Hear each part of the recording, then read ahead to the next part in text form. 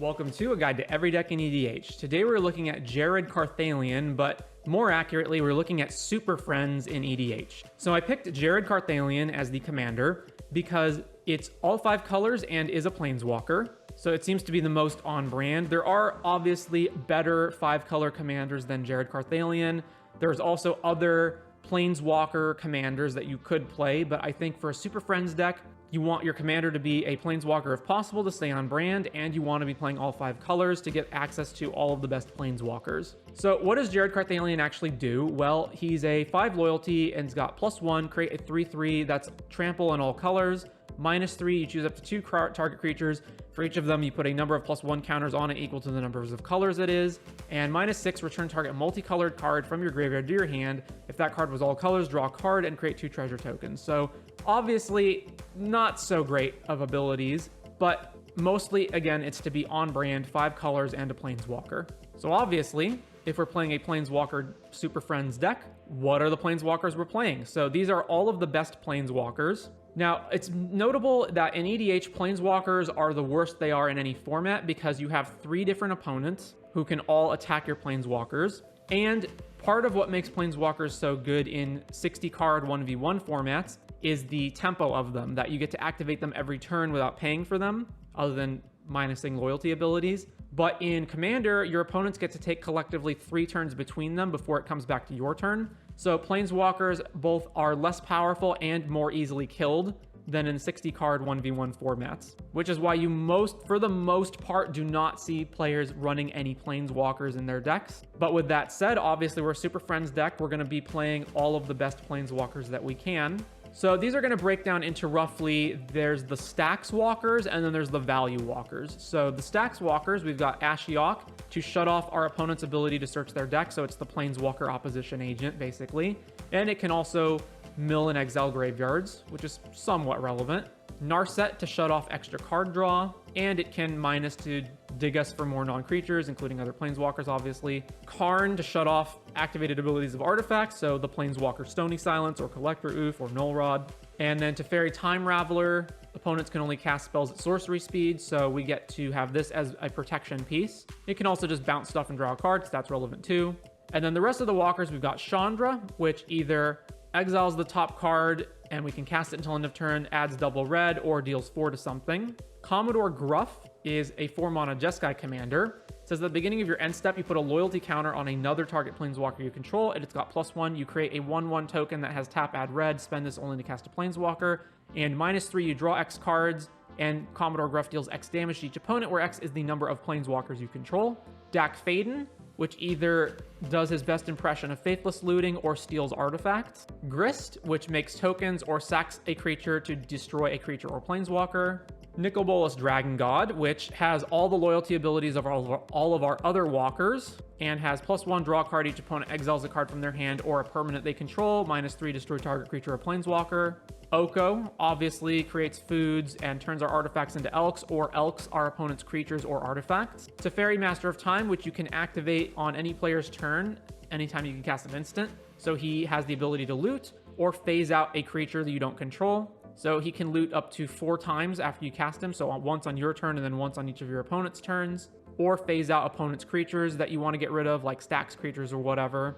We've got Teferi, Temporal Archmage, which is look at the top 2, put 1 in the hand and 1 on the bottom, or -1, untap up to 4 permanents. So that's relevant for various combos, obviously, or you can just untap mana rocks to generate more mana. Teferi slows the sunset. Again, this is going to be more combo related. +1, choose up to 1 target artifact, creature, and land, untap them. Tap the chosen permanents you don't control, you gain 2. So you can untap artifact, creature, land, generate more mana. And look at the top, or -2, look at the top 3, put 1 into your hand, the rest on the bottom. The Eternal Wanderer, which is our sweeper planeswalker. This is no more than 1 creature can attack the Eternal Wanderer each combat. That part's not really relevant. The more relevant parts are +1, exile up to 1 target artifact or creature, return it to the battlefield under its owner's control at the beginning of the end step, or that player's next end step. 0, create a 2/2 with double strike, and -4, this is the big one. For each player, you choose a creature that player controls. Each player sacks all creatures they control not chosen this way. So you're going to choose the worst creature on each of your opponent's battlefields and kill everything else. Vraska, Betrayal's Sting, which you can play for 5 mana if you want to pay 2 life off this Phyrexian. and so it'll enter with 4 counters or 6 if you pay the full 6. It's got 0, you draw a card and you lose 1 life. Proliferate. Obviously Proliferate great in a deck full of planeswalkers, and it can proliferate itself, so this is basically +1. -2, target creature becomes a treasure artifact with tap. Sack this creature or sack this artifact, add 1 mana of any color, and loses all other card types and abilities. So turn a creature into a treasure token. We've got Vronos, Masked Inquisitor. +1 up to 2 other target planeswalkers you control phase out at the beginning of the next end step. So this is a way to protect other of your planeswalkers from being killed. And -2 for each opponent, return up to 1 target non-land permanent that player controls to its owner's hand. And then Wrenn and 6, which can either ping small stuff or just make sure that we get a land back every turn.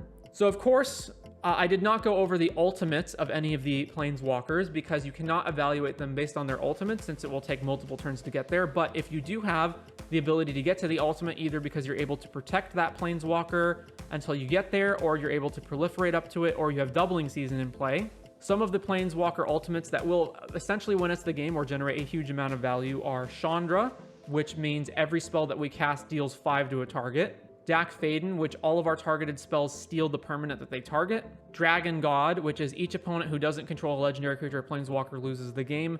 This is probably the one that will just straight up win us the game most of the time. So basically, if our opponent doesn't control their commander or some other legend that they might have in play for whatever reason, they just lose on the spot. Teferi, Master of Time, you take 2 extra turns. Temporal Archmage is you get an emblem with, you may activate loyalty abilities of planeswalkers you control on any player's turn, and anytime you can cast an instant. So it gives the Teferi, Master of Time static to all of your walkers. Slows the Sunset is you get an emblem with untap all permanents you control during each opponent's untap step, and you draw a card during each opponent's draw step. Vraska is if target player has fewer than 9 poison counters, they get a number of poison counters equal to the difference.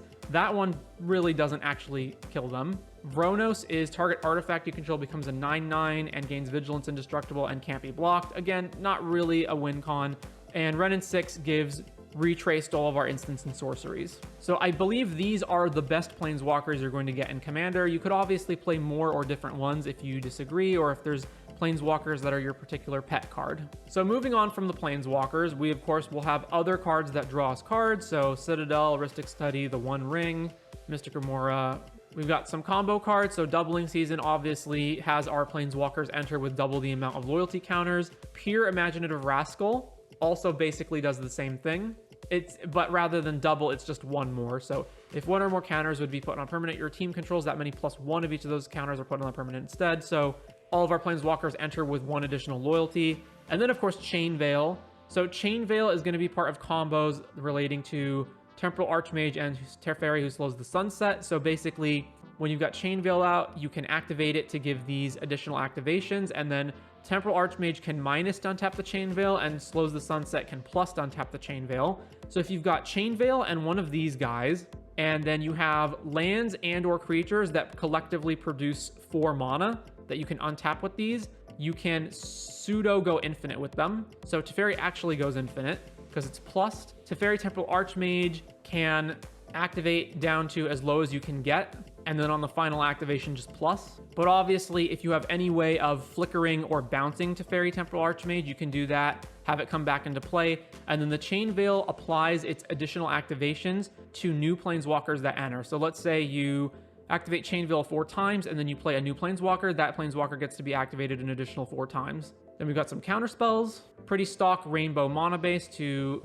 make sure that we can cast all of our planeswalkers and our other spells. Bit of protection. So obviously we want to make sure that our stuff doesn't get countered.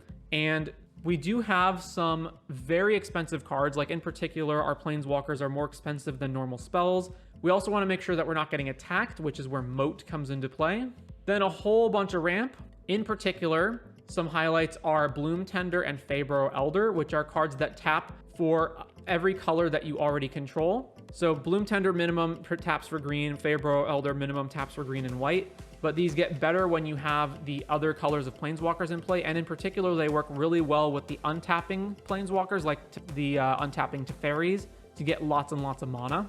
Then most of our removal takes the form of planeswalkers, but we do have Red Blasts and a bounce spell that also proliferates. We've got, of course, our Stax Walkers. Then we're going to want a bunch of sweepers, more sweepers than normal, because again, all of our threats are basically planeswalkers, so we want to make sure that the board is constantly clear so that our opponents cannot attack them. So the typical ones: Cyclonic Rift, Fire Covenant, Toxic Deluge, Verdict, and then Urza's Ruinous Blast. Exile all non-land permanents that aren't legendary. So all of our planeswalkers are legendary, so the Ruinous Blast doesn't kill them. So Ruinous Blast has the downsides of: 1, it doesn't kill your opponent's commanders, and 2, it exiles all of your non-legendary permanents, which includes like all of your Mono Rocks and Mono Dorks. That's part of the reason you want more land-based ramped if possible, like Nature's Lore, Farseek, and 3 Visits, but sometimes this can be relevant. And then we've got our tutors, of course, and then cards that didn't neatly fall into a specific category, but they're kind of in the category of they benefit planeswalkers. So the big one is Oath of Teferi. ETB, exile another target permanent you control and return it to the battlefield under its owner's control at the beginning of the next end step. But more importantly, you may activate the loyalty abilities of planeswalkers you control twice each turn rather than only once. We also want some cards that can proliferate multiple times. So Evolution Sage is whenever a land enters, you proliferate. We've got Karth the Lion. So Karth the Lion does a bunch of things. It's when it enters or a planeswalker you control dies, look at the top 7 of your library. You may reveal a planeswalker and put it into your hand. And planeswalker loyalty abilities you activate cost an additional +1 loyalty to activate. So in particular, for example, if you've got Teferi Temporal Archmage, it turns its -1 untap ability into a 0 ability. And then lastly, Ichor Gauntlet is planeswalkers you control have 0 proliferate and -12 take an extra turn after this one. So depending on how many planeswalkers you have and what their loyalties are, you can potentially take infinite turns with this. And it also has, whenever you cast a non-creature spell, choose a counter on target permanent, put an additional counter of that kind on that permanent. So again, this is going to be Planeswalker Matters, aka Super Friends, with Jared Carthalion as the commander. Welcome to A Guide to Every Deck in EDH. Today we're looking at Jaya Ballard Taskmage. So Jaya Ballard is a 3-mana mono-red commander. The 2/2, and it has 3 abilities, all of which require a mana payment, tapping, and discarding a card. So the first is red, tap, discard a card, destroy target blue permanent. So half of Red Blast. Then there's 1 red tap, discard a card. This deals 3 damage to any target. The creature can't be regenerated. And 7 tap, discard. This deals 6 damage to each creature and each player. So that includes you, your creatures, and Jaya herself. So she will kill herself with this ability. So blowing up blue permanents is pretty good. Dealing 3 damage is okay. And then the main ability that we're concerned about here is the 3rd one that deals 6 to everything. So there's going to be a number of ways that we maximize this to our advantage and make it so that Jaya doesn't die to this ability. So to go through our cards, we've got Eldrazi Monument. This is just a way to give Jaya indestructible and all of our other creatures indestructible so that this ability doesn't kill them. Then we've got Repercussion. Whenever a creature is dealt damage, Repercussion deals that much damage to the creature's controller. So as long as our opponents have a bunch of creatures and we don't have that many, Repercussion is going to 6 to every opposing creature, and then it's 6 per those creatures to their controllers. We also have Sulfim. Ivysaurus would deal non-combat damage to an opponent or a permanent an opponent controls. It deals double that, so this deals 12 to all opposing creatures and 12 to all of the opposing players as well. These abilities also all involve discarding cards, so we're going to want ways of mitigating the negatives on those. So we've got cards like Conspiracy Theorist and Inti. There's also Faithless Looting to churn through cards, Daretti, which can get back artifacts, including Eldrazi Monument, obviously. Then we've got our card draw. So we are doing some Welder stuff with Daretti in this deck. So we've got things like Kymil and Mind's Eye, Sandstone Oracle, Mystic Forge. Then Sword of Fire and Ice and Sword of Forge and Frontier are in here because these are equipment that grant protection from red, which means that when we activate Jaya's ability, she deals 6 to herself, but that damage is prevented as a result of being equipped with the sword. Similar to Conspiracy Theorist, we also have access to Bag of Holding and Containment Construct. Now, another little thing that we're doing here is we've got Spine of Ishsaw, which we can keep welding over and over to keep blowing things up. We also have the Dualcaster Mage Molten Duplication combo. And then finally, Painter's Servant, which is in this deck, because if we name blue, that means that Jaya's Destroy a Blue Permanent can now target anything and destroy any permanent regardless of what it is. And since Painter's Servant is in the deck already and we're doing Welder stuff, we can just include Grindstone in the deck, and then Painter Grindstone can be another way to win. And we've got some red counter spells and Jessica's Will. A little bit of haste for Jaya, including protection with Lightning Greaves. Our land base is pretty straightforward, with Inventor's Fair to go grab artifacts. Basilisk Collar is relevant in that we can give Jaya Lifelink and Death Touch, so if any creature was actually big enough to survive Jaya's burn, it will just die anyway, and the lifelink means that we gain 6 per every single creature and player that we're hitting, so we're gaining a minimum of 18, or 24 rather, when you include yourself if we're in a pot of 4, plus an additional 6 for every creature that we're dealing damage to, including Jaya. We've got some protection for Jaya, including indestructibility via Mithril Coat, then a bunch of artifact ramp, obviously. Scuttlemutt is also in here as a ramp spell that can turn things into a different color, so again, this synergizes well with Jaya's Red Blast ability. Then we've got our welders, as previously mentioned, so aside from Duretti, we've got Goblin Engineer, Goblin Welder, and Trash for Treasure.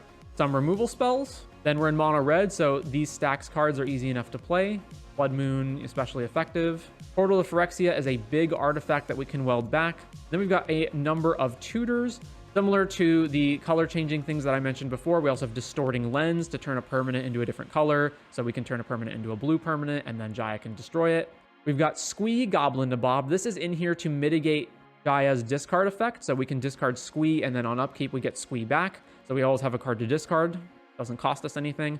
And then a number of untap effects in case we want to use Jaya multiple times. So Patriot Seal, Sting the Glinting Dagger, and 1,000-Year Elixir, as well as Unwinding Clock to untap all of our mono rocks. And so the end game is either to just keep burning opponents out via Jaya and any combination of her plus Repercussion or Sulfim, or assemble the combos of either Dualcaster plus Molten Duplication or Grindstone Painter's Servant.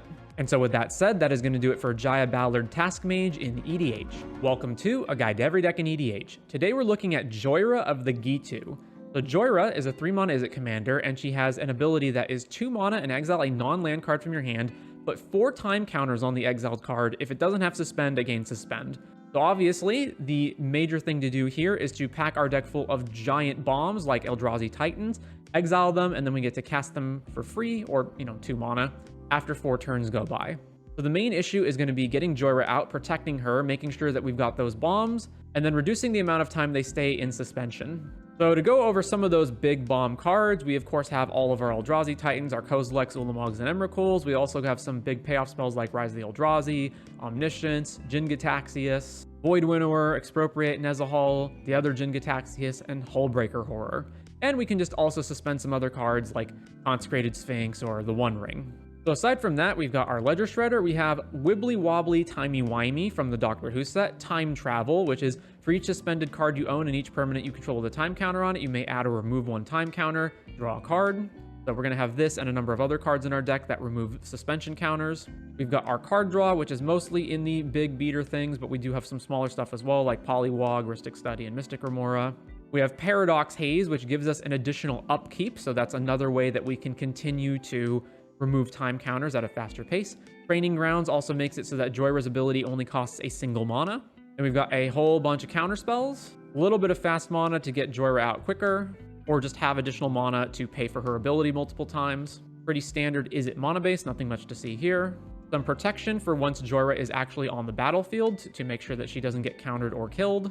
Some ramp, some removal spells, and then a few other cards that didn't neatly fall into anything. So Omen Hawker is a creature that can tap for colorless and a blue, so effectively taps for Joyra's ability. The 9th Doctor, whenever it becomes untapped during your untap step, you get an additional upkeep step after this step, so that's kind of like Paradox Haze.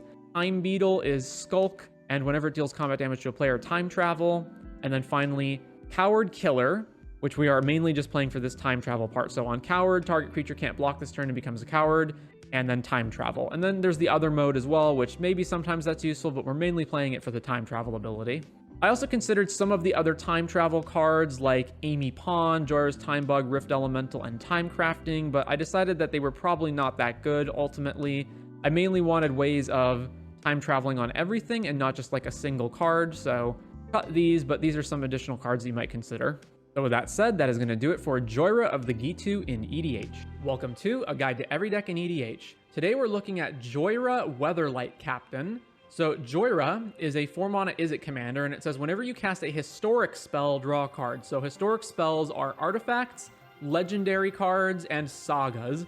So in this case, it's primarily going to be artifacts, and what that means is that anytime you cast any historic spell or artifact, primarily, you get to draw a card. So every one of those spells replaces itself. And that also means that any artifact that's either 0 mana or is a mana rock that generates as much or more than it costs to cast is a free spell for Joyra. So to start with, we've of course got our typical card draw spells.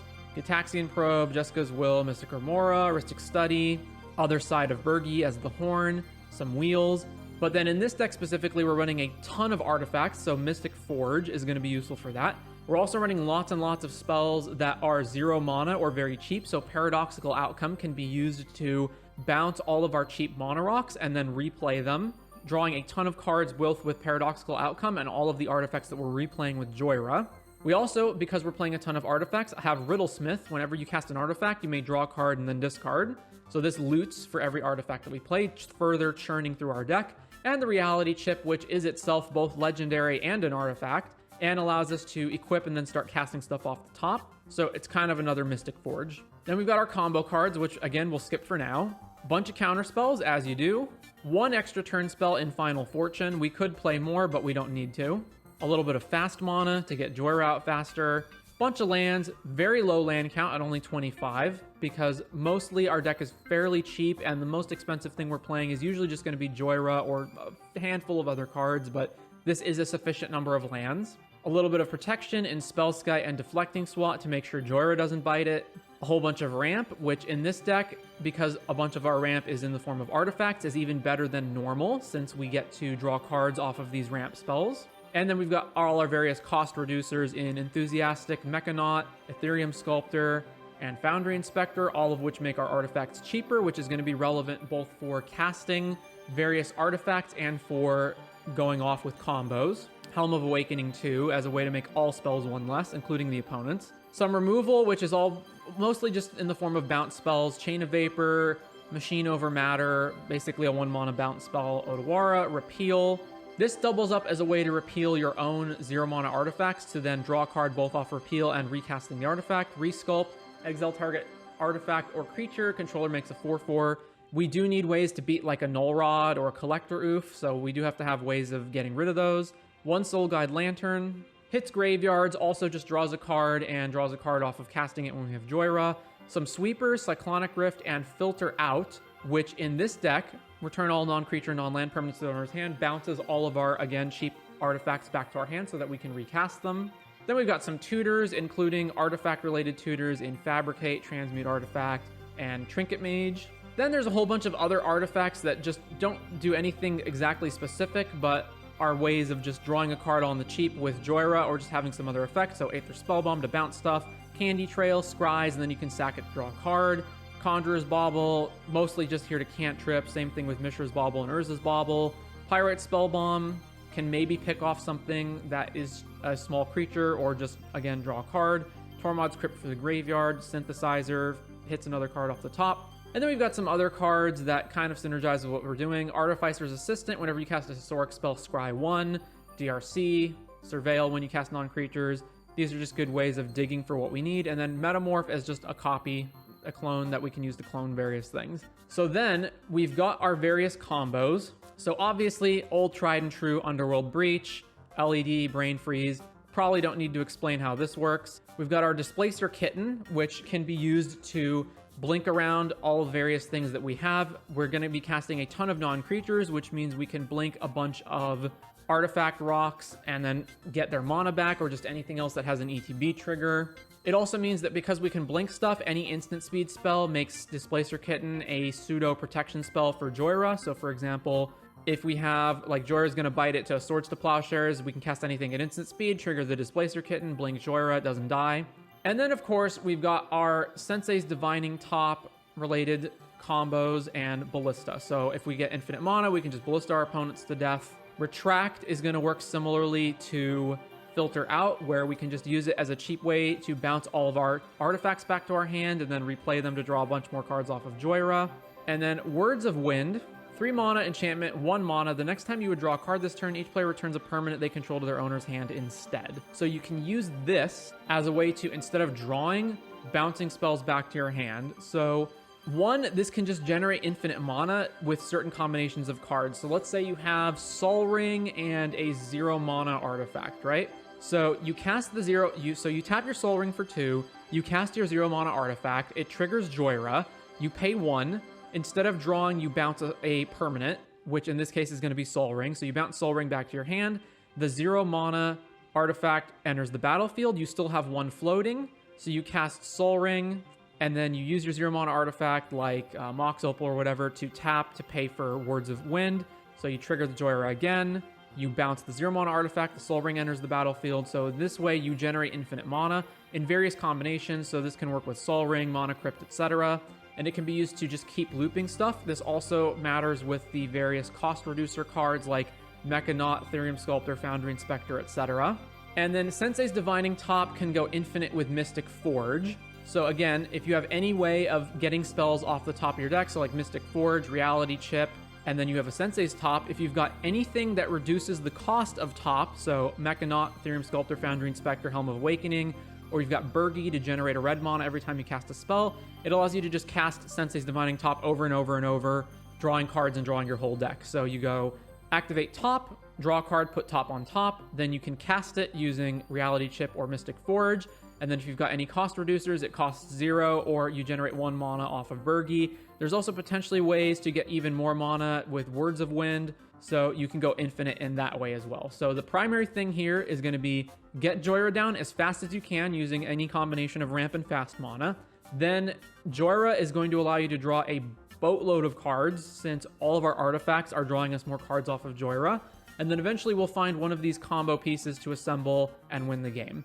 And it cannot be underestimated how much draw power this deck has. We have an absolute gargantuan amount of cards that are 0 mana or only 1 mana. We have a bunch of cost reducers. We've got a bunch of cards that pick up our artifacts to replay them again. So Outcome, Retract, Filter Out, Riddlesmith, Darcy, and the Bird to filter through cards. We've got just straight up card draw like Wheel of Fortune and Windfall. And then we'll eventually just find a combo and put it together. So a Breach Brain Freeze combo, or infinite mana with Ballista, top, drawing our whole deck, Words of Wind, bouncing things, etc., etc., etc. And that is Joyra Weatherlight Captain. Welcome to A Guide to Every Deck in EDH. Today we are looking at John Irenissus Shattered One. So John is a 4 mana black and blue commander. He's a 3/3 elf wizard. And he says, at the beginning of your end step, target opponent gains control of up to 1 target creature you control, put 2+1/+1 counters on it and tap it. It's goaded for the rest of the game, and it gains this creature can't be sacrificed. So goaded means it attacks each combat if able and attacks a player other than you if able. And finally, whenever a creature you own but don't control attacks, you draw a card. So there's obviously a lot of different things going on with this commander. You are donating your creatures to your opponents. They are getting bigger because you are putting +1 counters on them. You are making it so that those creatures have to attack and have to attack someone who isn't you. You are making them unable to sacrifice those creatures. And finally, it is making it so that when those creatures attack, you get to draw a card. So clearly, the best strategy to employ with John is that you're going to donate detrimental creatures to your opponents. Creatures that make them sacrifice their own permanents, creatures that make them discard, creatures that make them lose life, etc. And then while those creatures are being detrimental to them, they are simultaneously attacking your other opponents and drawing you cards when they attack. So in that regard, John is very similar to other commanders like Zedru and Blim, where you are donating what I'll call hot potatoes over to your opponent. So obviously, there's going to be a lot of different cards in the deck, but the most fun things to go over are obviously going to be the hot potatoes. And these are going to break into 2 different categories. There are the cheap creatures that are unblockable, which you are using to basically just make it so that your opponents are constantly attacking each other in a way that they can't block, that will damage each other over time, and of course, let you keep drawing cards. And then there are the actual hot potatoes that have severely detrimental effects for the opponent. So the first one, let's cover the unblockable creatures. So this is going to be fairly obvious. There's Baleful Strix. You get to draw a card when it enters, and then flying doesn't mean that it's straight up unblockable, but it's close enough, and you at least got to draw a card when it entered the battlefield. And then the rest of them, although there are creatures at 2 mana that are unblockable, I've found that I probably just want the 1-drops, so regardless of what they are, that are unblockable. So these are Changeling Outcast, Gadul Lurker, Mistcloaked Herald, Slitherblade, Tormented Soul, and Triton Shorestalker. Again, obviously there's many more you could play. I figured the ones that only cost 1 mana would be better. Then you have your hot potato creatures, your severely detrimental effect creatures. So the ones I've chosen here are Demonic Taskmaster. At the beginning of your upkeep, sack a creature other than Demonic Taskmaster. Desecration Elemental, fear, and whenever a player casts a spell, sacrifice a creature. Remember that part of John's ability is that the creature cannot be sacrificed, so the Desecration Elemental can't just be sacrificed to its own trigger. Ebon Drake, whenever a player casts a spell, you lose 1 life. Ebon Blade Reaper, this is a creature that Morph Aside has the more relevant ability of whenever it attacks, you lose half your life rounded up, and whenever it deals combat damage to a player, that player loses half their life rounded up. So this creature doesn't have flying or any sort of unblockability clause, so the most likely scenario is that you donate it to an opponent, it attacks once, and then the player who it's attacking is probably going to want to block this, so it'll just die. So the real question is, under the minimum, floor power level, are you willing to spend 3 mana to draw a card and have one of your opponents lose southwards of 20 life? There's Phyrexian Negator. Whenever it's dealt damage, sack that many permanents. So either your opponent doesn't block it and takes 7 damage at a time, because remember, John puts 2/1 counters on the creature, or they do block it, and then the player who controls Negator has to sacrifice X many permanents, where X is however much damage Negator took. And of course, again, remember, the Phyrexian Negator cannot be sacrificed due to John's ability. There's Rotting Regisaur. At the beginning of your upkeep, discard a card. Rust Elemental. At the beginning of your upkeep, sacrifice an artifact other than Rust Elemental, and if you can't, tap it and you lose 4. So you're going to wind up losing all of the other artifacts you have, probably your mana rocks and whatnot, and then eventually it'll start tapping and losing 4. Serendib Djinn. So this is obviously templated in a very old manner, but basically it just causes you to have to sacrifice a land every turn. Steel Golem. Again, the text is outdated, but this essentially just says you can't cast creatures. Taniwa has phasing, trample, and at the beginning of your upkeep, all lands you control phase out. So what's going to happen with this one is on the first upkeep, it's going to cause the lands to phase out and itself. Then next turn, it will phase back in along with your other lands, and then alternatively phase out and have your lands phase out again. So it basically means every other turn, whoever you donated this to cannot use their lands outside of their upkeep.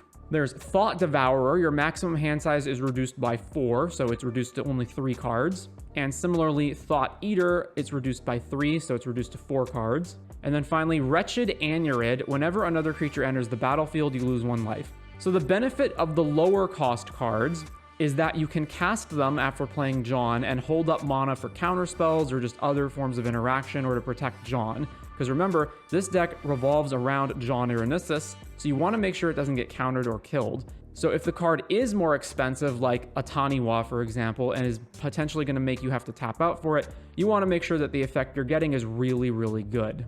Aside from all that, to go through the rest of the cards, it's pretty much what you would expect in the blue-black commander decks. So things like Dress Down, Bolas' Citadel, Necropotence. Sig River Cutthroat is particularly good here because you're donating a bunch of base power 1 creatures to your opponents, which are then getting 2/1 counters and are unblockable. So as long as those creatures are hitting your opponents, somebody is going to be losing 3 life a turn, and then you'll get to draw cards off of Sig. Obviously, Console Oracle. Cut this away if you're not interested in a CDH power level deck. Whole bunch of counter spells. We need to keep John alive. Pretty straightforward mana base. Nothing really to see here.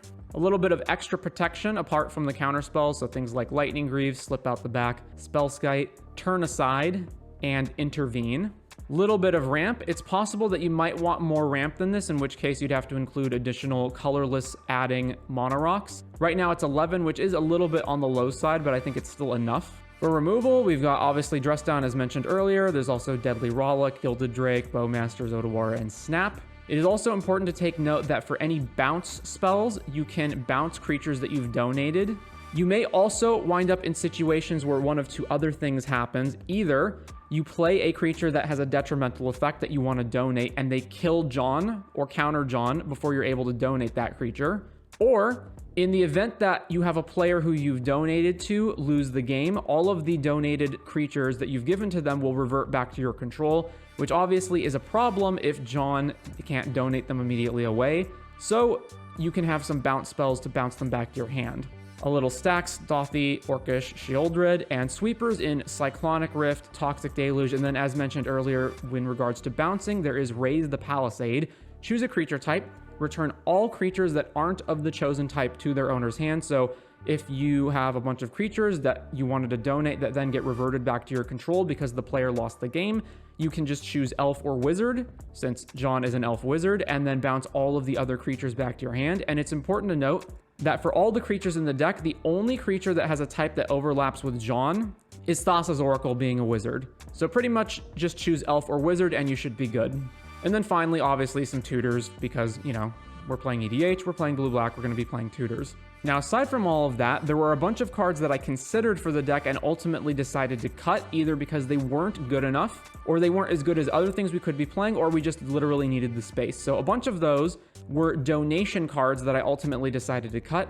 So Dimir Infiltrator, I felt like was the best unblockable 2-drop next to Baleful Strix, but ultimately I decided that aside from Baleful Strix, I didn't want any of the unblockable creatures at 2 mana. We just didn't need them with all of the other 1-drops we had. And also the same was the case for Invisible Stalker. I don't really care if my opponents are pointing removal spells at the unblockable creatures, that's fine. Then there's cards like Puka's Mischief, which is one of many cards that are able to donate permanents. So the idea here would be that if John is dealt with, you have another method of donating the permanents. The issue I had here is, one, just none of them are as good as John himself. So I really don't think you can get around the fact that the deck basically breaks down if you don't get John onto the board, or if he gets killed or countered. The second thing is that even amongst the donation cards, Puka's Mischief being the best one, they do not include John's other qualifiers on the cards that you're donating. You don't give them the +1 counters, and more importantly, you don't goad them, and you don't get to draw cards when they attack. So I felt like there just really wasn't any good replacement for John, and the deck really needs to just be built around the premise that John is going to stick on the board, and if it doesn't, well, you're kind of out of luck. And then the rest of the cards were detrimental creature abilities, most of which I cut because of mana value. So things like Archfiend of the Dross, Greater Harvester, which makes you have to sack permanents, Gut Wrencher Oni, which makes you have to discard, Shadowborn Demon, which makes you have to sack creatures, and Yukora the Prisoner, which makes you have to sack creatures when it leaves the battlefield. There's also Drinker of Sorrow. When it deals combat damage, sack a permanent.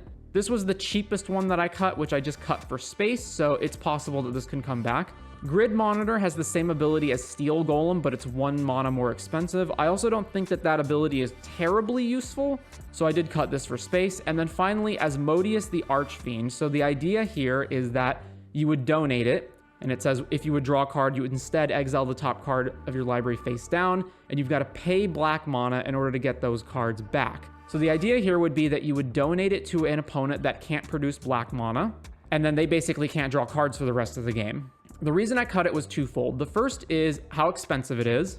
At 6 mana, it's probably unlikely that you'll be able to play this and hold up mana for anything else. The second issue is that an opponent not having black mana is completely out of your control, and even if there is a player in the pod who is in a black deck, that doesn't mean that they necessarily can't produce black mana. If they're running a card like City of Brass, Mana Confluence, Felwar Stone, there's plenty of mana-adding lands and mana rocks that have the ability to add rainbow mana, so you're not necessarily even guaranteed to lock them out with this, but in the end, the main problem was the 6 mana cost. I also opted not to run Ritual or Jeweled Lotus to get John out faster, because you still need the mana to play what are often some of these more expensive detrimental creatures anyway, and you still need the mana to protect him.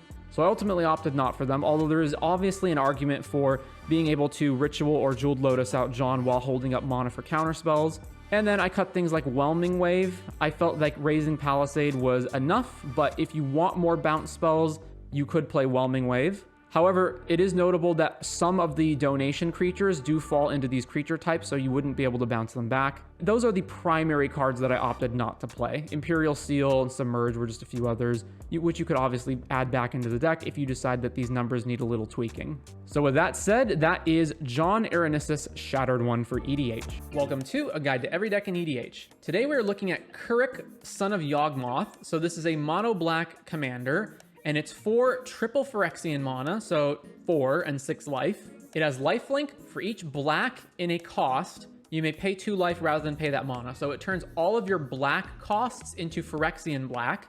And whenever you cast a black spell, put a +1 counter on Kurik, Son of Yawgmoth. So obviously what we're going to be wanting to do is play spells that have a bunch of black mana as their mana cost, preferably as much black mana as possible and the least amount of generic mana as possible, so we can play them for quote-unquote free with Kurik. And then we can use the life link on Keurig plus pumping it a bunch to recoup some of the life that we're losing off of casting all of these spells. So we've got Asmodeus, the Archfiend. If you would draw a card, exile the top card of your library face down instead. Black, black, black, draw 7 cards. Note that this in a cost refers to any cost, including activated abilities. So this can be 6 life, draw 7. And then black, return all cards exiled with Asmodeus, the Archfiend, to their owner's hand, and you lose that much. Bolus the Citadel, which is now just 3 mana. Necropotence, which is free. Peer into the Abyss, which is now 4 mana. 1 ring, no cost reduction here, but it's still really good.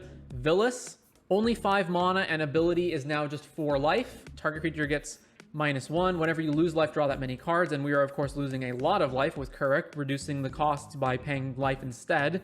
So tons of ways to draw cards here.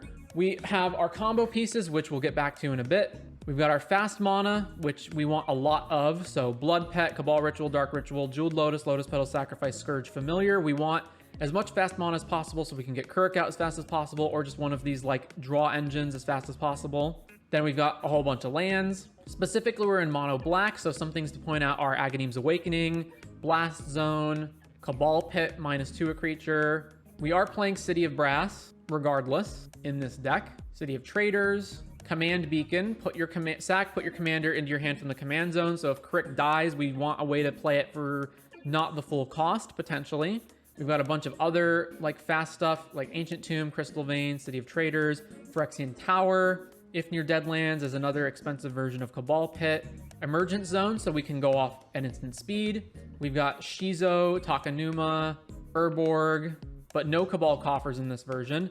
Regular Ol Urborg, which not strictly necessary. This could be a swamp as well. Vault of Whispers, Urza Saga, Mycosynth Gardens, and Nykthos, and then Scorched Ruins, which is going to be relevant for certain other things. It's ETB, sack 2 untapped lands, add quadruple colorless. So then a little bit of protection, Cavern of Souls, to make sure that we get through counter spells, defense grid, so our opponents can't interact with us. We got Heartless Summoning because we don't actually care about the stats of any of our creatures. We just want them to be cheaper. And then a bunch of other ramp, including Jet Medallion to reduce the cost of black spells.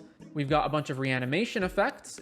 Animate Dead, Dance of the Dead, Reanimate Necromancy, but we also got Chainer, Dementia Master, triple black, and pay 3 life to reanimate, which can be pay 9 when we have Keurig in play. Same thing, Balthor, mass reanimate all of the black and red creatures from graveyards, including under opponent's controls as well, but it's only triple black to activate, so 6 life. And Shallow Grave, put the topmost creature back into play with haste, and then it dies. But since we're mostly a combo deck anyway, this doesn't really matter too much that it dies.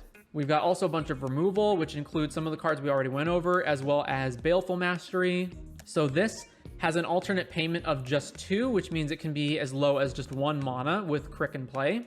Exile target creature, and then if you paid the reduced cost, they draw a card. Deadly Rollick, straight up free when we have Keurig in play. Grasp of Darkness, obviously not a great removal spell, it's only -4, but it's straight up free when we have Keurig in play, and free is good. Infernal Grasp, 1 mana, kill anything. Victim of Night, kill most things for free. Snuff Out, also free. And then we've got Bowmasters. And then some stacks cards, Dothy, Opposition Agent, Sheoldred. Sheoldred's also going to be really valuable in recouping a bunch of the life that we're losing via drawing a bunch of cards. We've got Pestilence and Toxic Deluge as sweepers. And then a absolutely ridiculous amount of tutors. So Beseech the Mirror, Beseech the Queen, Buried Alive, so we can get that reanimation action going. And remember that even the more expensive tutors like Final Parting are less expensive because of Keurig. Grim Tutor, Demonic, Dimir House Guard, Transmute. So this, again, with Keurig, you can transmute for just a single mana and go find something else that costs 4. Flesh Writher, Transfigure, sack the creature, search your library for a creature with the same cost, and put it onto the battlefield. Imperial Seal, Hordling, Mastermind's Acquisition, Praetor's Grasp, basically tutor a card out of your opponent's deck. Vile Entomber is a creature version of Entomb. Wishclaw, Sidisi. But again, even these more expensive tutors are now cheaper because of Keurig. So absolutely huge amount of tutors. So okay, I get it. We're drawing a ton of cards and we are reducing the costs on everything and we're making a bunch of mana. How do we actually win the game? Well, we've got Demonic Consultation, Sonhalf, Scorched Ruins, Necrotic Ooze, and Agatha's Soul Cauldron. So how do these actually win the game? So first of all, not pictured here, we have Villas plus Sheoldred. So Shieldred is recouping life off of anything. So Shieldred plus Villas is infinite draw, infinite life gain triggers, infinite draw triggers.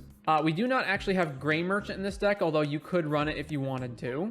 So Soul Cauldron and Necrotic Ooze are primarily here so that the activated abilities of other things in our deck, like Villas, can be used with whatever creature we have, regardless. Asmodeus, same deal. So we've got these cards that are drawing tons of cards, and we can either just put these directly into our graveyard and then reanimate them, or we can put them into our graveyard and then use Necrotic or Agatha's Soul Cauldron to essentially copy these abilities, usually onto, like, Necrotic Ooze just copies itself, or Agatha's can, like, exile it from the graveyard and then put the counter on Crick, or just Crick gets +1 counters anyway. So we can have Crick now have that. Saw in Half is good for other things that we're doing. So Bowmasters is going to be another way that we can, like, get multiple things going. Flesh Writher can transfigure itself into a Shieldred, which is going to be relevant a lot of the time. Same thing, Dimir Houseguard can transmute itself into a Shieldred. So to go through some combos not pictured. So if you go to, again, Commander Spellbook, you can type in the name of your commander, and then you can find all of the combos that go with them. So if you use Gray Merchant, you can combo it with Chainer to go off and make infinite Gray Merchant triggers by getting rid of the Gray Merchant and then reanimating it over and over. Same deal if you have, like, Viscera Seer for a sack outlet, or Ashnod's Altar, Phyrexian Altar, etc. One card that I didn't show was Leshrak's Sigil.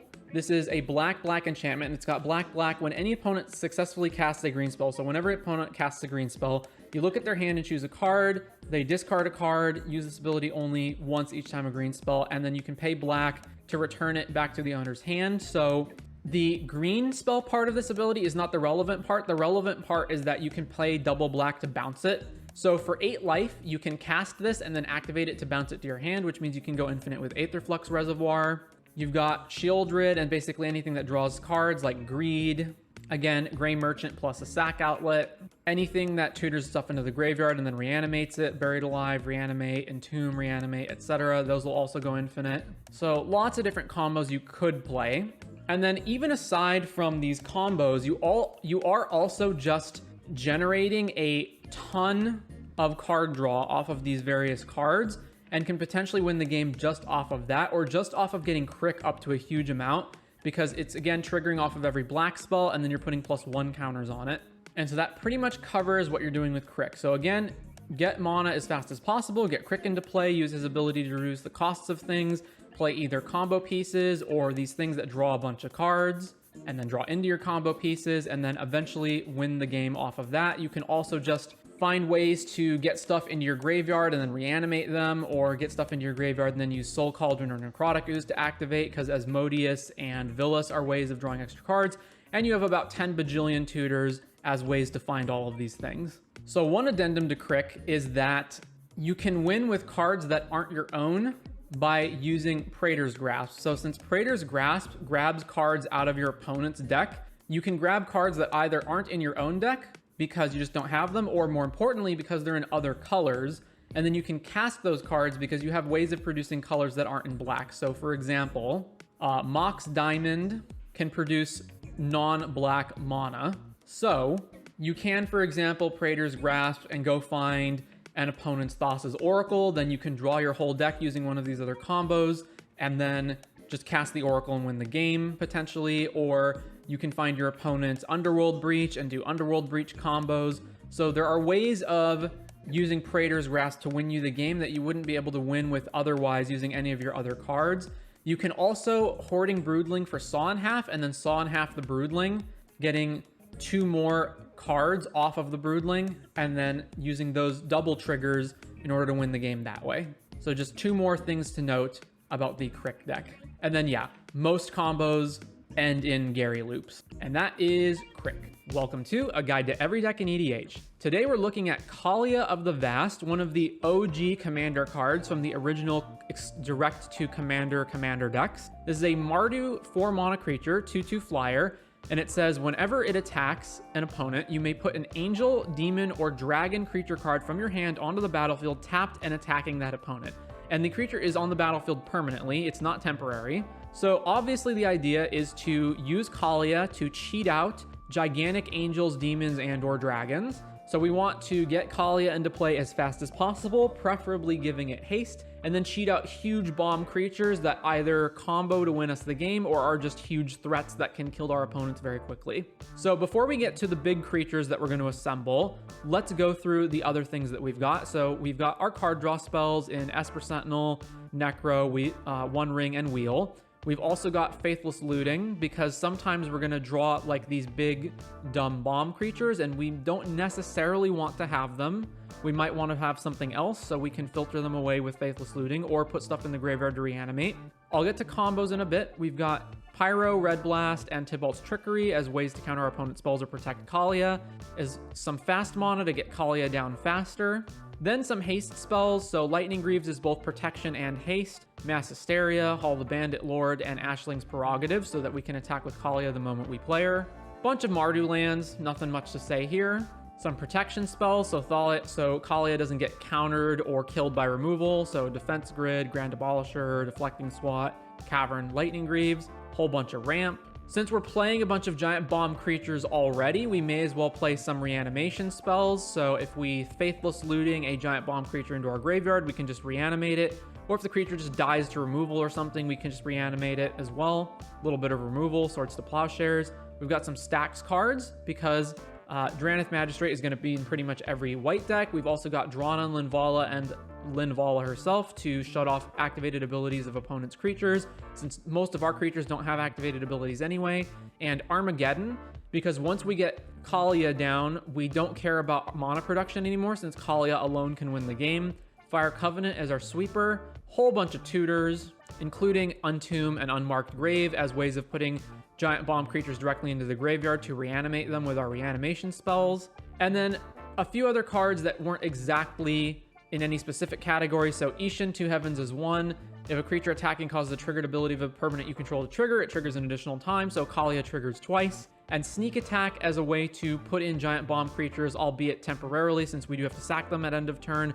But this is just another way of cheating in giant creatures if we don't have Kaalia around, or just cheating in multiple giant creatures simultaneously, rather than just one at a time with Kaalia. So then we have a fairly decent amount of giant bomb angels, demons, and dragons, and we do need a fair amount of them because outside of putting them in the graveyard and reanimating them or, tutoring for them, we do need to have ways of always having, we need to make sure that we always have one of these big bombs in our hand so that we can cheat them in with Kaalia. So Ancient Brass Dragon, 7 mana, 7/6 flyer. Whenever it deals combat damage to a player, roll a d20.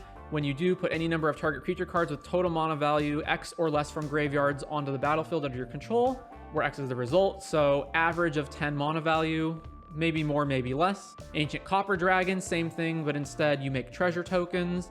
And then Ancient Gold Dragon, same thing, except you make 1/1 flying tokens. Then we've got Angelic Arbiter. Each opponent who casts a spell this turn can't attack with creatures, and each opponent who attacked with a creature this turn can't cast spells. Aurelia, to get multiple attacks. Now note, this triggers when Aurelia attacks, so it doesn't actually trigger when you put it into play with Kaalia, but the following turn it will trigger, and it'll untap Kaalia and let you take an extra attack and put in another giant bomb. So it's good on a delay. Avacyn, everything's indestructible. Balefire Dragon, when it deals combat damage to a player, it deals that much damage to each creature that player controls, so it's a one-player targeted sweeper, essentially. Cavern Horde Dragon, costs X less to cast, where X is the greatest number of artifacts an opponent controls. It's got Flying, Trample, and Haste. And whenever it deals combat damage to a player, you create a treasure token for each artifact that player controls. So it's kind of a big bomb dragon version of Dockside Extortionist. Then, of course, we've got Drawn on Linvala and Linvala. Gisela, Blade of Gold Knight. 5/5 flying first strike. If a source would deal damage to an opponent or a permanent an opponent controls, that source deals double that damage. And if a source would deal damage to you or a permanent you control, prevent half of the damage rounded up. So it's basically a 10/10, and it makes all of your other damage sources bigger. It also makes damage sources from opponents attacking each other bigger, and it halves the damage on all of your stuff and you. Hellkite Tyrant, you steal all of your opponent's artifacts when it hits them. Also, at the beginning of your upkeep, if you control 20 or more artifacts, you win the game, but that's not really relevant. That's probably never going to happen. Mostly, it's just hit your opponent, steal all of their artifacts. Hoarding Broodlord is a tutor. Kaalia Zenith Seeker. ETB, look at the top 6. You may reveal an angel, demon, and or dragon card from among them and put them into your hand. So potentially up to 3 creatures off the top 6 cards of your deck. Master of Cruelties. It can only attack alone, but that's not relevant because Kaalia puts it in already attacking. So at least the first time around, it gets to attack for free. And then whenever it attacks a player and isn't blocked, the player's life total becomes 1. And then it assigns no combat damage, but that doesn't matter. So this essentially can one-shot a player that doesn't have a blocker. So if you attack a player with Kaalia and they don't have a blocker, right? Then Master of Cruelties comes in, it reduces their life total to 1, and then Kaalia just kills them. But even if you don't kill them immediately, just reducing their life total to 1 is really good. And of course it has Death Touch, so if your opponent does wind up blocking it to not go down, it'll at least, at the very minimum, trade with whatever it's hitting. Ob Nixilis Unshackled. Whenever an opponent searches their library, the player sacks a creature and loses 10 life. So this is a way to heavily punish tutors. Then Roodscar Demon is a demonic tutor on ETB. And then we've got our big bomb combo demons in Razaketh the Foul-Blooded.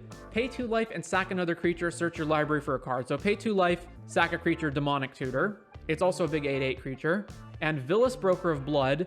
Black, pay 2 life, target creature gets -1. Whenever you lose life, draw that many cards. So you can draw a ton of cards off of Vilis. And then finally, Sire of Insanity. At the beginning of each end step, each player discards their hand. So if you already are in a reasonable position with Kaalia, maybe you've already put out like one of these other big dragons or something into play, you can then slam down Sire of Insanity and then make everyone discard their hand and go Hellbent.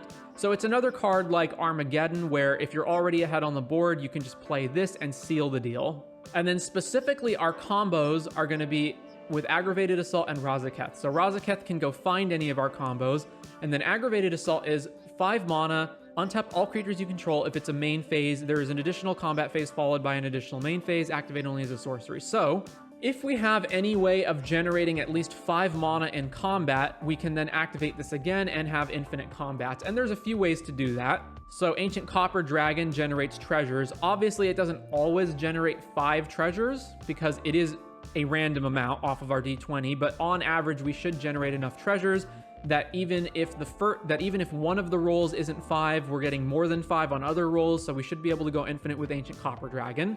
We can also potentially go infinite with Cavern Horde Dragon as long as the opponent that we're hitting has at least 5 artifacts, so we can generate 5 treasures. And there's just potentially other ways of doing this if we maybe have a way to loop Dockside, but that is going to be our primary combo. Mostly we're not a combo deck though. Mostly we're just all about getting Kaalia into play and then slamming down huge bomb creatures to kill our opponents. And that is pretty much what it's going to be. That is Kaalia of the Vast. Welcome to A Guide to Every Deck in EDH. This week we're looking at some of the commanders from the new Outlaws of Thunder Junction, and today this is going to be Karvek the Punisher. So Karvek the Punisher is a mono-black commander. He's a 3-mana 3/3, and it says, whenever you commit a crime, exile up to 1 target black card from your graveyard and copy it. You may cast the copy. If you do, you lose 2 life. Of course, for those not familiar, committing a crime is targeting an opponent, anything they control, including spells on the stack, and or cards in their graveyards. So obviously this deck is going to be wanting to do a few things. It's going to want lots of targeted effects that allow the commit a crime trigger of Karvek to go off. It's going to want lots of cheap cards that you can reuse with Karvek from the graveyard. It's going to want cards that can repeatedly target things either over and over, or can target things for very cheaply or free. And finally, it's going to want some amount of life gain to mitigate the life that you're losing off of casting things from the graveyard. So unfortunately, the cards in the deck don't really neatly fall into specific categories, so let's go through them kind of one at a time. So we've got cards like Aphotic Wisp, Cling to Dust, Cremate, Dark Blast, Mishra's Bauble, Night Haze, and Urza's Bauble. So of course, these are all cheap target spells that can commit crimes and can also be, of course, reused from the graveyard for very cheap, other than obviously Mishra's Bauble and Urza's Bauble, although these are 0 mana ways of committing a crime. So for example, let's say you use Night Haze, you target something, you get to commit a crime via Karvek, which allows you to cast something else for cheap from the graveyard. And then, once Night Haze is in your graveyard, the next time you commit a crime, you'll be able to cast Night Haze, which will allow you to target and then draw another card, meaning that you've just spent a total of 2 mana to draw 2 cards, and you've managed to commit a crime twice off of just the Night Haze, which presumably allowed you to cast other spells. And this is true for all of these cards. Dark Blast in particular is worth pointing out, as this is the one out of these cards that doesn't actually specifically allow you to draw a card when you cast it. However, you do get to dredge the Dark Blast, meaning that you can use it over and over, and the dredge may incidentally mill other black cards into your graveyard. Then we've got some generic card draw spells in black, of course, things like Bolas' Citadel, Necropotence, the One Ring, and Night's Whisper, specifically in this deck, which is particularly good for being a cheap card that you get to recast off of Karvek. Although losing 2 from the Night's Whisper, then losing 2 from Karvek, and losing another 2 from the Night's Whisper does add up, which is why, as I said earlier, Karvek is going to need a lot of life gain in order to mitigate the massive amount of life that you're going to lose by casting so many spells off of the Commit a Crime trigger. Reanimate is, of course, good as Reanimate always is, but in particular, any of these targeted reanimation spells can also commit crime. So I just have Reanimate in this deck, but you could supplement with things like Animate Dead and Dance of the Dead if you wanted to go for a more Reanimate-centric route, or just have more of those kinds of cards in the deck. Removal, and especially single target removal, is going to be much better in Karvek than it is usually, specifically because, again, you can use these to trigger the Commit a Crime and then cast other spells from your graveyard, or any Commit a Crime spell can then cast the removal as well. So we're going to have cards like Cut Down, Deadly Rawlook, Dismember, although again, if you're paying the life off of the Phyrexian mana plus Karvek's 2 life trigger, this is going to add up. Fatal Push, Feed the Swarm, Go for the Throat, Orcish Bowmasters, of course, and Snuff Out. You could, of course, play more removal spells, but I felt like this was a good amount and probably the best ones. There are obviously tons of 2 mana destroy a creature with some sort of restriction spells in black. I felt like Go for the Throat was probably the best one out of them, but you could change it if you wanted or play more. We're going to have some stacks effects. Being in mono black, we do need ways of dealing with what our opponents are doing, and thankfully Karvek and the strategy around him lends himself pretty well to applying to these stacks cards. So you've got Curse Totem to shut off activated abilities, which then immediately conflicts with Dauthi Voidwalker, but Dauthi Voidwalker is, I believe, the only card in the deck that is going to be countered by Curse Totem. Dauthi Voidwalker, Opposition Agent, Bowmasters, Sheoldred, and Torpor Orb. Again, Torpor Orb probably only stops Orcish Bowmasters and basically nothing else in the deck. And then particular, Relic of Progenitus and Scrabbling Claws. So these are cheap ways of being able to repeatedly target your opponent every single turn, allowing you to commit crimes with these over and over. And of course, they're just incidentally graveyard hate. Obviously not very good graveyard hate, which is why they usually don't show up in other decks. But in this deck particularly, when you can just pay 1 mana, commit a crime, and then on future turns commit crimes again every time you tap these, they get a lot better. And if for whatever reason you don't want to use them to commit crimes, they do just cycle themselves away. A little bit of sweeping in Damnation and the Meat Hook Massacre. Meat Hook Massacre here primarily because of the life gain clause, which allows you to get back some of that life gain that you're losing off of Karvek's trigger. A couple of tutors. And then some uncategorized cards that are specifically good in Karvek for what we're doing. So again, like Relic and Scrabbling Claws, Codex Shredder, Glasses of Urza, and Hex Parasite are all cards that can target for cheap or free in the case of these 2.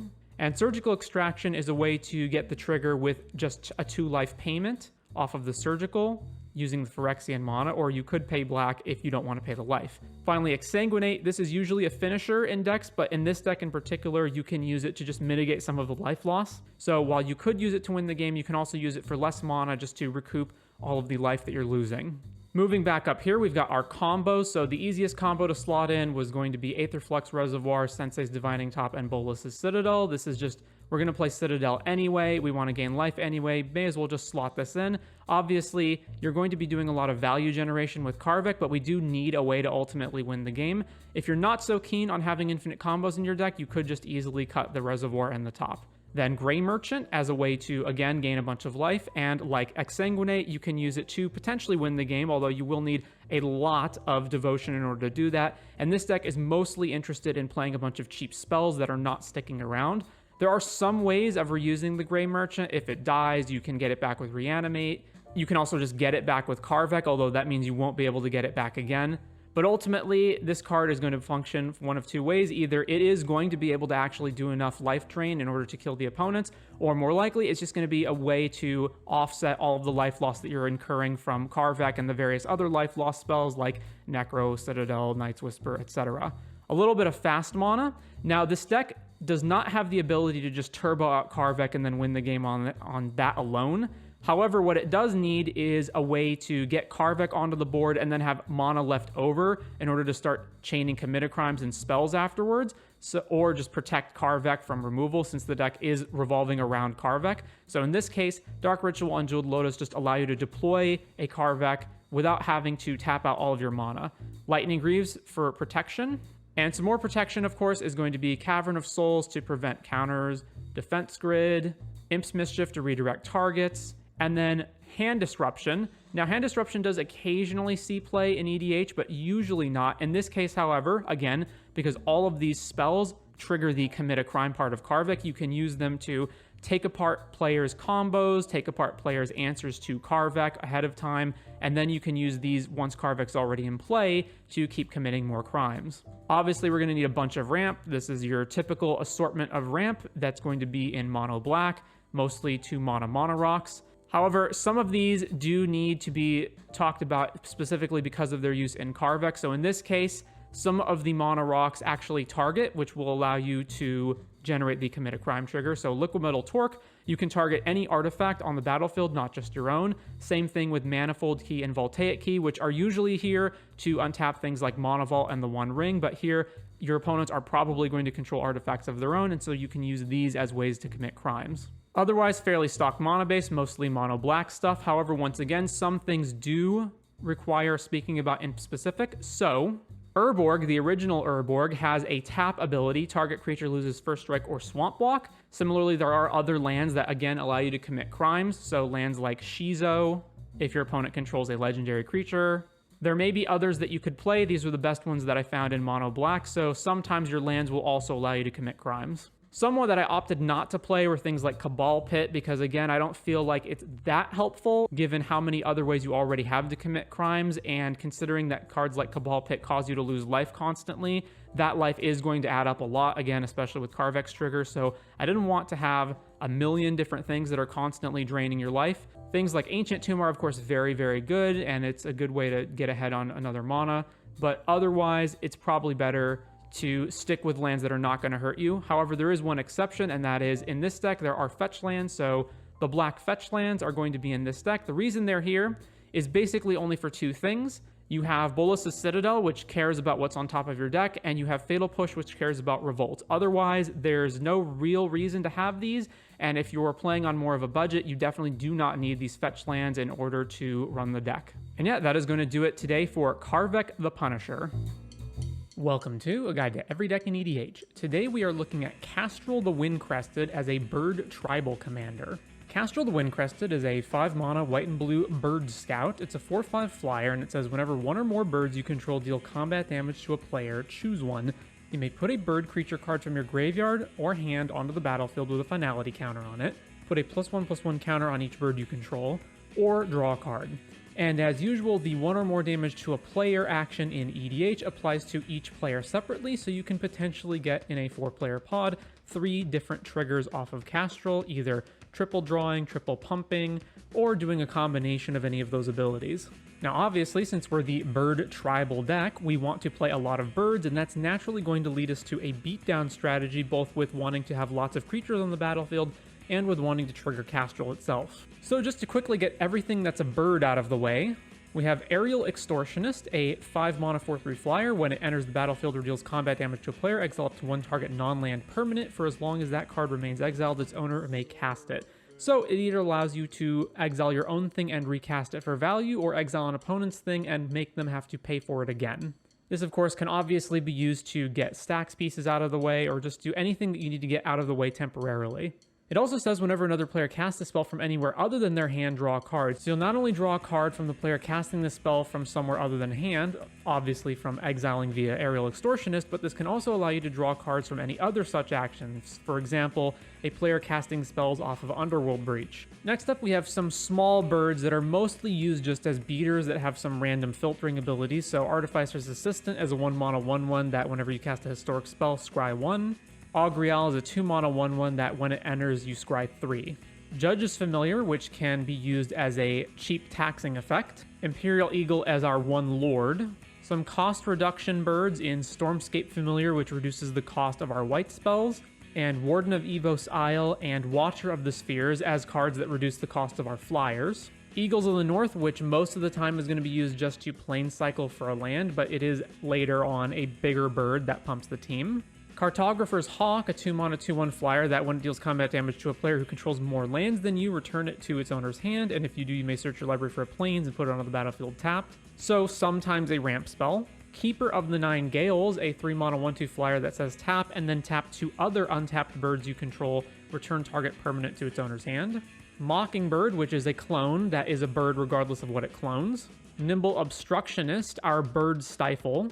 Aven Interrupter, which comes down and when it enters exile target spell, it becomes plotted, and spells your opponents cast from graveyards or from exile cost 2 more to cast. So similarly to Aerial Extortionist, the Aven Interrupter not only taxes the thing it itself exiles, but taxes other things, example Underworld Breach again.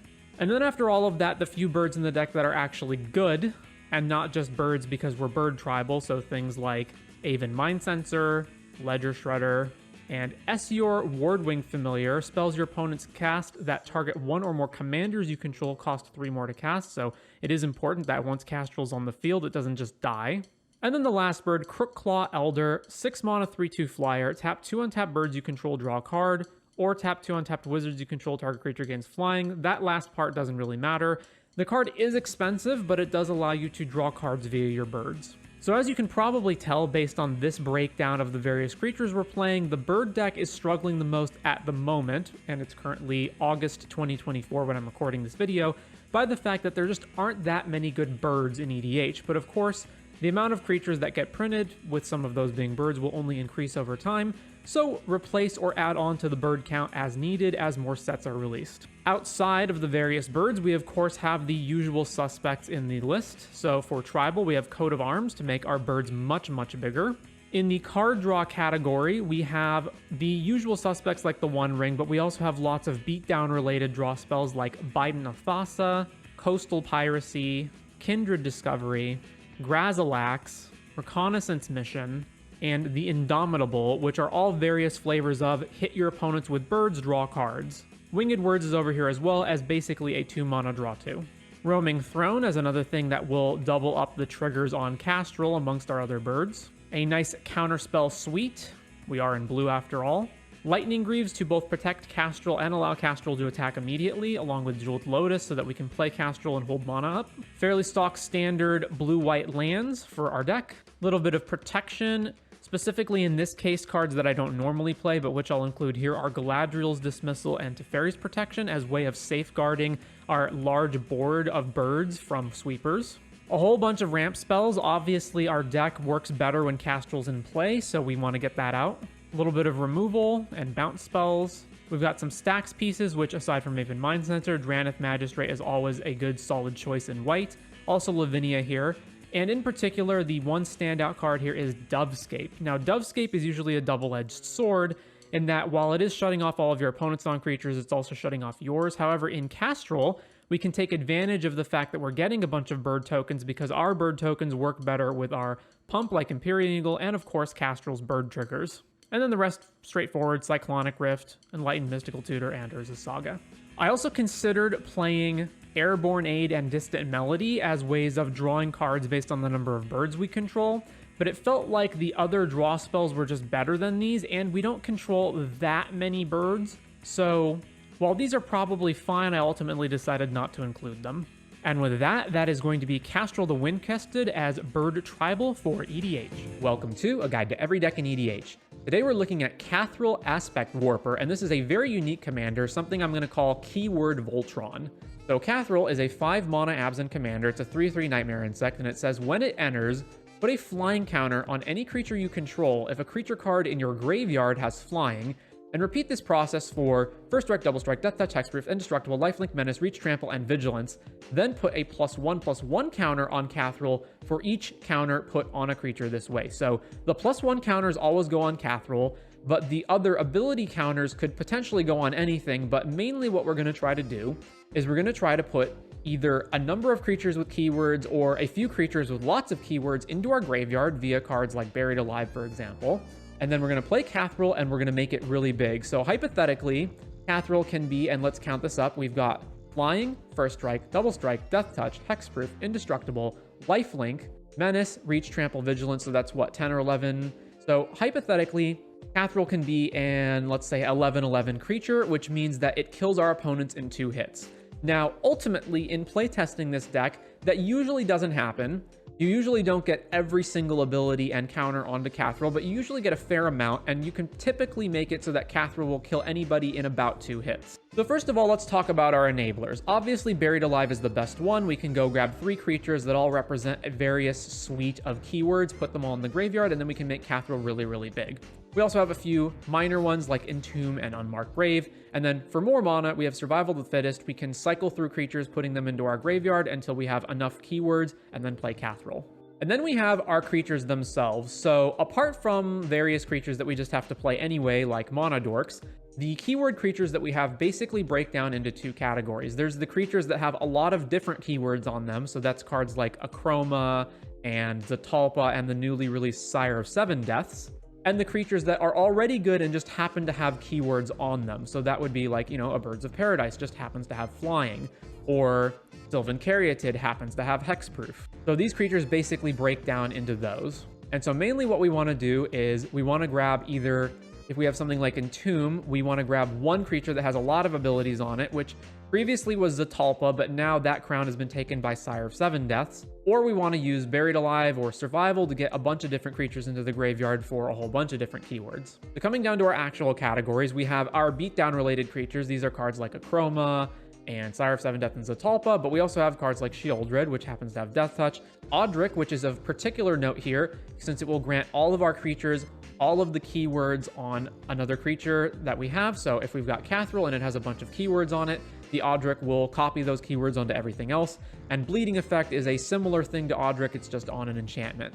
Next up, we do want ways of filtering these cards into our graveyard. So other than Survival of the Fittest that can discard the creatures from our hand to go get other creatures, we don't have anything else that can, if we just happen to have Zatalpa in our hand, for example, get rid of it. So we do need some cantripping effects, some looting effects. So we've got Collector's Vault, Gaia Reach Sanitarium, and Smuggler's Copter as ways of filtering. Not really too much looting effects when we don't have access to Izzet colors, but we do have some. And we've got all of our various card draw. So some notes here are things like Tutzel, since Cathrall is going to have higher than its base stats. Glissa Sunslayer, which is a card that can draw cards, and it also happens to have 2 different keywords on it. And then another thing to note about this deck is since we're putting a bunch of creatures into our graveyard, or we're putting one creature into our graveyard, we can also go the reanimation route. So you're going to see cards like Villas in the deck that are not necessarily anything that's too great to have in our graveyard for Cathrall, but they're just other big, awesome bombs that we can regenerate with our reanimation spells. So reanimate, Dance of the Dead, Animate Dead, things like that. Then we've got Concordant Crossroads because it's surprisingly difficult to find haste in Abzan colors. In fact, there's basically nothing. There are definitely creatures that grant haste, but as far as actually having haste in the Abzan colors, you're looking at very, very little. We have Razaketh as another big thing to get. Pretty straightforward mana base, nothing much to see here. And we've got our protection, so obviously it would absolutely suck if we went through all the trouble of setting up a Cathrall only for it to get countered or killed. So we're going to have uncounterability or hexproof or just other abilities that make it so that Cathrall can't get killed. Now, Cathrall can potentially have indestructible and hexproof as a result of those abilities being on creatures in our graveyard. So those particular abilities are less important, but definitely uncounterability, very important. Whole bunch of ramp, and we are skewing our ramp spells a little bit towards having abilities. So cards like Intrepid Stable Master, Poison Dart Frog, and especially Sylvan Caryatid would be cards that we normally would not play as our ramp spells, but here we are using these because we can hypothetically loot these away or include them in Buried Alive piles or whatever for Cathrall. And as mentioned, our reanimation spells, and we're also going to run 6. We have some removal, and obviously the removal can't be entirely on creatures because we do need ways of getting rid of stuff like, Torpor Orb, for example. Some stacks cards as well, and these benefit from having keywords, so cards like Archon of Valor's Reach and Kunaros, great to have. And then one card that I ultimately wound up cutting from the deck is Slippery Bog Bonder. So it's surprising how few creatures actually just straight up have hexproof, so it's basically just Sylvan Caryatid and then Slippery Bog Bonder. I ultimately wound up cutting this because it's just not that good of a card all in all, but you could definitely put this back in the deck if you were looking for more sources of hexproof, which is probably the most important ability to put on Cathrall. So as stated, the primary game plan in here is to bin a bunch of creatures with keywords and then play Cathril, try to make it as big as possible so that we can hypothetically and hopefully two-shot our opponents and have all of the rest of the plans of setting that up, so creatures with lots of keywords and ways of binning them. And that ultimately is going to be the main strategy of Cathril, but we do have the side strategy of just reanimating these creatures off of the reanimation spells and using them as big threats themselves without Cathril. But either way, a lot of fun to put together, kind of like building a puzzle as you play the deck. So that is going to be it today for Cathril Aspect Warper in EDH. Welcome to A Guide to Every Deck in EDH. Today we're looking at Kenrith the Returned King. So what does Kenrith do? He's a 5 mana white creature, but he has abilities in all colors, so he is a 5-color commander. And his abilities are red, all creatures gain trample and haste until end of turn. 1 in green, put a +1 counter on target creature. 2 in white, target player gains 5. 3 in blue, target player draws a card. 4 in black, put target creature card from a graveyard onto the battlefield under its owner's control. So there's a whole bunch of things to note about Kenrith. So the first thing is every one of these abilities is actually relevant. You will activate any or all of them in various games. The most relevant ability is probably the draw ability, because this is an infinite mana outlet to force your opponents to draw out their entire decks. So Kenrith can be an infinite mana outlet from the command zone that can just win. And then surprisingly, I would say the next most relevant ability after that is actually the gain life ability. There are a lot of cards in EDH that cause you to incidentally lose life over time or lose life in big chunks. So cards like Mana Crypt, Ancient Tomb, City of Brass, Ad Nauseam down here. There's a lot of cards that make you lose life, and you can also just be getting attacked by your opponents. So this actually does come up a fair amount. The draw a card ability really is not worth it very much if you don't have infinite mana. So paying straight up 4 mana to activate this is not great. So you're usually only doing this if you've got nothing else to do.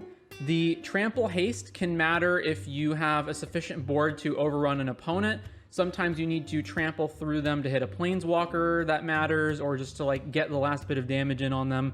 The +1 counter makes it difficult to block your guys in combat because you can pump things up. And then the reanimate ability is also relevant sometimes later in the game when you reanimate your own stuff. Now, Kenrith also plays a lot of politics because these abilities also apply to other things. So all creatures gain trample and haste. That applies to all creatures. So let's say an opponent is in a position where they can take out one of your other opponents, but they would need to haste their creatures. Well, you can give them haste and trample with this ability. The +1 counter, same thing. You can potentially change the combat math on other players attacking and blocking each other by pumping up stuff. And the last thing to note here is that the 5 mana black ability, it puts the creature back onto the battlefield under the owner's control. So if you reanimate a creature that an opponent owns out of their graveyard, they get the creature, not you. Now, as far as Kenrith goes, other than this blue ability being a good infinite mana outlet, there's really nothing about Kenrith that points you down to any specific path. So there's lots of different ways to build Kenrith.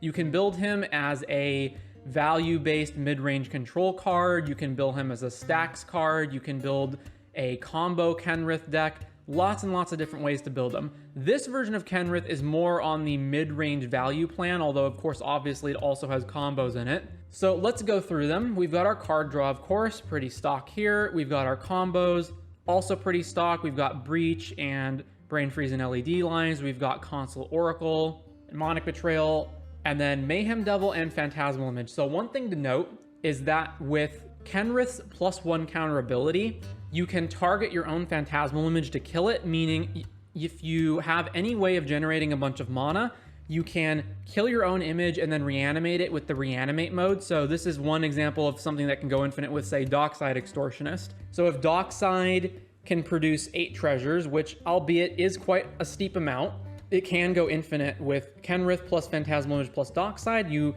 play Phantasmal Image, you copy your Dockside Extortionist, you make 8 treasures, you activate Kenrith's green ability, put a +1 counter on Phantasmal Image, sacks the Phantasmal Image, then you reanimate it, bring it back, you generate infinite mana. Now that's not going to usually happen, but there are ways of just doing things. It can also just allow you to change what Phantasmal Image is copying. And because you have combos like that, it makes combos with Mayhem Devil also relevant. Mayhem Devil also goes infinite with LED breach lines because you're sacking LED. And there's just other ways of making Mayhem Devil good. Also, Mayhem Devil can just be incidentally good by picking off small creatures. And then you've got Kinnon in here to be yet another infinite mana outlet with his ability here, or just giving you extra mana. It also goes with Dockside to make the treasures produce double mana, so if you're short on the amount of treasures, you can use Kinnon to get more mana and then do the Phantasmal Loop. Anyway, then we've got various counter spells. One extra turn spell in Final Fortune, sometimes that's all we need. We've got a bunch of fast mana, including Culling Ritual, as well as Skirk Prospector. Then a bunch of lands. It is a little light on lands at only 27. Some protection in Silence, Grand Abolisher, and Ranger Captain of Eos. Bunch of ramp spells, of course, including notably Lotho Corrupt Sheriff. Whenever a player casts their second spell each turn, you lose 1 life and create a treasure token, so it is the treasure version of Ledger Shredder. We've got our Sevin's Reclamation, Orcish Bowmasters, and some other removal spells, Swords to Plowshares, Soul Partition, Snap. Soul Partition and Snap are also good as ways of rebuying ETB triggers like Dockside or just saving creatures from removal. We've got a little bit of stacks here in Dothy, Drannith Magistrate, Bowmasters, our sweepers, Culling Ritual Deluge, bunch of tutors, including creature tutors.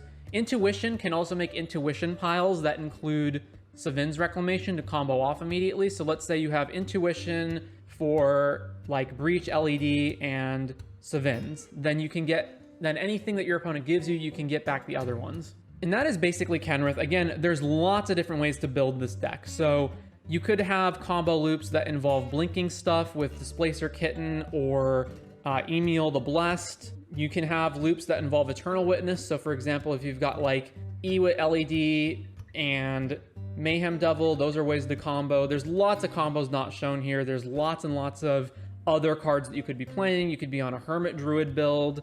You don't necessarily have to be on Adnaz. Just lots of ways to build Kenrith.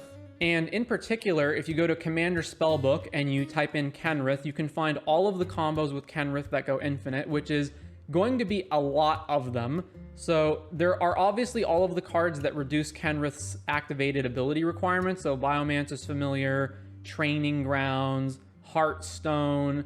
It can potentially go infinite with Sack Outlets plus Dockside, where you reanimate, where you sack the Dockside for mana and then you reanimate it as long as you're producing enough treasures.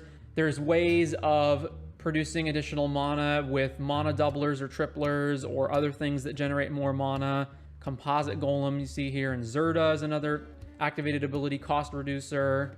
Ashnod's Dockside, Phyrexian, Biomancer, Zerda, like lots and lots of different combinations of things that you can do. Peregrine Drake, and then you reanimate the Peregrine Drake with Ashnod's Altar. Ghostly Flicker, Archaeomancer, plus Kenrith, plus Will Kenrith. Like, there's lots and lots and lots of ways to go off, but we're not going to go through every single one of them.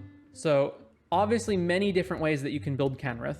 This is just one of them. You can lean more towards the mid-range, more towards the combo, more towards stacks. This deck is playing a little bit of stack stuff in like Bowmasters and like Dothy and Drannith Magistrate, but you could be more all in on that. So don't think that there's just one way to build them. It's mostly going to be about utilizing Kenrith's abilities to the fullest. So in general, the deck is just going to play a little bit slower, even if you're on the combo plan, just because you need to get Kenrith into play, and then his abilities do cost a bunch of mana to even activate, other than just going infinite with the draw power to draw out your opponents. But a lot of times you're just going to be on Kenrith and then using his abilities like the Reanimate ability or the Life Gain ability to just get ahead of opponents. So yeah, that is Kenrith the Returned King. Welcome to A Guide to Every Deck in EDH. Today we're looking at Killian Ink Duelist from Strixhaven. So this is a 2-mana Orzhov commander. He's a 2/2 lifelink menace, and he says spells you cast that target a creature cost 2 less to cast. So this is our creatures, our opponent's creatures, doesn't matter. Whatever creature we target, the spell costs 2 less. So importantly, this means that 3-mana spells become 1-mana spells, 4-mana spells become 2-mana spells. So there's 2 main things to do with this. One is play a bunch of auras, which target creatures, and make those auras cheaper, and then load them up on creatures or Killian himself to Voltron our opponents down. And then the other one is removal spells. So all of our removal spells that are expensive become cheaper. So first off, let's start off with our beatdown auras. We've got Glitters, Battle Mastery, Idolize, Light of Promise, Mantle the Ancient, Angelic Destiny. Remember, these cards are 1 mana, 2 mana, 1 mana, 1 mana, 1 mana, 3 mana because of Killian. A lot better. Similarly, these cantrips turn into 1 mana cantrips. So Angelic Gift gives evasion, draws a card for 1 mana. Courageous Resolve is up to 1 target creature you control gains protection from each of your opponents until end of turn and draw a card. And then if you have 5 or less life, you can't lose life this turn, you can't lose the game this turn, your opponents can't win the game this turn. Mainly, this is for the cantrip, and since you are pro all of your opponents, you are also pro all of their creatures, and therefore Killian can attack unimpeded. It also means that this doubles as a protection spell, because your commander is also immune to any of their removal. Feather of Flight, basically the same thing as Angelic Gift. Grizzly Transformation is a cantrip that gives Intimidate. Price of Fame costs 2 less if it targets a legendary creature, and then it destroys a creature and surveils 2. So it's either 2 mana or 1 mana if it targets a legend. Scavenged Weaponry, +1/+1, not so important, mainly just here as 1 mana, draw a card for +1. And Shelter gives our guy protection and draws a card. Then, since we're running a whole bunch of auras to Voltron Killian, why not also run Core Spirit Dancer, Mace Enchantress, Pearl Ear, SRAM, all the cards that are going to draw based on auras.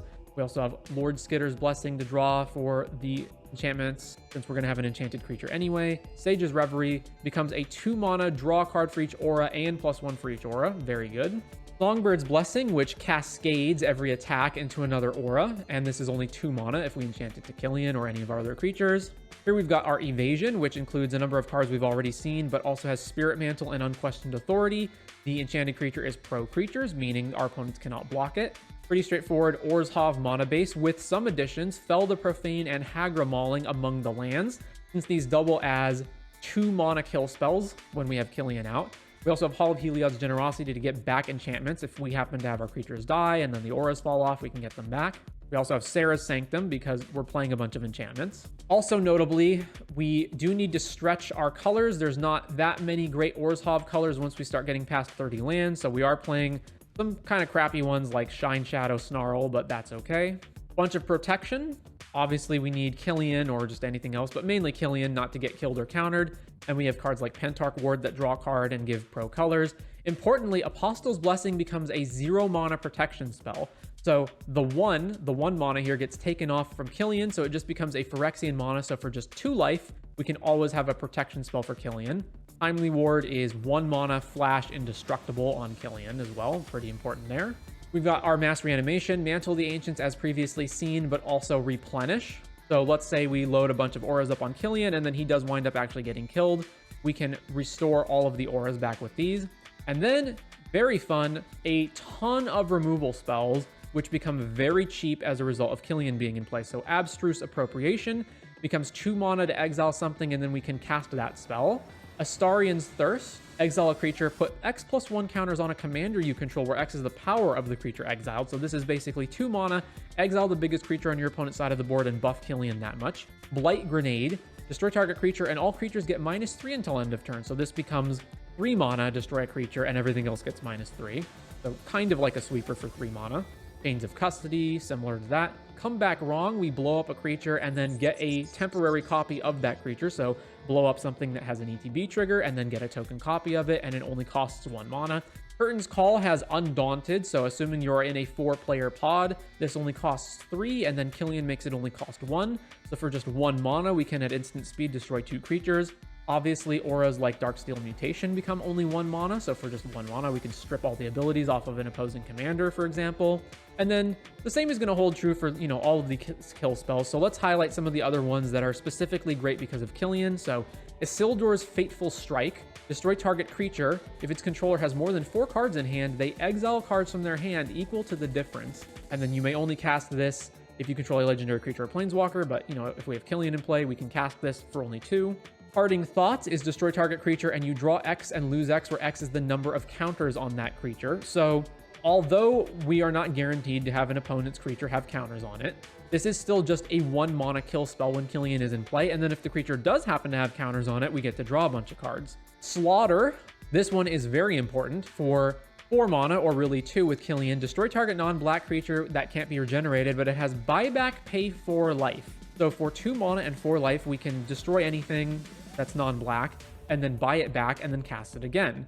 We also just have Snuff Out and Deadly Rollick as just regularly good kill spells anyway. Stroke of Midnight becomes 1 mana, as does Generous Gift, as does Withering Torment. And then we have Twisted Embrace, It enchants an artifact or creature you control. When it enters, you destroy a creature or planeswalker, and it gives the enchanted permanent +1/+1. So this is just another way, a cheap way to blow up an opposing creature that also happens to pump Killian, and it's an aura, so it triggers all of those aura draw card spells. And then finally, Vats from Fallout. 4 mana with split second, choose any number of target creatures with equal toughness and destroy the chosen creatures. So obviously variable, destroys at least one creature, hypothetically more than just one, and has split second so your opponent can't even counter it. Then we're in Orzhov, and we're mostly built around a Voltron commander that is only 2 mana, so we can play a bunch of stacks pieces. Especially we're leaning towards enchantment, so Eidolon of Rhetoric over maybe some of the other Rule of Law cards and actual Rule of Law, because we have things that trigger off of enchantments. And then we've got some sweepers, so we saw Blight Grenade earlier, but we also have Mandate of Abaddon. Choose target creature you control, destroy all creatures with power less than that creature's power. So assuming we've aura'd up our Killian, this is just 2 mana, blow up everything on the field that isn't Killian. And Winds of Wrath, similarly, destroy all creatures that aren't enchanted. They can't be generated. And then we've got some tutors, including Heliod's Pilgrim. Now, there were a lot, and I mean a lot of cards that got cost reduced as a result of Killian, or were just generally good. So things like Eidolon of Countless Battles, Inner Demon, a bunch of just generally solid card draw, more protection for Killian, things like the Moms, which I opted not to play for multiple reasons. 1, we already had some protection spells, and 2, there's a number of sweepers in the deck, and I didn't want the Moms to just die to those sweepers. Ultimately opted not to play any of the ramp. I decided that because we're running stacks and we're running stuff like Stony Silence, that these are potentially liabilities and we don't really even need them. Although obviously this could be wrong. It's usually good to play things like Chrome Mox and Mox Diamond in the deck, so hypothetically these are still good to play even with the stacks plan, and that has been the case over many of the other decks that I've had with these cards. And then just some other removal spells that happen to be, cheaper, but we didn't really need them. We already had a bunch of removal spells anyway. Retether as another reanimation. I felt like Replenish and Mantle were enough, and that we didn't need this third one. And then additional stacks cards that I could have opted to play, but ultimately chose not to, either because they conflicted with things, like we do have some cards that draw, so Chains of Mephistopheles would have impeded that, or just I felt like we had enough Rule of Law effects already, we didn't need more, things like that. And lastly, Cathar's Call, which is an enchantment that on our end step makes a 1/1 token. So this is only 1 mana. I felt like making a 1/1 token wasn't that good, even if we can keep making one, so ultimately decided not to play this. But a lot of potential changes that you could make to the deck. So let's say maybe you or your playgroup isn't really a fan of a lot of these stacks cards, you could hypothetically cut a bunch of these for a bunch of those. So with all that said, that is going to do it for Killian Ink Duelist in EDH. Welcome to A Guide to Every Deck in EDH. Today we're looking at Kinnon Bonder Prodigy. So Kinnon is a 2-mana Simic commander. He says whenever you tap a non-land permanent for mana, add 1 mana of any type that permanent produced, so Mana Rocks, Mana Dorks, and then 7 mana, look at the top 5 cards of your library. You may put a non-human creature card from among them onto the battlefield, put the rest on the bottom. So right away, we've got a mana increasing ability and an infinite mana outlet. So this should say right away that we want to play tons and tons of ramp that is not based on putting additional lands into play, so that we can use Kinnon to produce tons of mana very quickly. And then we want ways of producing infinite mana so we can spin Kinnon into a win. So we've got our card draw spells. Again, fairly typical, Sylvan Library, Rhystic Study, Mystic Remora, but we also have big non-human creatures that we can spin into, Consecrated Sphinx, Nezahal. Then we'll skip combos for now. We've got a whole bunch of counter spells, a little bit of fast mana. Then we've got what I'll call Kinnon payoff cards. So these are cards that are non-humans that Kinnon can spin into. So Consecrated Sphinx, Gilded Drake, Hullbreaker Horror, Tidespout Tyrant, Nezahal, Perplexing Chimera, Prophet of Distortion, Seedborn Muse, Thrasios, Void Winnower, and Wandering Archaic. Some of these are combo pieces, others are just value cards. We'll get back to that when we go through combos. But in particular, Gilded Drake is a very good removal spell. Primarily, you steal your opponent's commander, and then they can't get it back until they find a way to bounce or kill it. Perplexing Chimera is sort of a protection spell / steal your best spell. So whenever an opponent casts a spell, you may exchange control of Perplexing Chimera and that spell. If you do, you may choose new targets for the spell. So right away, this being on the field means that if an opponent casts like a Peer into the Abyss or some big game-winning spell, this can just steal that. It can steal their combo piece, etc. Or you can just use it to, like, let's say an opponent casts Swords to Plowshares on Kinnon, then you just switcheroo it with Perplexing Chimera and then change what swords is targeting. Although do note that because you're giving it to the opponent, if you're ever exchanging this for anything other than a removal spell that you're going to switch to Chimera, it means they now have the Chimera themselves and can mess with what you're doing. Seedborn Muse, of course, untaps your lands during and all of your other mana sources, mana rocks, and dorks, etc. So you generate a bunch of mana at instant speed, which at the very least can be used to activate Kinnon's ability. Thrasios is also an infinite mana outlet that doesn't care specifically about hitting non-human creatures. So if you're ever in a combo, you can spin into Thrasios and then just activate his ability to draw the rest of your deck normally. Void Winnower is just a big stacks piece that's going to screw over your opponents by not allowing them to cast even mana value spells. And Wandering Archaic lets you copy opposing spells if your opponent doesn't pay the 2 mana tax for them. And then we'll get back to these combos later. A bunch of lands. We're slightly down on the number of lands that we have at only 27, but it doesn't matter too much because Kinnon's producing a gargantuan amount of mana himself. It matters that we have cards like Treasure Vault, because we can potentially pop the Treasure Vault. So if we have an infinite combo that, say, only produces colorless mana, we can pop the Treasure Vault, make infinite treasures, and then use those as infinite colored mana to then spin Kinnon. Of course, Gaia's Cradle, of course, Boseiju, Minamo, etc. Seagate and Turntimber Symbiosis are in here because, hey, sometimes you produce a bunch of mana, but you don't have a payoff for them. May as well play these. We don't need colored mana that badly in terms of producing dual lands, and we've already got enough over here anyway. A little bit of protection in Spellskite and Veil of Summer so that we don't have our Kinnon killed or countered. And then we're going to have a whole bunch of ramp, including notably Basalt Monolith and Grim Monolith. So Basalt Monolith will go infinite with Kinnon because Kinnon makes it produce 4 mana when you tap it. So you can then untap it for 3 and always net 1 colorless mana, which again harkens back to the Treasure Vault over here. So Kinnon plus Basalt Monolith is infinite colorless, but you then cannot spend that infinite colorless to spend Kinnon, so you do need a way to transfer that colorless into colored mana, or just find a way to spend the colorless mana on something else to win the game. And then just a whole bunch of other ramp spells here. So Mana Dorks, Mana Rocks, we're good. Then some removal, bounce spells in Alchemist Retrieval and Chain of Vapor, and Colossal Sky Turtle. Turtle is also a card that you can spin into with Kinnon, although spinning into it is not really that helpful, but it is a retrieval spell / bounce spell that's also hittable off Kinnon. We've got Rift. Then we got a bunch of tutors, which include tutors of various kinds. So some creatures will win us the game, thus Finale, Shared Summons, and Worldly Tutor. Some artifacts can win us the game, thus Fabricate, Transmute Artifact, Trophy Mage, Whir of Invention, Reshape, Tezzeret, and Moonsilver Key tutors up either a land or an artifact with a mana ability. So this is almost always just going to be Basalt Monolith, but we can get other things. And then we've got 2 clones, which are also hittable off Kinnon. So then coming back up here to the combos.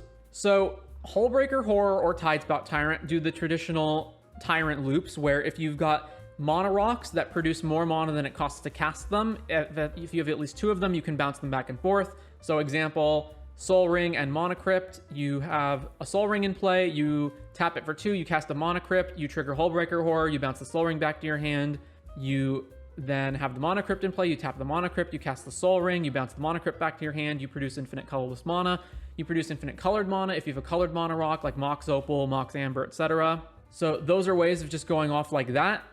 And so the idea is that you will eventually, so with this, you can then produce infinite colorless mana or potentially infinite colored mana and spin Kinnon more, or you can just bounce whatever your opponents are doing.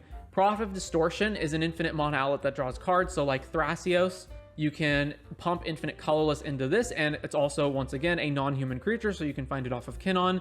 So you just do these effects and then eventually draw your whole deck, or just loop bounce spells over and over and over. Now, technically, none of this outright kills your opponent, although if you ever assemble both Hullbreaker and Tidespout Tyrant, you can then just loop them both. So what you do is if you get both of these in play, which you can do just by having one of them in play, producing infinite mana, and then Kinnon spinning into the other one or drawing into the other one. So you then, let's say, have, again, Soul Ring, Mana Crypt. It doesn't really matter. As long as you have 2 spells, you can loop back and forth. So you cast it, the Hullbreaker / Tidespout Tyrant will trigger, and you'll bounce one of the 2 rocks back to your hand, and then you'll use Tidespout to bounce a permanent back to your opponent's hand, which is going to be all of their lands, all of their permanents, and that'll basically win you the game. So although there's no like Walking Ballista or any way that you just outright immediately win the game, you will get to a point where you basically just bounce all of your opponent's permanents and then put a bunch of creatures that are huge into play, and then you'll essentially just win the game off of that. Like, you don't actually have to win the game immediately because you're just going to render your opponents unable to do anything for the most part, plus have a board full of gigantic monsters that will then kill your opponent pretty quickly. So one thing is, do not underestimate how quickly you can get Kinnon into play, or how quickly you can get mana with Kinnon, because every single Mana Dork is now producing 2 mana. Every single Mana Rock that would normally produce 1 is now producing 2. Mana Rocks that are producing 2, like Sol Ring and Mana Crypt, are now producing 3. You just generate an absolute gargantuan amount of mana off of Kinnon. And then, for other ways to actually combo, you do actually have straight up ability to win the game with Walking Ballista, although notably, you cannot spin Kinnon into Walking Ballista, because it'll enter as a 0/0 and die immediately, but you can spin Kinnon into Thrasios, into Prophet of Distortion, and then use those to draw your way into Ballista. You've also got Dramatic Reversal for Dramatic Reversal shenanigans. You've got Stonework Pack Beast. This is in here as a way to filter colored mana into, or colorless mana into colored mana. Now, there are multiple cards that do this, so it doesn't have to be any specific one of these, but you only need one. So Stonework Pack Beast, it's a non-human creature, which means Kinnon can spin into it, and then you can generate as much mana as you want, or you can just generate a bunch of colorless mana and then use Pack Beast to filter that into colored mana and then spin Kinnon. You've got Agatha's Soul Cauldron as a way to make it so that all creatures have the same activated abilities. So if you've got a Soul Cauldron into play, then you can actually just activate Kinnon until you find Ballista, put it into your graveyard, and then use Soul Cauldron to exile the Ballista, and then everything is a Ballista that can put infinite counters on itself and infinitely damage the opponent. Or if Kinnon dies, then you can put Kinnon into your graveyard, exile it, and then put the counter on something else, and then spin your new Soul Cauldron Kinnon into whatever you need. There's multiple ways of using the Soul Cauldron to go off. Again, like Thrasios. If Thrasios gets put in your graveyard, you exile that, put a counter, then you've got Thrasios activations. And then the last one is Mirage Mirror. So this one is a little more complicated. This is another way of basically changing colorless mana into colored mana. So what you can do with Mirage Mirror is you have any land that produces colors, so blue or green, and then you have a Basalt Monolith, right? And then Kinnon, right? So Basalt Monolith produces infinite colorless, and then you do the following. You activate Mirage Mirror infinite or, an arbitrarily huge amount of times, and you target in alternating amounts Basalt Monolith / a land or anything that produces colored mana. So the first Mirage Mirror ability will resolve, and it'll become a copy of, let's say, Tropical Island, right? So you activate the Tropical Island, producing blue or green. Then the second copy ability resolves, and it becomes a copy of Basalt Monolith. Now you can use the infinite colorless that you have to untap it. Then the next ability resolves. It becomes a copy of Tropical Island again. You tap it for blue or green. You do this over and over and over, filtering your infinite colorless mana into infinite colored mana. Or you can just use it to copy other stuff if you want to, but it's primarily a way to filter the colorless mana into colored mana. It can also just be a way to pseudo save stuff. So like if you've got a Mirage Mirror in play plus Kinnon, and then your opponent or not Kinnon, let's say like Thrasios or something, right? And your opponent goes like instant speed, Swords to Plowshares, Thrasios. Then you go copy Thrasios. Now you've got a Thrasios in play. So yeah, it's mainly going to be getting Kinnon out as fast as you can, plus as much mana ramp as fast as you can, and then finding a way to assemble one of these infinite mana loops, and then once you have an infinite mana loop, you just Kinnon spin your way into Tidespout Hullbreaker or some other combo, or you just find Ballista, you use Thrasios or Prophet of Distortion to draw into Ballista, and then win the game that way. It doesn't specifically have to be Ballista. You could win the game in other ways, but for the most part, you want your combo pieces to be things that are fetchable off of Kinnon, so that you just need Kinnon in play and not anything else. And yep, that is pretty much Kinnon Bonder Prodigy.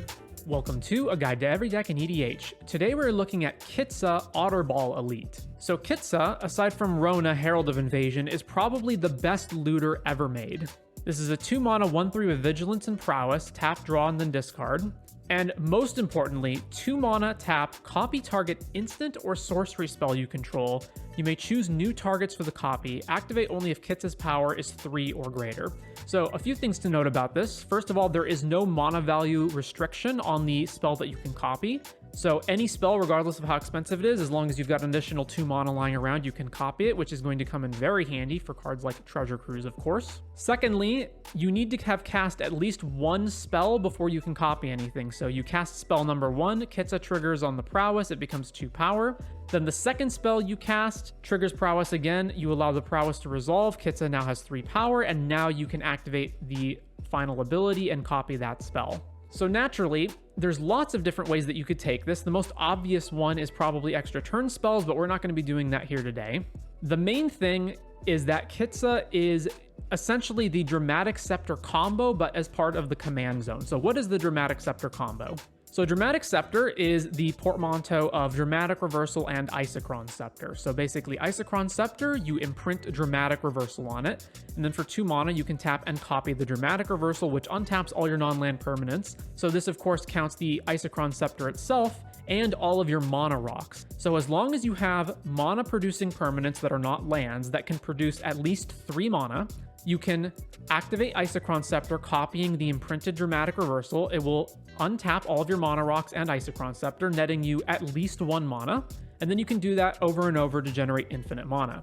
Now, Kitsa basically does the same thing, but in the command zone. So instead of Isochron Scepter, you get to use Kitsa. So as long as you've got 4 mana to start with, and 3 of that mana is mana rock generated, you can cast Dramatic Reversal, and then before the Dramatic Reversal resolves, you can activate the Kitsa to copy the Dramatic Reversal and create infinite mana. Now, of course, infinite mana alone does not win you the game. Kitsa itself does not have a way for you to actually spend that infinite mana to win the game. So it is a 3-card combo. You need something else to dump all the mana into, but having Kitsa in the command zone means that that 3 cards is really only 2 cards since you always have access to Kitsa. So aside from all of that, what are we doing? Well, we've got a bunch of cantrips that we can copy off of Kitsa. So Brainstorm, Ponder, Preordain, obviously. Gitaxian Probe, which in this case is basically 0 draw or 2 draw because Kitsa can copy it. Frantic Search becomes mana positive when you copy it with Kitsa because you'll be generating 1 more land untapped than it costs you to actually cast and activate. Obviously, Treasure Cruise is a fantastic thing to copy with Kitsa. We also have the usual suspects for draw spells like the One Ring, Rhystic Study, Mystic Remora. Archmage Emeritus is going to be in this deck because we're going to be playing a ton of spells. Then we've got our combo pieces. So we've got Power Artifact plus Grim Monolith as another way to generate infinite mana. Hullbreaker Horror or Tidespout Tyrant in combination with any number of cards that can be bounced and replayed, adding more mana than they generate. So for example, if you have, let's say, Soul Ring Mana Crypt and Hullbreaker Horror or Tidespout Tyrant, you can cast one, bouncing the other, tap the Soul Ring, cast the Mana Crypt, bounce the Soul Ring, tap the Mana Crypt, cast the Soul Ring. You'll generate infinite mana that way. And then Staff of Domination as our primary outlet. So once we have infinite mana, we can slap down Staff of Domination and we can draw our entire deck. Also notably, even if we don't have infinite mana, as long as we have enough of it, Staff of Domination can untap Kitsa, so if we've got enough extra mana lying around, we can potentially copy something another time. Now you may notice in the combo section a distinct lack of Thassa's Oracle, and that's because we don't actually need Thassa's Oracle. We can win in other ways, either by assembling so many superior resources that our opponents can never interact with us, or since Tidespout Tyrant is one of our combo pieces anyway, we can just keep casting spells and bounce all of our opponents' permanents, including their lands, which will usually mean they're not really able to interact with us anymore. So the usual route to victory is going to be assembling an infinite mana combo. It could be Kitsa plus Dramatic Reversal, it could be Dramatic Scepter, however we're going to assemble it, assembling that infinite mana, and then drawing, hopefully with Staff of Domination to draw our whole deck, but even if we don't have that, we can potentially draw a ton of other cards, slap down Tidespout Tyrant, bounce all of our opponent's permanents, including all of their lands, and essentially lock up the game. Bunch of counter spells, obviously, which we can also copy on the stack with Kitsa if we get into a counter war. Muddle the Mixture is also particularly useful here as it's a way to search for multiple different combo pieces, especially Dramatic Reversal. We've got our fast mana, so we can get Kitsa out as quickly as we can, along with Lava Spur Boots and Lightning Greaves as ways of both protecting Kitsa and allowing us to tap Kitsa immediately. Pretty straightforward lands. Usual qualifiers apply. Minamo can untap the one ring or Kitsa. Inventor's Fair can go grab some of our artifact combo pieces, whatever we need to do here. Bunch of ramp spells, including things that untap artifacts, so we can untap the ring, or untap cards like Mana Vault and Grim Monolith. Bunch of removal or bounce spells, so we've got things like Pongify, Snap Submerge, Gilded Drake, Volatile Storm Drake, Geist Wave. The Tabernacle at Pendrell Vale, we run very few creatures, and even though obviously we want Kitsa in play, it's not that big of an ask to pay 1 extra for Kitsa, whereas this is much more taxing on our opponents. Also, Torpor Orb to shut off ETBs. Obviously, we do have some ETBs, Gilded Drake and Volatile Storm Drake, but these don't matter that much, and it's, again, much more detrimental for our opponents than it is for us. A ton of tutors. It's obviously very important that we tutor for Dramatic Reversal or any of our other combo pieces, so most of this is geared towards getting that, but obviously we can also go grab artifacts. And we've got Expedition Map to go grab lands, since we do have a number of lands that are pretty good as well. And that is pretty much going to do it. So with that said, that is Kitsa Otterball Elite for EDH. Welcome to A Guide to Every Deck in EDH. Today we're looking at Kona Rescue Beastie from Duskmourn. So Kona Rescue Beastie is a 4-mana 4/3 legendary beast survivor, and it says survival. At the beginning of your second main phase, if Kona is tapped, you may put a permanent card from your hand onto the battlefield. So obviously, we're going to want to do one of two things with this. One, we want cards that allow us to tap Kona immediately so that we can, after casting it, immediately put something into play. And then two, we're going to want big, expensive, powerful permanents that we can cheat in with Kona. So first things first, let's just talk about all of the cards that we're going to use to tap Kona immediately. So Earthcraft is going to be one of these. Tap an untapped creature to untap a basic land. This will be used in combos, specifically in this case with Squirrel Nest, which will allow us to create infinite 1/1s. Lightning Greaves, while doubling up as protection, also just gives Kona haste, and so it's very possible that we can just attack immediately and use that as the way of tapping Kona. That's also similar to Concordant Crossroads, which gives everything haste. And Concordant will also be useful for winning the game off of playing infinite creatures. So if we have Earthcraft Squirrel Nest and we create infinite 1/1s, if we've got Concordant, we can then attack with those infinite 1/1s. Holdout Settlement is a land that we can use to tap Kona. There are other lands besides Holdout Settlement that basically do the same thing, but I don't feel like it's important to play more than one of these. Relic of Legends, another way to tap an untapped legend to generate a mana. Springleaf Drum similarly does the same thing. And then in this section, we've got all of the other tappers. So anything that is a vehicle, a creature with saddle, any of these effects are going to be ways of tapping Kona. So the best ones, as far as I can tell, are things like Clown Car. Now, the reason it's Clown Car is because you can play Clown Car for 0. So if you are ever in a position where you need to cast Kona and you don't already have a tapping effect and you just so happen to draw Clown Car that turn, you can use this. Or if you just needed to spend your previous turns casting other things. We also have Unlicensed Hearse, Cultivator's Caravan, and Reckoner Bankbuster. There was plenty more vehicles we could have played. I think the next best one after any of these would have been Smuggler's Copter, but I felt like this was enough. And with 8 tapping effects, that probably should be enough for Kona, but you could obviously include more if it turns out that this is not enough for Kona. Now, as for the rest of this, we've got some big things to cheat in, with Craterhoof obviously being the go-to card, and a card that's going to allow us to win the game in a lot of cases. We also have Disciple of Frailes, which we can use to sacrifice things. Now, we probably don't want to sacrifice Kona, but if we do have to do that, it's not so bad that we can draw 4 cards off of it. And because we're playing, again, a lot of big creatures that we're going to be cheating in with Kona, a lot of these draw cards equal to the power of the greatest power creature in play cards are going to be used to draw a bunch of cards. So, Garruk Primal Hunter, Last March of the Ents, which doubles up as another way to cheat a bunch of things in, aside from just Kona. Life's Legacy, Return to the Wild Speaker, which we can also use to overrun opponents if we've got a bunch of creatures. Rishkar's Expertise, and then we've got Sylvan Library, Ring, Toski, and Skull Clamp for our other draw spells. Our lands are pretty straightforward, with the notable cards, of course, being things like Gaia's Cradle, pretty stock and green decks for the most part. Nykthos, similarly, kind of doing the same sort of Cradle effect. Command Beacon, since if Kona does wind up getting countered or killed, we probably don't want to have to pay too much more for Kona. And then you may notice we have 19 basic forests. This is going to be relevant later. Some protection spells. Obviously, we don't want Kona to get countered or killed, so as many anti-counter, anti-kill spells as possible. Pretty straightforward. You've probably seen all of these cards before. Tons of ramp. Again, we want Kona to get out as fast as possible so we can cheat stuff in. Also worth pointing out, as usual, that we can use Arbor Elf in combination with Yavimaya and Gaia's Cradle. So Yavimaya turns all of our lands into forests, and then we can use Cradle or sometimes Nykthos and have Arbor Elf untap those to generate tons more. Up here in removal, we have some cards that are going to be relatively common in decks like Nature's Claim, Force of Vigor, and Beast Within.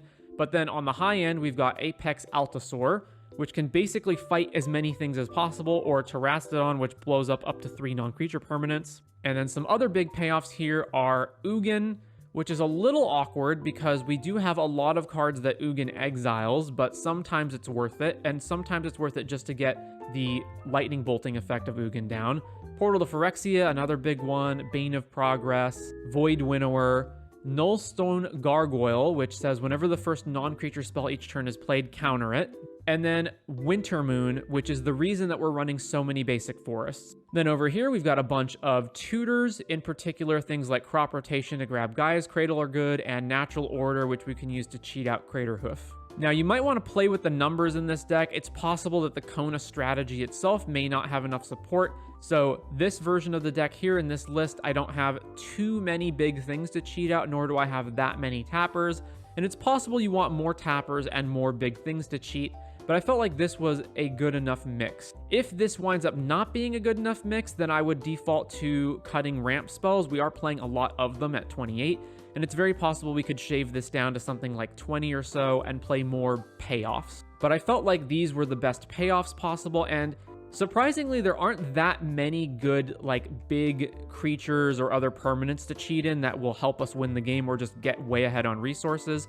So these are the ones that I felt were the best. But with that said, that is going to be Kona Rescue Beastie for EDH. Welcome to A Guide to Every Deck in EDH, and today we're looking at Kozilek the Great Distortion. So this is a mono colorless deck, or mono brown deck, however you want to say it. So first things first is that all colorless decks already have significant drawbacks in EDH. So apart from just the fact that you don't have access to all the different colors that you might want, so if you want counter spells, well, you don't have blue. If you want certain types of removal, well, you don't have those cards. You also are just missing out on some of the best cards that you could be playing in other colors. If you want to play Rhystic Study, you don't have blue. If you want to play Demonic Tutor, well, you don't have black. So you're already taking a pretty big downside for playing colorless. So the upside needs to be enough that it warrants you playing that. And in this case, I think it is. So Kozilek the Great Distortion, 10 mana.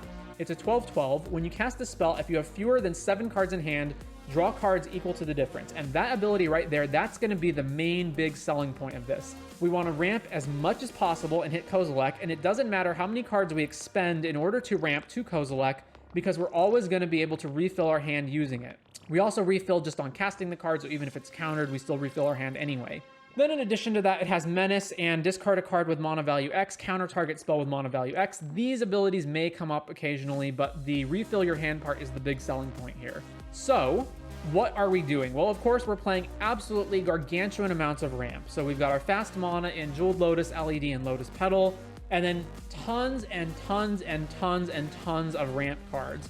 33 ramp cards. So we've got Basalt Monolith, Chromatic Orrery, Cold Steel Heart, Coveted Jewel, Dreamstone Hedron, Ebony Fly, Everflowing Chalice, Felwar Stone, Foundry Inspector to reduce the costs of artifacts, Fractured Power Stone, a card that has literally no other effect than just tapping for colorless mana because rolling planar die has no effect if you're not playing Plane Chase. Doesn't matter, we want as many 2 mana rocks as we can get. Gilded Lotus, Grim Monolith, Guardian Idol, Liquid Metal Torque, Mana Crypt, Mana Vault. Manifold Key and Voltaic Key will be our untappers to untap the mana rocks that produce more than 1 mana, such as Gilded Lotus or Mana Vault. Then we've got Metal Worker, which produces 2 colorless for every artifact we reveal from our hand. This card's variable, it depends. We need a lot of artifacts in our hand to begin with in order for this to be good, but when it's good, it's really good. Mind Stone, Mox Diamond, Mox Opal, Obsidian Obelisk, Palladium Myrrh, Planar Atlas, Prismatic Lens, Soul Ring, Sonic Screwdriver, a 3 mana rock that's also a key. The Iron Crag, Might Stone, Weak Stone, Vault, Thought Vessel, Thran Dynamo, Voltaic Key, Worn Power Stone. So absolutely tons of mana ramp. And again, it doesn't matter that we're expending all of these resources to play just ramp cards because Kozilek fills our hand back up once we get to it. So then apart from that, we do want other things to do, such as combos or other big mana payoffs. So We've got Karn the Great Creator, which is just a solid one-sided Null Rod stacks piece against opposing decks. We've got All Is Dust, which is a one-sided sweeper since everything in our deck is colorless anyway. Same thing with Ugin the Spirit Dragon. Ugin the Ineffable is also a card that does multiple things. It's a value engine for generating tokens, it's a removal spell, and it's also a cost reducer both for Kozilek and all the other spells in our deck. We've got Rise of the Eldrazi, which is a big spell payoff that we can play in the deck, which is uncounterable, destroy target permanent, draw 4 cards, take an extra turn. Geode Golem is a 5/3 with trample. When it deals combat damage to a player, you may cast your commander from the command zone without paying its mana cost. So it's a way to cheat on Kozilek. It's also a way to cheat on Kozilek if Kozilek gets countered or killed, and then we don't want to pay like 12 plus mana. Although we generate so much mana off of these various rocks that we can often recast Kozilek even if it dies. We've got Memory Jar to draw a bunch of cards. We've got Mystic Forge to also essentially draw a bunch of cards because it can cast every single card in our deck except for lands, basically. Sandstone Oracle, which has a similar effect to refill our hand. The One Ring, which also draws cards, and we've got 3 different keys to untap it in the deck. We've got cards that do other various things. Clock of Omens to tap 2 artifacts to untap an artifact, which can potentially combo, or it can also just be used to spend random artifacts that we don't really care about to untap mana ramp. Sculpting Steel, this is here basically just to be another mana rock, so like if we've got a Soul Ring or a Mana Vault in play, you can just copy that. Sensei's Divining Top to help us fix the top card of our deck. And Unwinding Clock to untap our artifacts. This is relevant if we have artifacts that don't untap normally, like Grim Monolith and Basalt Monolith. So it gets around us having to pay for these. It also will like untap the ring on our opponent's turns so that we can keep drawing more and more cards with the ring. We've got Desecrate Realities, our 1 piece of removal. For each opponent, exile up to 1 target permanent that players control with an even mana value, and if at least 3 colorless mana was spent to cast a spell, which it always will be in this deck, return a permanent card with an odd mana value from your graveyard to the battlefield. Then we've got our combo cards. So Forsaken Monument, the main thing to note here is whenever you tap a permanent for colorless, you add an additional colorless. So it adds an additional colorless for every land and every mono rock we make. It also goes infinite with Basalt Monolith because it's 3 to tap, 3 to untap, so it makes 4 and then untaps for 3, so it nets 1 every time. So you generate infinite mana with Basalt Monolith. We've got Heartstone. The cost of each creature ability requiring an activation cost is reduced by 1.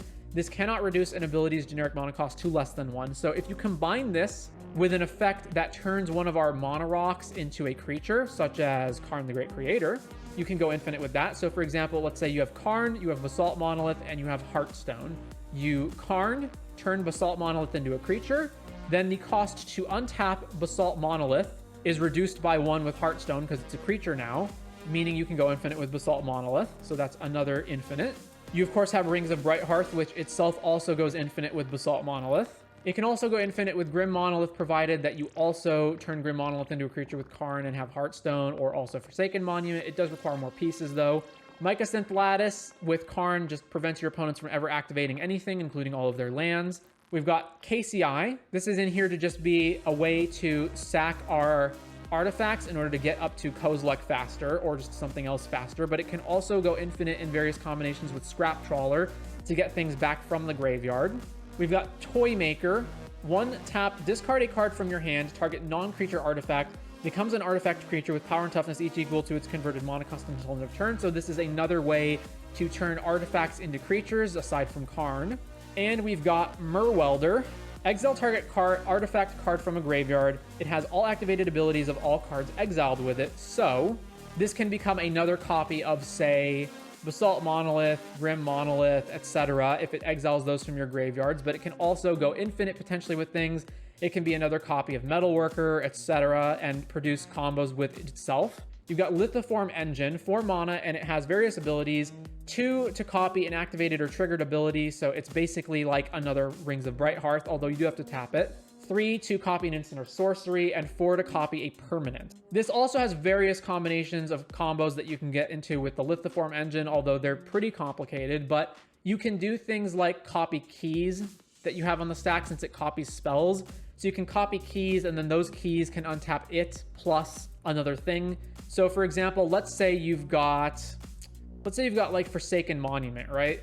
And that is copy, and so the Forsaken Monument is giving you extra colors, and then you have the Lithoform Engine, and a key on the stack, right? So you can like copy the key, and then the key can come in and it can untap the Mana Rock that's producing colorless with Forsaken Monument, but then it can also untap the Lithoform engine, and then the Lithoform engine can tap again. So as long as you're making at least as much or more mana than it's costing to activate all of these abilities, you can keep copying stuff. Also, since Lithoform engine's ability is an activated ability, you can copy it with Rings of Brighthearth. So these combos start to get really complicated once you start adding like 4 to 5 different cards that you need on the field, but you can use them to potentially copy a whole bunch of things, or you can just use this as a value piece to like copy Desecrate Reality, or to copy like some other thing that you have on the stack. And of course, Rings and Lithoform can also copy like the One Ring activated ability or other things that you might want to do.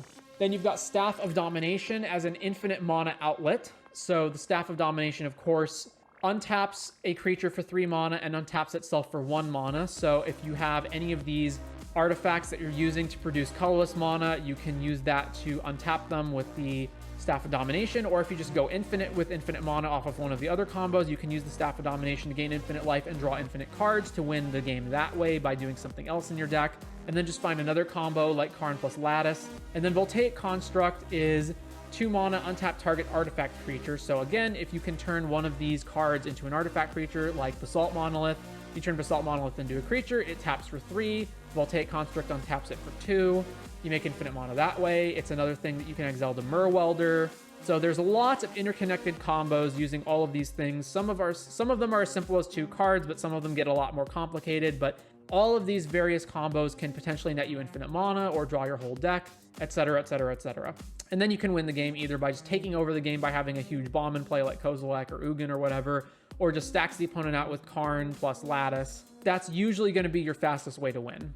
Now, of course, because you are an all-colorless deck, it means you're not beholden by the normal requirement of playing basic lands or playing a bunch of cards in various dual or triple color combinations or 5-color rainbow land combinations, which a lot of the other decks are. Most decks that are 2+ colors will need to run a bunch of dual lands in order to pay for all of their various spells, or even if you're a monocolor deck, you're still restricted by needing to cast your monocolor cards and thus needing most of your lands to produce a single color. Since we're a colorless deck, all of our lands can pretty much be utility lands, so although they're not the greatest, in all honesty, it does allow us to have other effects that we can do. So Ancient Tomb, of course, Blast Zone, Blasted Landscape, this is just here to be a land that we can cycle when we don't need any more lands or mana. Buried Ruin to get back an artifact that's gone away. Cavern of Souls, of course, to make our guy uncounterable, although we don't need him to be uncounterable, it helps. Cryptic Caves, you can sack to draw a card. Crystal Grotto scries a card, scries when you play it, and then basically doesn't have any other abilities after that, but scrying is fine. Crystal Vein, we can sack to generate 2 colorless if we really need to. Eldrazi Temple generates double colorless for Eldrazi cards, specifically our commander, but also All is Dust, or just like other Eldrazi cards that you might include in here that aren't in this version. Eye of Ugin, of course, reduces the cost on Kozilek. Emergent Zone if we want to play stuff at instant speed. Gallifrey Council Chamber is a new land from the Doctor Who set. It's ETB Surveil 1, and then the other ability doesn't matter because we're not running Time Lords. Gemstone Caverns, of course, Inventor's Fair can tutor for artifacts. Karn's Bastion can proliferate stuff, which can be relevant for things like if we want to draw more cards off the ring and stuff like that. We've got Mishra's Workshop because we're playing a ton of artifacts, including a bunch of mana ramps, so this can help that. Ominous Cemetery as the new Doctor Who set land card. Again, this can also just be Mouth of Ronan, but you do need a way to deal with creatures. For example, if your opponent is running a Collector Oof, then your whole deck basically dies, so you do need a way to deal with that. Sanctum of Eternity. Return target commander you own from the battlefield to your hand. Activate only during your turn by paying 2 mana. So we can bounce Kozilek back to our hand and then replay it to just always keep refilling our hand. Sanctum of Ugin. Sacks whenever you cast a colorless spell with mana 7+, and it allows you to go find a colorless creature card. So this doesn't actually have too many targets, but it does allow you to go fetch things like Voltaic Construct, Merwelder, Metalworker, etc.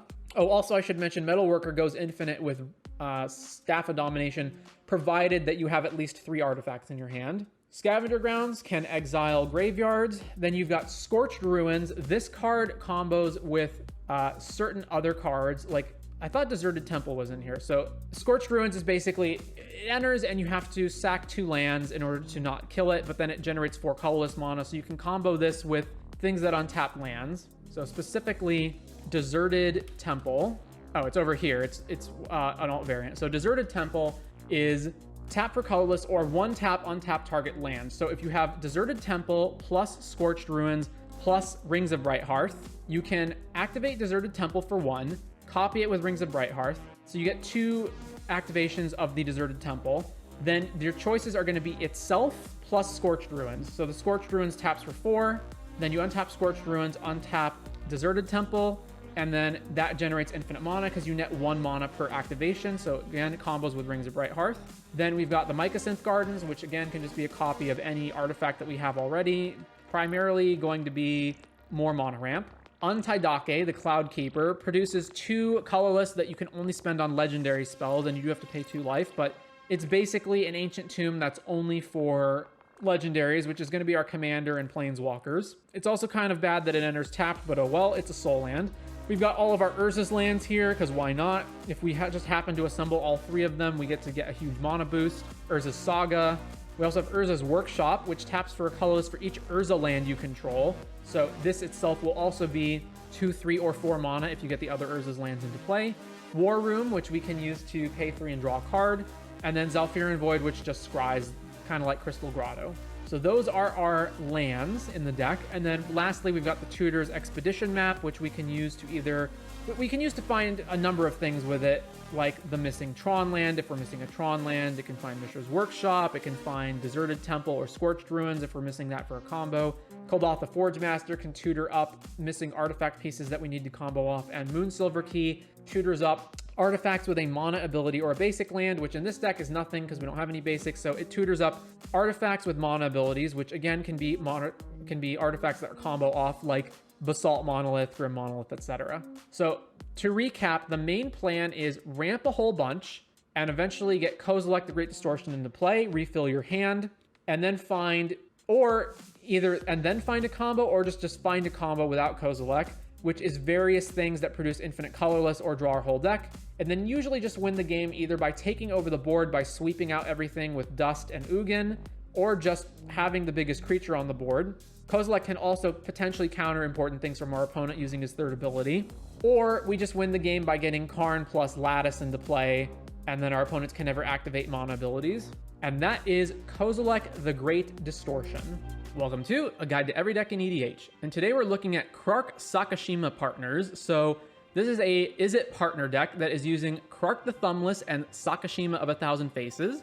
So the deck is primarily built around Krark, and then Sakashima is just here to be a clone of Krark. So Sakashima is, you may have it enter the battlefield as a copy of another creature you control, except it has its other abilities, and the legend rule doesn't apply, so it can become a non-legendary clone of Krark. So what does Krark do? Krark is whenever you cast an instant or sorcery spell, flip a coin. If you lose the flip, return the spell to its owner's hand. If you win the flip, copy the spell, and you may choose new targets for the copy. So obviously, we want to be playing a boatload of instants and sorceries. We want those instants and sorceries to be as cheap as possible, and we want those instants and sorceries to either generate mana or draw cards.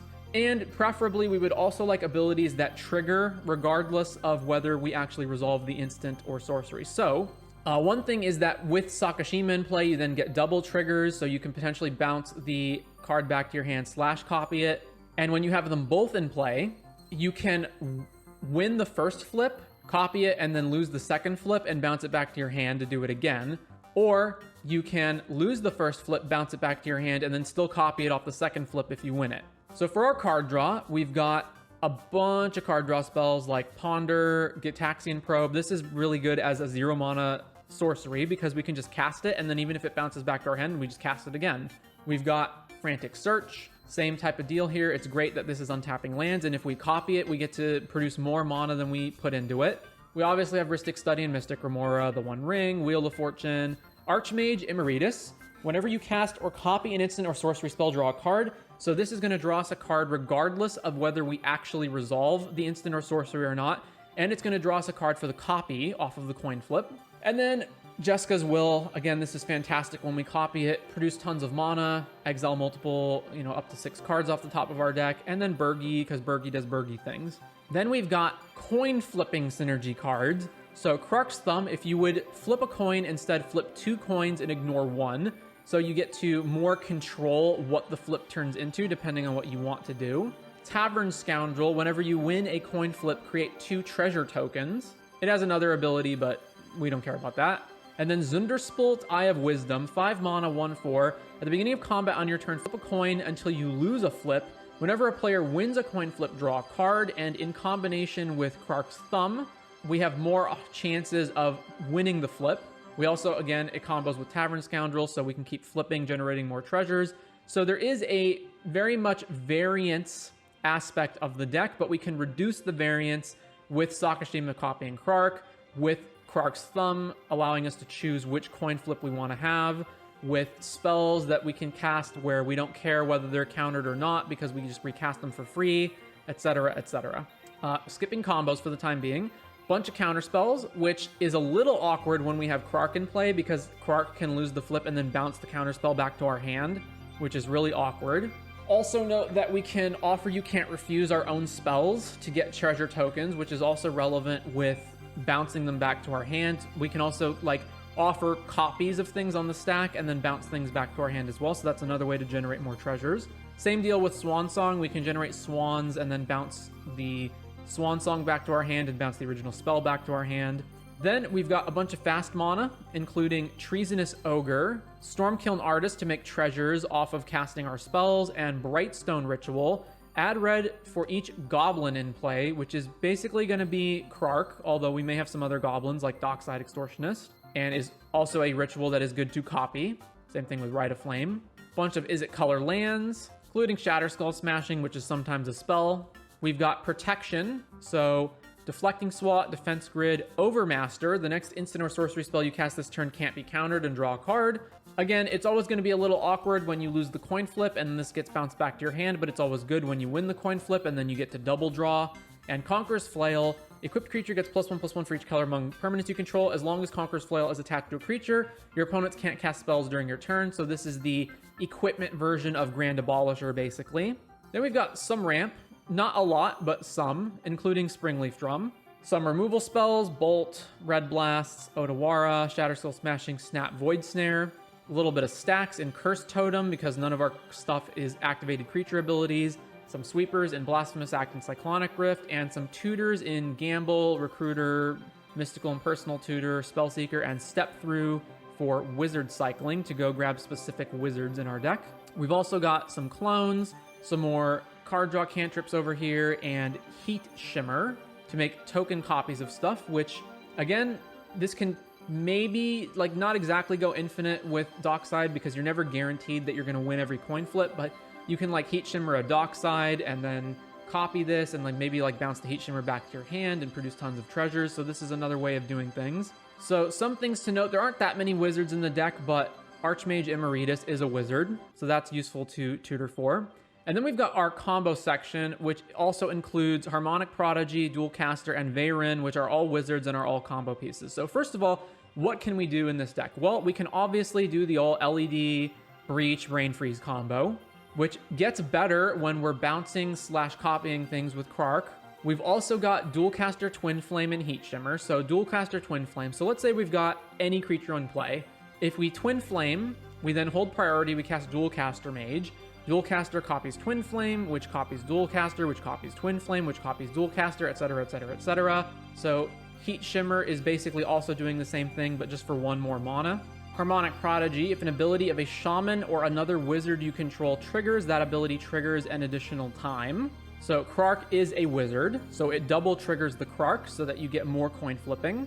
It also double triggers Archmage Emeritus to draw more cards. You've also got Veyrin, Voice of Duality, so it's got Magecraft. Whenever you cast or copy an instant or sorcery spell, it gets +1, but also if you casting or copying an instant or sorcery spell causes a triggered ability of a permanent you control to trigger, that ability triggers an additional time. So obviously with Prodigy / Veyrin, we can double up on our Krark triggers and get more coin flips, which gives us more chances to bounce / copy our spells, and then we can go off that way.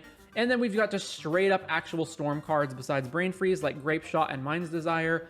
Once we get to a certain point in the game, we're going to be casting a lot of spells and then copying / bouncing them back to our hands. So stuff like Grape Shot and Mind's Desire is actually really good. So for example, if we like Mind's Desire and then we bounce it back to our hand, but then we still get the storm trigger. So then we get to go off with Mind's Desire, then we can cast Mind's Desire again. Same thing with Grape Shot.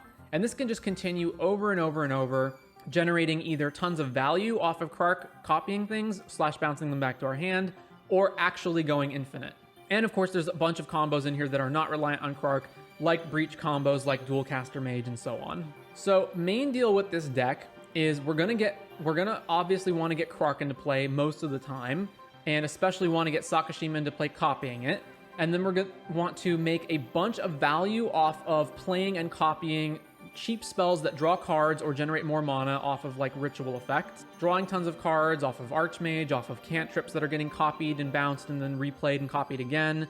All of these coin flipping synergy cards are of course great with what we're doing, and then we're going to eventually want to find one of these combos and breach our opponents out with Brain Freeze, Grape Shot, Mind's Desire, or double up on triggers with Harmonic Varen, or find Dualcaster plus Twin Flame / Heat Shimmer.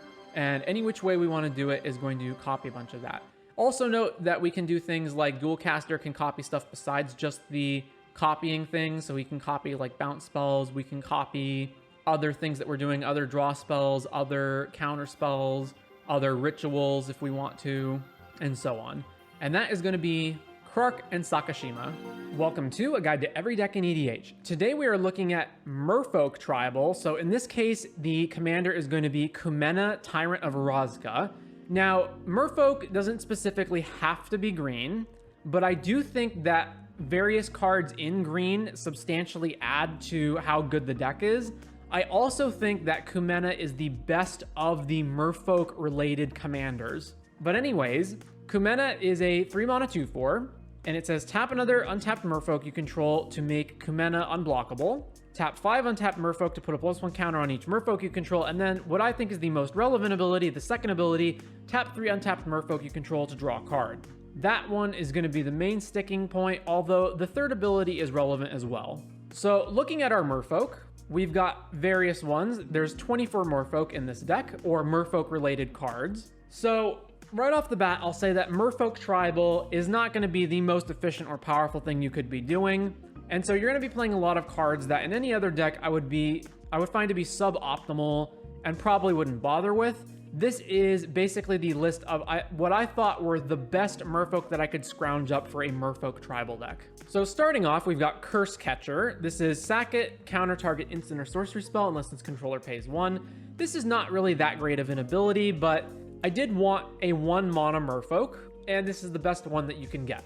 Then you've got what I'll call the beatdown Merfolk in Deeproot Champion and Deeproot Elite. So Deeproot Champion is whenever you cast a non-creature spell, you put a +1 counter on it. And Deeproot Elite is whenever another Merfolk enters the battlefield, you put a +1 counter on target Merfolk you control. So it doesn't just have to be itself, you can split up the counters onto other things. But these are going to be the ones that are just Merfolk that get incrementally bigger as the game goes along. These are also among the cards that are probably the easiest to cut since their effects really aren't that great. Then we've got the token generators. So Deeproot Pilgrimage is whenever one or more non-token Merfolk you control become tapped, you create a 1/1 blue Merfolk with Hexproof. And Deeproot Waters, whenever you cast a Merfolk, you create a 1/1 blue Merfolk with Hexproof. And in specific, the tokens are going to really be good with Kumena, and Kumena's ability is also good with this one because this one triggers on things tapping and Kumena tap stuff. Then we've got Emperor Mihail II. 3/3, you may look at the top card of your library, you may cast Merfolk spells from the top, and whenever you cast a Merfolk spell, you may pay 1, and if you do, create a 1/1 blue Merfolk. Again, the ability to create tokens is pretty good with Kumena, who can tap your tokens to draw cards. Empress Galena, although she is expensive at 5 mana and requiring another 2 to activate, her ability is tap, gain control of target legend or legendary permanent. So you just gain control of legendary permanents. So this is obviously relevant for taking control of your opponent's commanders, but it's relevant for other things as well, like you can steal opponents' Gaia's Cradles with this, for example. Fallow Sage is whenever it becomes tapped, you may draw a card. So again, if you're tapping this with Kumena, you can just draw an extra card off of the trigger here. Kiorus Follower, this is in here primarily to be essentially a mana dork that is also a Merfolk. But the ability to untap anything is also relevant for cards like Gaia's Cradle and the One Ring. Kopala is our protection. So spells your opponents cast that target a Merfolk you control cost 2 more. Same with abilities. Then we've got Lord of Atlantis and Master of the Pearl Trident. These are our lords that also give us Island Walk. I don't think they're particularly great, but they do allow us to have a beatdown game plan. The main sticking point, like I would not play them if they just gave +1. The main breaker here is the Island Walk. We've got Lull Mage Mentor. Whenever a spell or ability you control counters a spell, you may put a 1/1 blue merfolk token onto the battlefield. So counter spells equal, you get a token. And then you can tap 7 untapped merfolk to counter target spell. We've got Marrow Commerce. At the end of your turn, untap all merfolk you control. This is a tribal enchantment merfolk. So we've seen so far that we have various cards that tap merfolk to do things. Cards like, of course, our commander Kumena, but we also have cards like Lull Mage Mentor. So Marrow Commerce allows us to basically have a Seedborn Muse for merfolk at only 2 mana. We've got Marrow Regery. This is another one of our lords that has, whenever you cast a merfolk spell, you may tap or untap target permanent. Again, the tapping and untapping is relevant for things like the Ring, Gaia's Cradle, etc. We've got Seafloor Oracle. Whenever a merfolk you control deals combat damage to a player, draw a card. So it's basically Toski, Edric, any of those effects, but just for merfolk. Sea Hunter. So Sea Hunter is not a merfolk, but it is a card that tutors merfolk. It is expensive at 4 to cast and 3 to activate, so 7 mana before you're getting anything out of it. But then thereafter, it allows you to just tutor merfolk directly out of your deck onto the battlefield.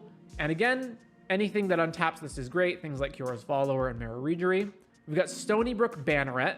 2 mana, 1/1 with Island Walk. Merfolk spells and wizard spells cost 1 less. Zvielin, which is indestructible as long as you control 2 other merfolk. Gives your other merfolk ward 1, and whenever it attacks, you draw a card.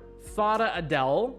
Whenever it deals combat damage to a player, you search their library for an artifact and exile it, and then until end of turn, you may play that card. So this can be a way to either snag combo or other like problem cards out of your opponent's deck, or just play them yourself. Like you can hit your opponent and just steal a Soul Ring, for example, and Island Walk makes it harder to block. Thieving Skydiver is a card that steals artifacts when you cast it based on whatever the kicker was. So the kicker has to be at least 1, and then you steal a artifact of mana value, whatever the kicker was. So you're usually paying at least 3 mana for this, but you can, again, steal your opponent's Soul Rings, their Mox Diamonds, their Mana Crypts, etc.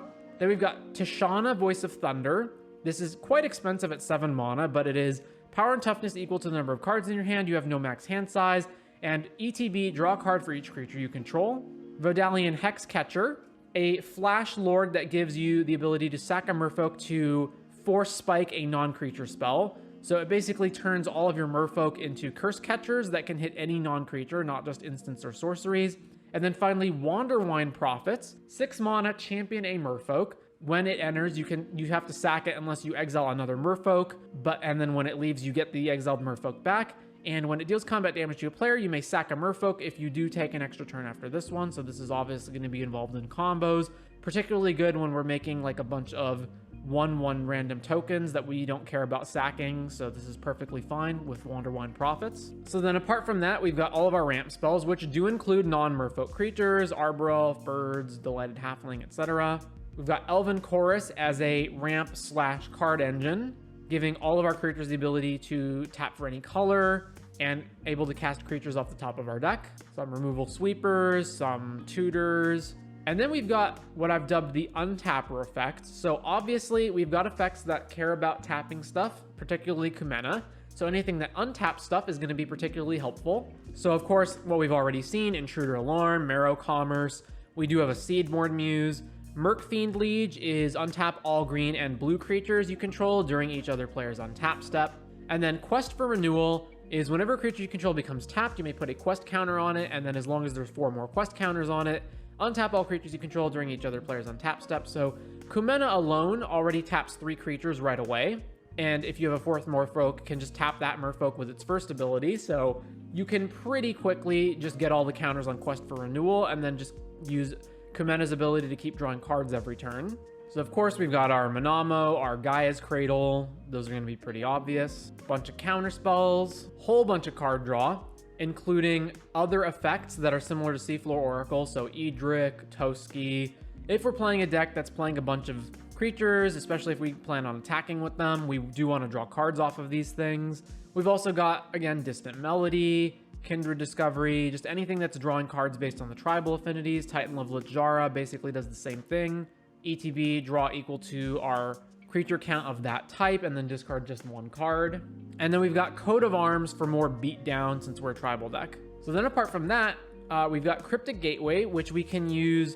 We can tap 2 untapped Merfolk to cheat a Merfolk into play. And then lastly, we've got all of our combo pieces. So Dramatic Scepter right here is obviously great. It can do the typical thing of untapping mana dorks or rocks to generate infinite mana, or we can just use it in combination with Kumena plus any other 2 Merfolk to draw our entire deck. So if we've got Isochron Scepter Dramatic and then 2 mana worth of rocks or dorks, and then we have Kumena and 2 other Merfolk in play, we draw our whole deck. And if we have the ability to do more than that, we can use Kumena's last ability to put infinite counters on all of our Merfolk and then just beat down with that. We've also got Opposition, since we have so many effects that are untapping things, which is not just Dramatic Scepter, but all of the untap effects that I showed below, and also Intruder Alarm. We can use this as a stacks piece to keep all of our opponent's lands tapped, or just anything else that we need tapped. And then lastly, we've got Shrieking Drake, which is basically here to combo with Intruder Alarm, because as long as we have Shrieking Drake, we can play it. It will trigger itself and Intruder Alarm. It untaps all of our guys. We pick Shrieking Drake back up, and then we can just play it again, over and over and over. As long as we have just one creature that generates a mana, the Shrieking Drake can be played infinitely. And we do have creatures that generate mana in things like Arbor Elf, Birds, Kiora's Follower, but then we also just have like Elven Chorus to give all of our guys the ability to tap for mana. And then Wanderine Prophets can be an infinite turn card in certain situations if we have the ability to keep making infinite Merfolk tokens, or just a pseudo-infinite turn card if we have the ability to consistently make at least 1 Merfolk token a turn. So maybe we can't make infinite tokens, but maybe we can like pretty consistently make at least 1 Merfolk token a turn, and therefore we get to take infinite turns. So Kumena actually winds up being a pretty good card when we are at a medium amount of Merfolk. We can use it to draw cards, and then when we start getting more Merfolk out, we can either use it as an infinite outlet to draw tons of cards, or we can just start putting tons of counters on our guys, or potentially infinite counters on our guys, and then overrun the opponent. And we can, of course, win in other ways, but primarily it's going to be Kumena, and then overrun the opponent by putting infinite counters on stuff. We could also run Thoracle if we wanted to, because we technically can draw our whole deck. And Thoracle is a Merfolk, but we don't, strictly speaking, need to. But if you wanted to, you could just throw Thoracle in here. And so, yep, that is going to be Merfolk Tribal with Kumena at the helm. Welcome to A Guide to Every Deck in EDH. Today we're looking at Kutzil Malamut Exemplar. So Kutzil is one of the new commanders from Lost Caverns of Ixalan, and it is a 3 mana green and white 3/3, and it says your opponents can't cast spells during your turn, and whenever 1 or more creatures you control, each with power greater than its base power, deals combat damage to a player, draw a card. So right away, this is sort of a combination of Grand Abolisher and any of those cards that are creatures that trigger when you hit your opponents with your creatures. So cards like Timna, Toski, Edric, etc.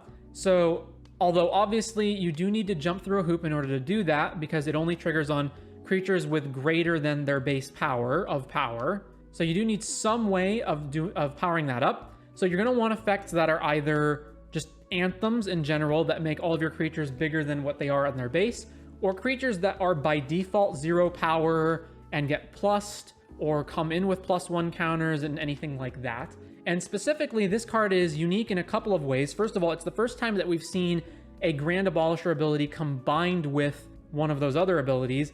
Secondly, it is a Grand Abolisher from the command zone, which we've only really seen from like Myrel before.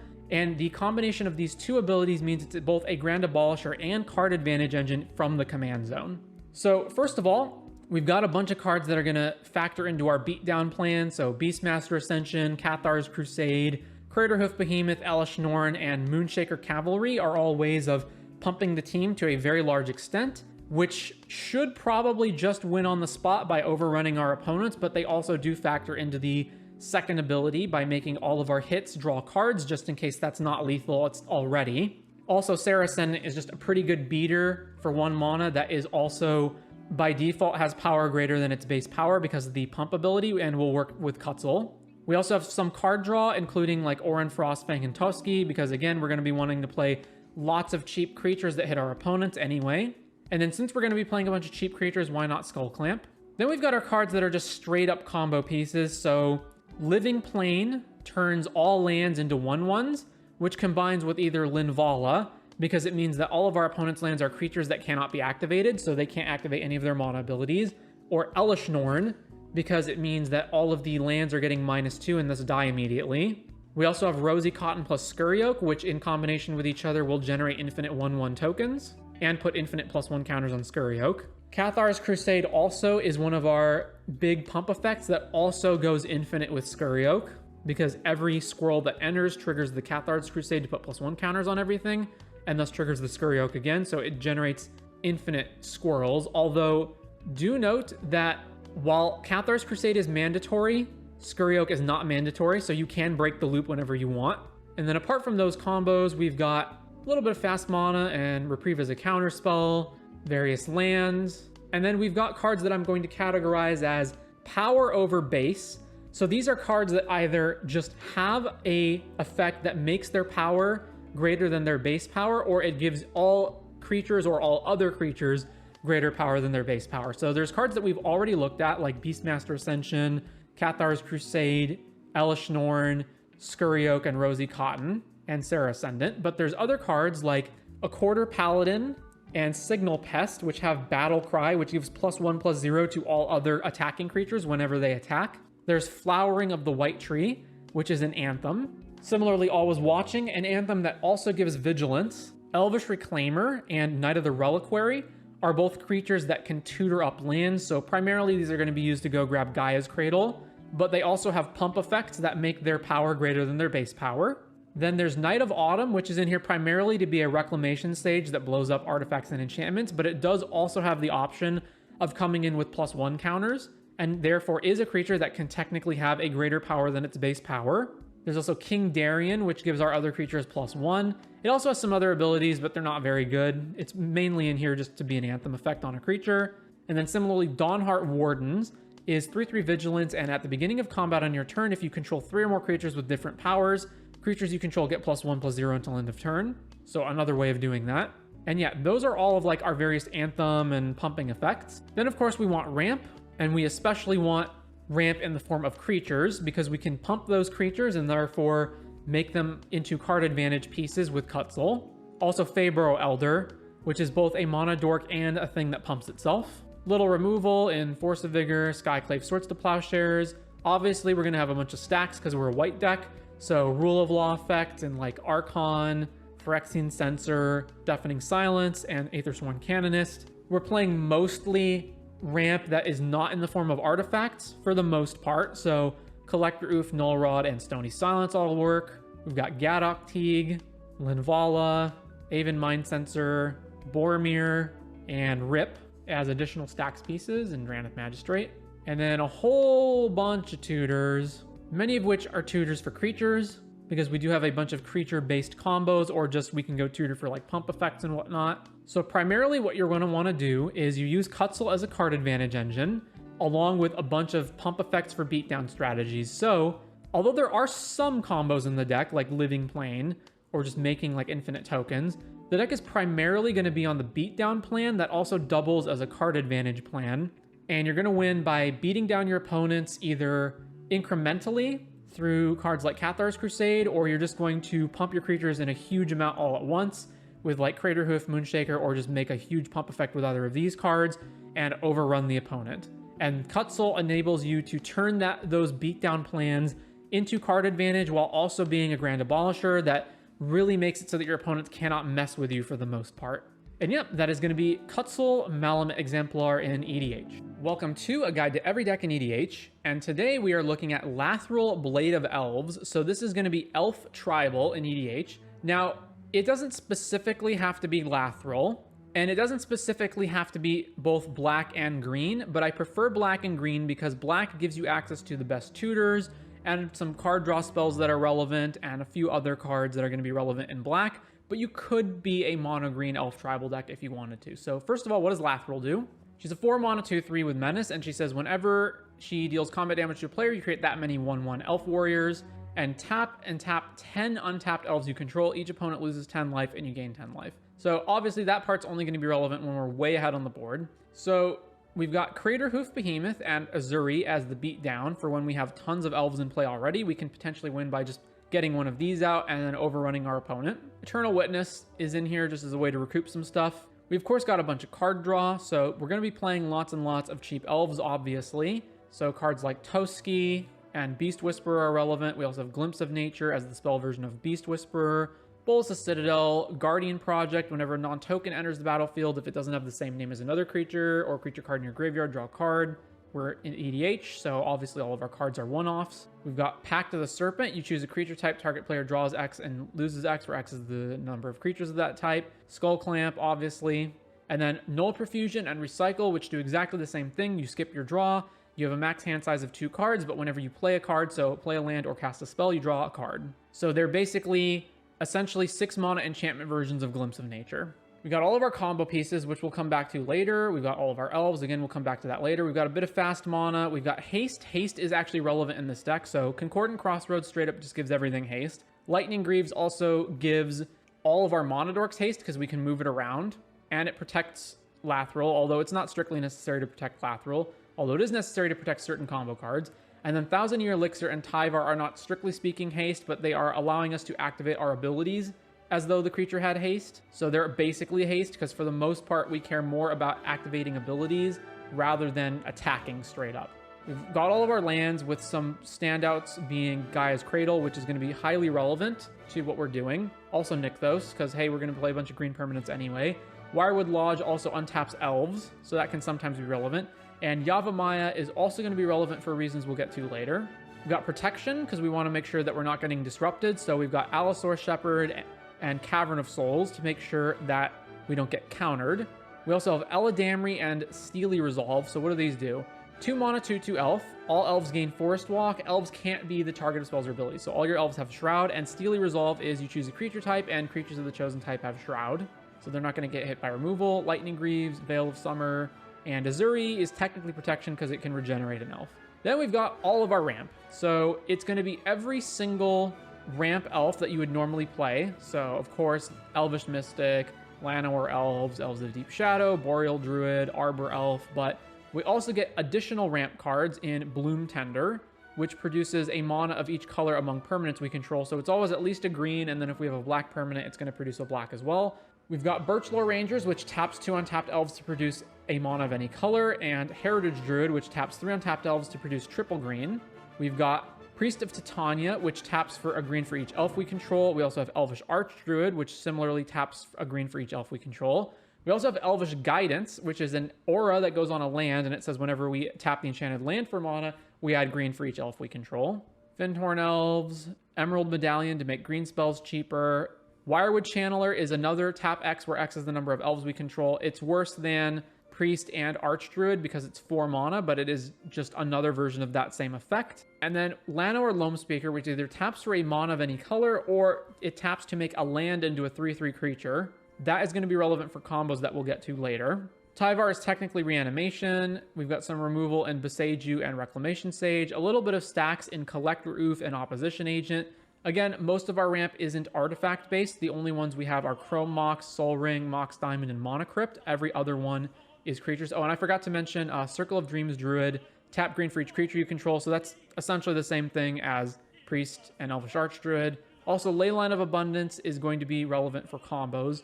All mana tapping creatures add another green.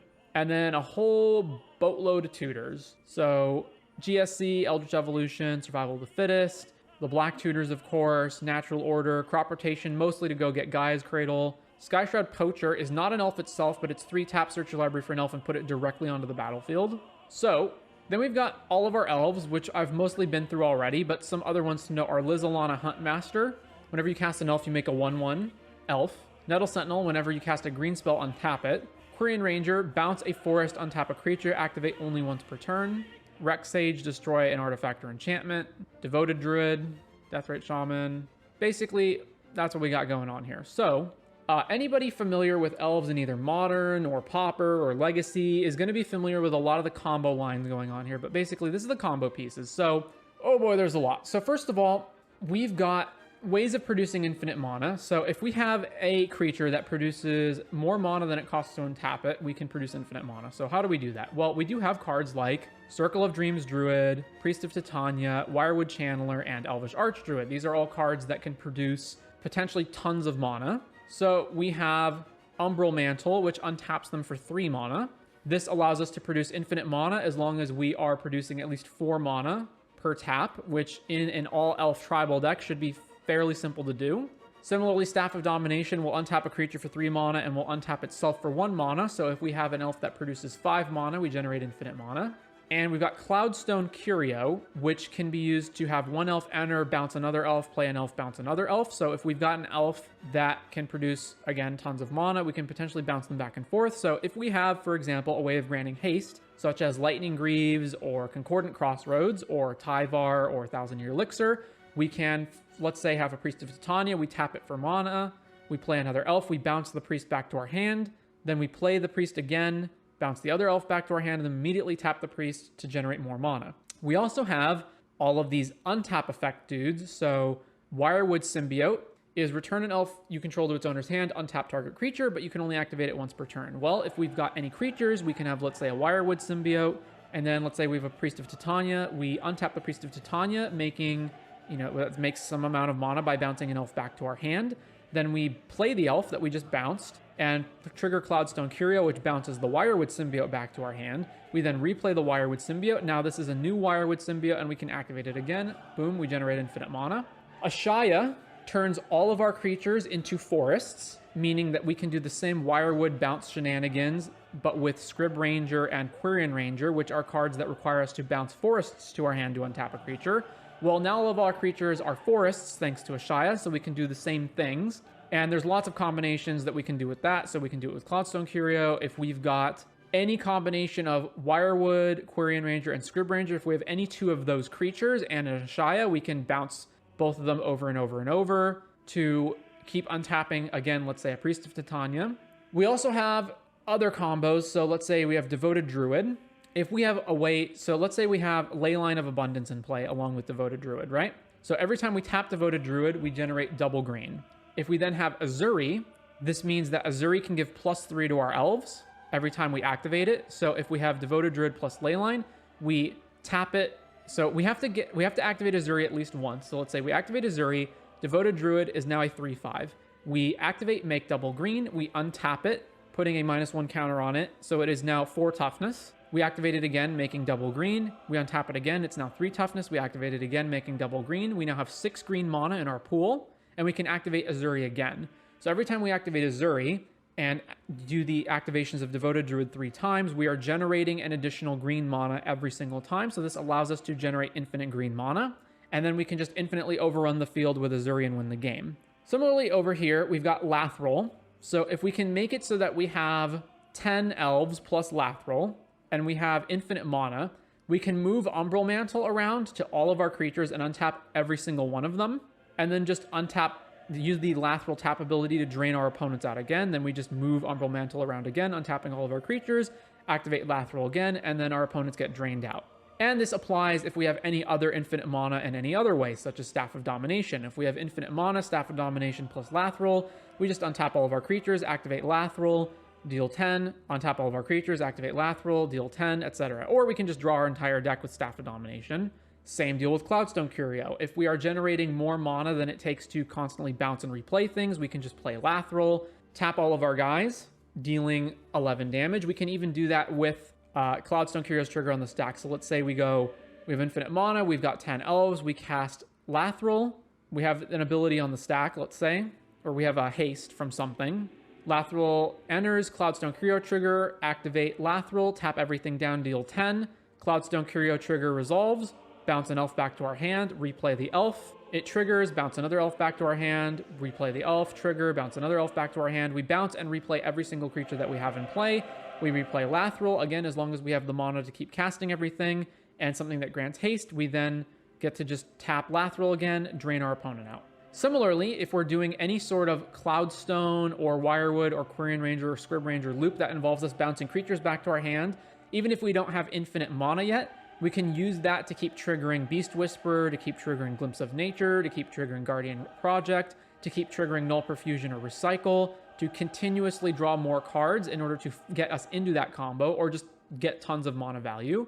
Leyline of Abundance itself is also an infinite mana outlet, so if we have infinite mana along with Leyline of Abundance, we can then just activate Leyline's third ability down here, put in infinite counters on our creatures, and then as long as we can haste them, or as long as just some of them are untapped and can be attacked, and we can attack with those creatures, then that just allows us to put infinite counters on our guys and attack our opponents to death. Similarly, even if we don't have infinite creatures, as long as we have enough of them, we can just overrun with Azuri, even if we don't have infinite mana. Overrun with Craterhoof. We can natural order Craterhoof into play. There's ways of winning even when we don't have infinite mana. We also can add Eternal Witness to the Cloudstone loop or the Quirion Ranger, Scrib Ranger loop when we've got Ashaya in play to bounce the Eternal Witness back to our hand and replay it in order to get spells back from our graveyard. So let's say we've got spells that are temporary one-offs like Glimpse of Nature, for example, we can get Eternal Witness back. So let's say we Glimpse of Nature and we've got Eternal Witness plus Quirion plus Ashaya. Now Eternal Witness is a forest, so we can play the Eternal Witness, get Glimpse of Nature back, draw a card, play Eternal Witness, Glimpse of Nature, draw a card over and over, keep drawing. Similarly, we can Glimpse of Nature, and then let's say we've got a form of haste, and we've got Quirion Ranger and Ashaya, right? So Quirion Ranger returns a forest, so if it itself is a forest from Ashaya, it can bounce itself. It can also make infinite mana that way. So we've got Quirion Ranger, Ashaya, and something that grants haste. Doesn't matter what it is, right? So we go, Ashaya is a forest, so we tap Ashaya, we generate a mana. We tap Quirion Ranger, we generate a mana. Then we activate Quirion Ranger, bouncing itself, untapping Ashaya. Then we replay Quirion Ranger, we've got 1 mana floating. Ashaya is untapped. We can keep repeating that over and over to generate infinite mana. Again, if we've got a card like Beast Whisperer, Guardian Project, Recycle, Null Perfusion, Glimpse of Nature, bouncing a card in this way also draws our entire deck. Similarly, we can also overrun our opponents using Allosaurus Shepherd. So Allosaurus Shepherd can make all of our elves into 5/5s, which can be an Azuri-like effect that just allows us to kill our opponents. We also have Nettle Sentinel, which itself will untap whenever we cast a green spell. So if it is a forest as a result of Ashaya, we can tap it for green, and then whenever we cast anything, we can tap it for green. So this can also be part of combo loops. We can also use Birchlore Rangers or Heritage Druid as ways of generating mana and then untapping things. So we have Nettle Sentinel, of course, that just untaps when we cast stuff, but we can just tap anything else that we're playing. So if we've got Cloudstone Curio, Ashaya, plus bounce stuff, we can use Heritage Druid or Birchlore Rangers to make mana out of that, even if the creatures don't have haste, because we can just tap them immediately using these creatures. We also have Lizalana Huntmaster to generate Elf Warrior tokens whenever we cast elves, which can add to the mana that we're generating via Birchlore or Heritage Druid, or just combo with Cloudstone Curio to bounce things. It also adds to the elf counts for all of our cards like Wirewood Channeler and Priest of Titania and all of those effects. If our opponents have a bunch of artifacts and enchantments, we can use Rex Sage in our bounce loops to bounce and replay this over and over to kill all of our opponents' artifacts and enchantments. Oh, and there's so much more. So, obviously, we've got Gaia's Cradle as one of our lands. We also have Dryad Arbor as one of our lands. So Dryad Arbor is a forest creature. So there are ways of... We can use this basically as a way to bounce and replay things. It's a creature that can be bounced via Quirion Ranger or untapped via Quirion Ranger. Nykthos similarly. So Nykthos and Gaia's Cradle are both lands that can produce tons and tons of mana. Obviously, depending on how many creatures / green permanents we have on the field that are giving green devotion. So, if we turn these into forests using Yavimaya, we can bounce them back to our hand using Scrib Ranger or Quirion Ranger and then replay them to generate even more mana.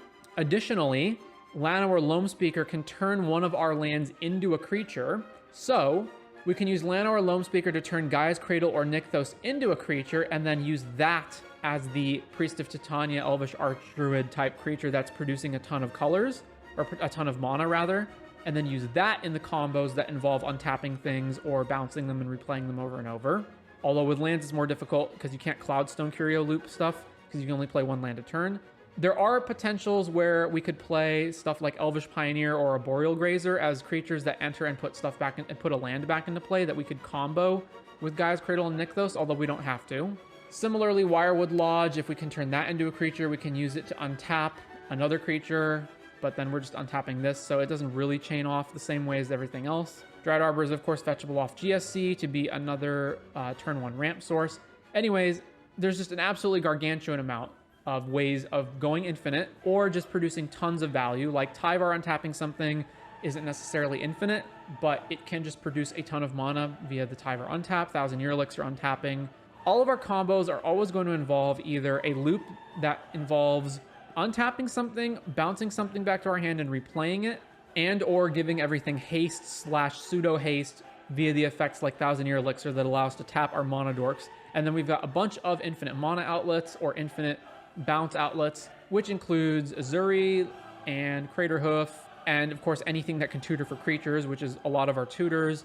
Leyline of Abundance, Staff are also infinite mana outlets, as is Umbral Mantle, sort of, and Lathril can also be an infinite outlet from the command zone. It's not quite an infinite outlet, but it's an infinite outlet in terms of any combo that involves untapping things or bouncing things, because then we can just activate Lathril over and over. So every game is pretty much going to involve playing as much ramp as fast as possible, so all of these various ramp cards, and then eventually assembling one of those combos. Doesn't really matter which one. Pretty much all of them will kill our opponent. And yeah, that is going to be Lathril Elvish Tribal.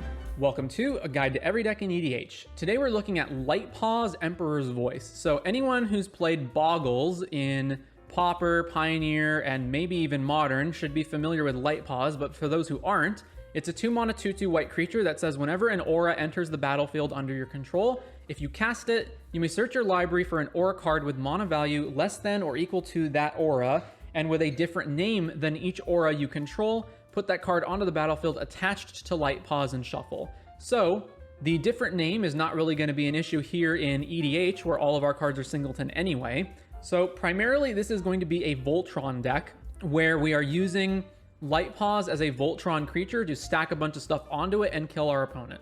It also should be noted that the aura that you cast that triggers Lightpaws doesn't have to be attached to Lightpaws. Now, the aura that you find will automatically attach to Lightpaws, but the original aura does not have to attach to Lightpaws. So you can use auras that attach to other things in order to trigger it. So we've got our full list of auras here in the deck. But before getting to that, let's just go through some of the other generic categories. So we've got some card draw, Esper Sentinel being the usual white card. But of course, since we're playing a ton of auras, we may as well play other things that draw cards off of them. So Core Spirit Dancer, whenever you cast an aura, draw a card. Mace Enchantress, whenever you cast an enchantment, draw a card. And SRAM, whenever you cast an aura, equipment, or vehicle, draw a card. We've got some combo cards with Cloudstone Curio, Helm of Obedience, and Rest in Peace. So these two combo with each other to mill an opponent infinitely.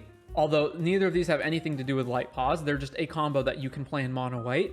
Cloudstone Curio is sort of a combo in that any aura that you play can bounce another aura back to your hand, so it means you'll always have access to an aura so that you can keep triggering Lightpaws. A little bit of fast mana to get Lightpaws out faster. Then we've got mostly just basic lands, but some other lands to note are Ancient Tomb, Cavern of Souls, Gemstone Caverns, Nykthos, and Sarah's Sanctum. We've got a bunch of protection effects. We'll go through some of these. So we've got Giver of Runes and Mother of Runes and Skrelv, because we don't want our Lightpaws biting it to removal when we cast our auras.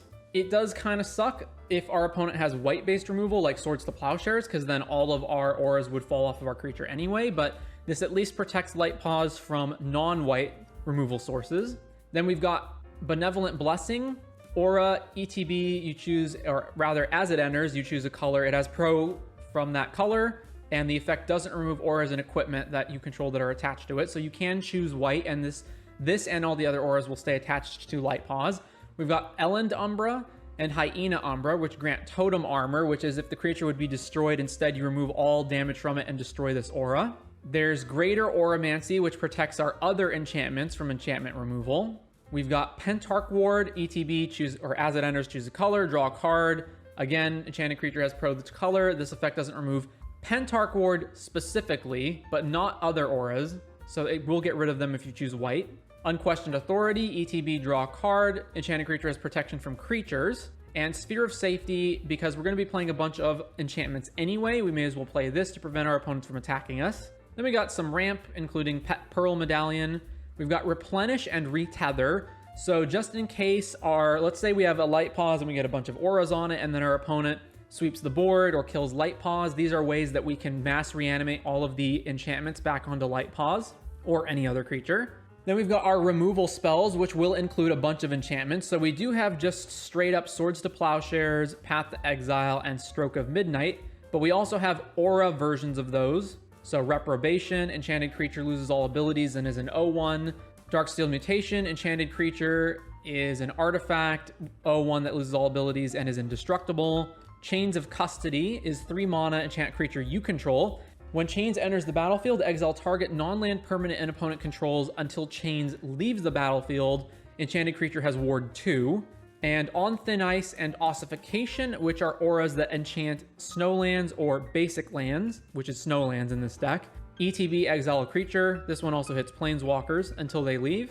We've got, of course, we're in mono white, so why not play a bunch of stacks cards? So we've got, of course, Null Rod and Stony Silence to shut off artifacts, and we're not playing too many artifact rocks ourselves, plus a bunch of our stuff is cheap anyway.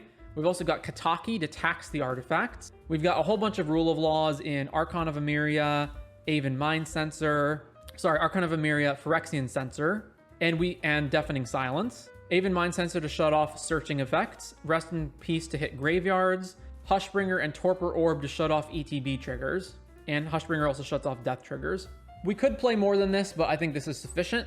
Then we've got a bit of a tutoring, Enlightened Tutor, open the Armory to go find auras, Heliod's Pilgrim to go find auras. Helm of the Gods, equipped creature gets +1/+1 for each enchantment you control, so this is a way to just make our guy bigger. Sarah Ascendant as just a big beater, and we've got Galadriel's Dismissal, target creature phases out. If this spell was kicked, each creature target player control phases out instead, so this is a way to protect our guy from removal or sweepers while maintaining all of the auras on it, so it's another protection spell. And then we got a Remote Farm here as another land. So then coming back up here to all of the auras, so this is going to make up some of the ones that we've already been over, like the removal and protection spells, but we've also got some of the other ones that are important are All That Glitters, enchanted creature gets +1 for each artifact and enchantment you control, Ethereal Armor, +1/+1 for each enchantment you control, and First Strike. We've got Angelic Gift, draw a card, and enchanted creature has flying, so this helps us punch through opposing blockers while cycling itself. Battle Mastery, enchanted creature has double strike.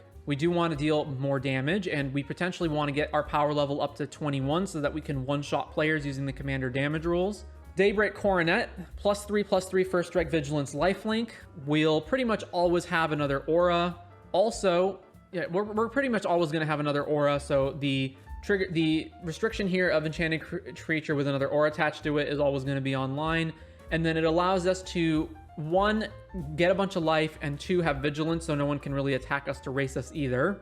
We've got Flickering Ward, so this is enchanted creature gains protection from the chosen color, so it is a protection spell, but more importantly, it's got white bounce itself, bounce the aura. So it's a way to always just be able to cast Flickering Ward again and go tutor up another 1 mana aura. Griff's Boon, +1/0 and flying.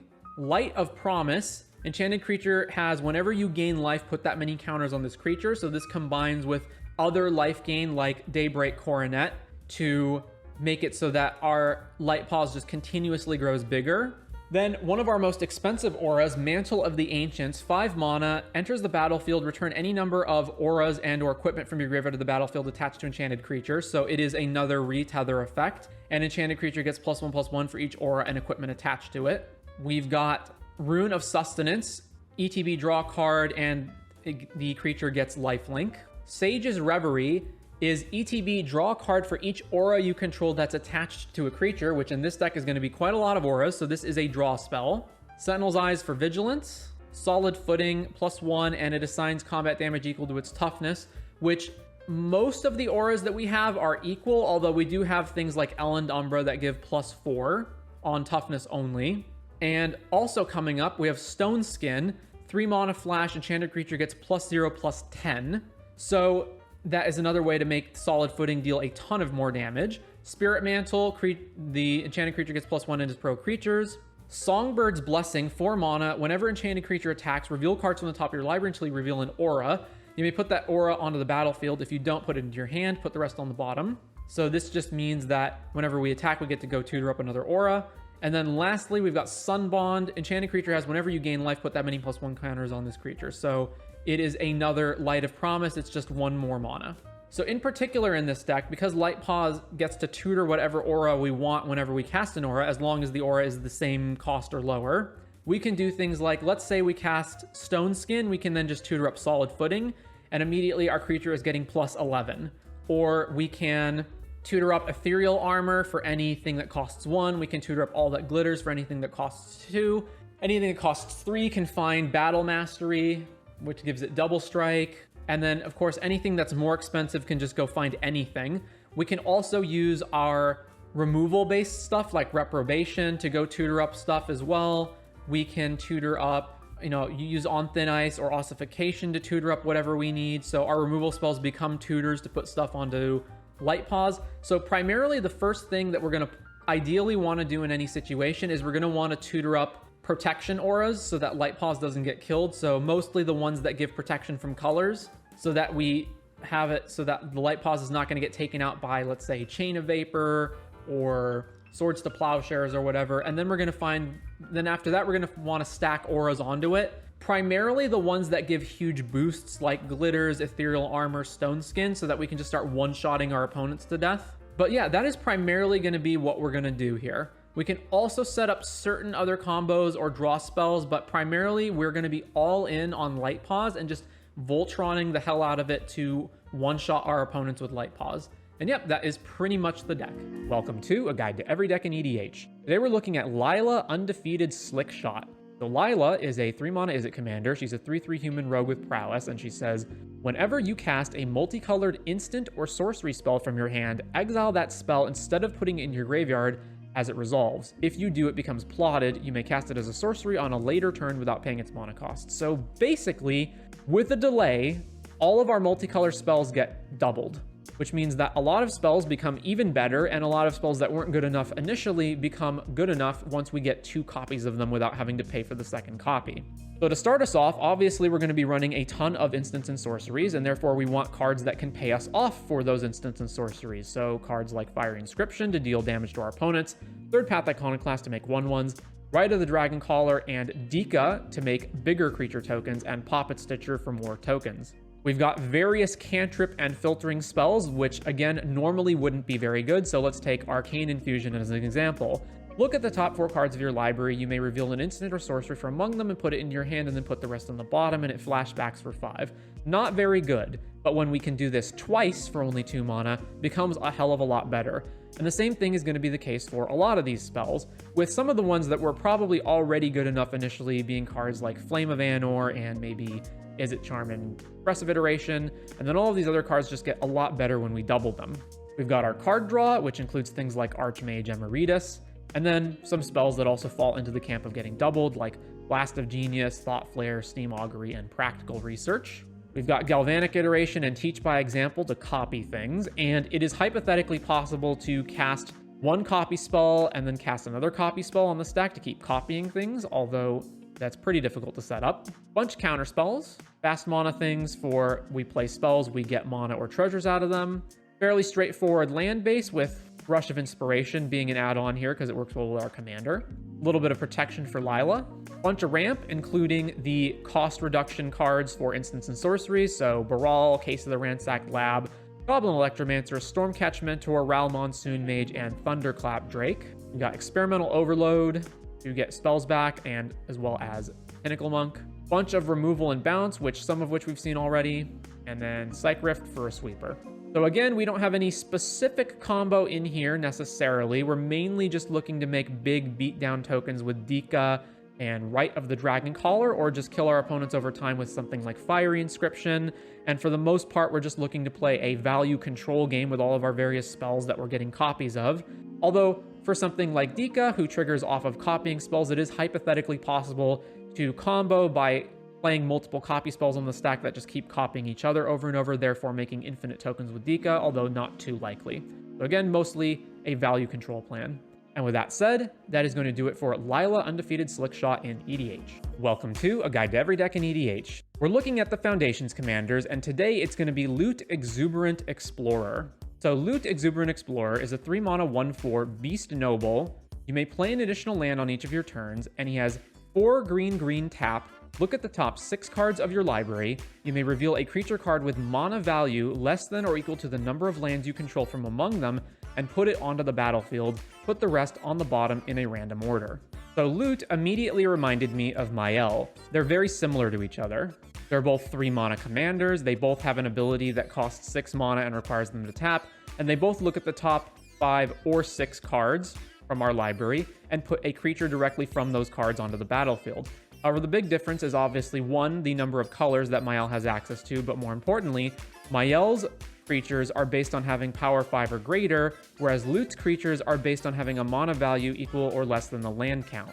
So with that said, whereas Mael is more built around just deploying big, stompy bombs to the battlefield like huge Eldrazi creatures, that strategy wasn't really going to fly with Loot. And in particular, I tried building this deck in a number of ways, one of which was simply just trying to find the best creatures that I could deploy at the highest mana values. If you think about it, with Loot, you're probably going to have some number of lands and then some number of non-land ramp, so that when you're finally able to activate this ability of Loot's, you'll have somewhere between, say, 4 and 6 lands. Therefore, the creatures that you can actually get off of Loot are going to be limited to between 4 and 6 mana value, or maybe a little bit more if you continue to activate Loot as the turns go by, but you're probably not going to be able to cast some of the bigger spells, things like the big Eldrazi Titans. And after looking over a lot of the best rare, big, stompy green creatures, it was very apparent that this deck was probably not going to be able to win with a big beatdown plan. So to that end, I reshifted the deck and focused more on just finding combo pieces. So with that said, here are our combos, and there's a lot of them here, so I'm not going to go through everything, but it's primarily built around finding a creature that can tap for a lot of mana, and then infinitely untapping it through Hyrax Tower Scout and bouncing the Tower Scout with either Kogla or Temur Sabertooth. So you need a creature that can tap for at least 6, because you need to pay the 3 mana for the Tower Scout, and then you need to pay the 2 for either Kogla or Temur Sabertooth to bounce it, which means as long as you can tap for 6, you can generate infinite mana.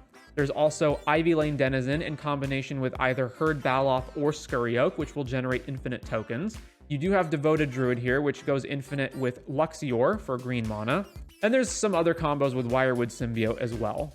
And depending on which combo you have, there's then a number of different win conditions. Obviously, if you make infinite tokens, you'll be able to win the next turn by simply attacking everyone. Or if you have Concordant Crossroads, you can give all of those tokens haste and just immediately attack everyone. It's also possible to find something like Craterhoof, in which case, even if you can't attack with all of those tokens you've made, you probably will have enough creatures to attack just with the infinite power that Craterhoof gives. Speaking about our creatures more broadly, it was also important that we be able to find a lot of the combo pieces themselves off of Loot, so things like Circle of Dreams Druid as a way, again, to have a creature that generates multiple mana, Parametra's Acolyte, Priest of Titania, and Selvala Heart of the Wilds. These are all various creatures that can hypothetically produce infinite mana through those combos. We also have Woodland Bellower, which can fetch a number of different combo pieces, including things like Selvala or just other things we need, in particular Hyrax Tower Scout. Anything that could allow us to untap all of our mana sources and Loot itself was also pretty important, so cards like Awakening, Patron of the Arachi, Quest for Renewal, and Seedborn Muse were also good as ways of being able to activate Loot multiple times a turn cycle. And to a lesser extent, we can also do that with something like Wirewood Symbiote, but it's not as easy as just with one of the cards like Seedborn Muse. Aside from Craterhoof, we also have Thunderfoot Baloth as one of the better cards that we can get to pump our entire team that is gettable off of Loot. And there's a number of other ones similar to this, but I ultimately decided that we probably didn't need too many and that Thunderfoot was the best of the bunch. A number of card draw spells as well, including something like Soul of the Harvest as, once again, a creature that we can get off Loot that can then draw cards for other creatures that we get off Loot. Surak and Goreclaw, which gives our creatures haste to some extent, which is also important for various combos. So let's say we have a combo that involves a creature that taps for mana. Well, maybe we can't tap that creature immediately. Surak and Goreclaw allows us to do that, which is also something that Concordant does, but Surak and Goreclaw was the only creature that we could find off Loot that did this for every single creature that comes into play. Pretty straightforward lands, again with many things you would expect, like Cradle, Nykthos, etc.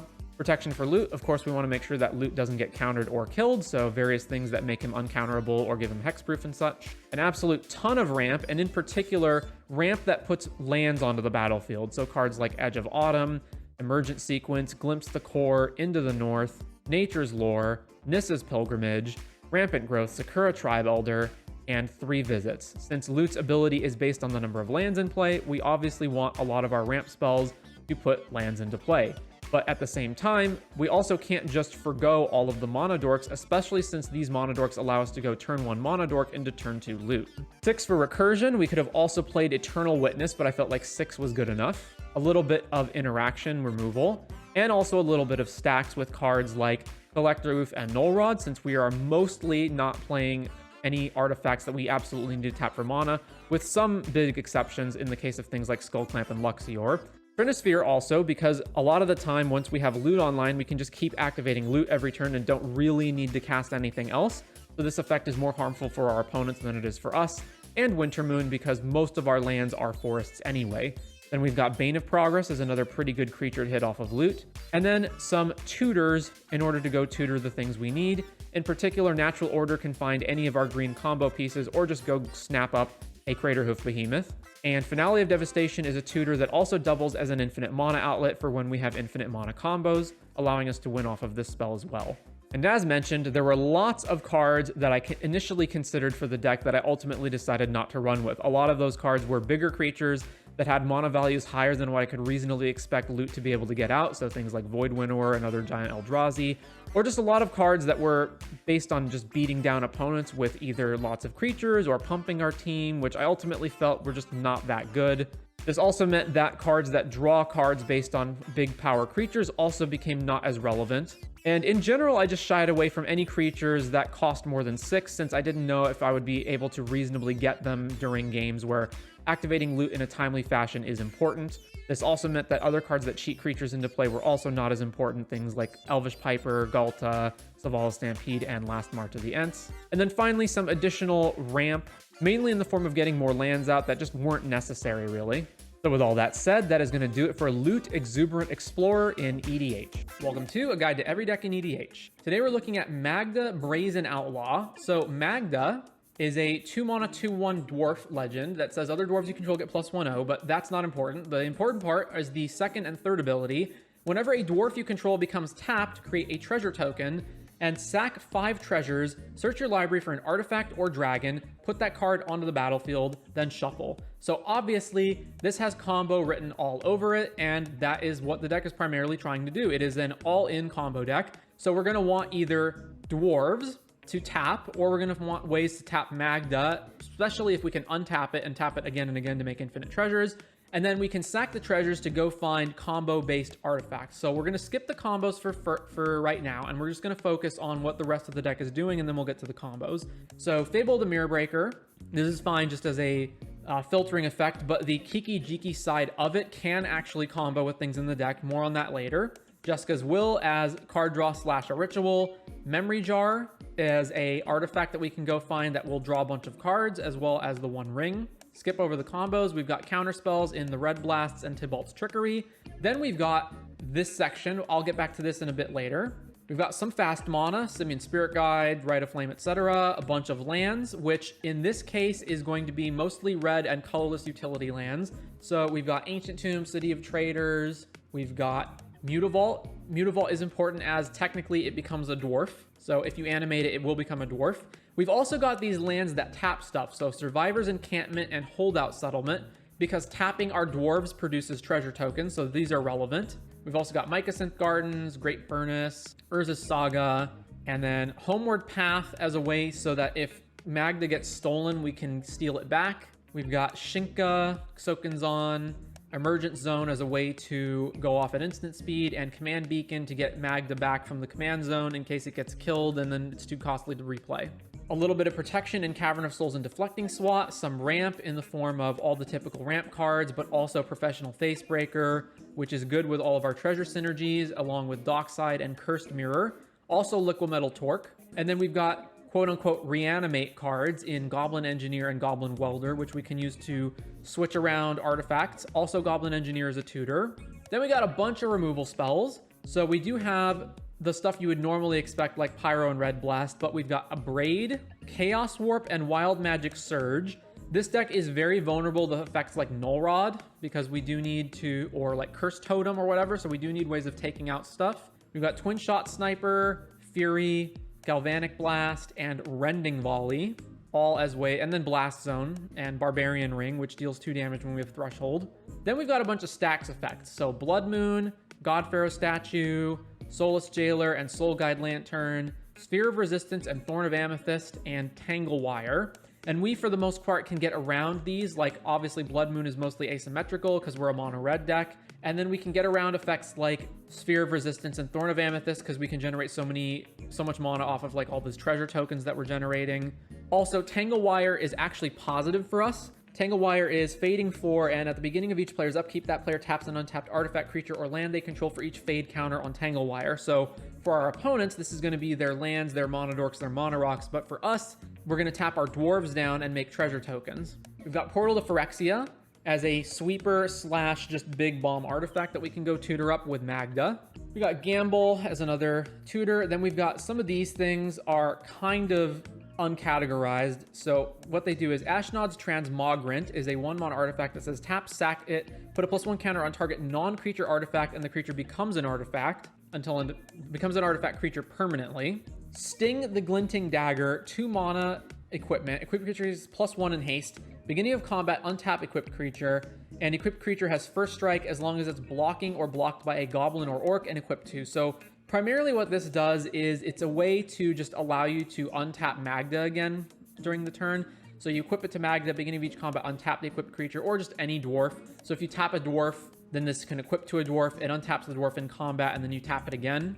And then Chisgoria Forge Tyrant. 9 mana, but it has affinity for artifacts. 5/4 flying haste. Whenever it attacks, exile the top 5 cards of your library. You may cast an artifact spell from among them this turn. If you do, it has affinity for artifacts. So Magda doesn't just tutor for artifacts, it also tutors for dragons. So this is the only dragon in our deck. So this can go tutor up Chisgoria. So let's say maybe we have 5 treasures, but we don't have like the infinite treasures and we can't actually win with any combo. We can tutor up Chisgoria, and then Chisgoria can hopefully find us the artifact that we need to win. So then we've got this section, which I call Dwarves, Treasures, and Tappers.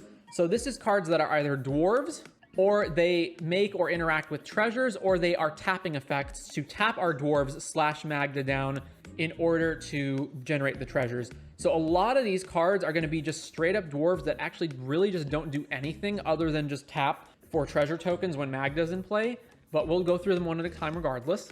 Adaptive Automaton, choose a creature type, it's that type, and then other creatures you control of the chosen type are +1, so it's basically a dwarf lord. Axeguard Cavalry, 2/2 for 2, tap, target creature gains haste until end of turn. It's a dwarf that has a tap ability, so it can tap itself. It can also give another dwarf haste, so you can tap that dwarf immediately by attacking with it. Bloodfire Dwarf, 1 mana, 1/1, 1 and sack itself, deal 1 damage to each creature without flying. Most of these abilities, again, are not going to really be too relevant a lot of the time. Clock of Omens, this is a combo card, we'll get back to that later. Clown Car, X mana, when it enters the battlefield, roll X 6-sided dice. For each odd result, create a 1/1 white clown robot creature token. For each even result, put a +1 counter on Clown Car and as crew 2. Again, this is another combo piece. We'll come back to this later. Dwarven Armorer, red 0/2, red tap, discard a card from your hand to put either a +1 or +0/+1 counter or +1/+0 counter on a target creature. Again, it's just a dwarf that has a tap ability. Dwarven Blood Boiler, red, 2/2, tap an untapped dwarf you control, target creature gets +2/+0 until end of turn. A dwarf that can tap itself and all of your other dwarves. Dwarven Grunt, 1/1 with Mountain Walk. Not much more to say about that. Dwarven Scorcher, red 1/1, sack it, deal 1 damage to target creature unless the creature's controller has that deal 2 damage to them. So this ability is basically irrelevant. Dwarven Trader, it's a 1/1, it has no abilities. Enslaved Dwarf, red 1/1, red, sack itself, target black creature gets +1/+0 and gains first strike until end of turn. Again, ability is totally irrelevant. It's just in here to be a 1-mana dwarf. Gimli of the Glittering Caves, 3 mana 1/1, double strike. Whenever another legendary creature enters the battlefield under your control, put a +1 counter on Gimli. And whenever Gimli deals combat damage to a player, create a treasure. Liberated Dwarf, red 1/1, red and sack, target green creature gets +1/0 and gains first strike. Metallic Mimic, as it enters, you choose a type. It's that type. Each other creature you control of the chosen type enters with a +1 counter on it. Again, it's just another adaptive automaton. It's a dwarf lord. Smuggler's Copter, whenever it attacks or blocks, you may draw a card. If you do, discard a card. But the primary reason for this and Unlicensed Hearse is that because they have crew and Clown Car as well, Because these cards have crew, they are ways of allowing you to tap your dwarves at really no cost. Then we've got Springleaf Drum, Survivor's Encampment, and Holdout Settlement as, again, ways of tapping our dwarves down. Spark Mage, 1/1, dwarf for 1. Whenever it deals combat damage to a player, you may have it deal 1 damage to target creature that player controls. Again, basically just a 1-mana dwarf. And then finally, Zorn. If you would create 1 or more treasures, instead you create those treasures plus an additional treasure. So it just means that you create 2 treasures every time you make 1 treasure, which of course is great with Magda. So then we've got our combos. Academy Manufactor, if you would create a clue, food, or treasure, instead you create 1 of each. Technically not an infinite combo, but it does mean that every single time we make a treasure, we also make a clue, which can potentially then be transformed into ways of drawing more cards. So if we can create infinite treasures, we should be able to just win by using Magda to tutor stuff, but we can also just make infinite clues as well, and then use those to draw our deck. Then we, of course, have Grindstone plus Painter's Servant. So Painter's Servant, choose a color, Grindstone, mill an opponent until they, and then mill the whole deck out of our opponent, basically, when we have Painter's Servant in play. Do note, you should probably choose a color that's not blue so that our opponent cannot cast Force of Negation, Force of Will on anything. Also, we don't want Red Blast and Pyroblast to be able to counter or kill any of our stuff, although we can name blue if we want our Pyroblast and Red Blasts to be able to kill opponent stuff. And then we've got Universal Automaton. So this is a changeling, so it's again a 1-mana dwarf, but it specifically goes infinite with Clock of Omens. So if you're familiar with the Magda deck in Modern, you should know how this combo works already, but basically you've got Clock of Omens plus Universal Automaton plus Magda. So you have Clock and Universal, so you go tap Clock, tap Universal Automaton, you target the Universal Automaton. So the Universal Automaton becomes tapped, triggering Magda to make a treasure.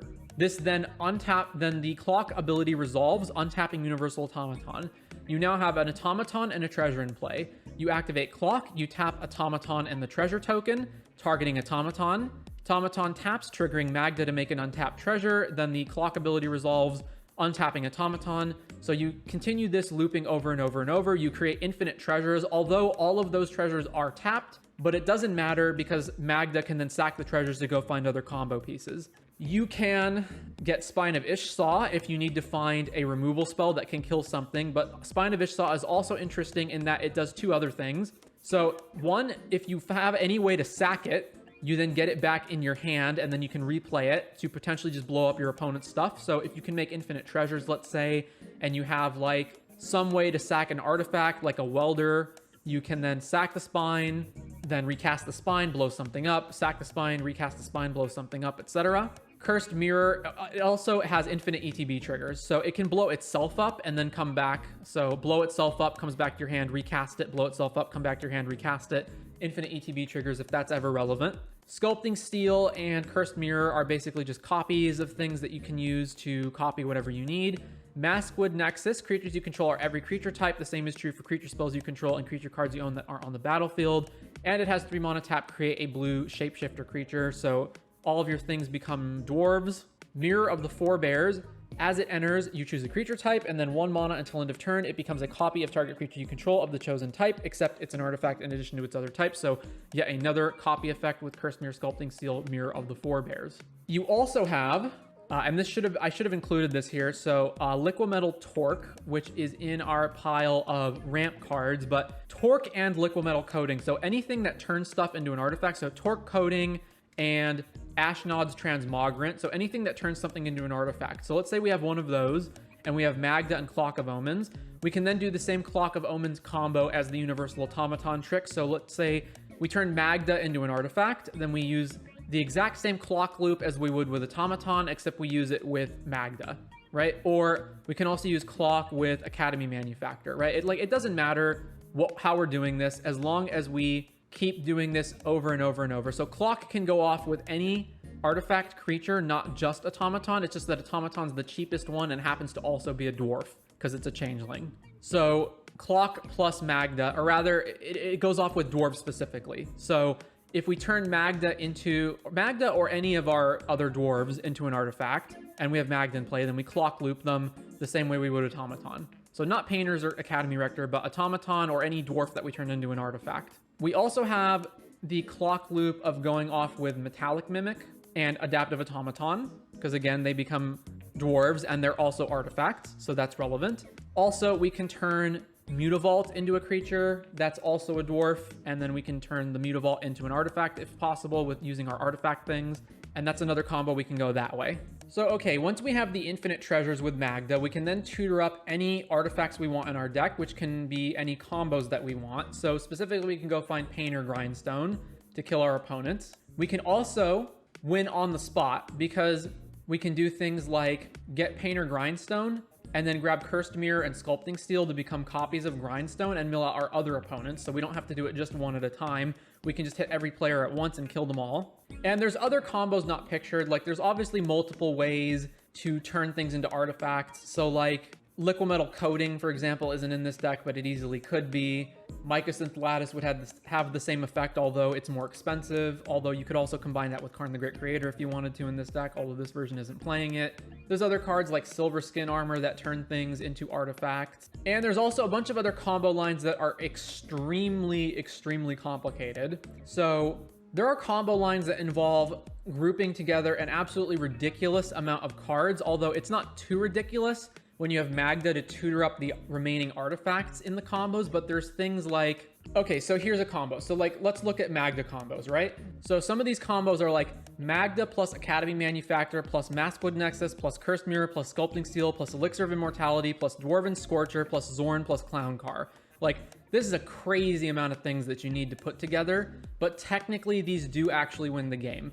A bunch of this stuff together. And although some of them are artifacts that you can just tutor out with Magda, some of them are not, like Dwarven Scorcher, Zorn, and yeah, Dwarven Scorcher and Zorn are not artifacts to be tutored out. And I'm not going to go through this combo here, like it's so convoluted. You can pull up Commander Spellbook if you want to and go through it, but just note that there are multiple super convoluted combos, although if you can find one of these combos, you can probably just find one of the easier combos to execute. So primarily the easiest one to go through is just like the Painter Servant combo, but obviously, there are more complicated ones that use Maskwood Nexus or Mirror the Forebears or whatever. So you do keep those in mind. So the main game plan is going to be getting Magda out as fast as possible because all the combos revolve around Magda. And then you don't necessarily have to go off immediately, but you do want ways to tap your dwarves down so that you can keep generating treasures.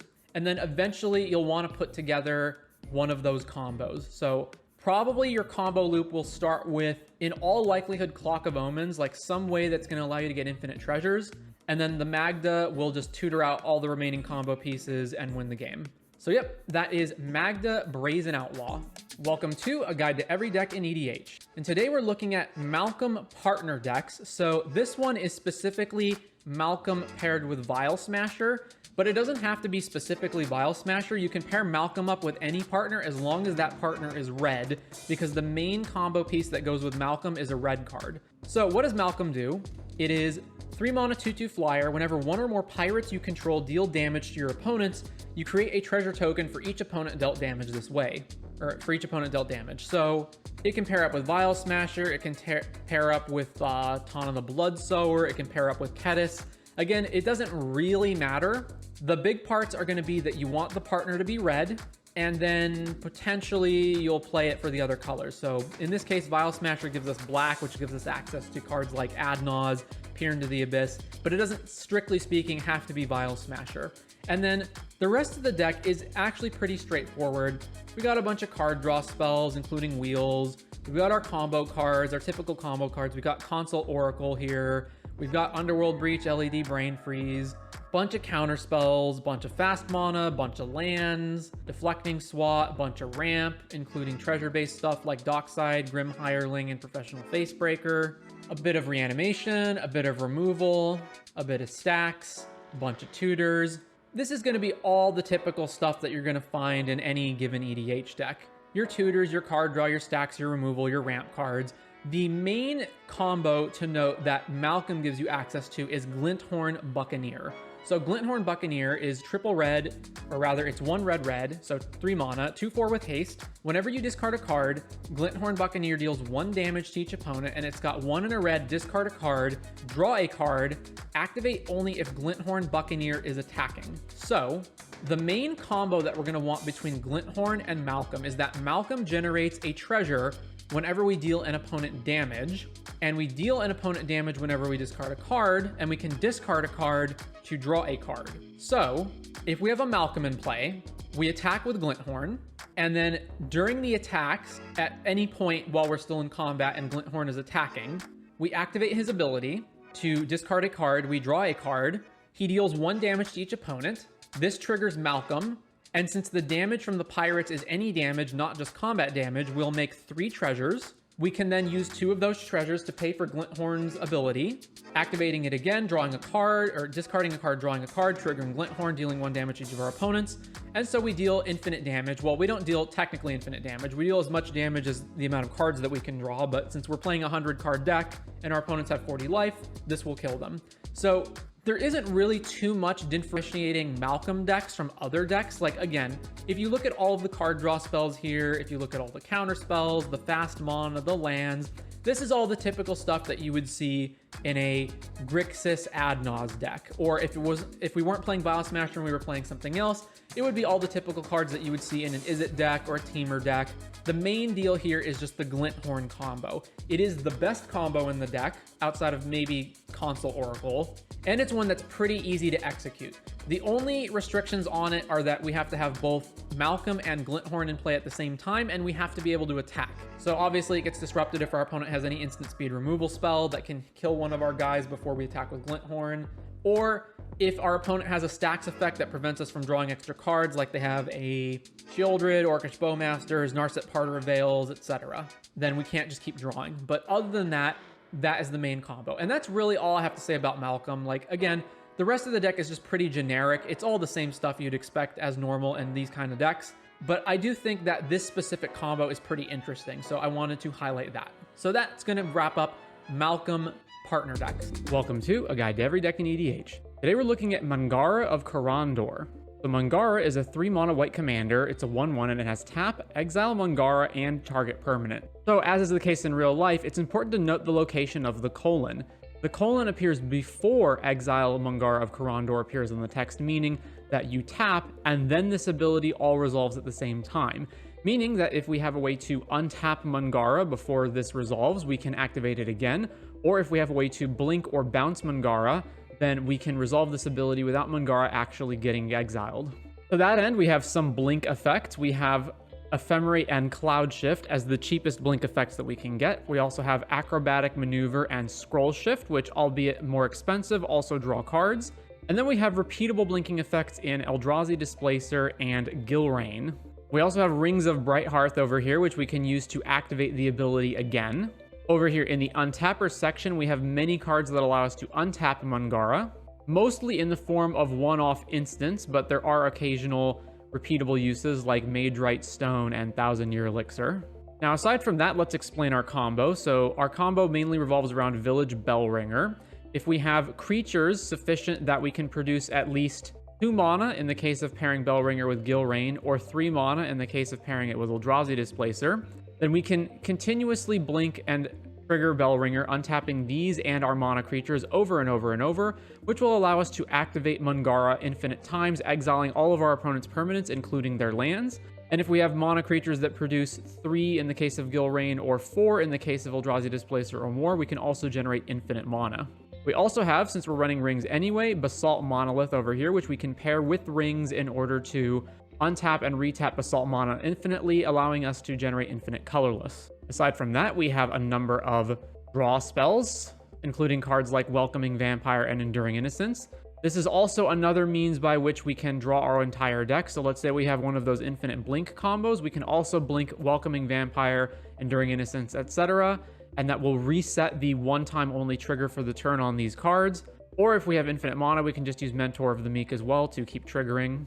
We do want to make sure that we can activate Mangara immediately and not have to simply pass the turn and wait, so we do have a number of methods of getting haste. Pretty straightforward lands, with the obvious and notable inclusion of Sanctum of Eternity, which we can use to bounce Mangara back to our hand in response to activating it. Some protection spells to make sure that Mangara doesn't get killed or countered, including the Moms and Haystack as another card that we can use to phase out Mangara, which will similarly render exiling it obsolete. A bunch of ramp spells, which, as previously mentioned, includes a number of mana creatures, a little bit of removal, which also, if in the form of creatures, pairs well with our infinite blinking shenanigans, so we can blink Loran, Skyclave, and Witch Enchanter.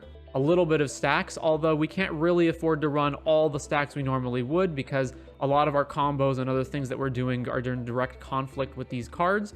So these are the ones that we get to play. And then in considerations, there were obviously a few more exile spells that I could have possibly run in the deck. Ultimately chose not to run these since they were less efficient than the 1 mana ones like Ephemerate, but also didn't draw cards like the 3 mana ones. It's possible that perhaps it's more worthwhile to play cheaper blink than necessarily draw cards with the cantripping ones, but my instincts are that in all likelihood we want the ones that are on 1s and 3s and not the ones on 2s. So with all that said, that is going to do it for Mangara of Karandor in EDH. Welcome to A Guide to Every Deck in EDH. Today we're looking at Marilyn of the Morn Song. So Marilyn of the Morn Song is a 3 mana 2/3. Players can't draw cards.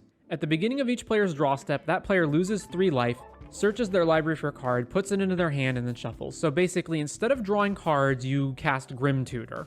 Now, the obvious downside here, of course, is that the moment that you cast Marilyn and pass the turn, the first thing that your opponent can do is go tutor up a removal spell and kill Marilyn.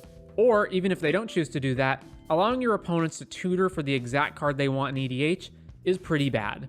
So the main thing that we want to do with Marilyn is we want to make it so that our opponents cannot search their decks. And in the case of EDH, there is exactly 1 card that's going to allow us to do that. And it's, of course, Opposition Agent. So the main thing that this deck is trying to do is it's trying to land a Marilyn and an Opposition Agent at the same time so that your opponent cannot draw cards or search their deck anymore. Now, aside from that, what else is the deck doing? So, we've got our card draw, but specifically in this deck, most of our card draw cannot be built around literally drawing cards. It has to be gone around getting cards in a way that doesn't technically draw them. So we've got Ad Nauseam, Bolas' Citadel, Dark Confidant, Necrodominance, Necropotence, Skullclamp. Now, obviously, Necrodominance and Skullclamp actually do draw the cards, whereas all of the other ones get around them. These are more for before you have Marilyn in play.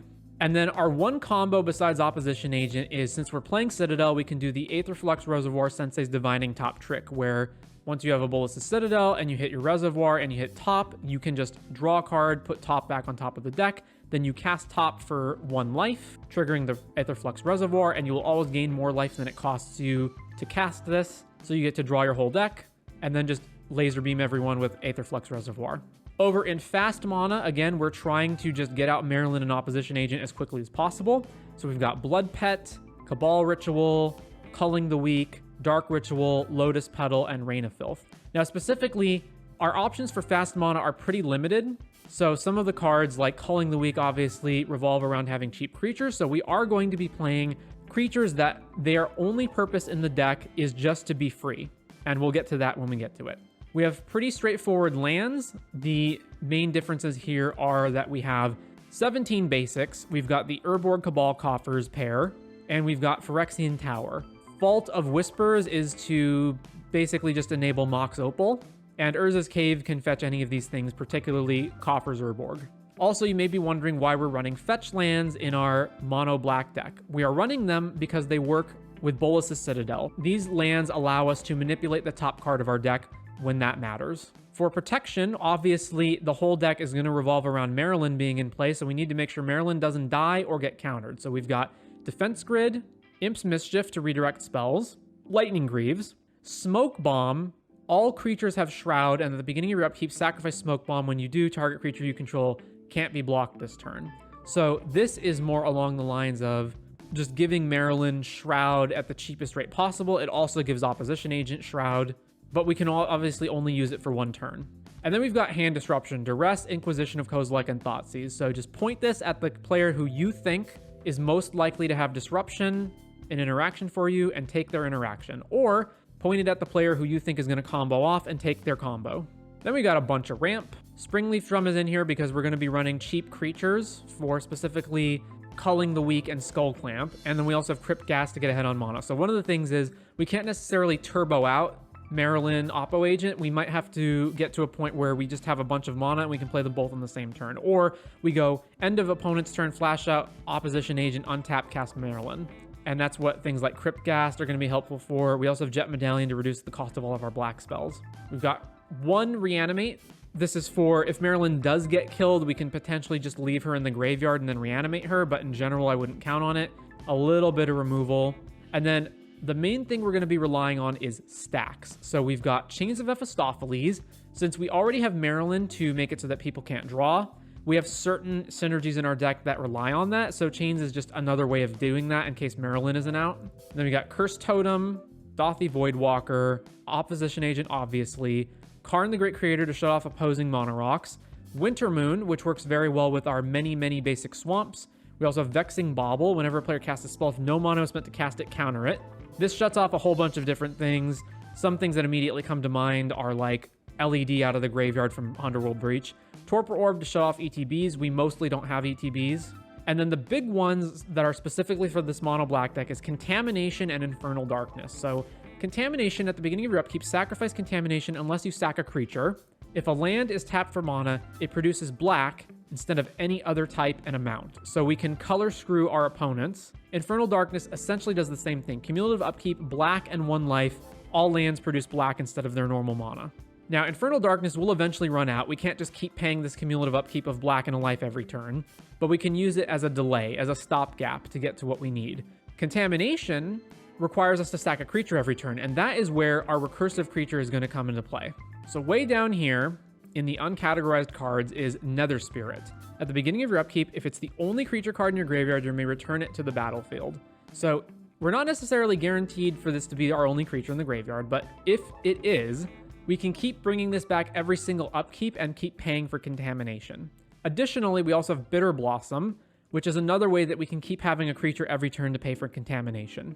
Then you'll also notice a bunch of 0 mana creatures. These are just here again to pay for Culling the Weak, or to have Springleaf Drum get tapped for and turn Springleaf Drum into a 1 mana ramp thing, or to Skull Clamp these and then sacrifice them to some sacrifice effect, which is one of the reasons that Phyrexian Tower is in the deck, to draw cards. Then we've got a Toxic Deluge, and then finally a whole bunch of tutors. So it's a lot of the usual suspects. The main noteworthy cards here are Entomb, which can entomb an opposition agent if we already have Reanimate, and then we can reanimate the opposition agent.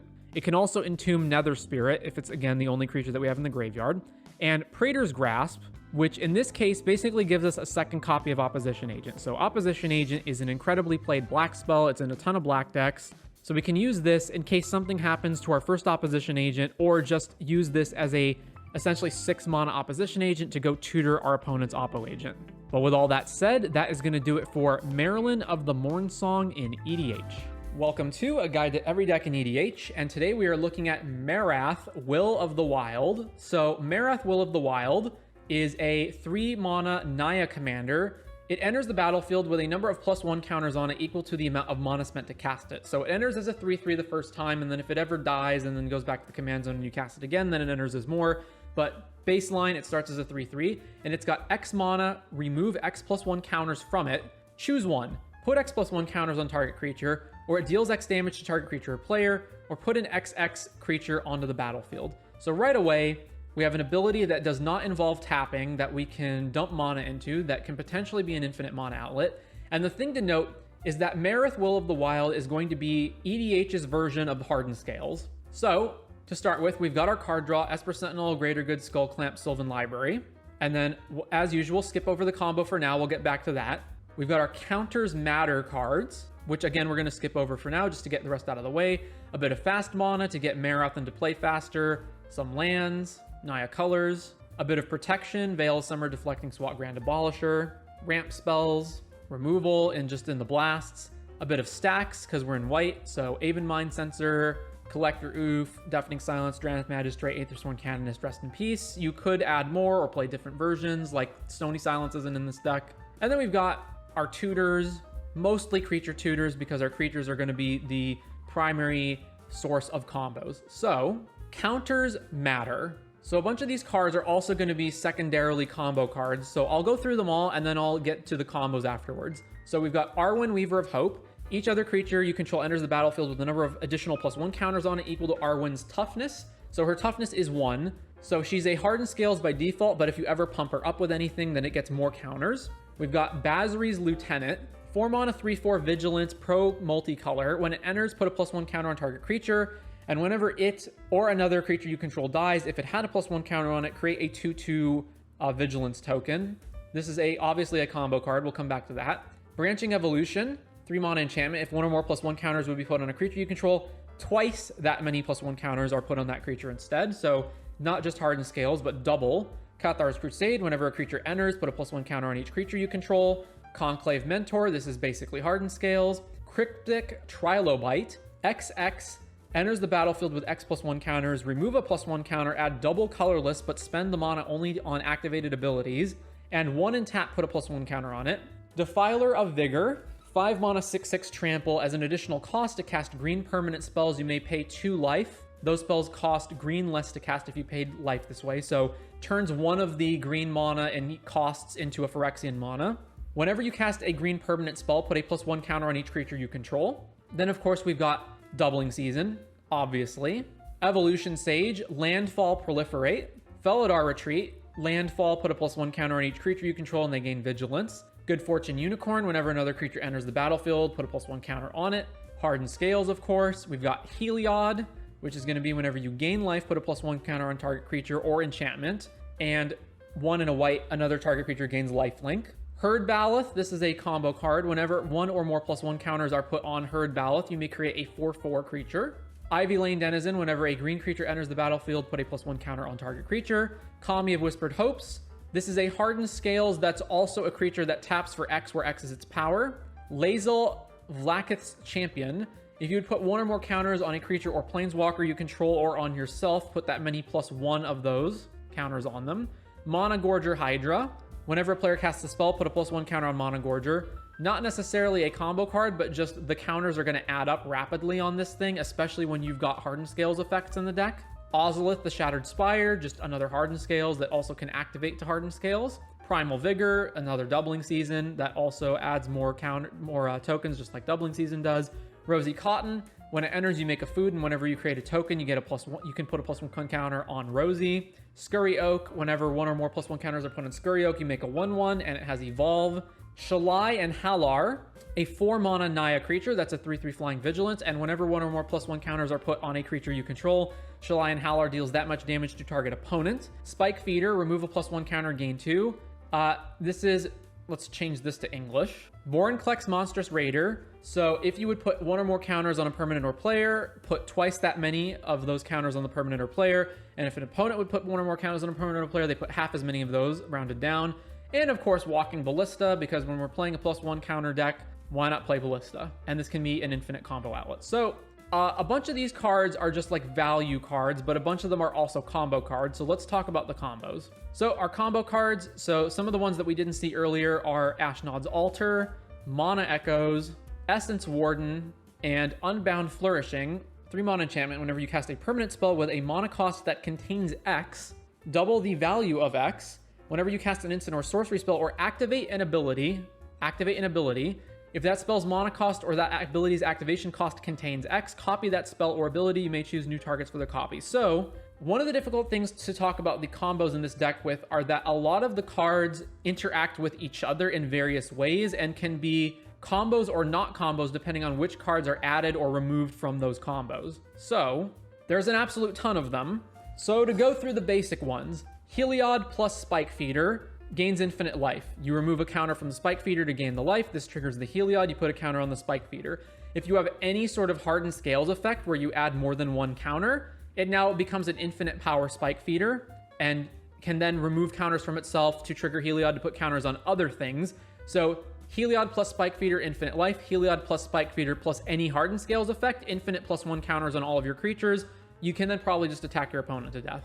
Ivy Lane Denizen plus Herd Baloth or Scurry Oak. Trigger any of these 1 time, and then it chain reacts. So if you put a +1 counter on any of your creatures or put any green creature into play, +1 counter triggers Baloth or triggers Scurry Oak, puts the token into play. Token triggers the Ivy Lane Denizen, put a counter on one of these guys.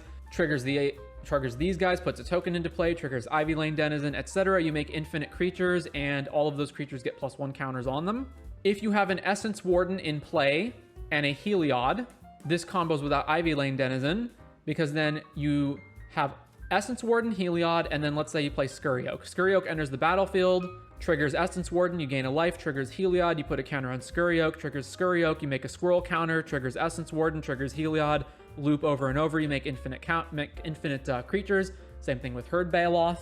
If you have infinite mana and you have any sort of Hardened Scales effect, Marath can remove a counter from itself to put more than one counter back on itself. This then adds infinite counters to Marath, and then you can remove infinite counters from it to deal infinite damage to your opponents. Also, if you have Mana Echoes, you can remove a counter to get a creature token into play to trigger Mana Echoes to make mana that way.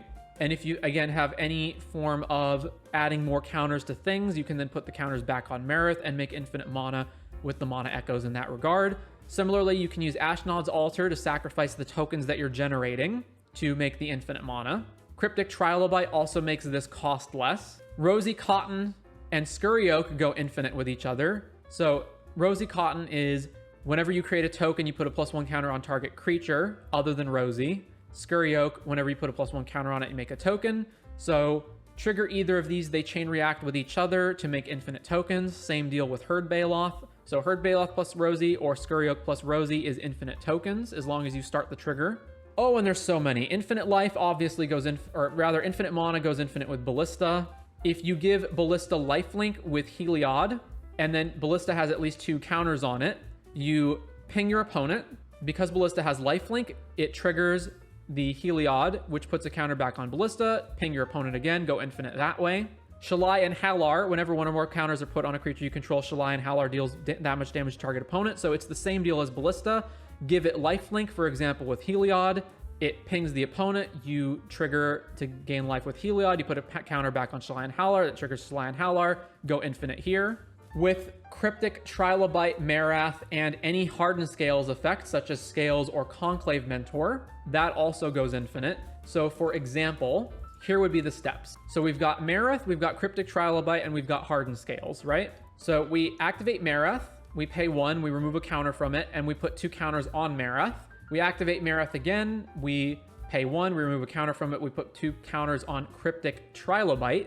Then we remove a counter from the Cryptic Trilobite to add double colorless, and we just repeat the loop over and over and over. We get infinite +1 counters on both of them. We then get infinite mana with the Cryptic Trilobite. We then activate Marath infinitely, ping all of our opponents to death. So Cryptic Trilobite plus Marath plus any Hardened Scales effect, which is a whole bunch of them. So like Branching Evolution, Scales, Conclave Mentor, any one of those effects is infinite. It's also infinite with Ashnod's Altar, as I said before. We go activate Marath, remove a +1 counter to put 2 +1 counters on Marath because we've got Scales in play. We activate it again, remove the +1 counters, and we create an elemental. We sack the elemental to the Ashnod's Altar, adding double colorless. We repeat, go infinite. The same thing also applies if we have Cathar's Crusade plus Marath plus Ashnod's Altar, or if we have Cathar's Crusade plus Cryptic Trilobite plus Marath, or if we've got Ashnod's plus Conclave plus Marath, or if we have Doubling Season, or Primal Vigor, or Branching Evolution. Like, all of these cards will combo with each other. Unbound Flourishing will do the same thing as another thing that reduces the cost of X ability, or rather, it doesn't reduce the cost of X abilities, but it doubles the X abilities. Mana Echoes will also do the same thing. So many of the cards in the deck will combo with each other in different combinations. Although most of them lead back to Marath, but not all of them do. So another example would be like Marath plus Ivy Lane Denizen plus Mana Echoes. So for that step, we go activate Marath, pay 1, remove a +1 counter, create a 1/1. The 1/1 enters, which triggers both Ivy Lane Denizen and Mana Echoes. So the +1 counter goes back onto Marath. The Mana Echoes generates a mana, and then we do infinite. And as long as we have at least, and then we get 2 mana off of this because the Marath is an elemental and the token it makes is an elemental, so the Mana Echoes will trigger for at least 2, so we can repeat for infinite, putting infinite tokens into play, generating infinite mana, and then we can use that mana to just do whatever we need here. Repeating, we get infinite tokens, colorless mana, and infinite enter the battlefield triggers. Same thing applies to Lae'zel, applies to Unbound, applies to Primal Vigor, applies to Ashnod's Altar. And there's even more cards that we didn't include in this list that we could have, because there's tons of different Hardened Scales effects or other cards that do similar things to these.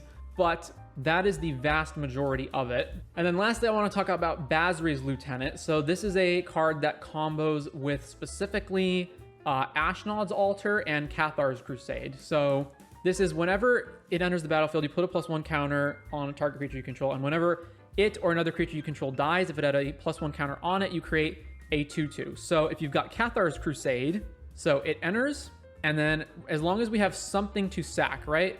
So let's say we just have another creature to sack. It doesn't matter what it is.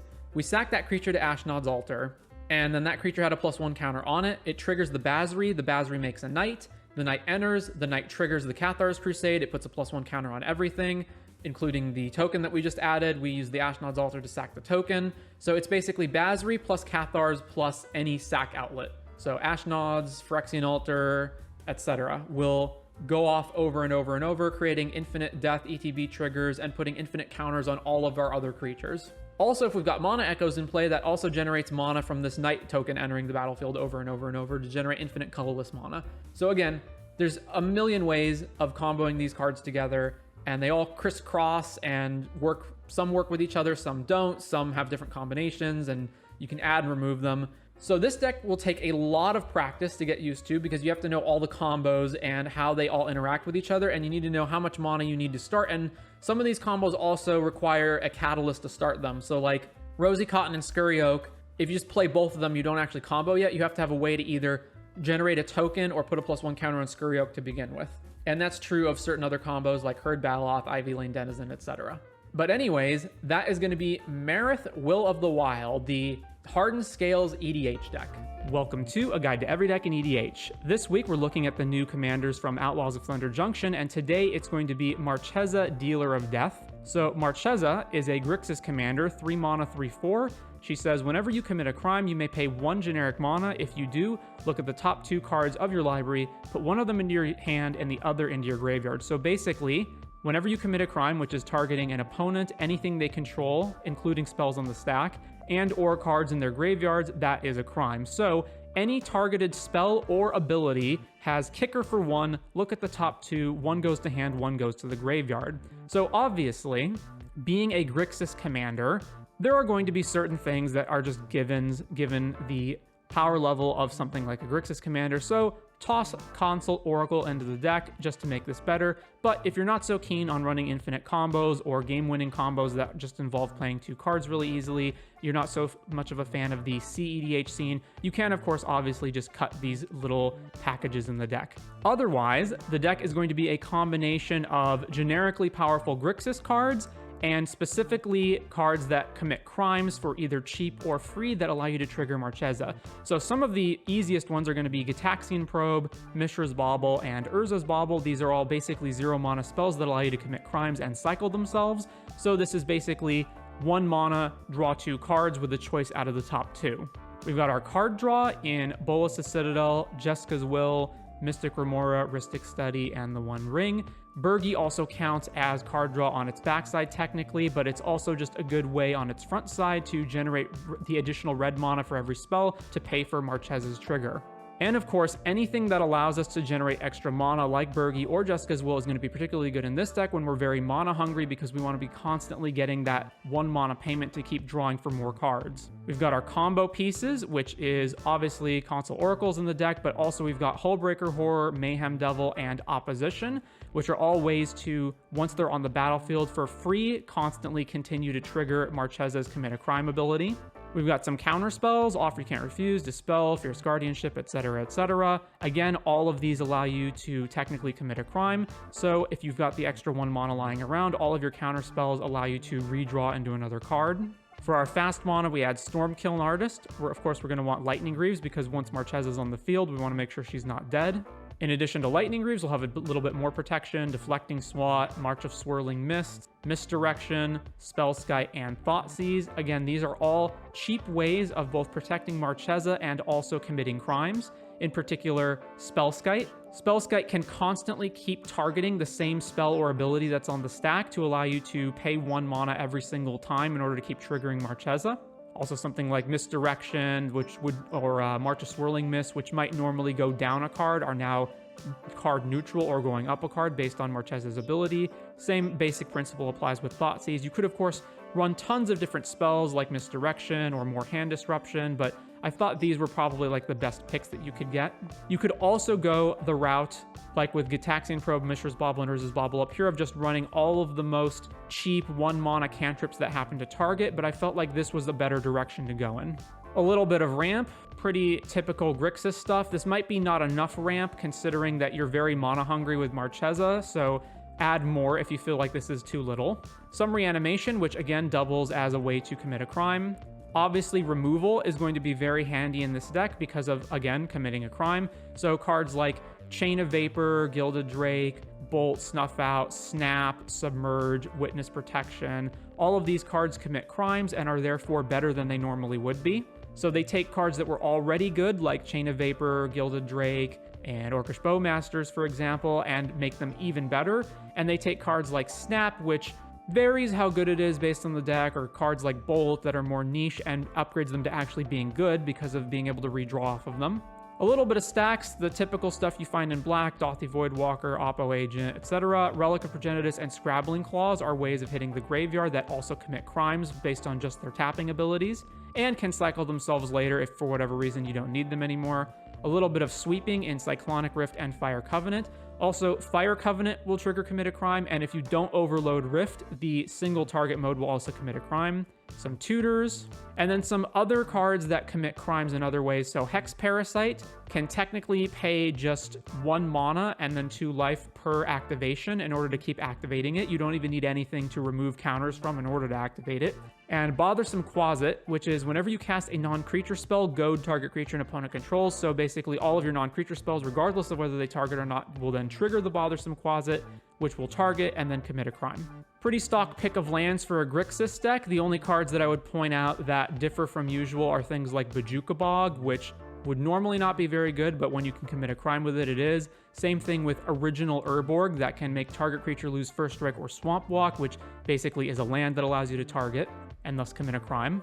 And yeah, that is basically going to be the extent of Marchesa. There's obviously many cards that you could play in the deck that I opted not to. So once again, in particular, that's going to be cheap cantrips, like for 1 mana that just happen to target regardless of whatever it is they do, other cheap removal spells that may not have been included here, or other combo pieces. So things like Hullbreaker, Mayhem Devil, and Opposition Agent may be able to win the game on their own. Hullbreaker obviously always has the ability to loop Mana Rocks that can go positive, but you've also got these ones like Opposition and Mayhem Devil that don't specifically combo with anything in the deck, but are just ways of triggering commit a crimes over and over to keep getting more value off of Marchesa. But yep, that is going to do it for Marchesa.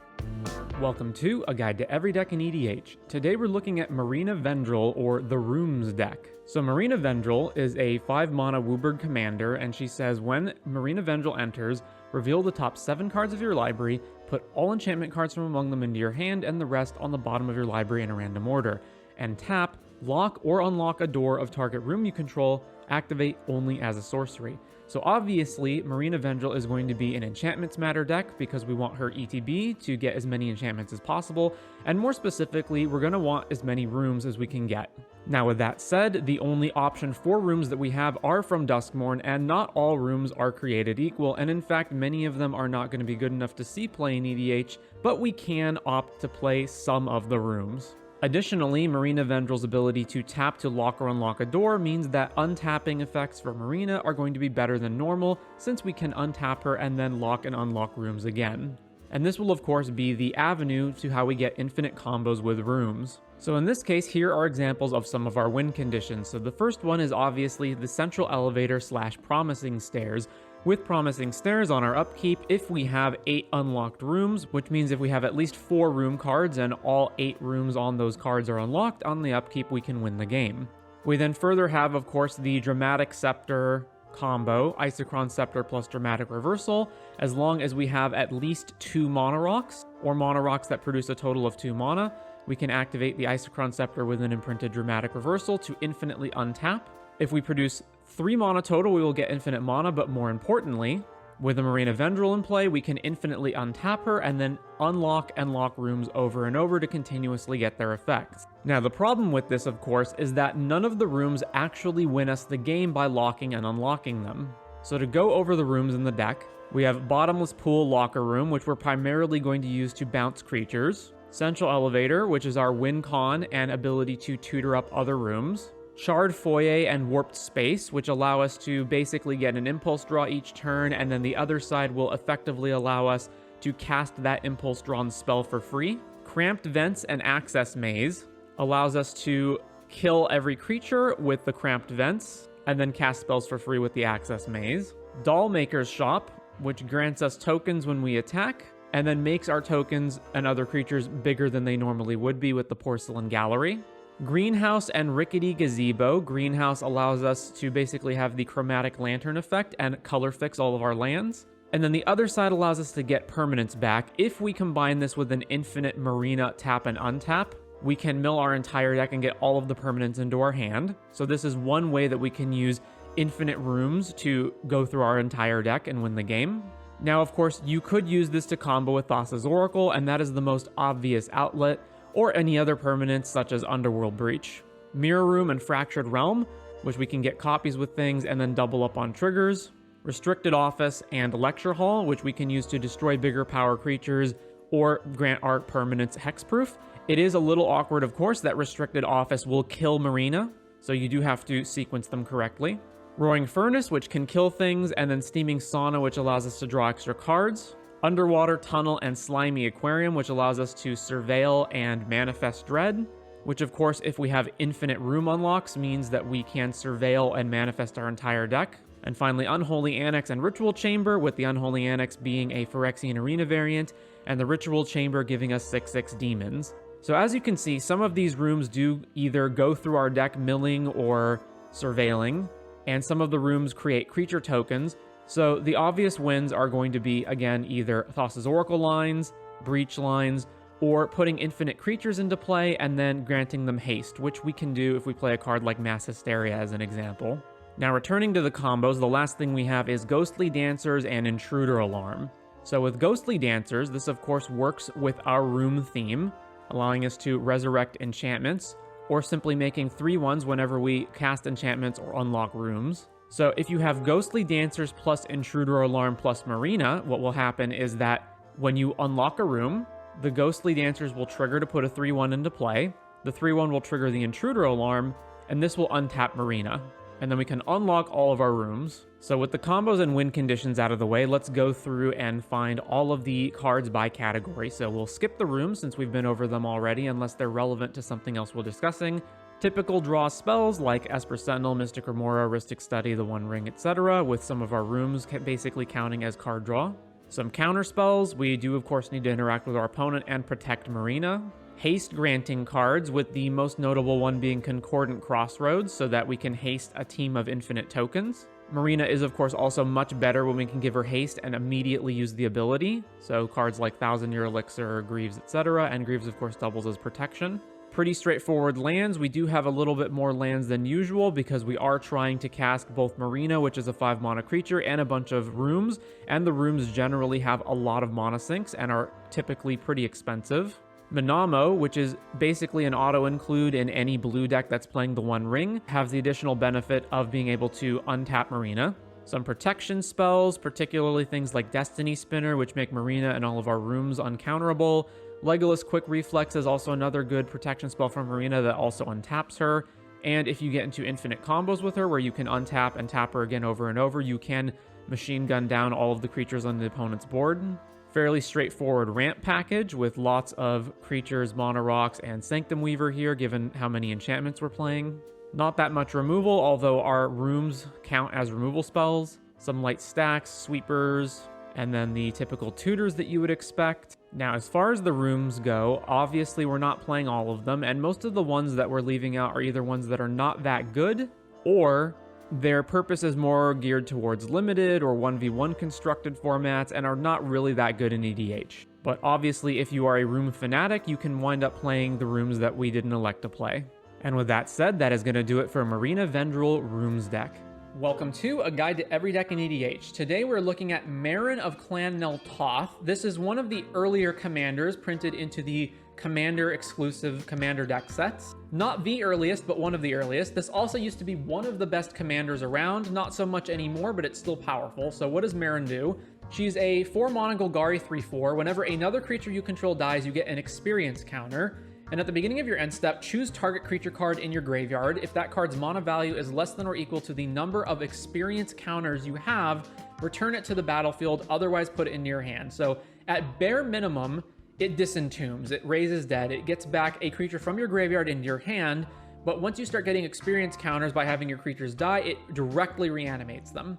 So the obvious implications of this are that we can find a way to get a bunch of experience counters as quickly as possible, and then either reanimate giant bombs into play or just use it as a value engine to keep getting creatures back either into our hand or onto the battlefield. So our card draw is fairly straightforward. Bolas' Citadel, Necropotence, Null Perfusion, and Recycle. Skull Clamp is obviously going to be great in this deck because we want to trigger Death, Sylvan Library, and Yawgmoth, which is going to be part of combos.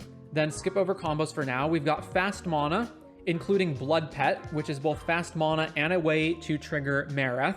It also is a 1-mana creature that can come back directly onto the battlefield using Marin's ability.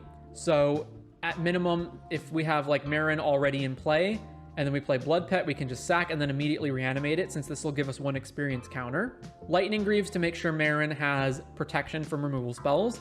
A bunch of lands, including Phyrexian Tower as a way to sack creatures. More protection from Allosaurus Shepherd and Veil of Summer. We've got a whole bunch of ramp, including a bunch of Mana Dorks. Basically, every single Mana Dork we can play in this deck, we've packed in here because we want creatures that we can sacrifice to various effects. And we want to get Marin out as fast as possible. Some reanimation, because hey, if we're playing a bunch of big giant bomb creatures anyway, or just combo creatures anyway, we may as well reanimate them.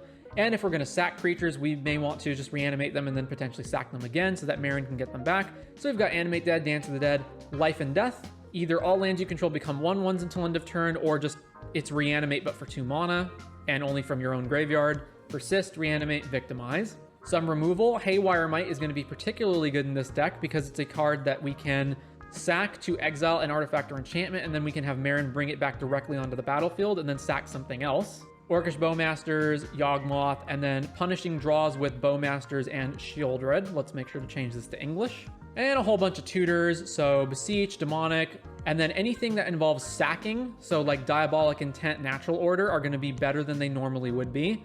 And of course, putting things directly into the graveyard, so Entomb, Unmarked Grave, Fauna Shaman, Survival of the Fittest. Those are all going to be helpful as well.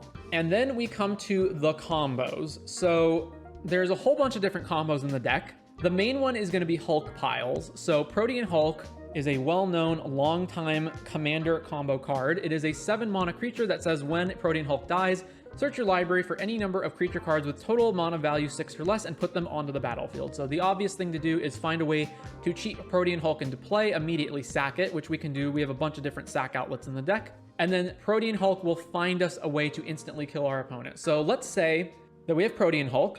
We can either cheat it into play using Marin or using one of our various reanimation spells, and we can get it into our graveyard in the first place with Entomb, Fauna Shaman, Survival, Unmarked Grave, however we're getting it in, or we can natural order into play. We then need a way to sack it.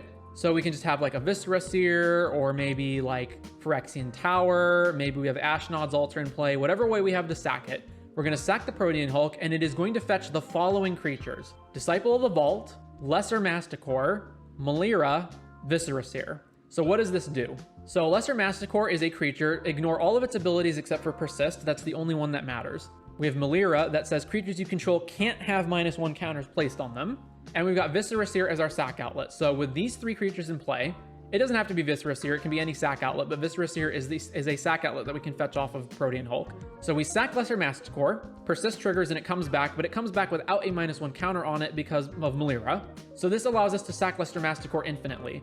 Then with Disciple of the Vault, whenever an artifact dies, you may have target opponent lose 1 life. So this triggers every time we sack Lesser Masticore, so we drain out all of our opponents. You could use any other form of graveyard or of death triggers like Zulaport Cutthroat here, for example, but it's not fetchable off of Hulk because you need exactly 6 value or less, which Disciple, Masticore, Melira, and Viscera Seer is exactly 6. If you already have a Zulaport Cutthroat in play, then you don't need the Disciple, but otherwise, you always want to be able to go fetch up the exact combo. Now, the downside to this, of course, is that all of these cards absolutely suck when they're alone. So Viscera Seer is good outside of that combo just because other combos involve sack outlets, but like Disciple, Lesser, and Lesser Masticore and Melira are all garbage when you don't have that. So it is a downside to playing combo pieces that are bad when you don't have the entire combo assembled, but that's what we need to do for Hulk piles.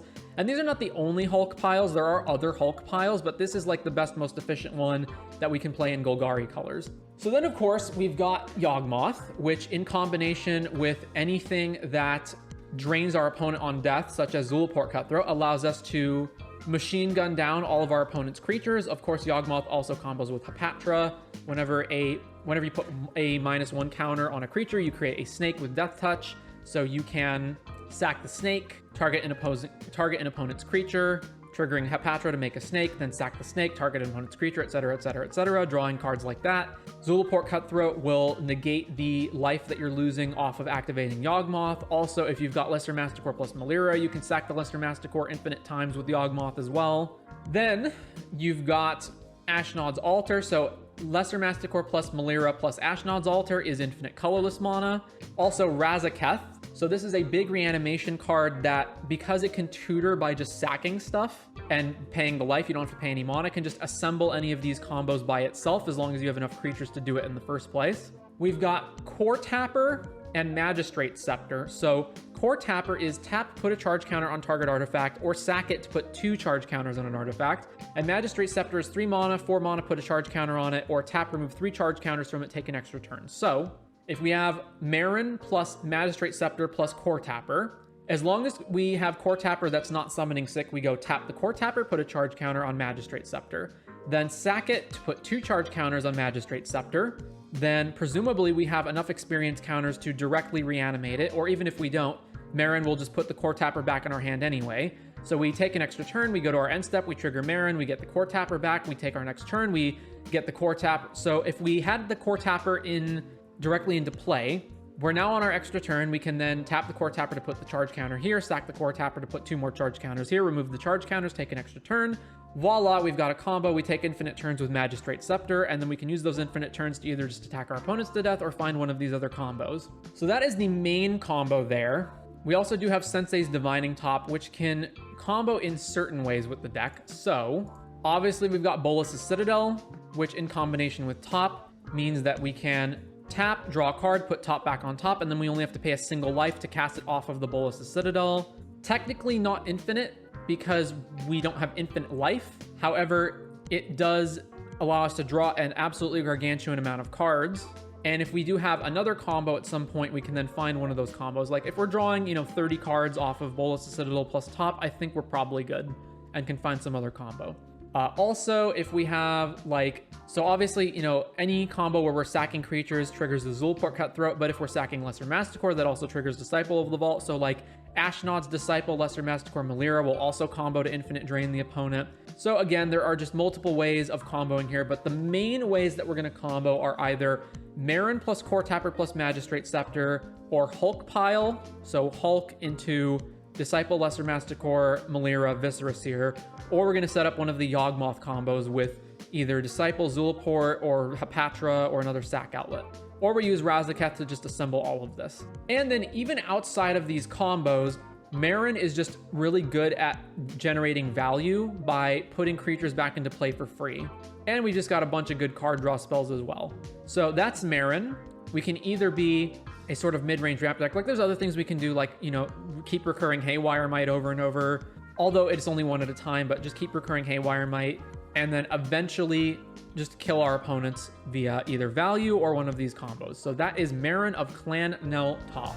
Welcome to A Guide to Every Deck in EDH. Today we're looking at Minsc and Boo Timeless Heroes. So this is a Planeswalker commander, the 4 mana Gruul with 3 loyalty, and it says, when it enters and at the beginning of your upkeep, you may create Boo, a legendary 1/1 red hamster creature token with trample and haste. And then we have 2 abilities, +1, put 3/+1 counters on up to 1 target creature with trample or haste. And -2, sacrifice a creature. When you do, Minsc and Boo Timeless Heroes deals X damage to any target, where X is that creature's power. And if the sacrificed creature was a hamster, draw X cards. So this is the main loop that we're going to use for the advantage in this deck. It's play Minsc and Boo and generate a hamster.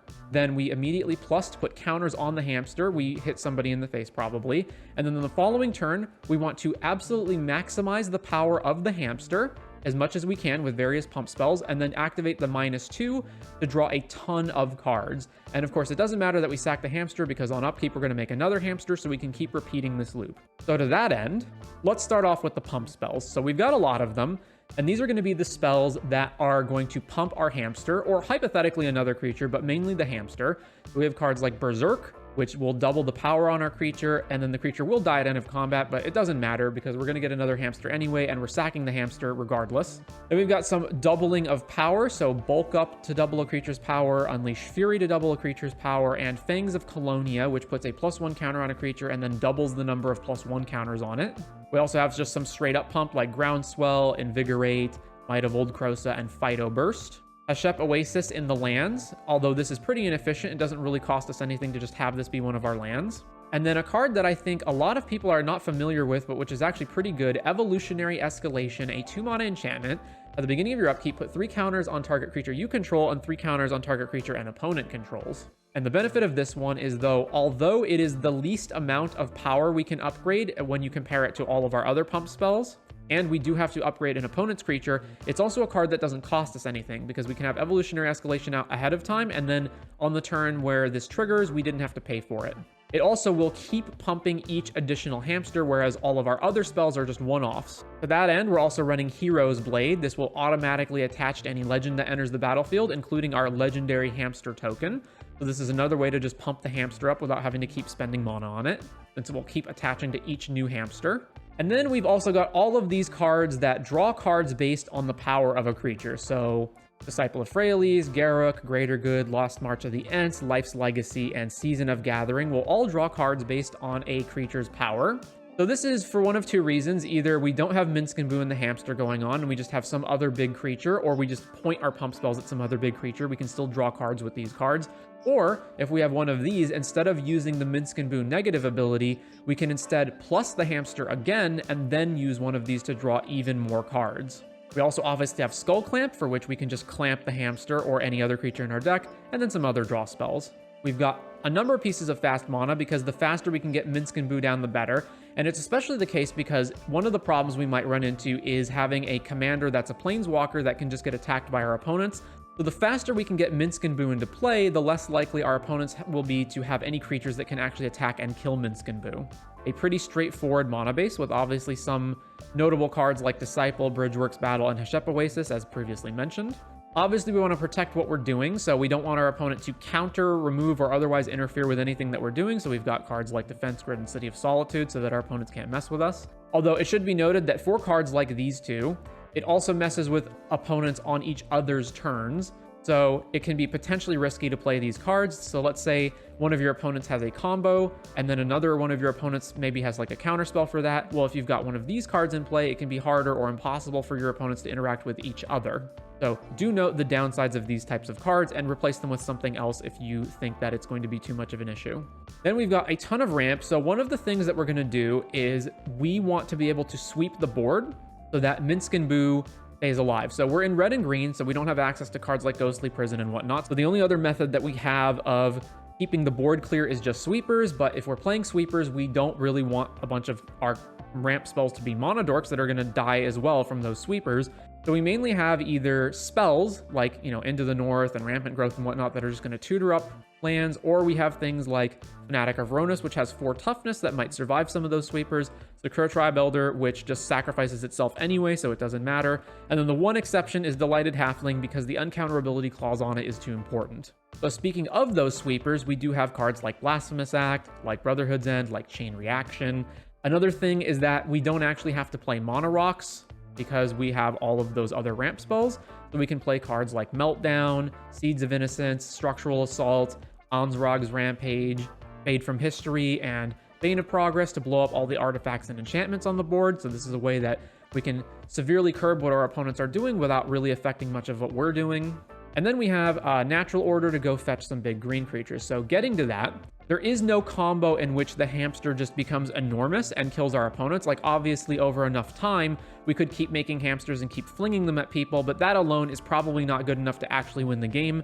So to that end, we're going to ramp into some really big threats and use those to win the game. So we have our giant Eldrazi Titans and cards like Void Winnower. Xenagos is a good way to pair with the hamster because it's a way that we can just keep pumping the hamster as well every single turn without having to invest the +1 on it. We also have Atali Primal Conqueror, and Last March of the Ents is also going to be a way for us to cheat in a bunch of these big creatures. Also, since all of these are really big creatures, we can use them in combination with the power-based draw spells, or in the case of Last March, the toughness-based draw spell. We also have Galta Stampede Tyrant as another way of cheating in all of our other big stuff. We have Doubling Season, which, although doubling our hamster doesn't really matter because it's obviously legendary, it does double the number of +1 counters that go on it. And we have the Ozolith. So every time that we sack one of our hamsters, all of the +1 counters on it will get saved under the Ozolith. And then the new hamster that comes out will get all the counters. Then all the counters will get going onto the Ozolith again. And we can keep repeating to make, again, our hamster really, really big over time.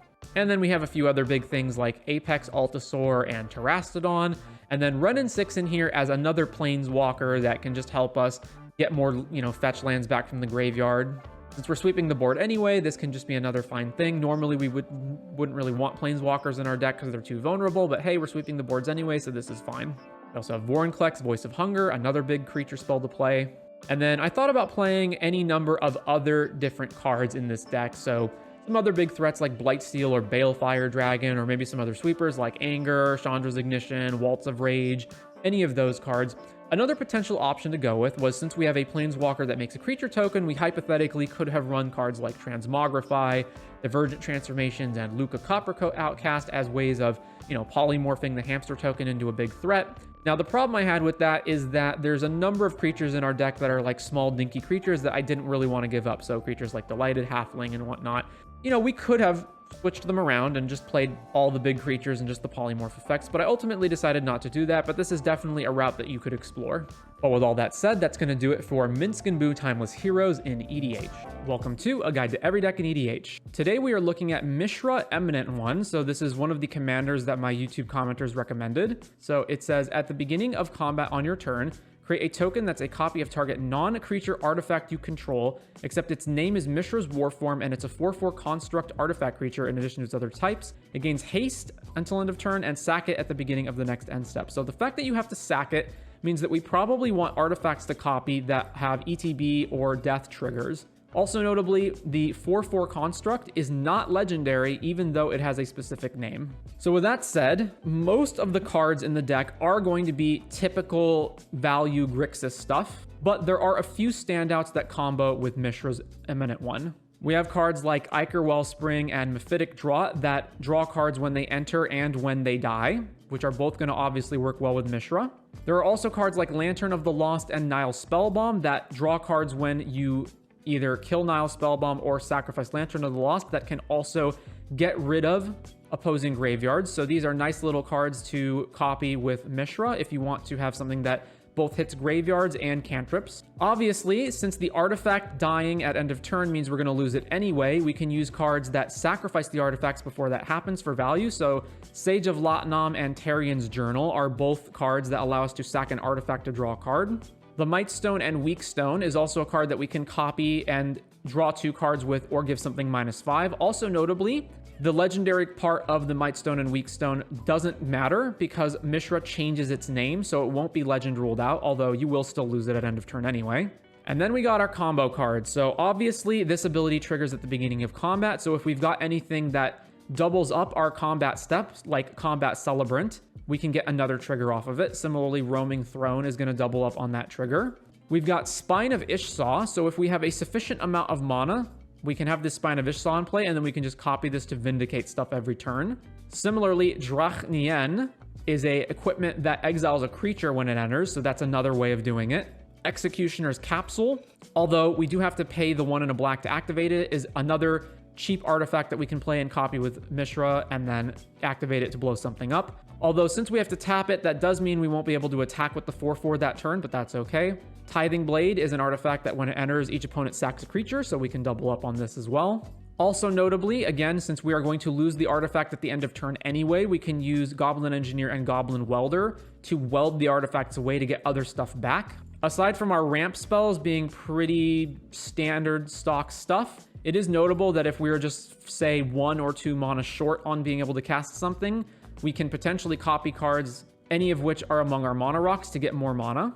Also, anything like Liquimetal Torque that turns something into an artifact allows us to copy things that aren't artifacts. So say, for example, we've got a Dockside Extortionist in play and a Liquimetal Torque in play. We can make Dockside into an artifact, then we can copy Dockside with Mishra and get another Dockside trigger. And we also have Ethereum Sculptor and Artificer class to reduce the cost of artifacts, since we are obviously going to be a very artifact-heavy deck. Sundial of the Infinite. So let's say we want to keep these 4/4 tokens that we have around. Well, Sundial is going to be a way that lets us do that. So at the end of turn, when the sacrifice trigger goes on the stack, we just activate Sundial to end the turn. And then finally, there is Gonti's Aether Heart. So this is a 6 mana legendary artifact. When it enters, or another artifact enters, you get 2 energy, and then for 8 energy, you can exile it and take an extra turn after this one. So if you've got a Gonti's Aether Heart in play, you can copy the Gonti's Aether Heart, then the first Gonti's Aether Heart that you played presumably gave you 2 energy, and the new Gonti's Aether Heart will give you 2 energy for itself entering, and the original one will give you 2 energy for itself entering, which is only 6 energy, which is not enough to activate, but that means all you gotta do is put 1 more artifact in play, and then you can get the 8 energy that you need to take an extra turn. And then after that, it again just means all you got to do is copy Gonti's Aether Heart and then play 1 artifact per turn in order to get the additional 4 energy to get up to the 8 energy to keep taking an extra turn. So again, Gonti's Aether Heart in play, copy it with Mishra, play 1 extra artifact, you get to take infinite turns. And then of course, Console Oracle's in here because why not? If you are sick of this combo as I am, you can just go ahead and cut it. We are playing a bunch of artifacts, so Thirst for Knowledge can maybe be good. We've got a bunch of counter spells. It is fairly important that Mishra not die, so anything like that, anything like Lightning Greaves. Dark Ritual and Jeweled Lotus can help us get Mishra into play and then hold up mana to protect it. Our lands are very straightforward. The only thing I guess of note is Manamo, which is mostly just here to untap the 1 ring. A little bit of protection, Lightning Greaves, Spellskite, Deflecting Swat. Some sweeping effects, Psych Rift, Fire Covenant, Toxic Deluge, and then our typical suite of tutors, Demonic, Mystical Tutor, Vamp Tutor, and then a few more cards that I couldn't fit neatly into any specific category. So Esoteric Duplicator is whenever you sacrifice Esoteric Duplicator or another artifact, you can pay 2 mana, and if you do, at the beginning of the next end step, you create a token that's a copy of it, and it has 2 sack draw card because it's a clue. So this basically just means that whenever you make a token with Mishra, you can pay an additional 2 mana to copy it. And then the new copy, the new token, that's not the one that Mishra made, that's the one that Esoteric Duplicator made, will not go away. So this is just a way to get additional value off of whatever the heck else you're making, or it's another way of going infinite with Gonti's Aether Heart. Determined Iteration. At the beginning of combat on your turn, populate. The token created this way gains haste, sacrifice at the beginning of the next end step. So as long as you stack it so that Mishra's ability resolves first, you can then populate the token that you just made. And then basically this is a way of doubling up on Mishra's trigger. And then finally the Stone Brain. So if you play against a lot of players who are winning based on combos or just have very specific synergies in their deck, this is a way to cranial extract the combos out of their deck in a way that you can do over and over using Mishra's ability. There's obviously many other artifact related cards that we could have played, so I opted ultimately not to play Coveted Jewel, but that would be a perfectly fine thing to copy. Same thing with like Simulacrum Synthesizer. Even if you don't have any other artifacts, just copying this once would give you a construct. Forensic Gadgeteer, Psy, all of those type of cards would be fine in this slot. But we got to cut some cards at some point, and I ultimately decided that these were either not good enough, or in the case of Coveted Jewel, I didn't want to risk it getting stolen, so didn't play those, but obviously you could if you wanted to. But with all that said, there really isn't much more to say, so that is going to be Mishra Eminent One for EDH. Welcome to A Guide to Every Deck in EDH. Today we're looking at Muldrotha the Gravetide. So this is a Sultai value combo commander, but I think it's a little bit interesting than just generic good stuff commanders because of the specific unique ability that it has. So it is a 6 mana 6/6, and it says during each of your turns, you may play a land and cast a permanent spell of each permanent type from your graveyard. So if you have an enchantment in your graveyard, you can cast that. If you have an artifact in your graveyard, you can cast that. One of each type So you can use this either to generate combos that involve looping things, or just to have a general value game plan by being able to cast up to usually 5 different cards from your graveyard. So obviously this works great with fetch lands or just any other things that get put into the graveyard, anything with a sack ability like Lotus Petal and whatnot, but it can also just do combos. So before we get to that, typical pretty stock card draw spells, along with Skull Clamp being particularly important for putting creatures into our graveyard that we can then recast with Muldrotha. Creatures like Eternal Witness, which are going to be relevant. We've got some counter spells, we've got some fast mana, pretty stock Sultai lands, a little bit of protection, a whole bunch of ramp. More important than usual because Muldrotha is 6 mana, so cards like Grim Monolith and Mana Vault are going to get more utility than normal. Also cards like Sakura Tribe Elder, again, anything that can sack itself and come back is relevant, such as Haywire Might, Seal of Primordium. We can also like channel these lands into our graveyard and then just play them from the graveyard.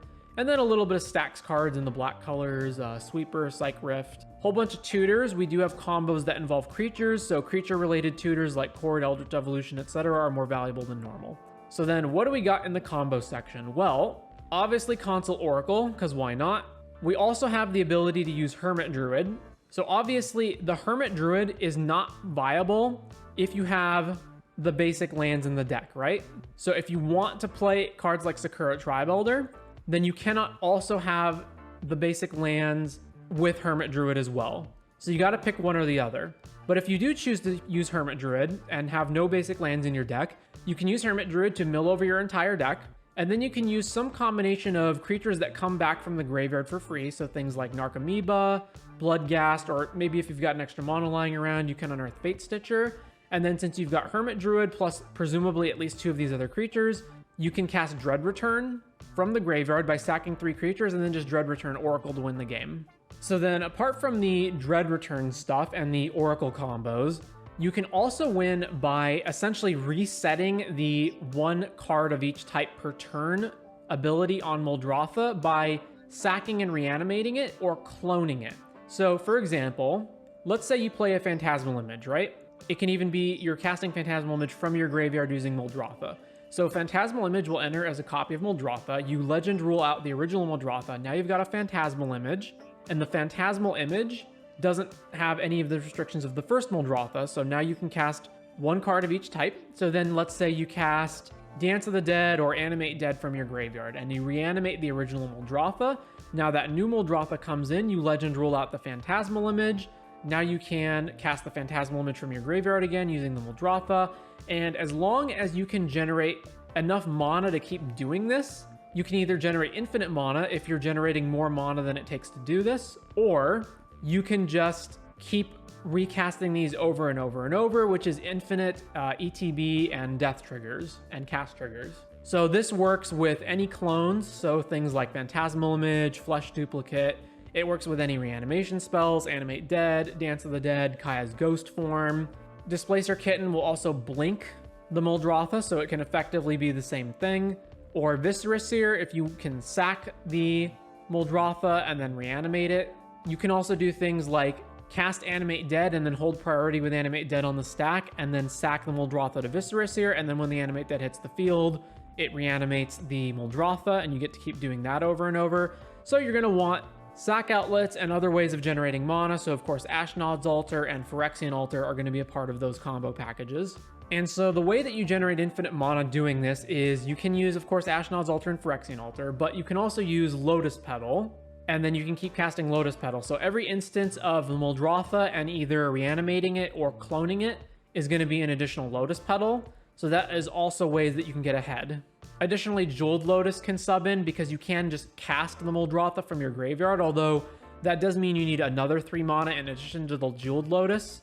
But there's various combinations, primarily involving Lotus Petal, and then any 2 of any combination of sack outlet and or clone and or reanimate spell and or blink effect. So once again, you can either just play a value game plan by continuing to bring stuff back like E-Witness and whatnot, to just keep drawing more cards and getting more things, or you can try to assemble one of these combos, again, either Console Oracle or milling your whole deck with Hermit Druid and then Dread returning back, usually Thassa's Oracle, or setting up one of these loops to generate infinite mana to then go find another combo, or just find some other thing that you need. And yeah, that is Muldrotha the Gravetide. Welcome to A Guide to Every Deck in EDH. Today we're looking at Muxus Goblin Grandee as a Goblin Tribal Commander deck. So typically the traditional Goblin Tribal Commander has been Krenko, the one that taps and makes Goblin tokens, and that one is more set up to create vast swaths of goblins that overrun the board or just straight up combo. But for this version, we're looking at Muxus. So what does Muxus do? It is a 6 mana 4/4, and it says when it enters the battlefield, you reveal the top 6 cards of your library, put all goblin creatures with mana value 5 or less from among them onto the battlefield, and the rest on the bottom in a random order. And whenever it attacks, it gets +1 until end of turn for each other goblin you control. So the main plan here is going to be, we want to fill our deck full of goblins. We want to have a bunch of fast mana and ramp. We want to ramp out into Muxus, and then we want to go hit a bunch of goblins for free off the top, potentially comboing as well. So we're a mono red deck, which means we are constricted on what we can do. So we've got Jessica's Will, Skull Clamp, One Ring, Throne of Eldraine, War Room, and Wheel of Fortune as our card draw. Skip combo for now. Some counters in the Red Blasts and Tybalt's Trickery. We've got a bunch of fast mana, a bunch of fast mana. So the typical ones like Lotus Petal, Jeweled Lotus, Simian Spirit Guide, but then Rite of Flame, but then we've also got Seething Song, Blank Goblin, Reckless Barbarian, Vessel of Volatility, Treasonous Ogre, Desperate and Pyretic Ritual, and Battle Hymn and Brightstone Ritual, which add red equal to the number of goblins in the case of Brightstone Ritual, or just all creatures in the case of Battle Hymn. Then we've got our goblins, which again, we're going to skip over for right now. Some things that grant haste, Generator Servant and Torch Courier, which are relevant for combos we'll get to later. A bunch of lands, mostly mountains with some other lands thrown in here. Sanctum of Eternity, tap, return target commander you own from the battlefield to your hand. So this is a way that we can bounce Muxus and replay it immediately, depending on if we can generate enough mana to do that, which we can with a lot of rituals. Defense Grid, Deflecting Swat and Cavern as protection, a bunch of ramp spells, including Professional Facebreaker and Ruby Medallion. Then we've got Goblin Trash Master, which is really great since we're generating a bunch of goblins anyway. We may as well play this card that allows us to blow up artifacts for basically free.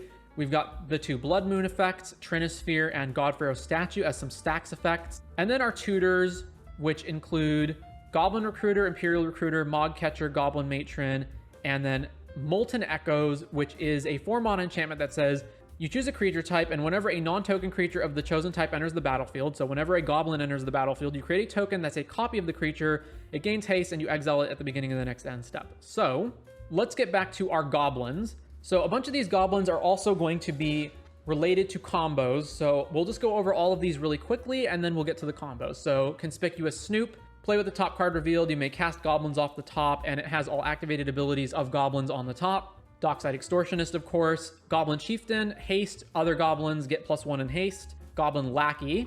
Whenever it deals combat damage or deals damage to a player, you may put a goblin permanent card from your hand onto the battlefield. So this is a way just to cheat out some of our more expensive goblins.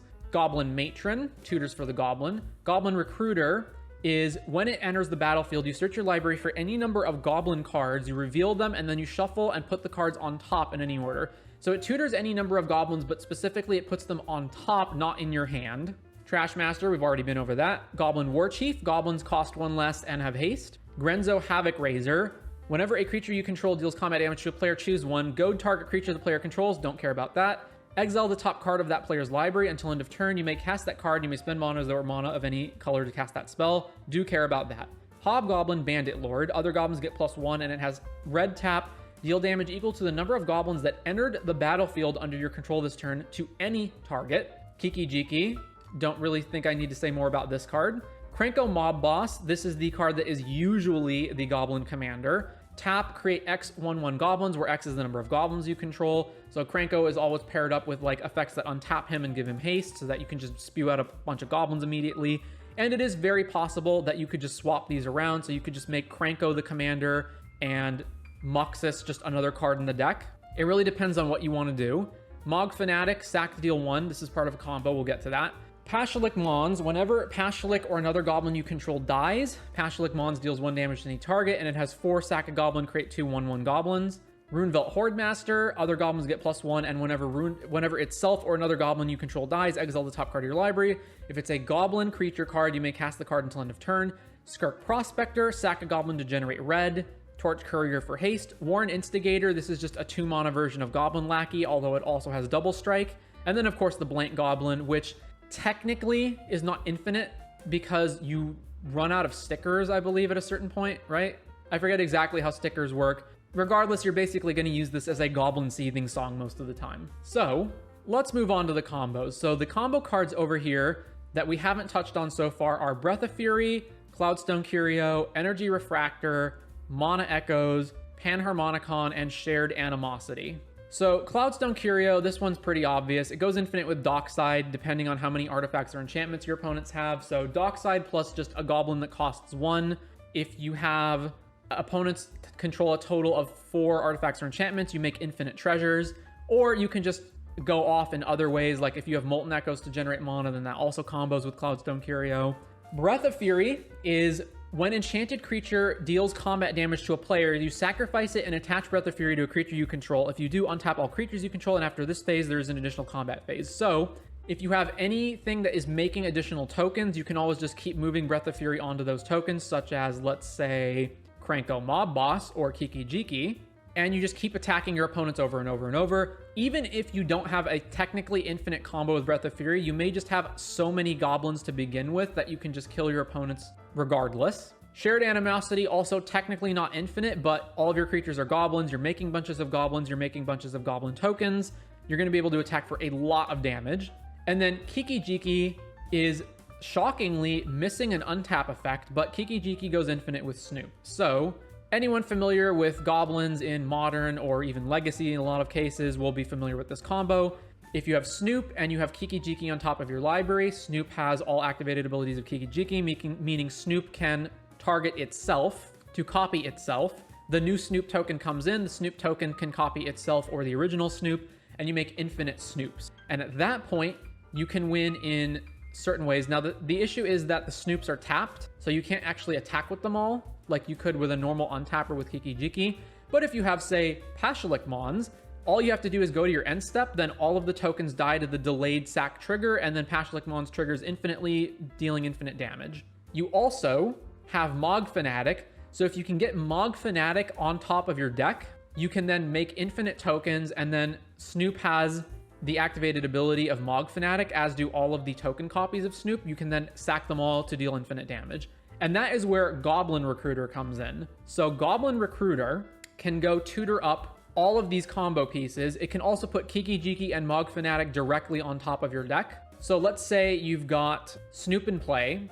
You then go Goblin Recruiter, put Kiki Jiki on top and Mog Fanatic directly under it. You make infinite tokens with the Snoop. And then as long as you have a way to draw a card in any way, or rearrange the top of your library, you get Kiki Jiki, you either draw it or you just cast it with the Snoop if you have enough mana, or you just find a way to rearrange the top of your library with like a Sensei's Divining Top or something. Now Mog Fanatic's on top of your deck, you deal infinite damage with Snoop. Or you can use Recruiter to set up other combos, like you can go find Pashalik, etc. Torch Courier is also important for giving Snoop haste. So you could find like Recruiter, and then you just find all of these goblins and then potentially like draw multiple of them, and then you go like Snoop, Torch Courier, give Snoop haste, activate with Kiki Jiki on top, make infinite tokens, etc. Of course, Mana Echoes will give you a bunch of mana off of all of that already, and there are other ones to do. So one of the other things that you might want to do is, so things like Mana Echoes generate a ton of mana, but they only generate mana in colorless. So Energy Refractor can then switch that colorless to red, which means that you can then have infinite red mana as well. Panharmonicon also is good with any sort of ETB triggers that you have in your deck, including Muxus. So you get double Muxus triggers. That's going to be really good, of course. Also, if you can produce a sufficient amount of colorless mana using Echoes, you can then have Pashalik Mon's ability to sack goblins to generate more goblins, also generate mana off of the Mana Echoes. So if you have a sufficient amount of either mana to start with or goblins to start with, you can use Pashalik Mons to generate more and more mana and more tokens, also triggering it each time you sack the tokens. And if you have Energy Refractor, you can just straight up convert all the colorless into red, or at least some of the colorless into red, to then keep going infinite with Pashalik Mons. So Pashalik plus Mana Echoes, given a sufficient amount of mana or starting goblins, can be damage equal to however much red mana you have, and with the sufficient amount with Energy Refractor added in is then infinite. Or if you have Cloudstone Curio, you can also just bounce creatures back and forth and also make a ton of mana off of Mana Echoes that way. Similarly, Breath of Fury sacks the creature that it's attached to, which will also trigger Pashalik Mons. You can also just sack any goblins that you need into Goblin Trashmaster or into Skirk Prospector. So the Skirk Prospector can also transform the goblin tokens that you're making into red mana to keep going. So the Skirk Prospector will also convert colorless mana from Echoes into red mana.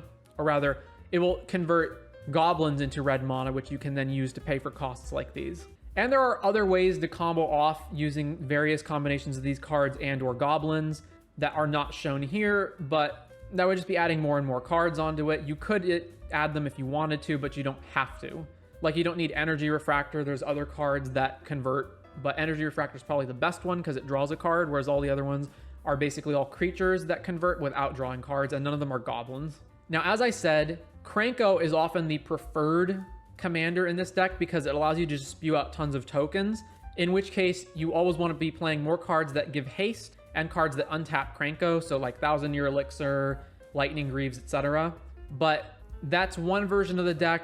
Muxus is the other version. So Krenko is more combo oriented in the sense that there are combos that you can do with just Krenko, whereas Muxus doesn't specifically have any combos with just Muxus other than maybe bouncing it back to your hand and replaying it to get all the goblins out of your deck with like Cloudstone Curio or something.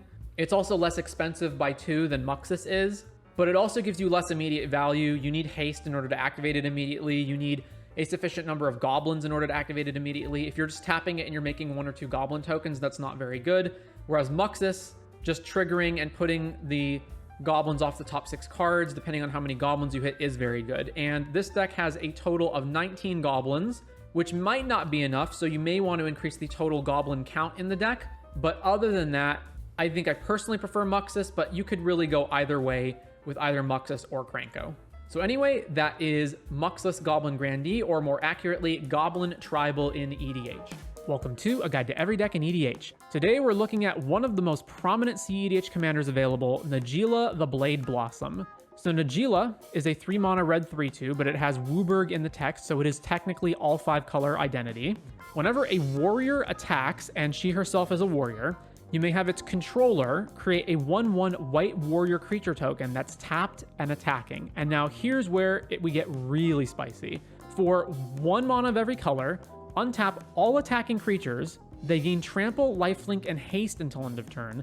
After this phase, there is an additional combat phase. Activate this ability only during combat.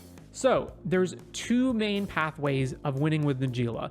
The first is simply assembling a bunch of warrior tokens and beating your opponent to death, which happens surprisingly much quicker than you would think. Even just Najeela on the board can snowball out of control because the warrior tokens generate more warrior tokens.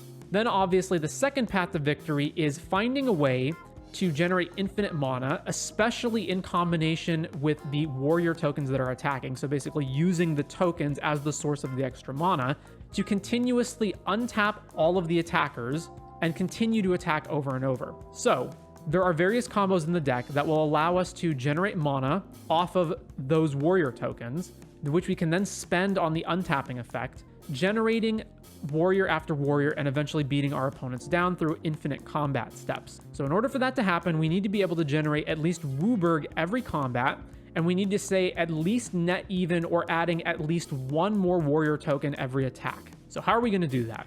Well, the main ways are by assembling extra mana with things like Derevi. So whenever Derevi enters or a creature you control deals combat damage to a player, you may tap or untap target permanent. So if you hit your opponent with, say, 5 warrior tokens, Derevi will trigger 5 times. You can untap 5 mana sources, pay for the Najeela WUBRG ability before combat ends, then you'll get to attack again. Now, aside from that, just to go through the rest of this pretty easily, we have our typical card draw spells, including Ad Naus, but things like the One Ring and Samet, Vizier of Noctimoon, which is going to be particularly useful in this deck, both because it allows us to draw extra cards, but it is also a warrior.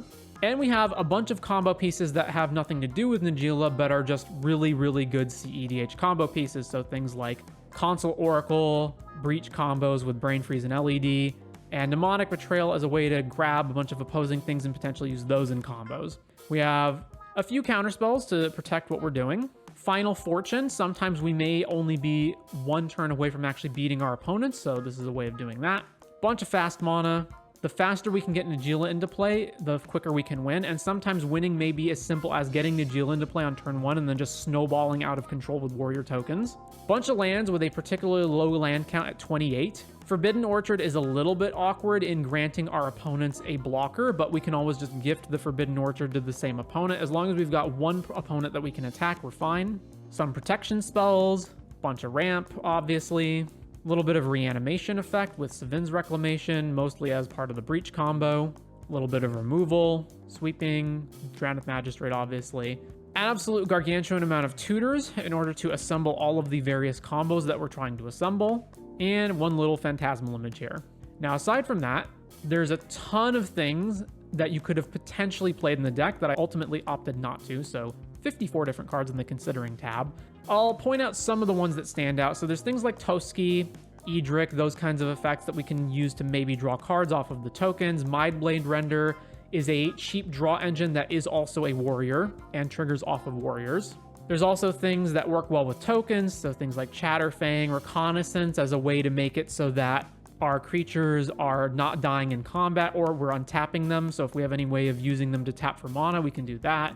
Additional counter spells, various lands I opted not to play, various protection spells I opted not to play, various ramp I opted not to play, removal, stacks cards, tutors, cards like Nature's Will. There are different variations on the Derevi effect. There's various effects that will be beneficial if we're hitting our opponent with a bunch of tokens, effects that cause us to draw cards, effects that make hitting our opponents with those tokens generate mana.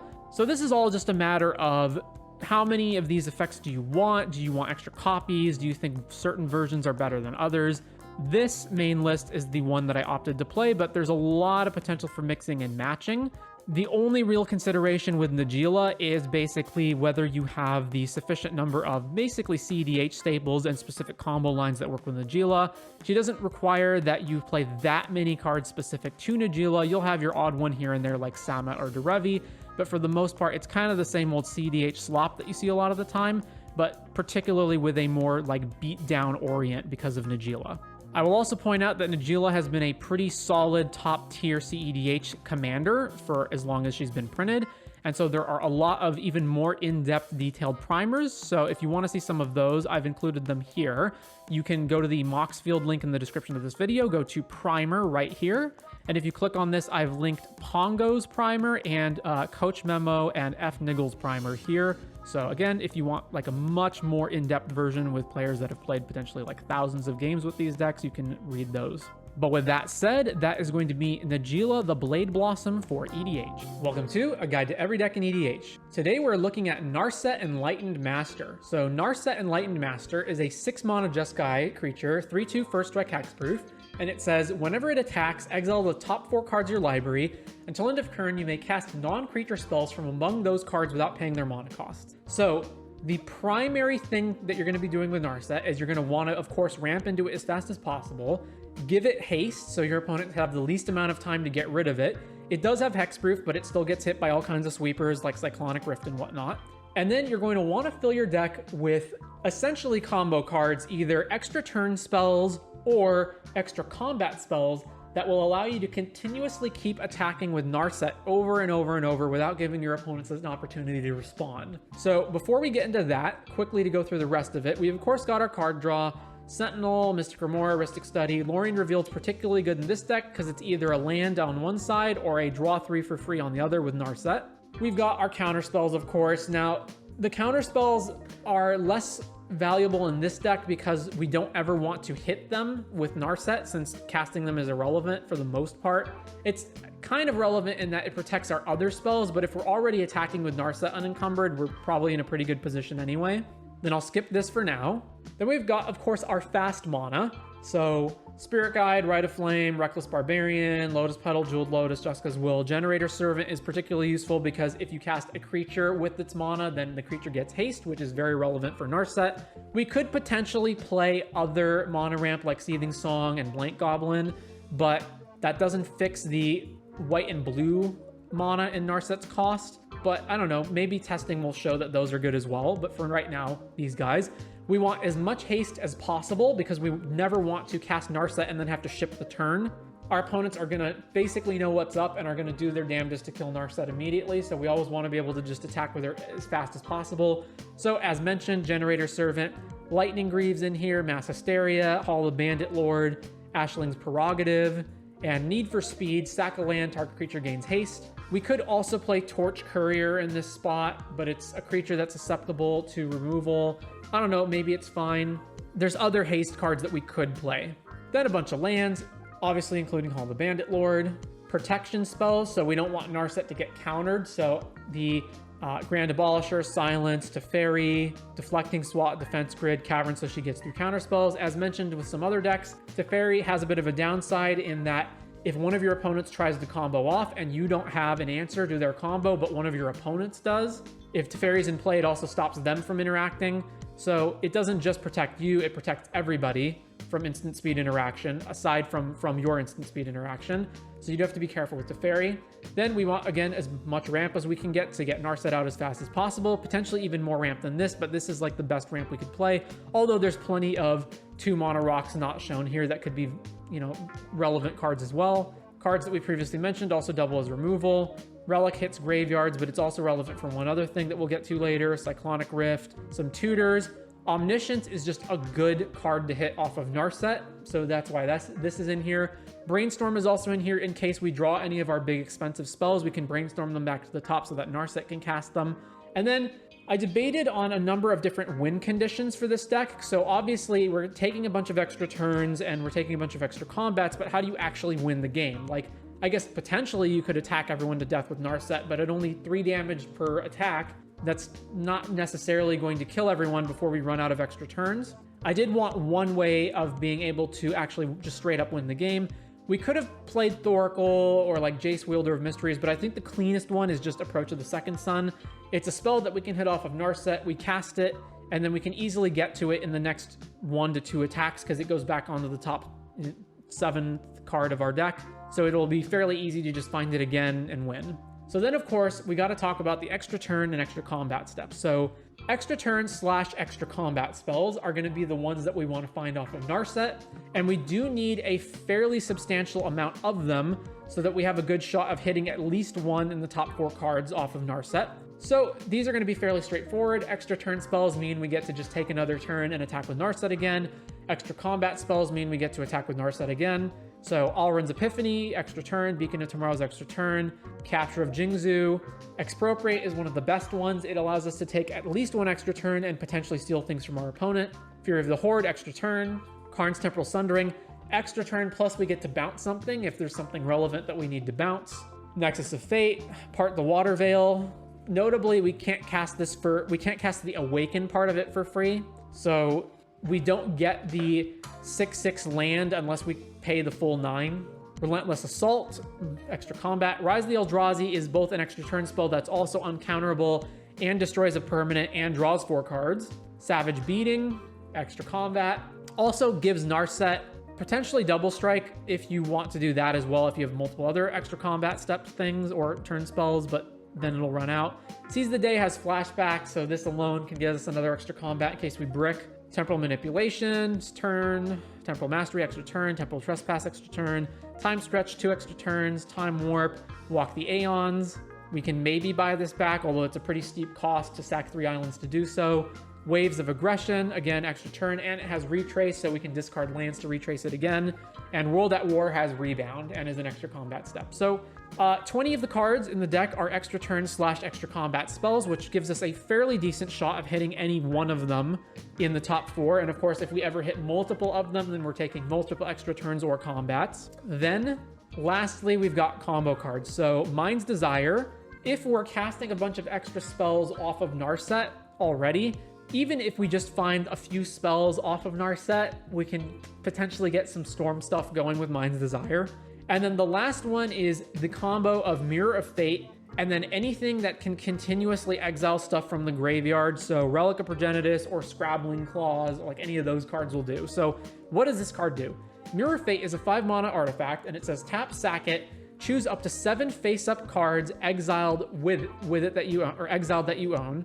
Exile all cards from your library, and then put the chosen cards on top of your library. So Narset is obviously exiling spells, which means that with Mirror of Fate, you can sack it and put those cards back onto the top of your library. Now, it itself doesn't get exiled, it sacks itself, but if you have a card like Relic of Progenitus, Scrabbling Claws, etc., you can just exile the Mirror of Fate. So you go activate Mirror of Fate, hold priority, so now it's in your graveyard because you sacked it, activate Relic or Scrabbling Claws or whatever to exile it out of your graveyard. Now it is among the cards that you have exiled, so you can put it along with anything else that you have in exile back into your library. Then, as long as any of those spells that you're exiling are extra combat or extra turn spells, you can then attack with Narset again, exile the top 4, including Mirror of Fate.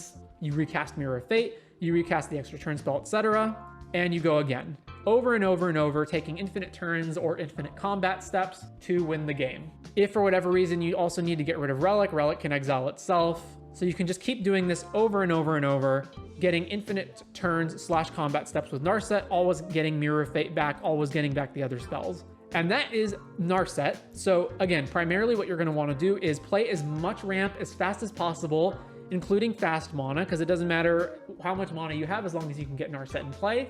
You're primarily going to want to have a way to protect it, so from counter spells like with Cavern of Souls or Silence or whatnot. You're also going to want a way to give it haste immediately so that you don't have to wait a turn before you can attack with it, so you're not susceptible to sweepers. And then you're going to hopefully not brick, and with 20 of the cards in the deck being extra turn or extra combat spells, you probably won't brick, although you could, so there is always that risk. But you have a pretty good shot of hitting at least one of these out of the top 4. Then you take infinite combat steps or infinite turns. I mean, not exactly infinite unless you have this exact combo, but infinite or pseudo-infinite extra combats or turns, and then you kill your opponent either by just attacking them to death with Narset / another creature like Awakening Part the Water Veil, or you just win straight up with a win the game card like Approach of the Second Sun. Or if you're not all about this card specifically, you could also win with Jace Wielder of Mysteries, Labman, or Thoracle. And that is Narset Enlightened Master. Welcome to A Guide to Every Deck in EDH. Today we're looking at Narhumeha Master Wizard.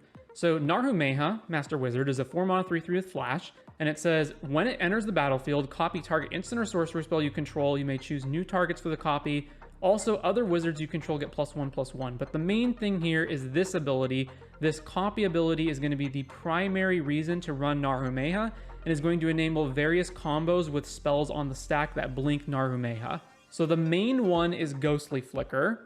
Exile 2 target artifacts, creatures, and or lands you control, then return those cards to the battlefield. So, in combination with Narhumeha, basically you will cast Ghostly Flicker, targeting whatever, it doesn't matter, let's say 2 lands, and then holding priority with Ghostly Flicker on the stack, you're going to cast Narhumeha.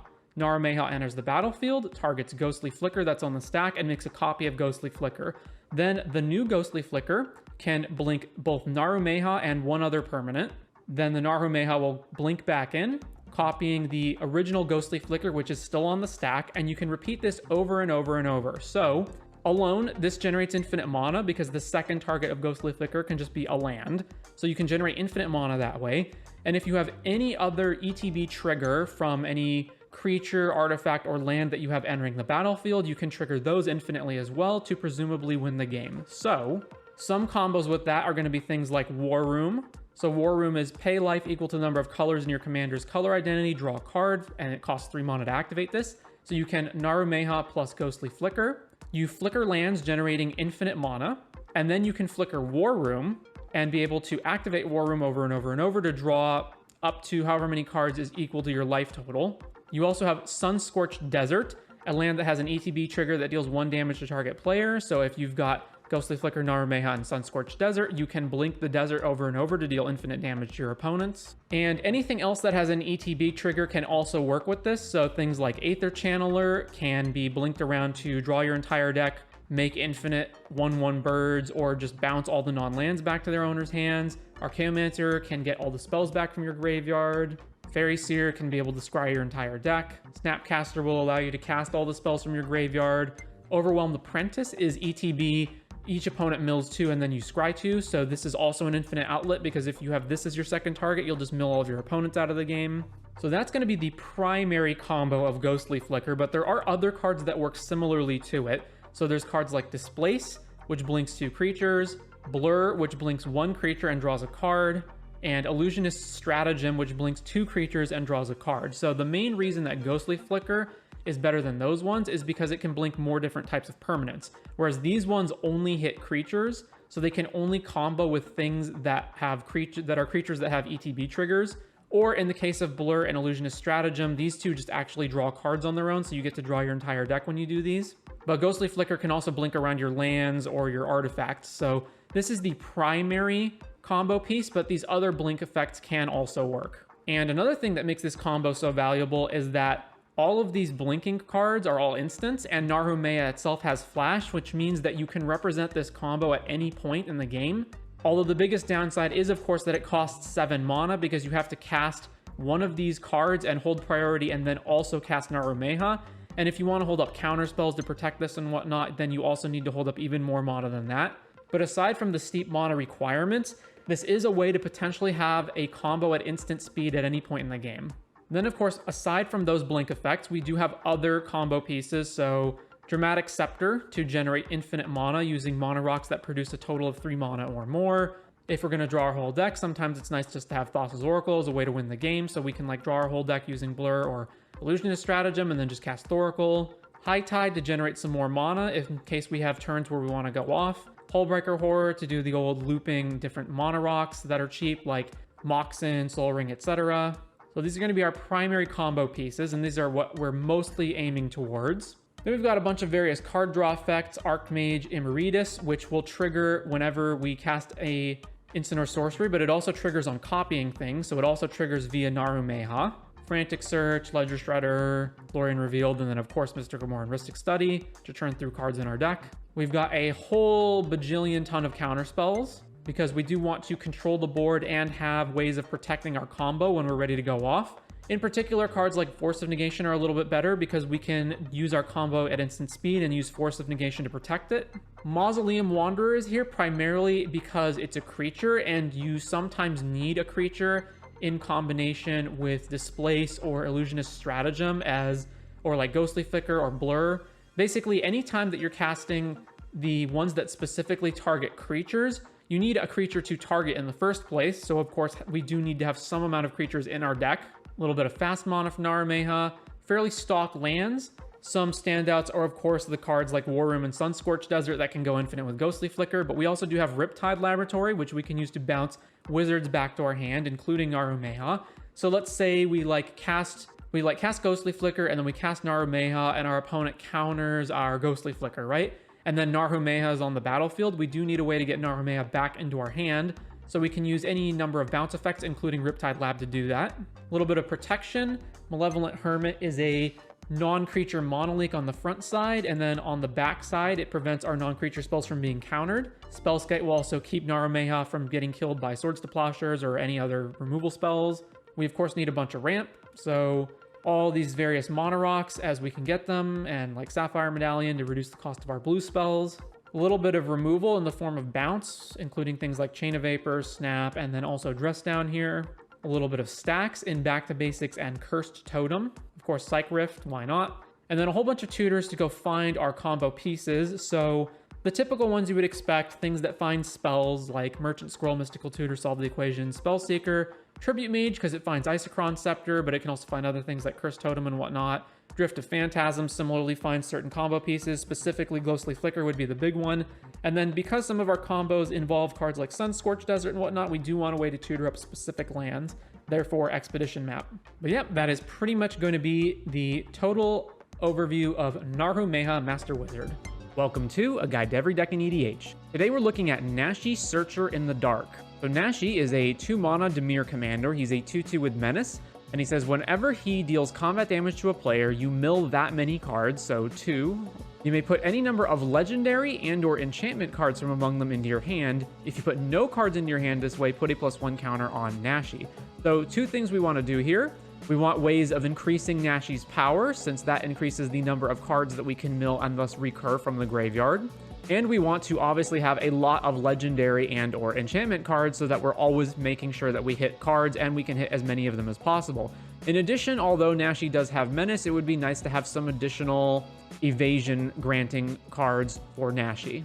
So with that said, we have Proph's Eidetic Memory, which is both a legend and an enchantment. This is just a way to increase Nashi's power. It also makes us have no maximum hand size, which is relevant for the many cards that we will be getting off of Nashi.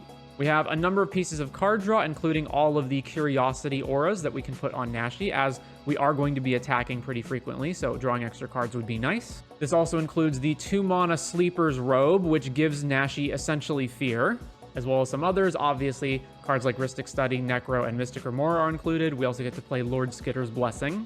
We have Bloodchief Ascension and Mindcrank as combos in the deck, so obviously Nashi can grab Bloodchief Ascension, but cannot grab Mindcrank. We will have a way of making sure that this isn't stuck in the graveyard later on. A suite of counterspells to protect and interact. Then we have a ton of evasion, which is basically mostly in the form of auras. So these are all auras that in one way or another grant flying or unblockability to Nashi. Some are cheap at 1 mana, others are 2 and cantrip or give hexproof or whatnot. Shimmering Wings is in here as a method of being able to bounce and replay it over and over, which will be relevant later. We also have K9 as a card that we can play prior to playing Nashi, which gives it a little bit of protection with Ward 1, and we can also make it unblockable should we need to. Then there are our lands. So we have Academy Ruins over here as a way to pick Mindcrank out of our graveyard, just in case we mill it over.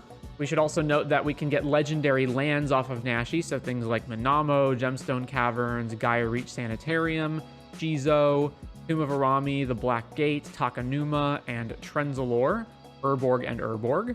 We have Propaganda as a way to shore up against getting attacked by our opponents. After all, Nashi isn't really that big, even if we wind up pumping it, and we don't have a way to win the game super fast outside of the Mindcrank Bloodchief Ascension combo, so we do want to make sure that we can pillow fort against our opponents. Then we have a number of cards that protect Nashi, mostly again in the form of auras, so these are auras that grant Shroud or Hexproof or any such ability like that to protect Nashi from getting killed.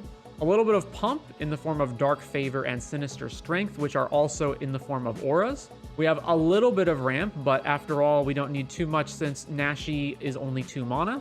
Some removal spells, again, orienting towards enchantments with cards like Eaten by Piranhas, Dressed Down, Unable to Scream, and Witness Protection. Then we can introduce a bunch of stacks cards. So first of all, we have some Planeswalkers, which was another reason. Then we have some stacks cards, so cards like Ashiok that prevent searching, Narset that prevent drawing. We don't really have any activated abilities outside of K9 making our commander unblockable, so Curse Totem's pretty good.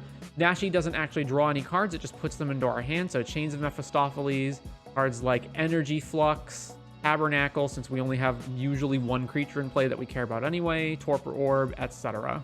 So the main game plan with the deck is mostly just to make Nashi large enough and unblockable enough that we can kill players in multiple hits, get a ton of card advantage off of getting cards from Nashi, and eventually win either through commander damage or just assembling our Mindcrank Bloodchief Ascension combo.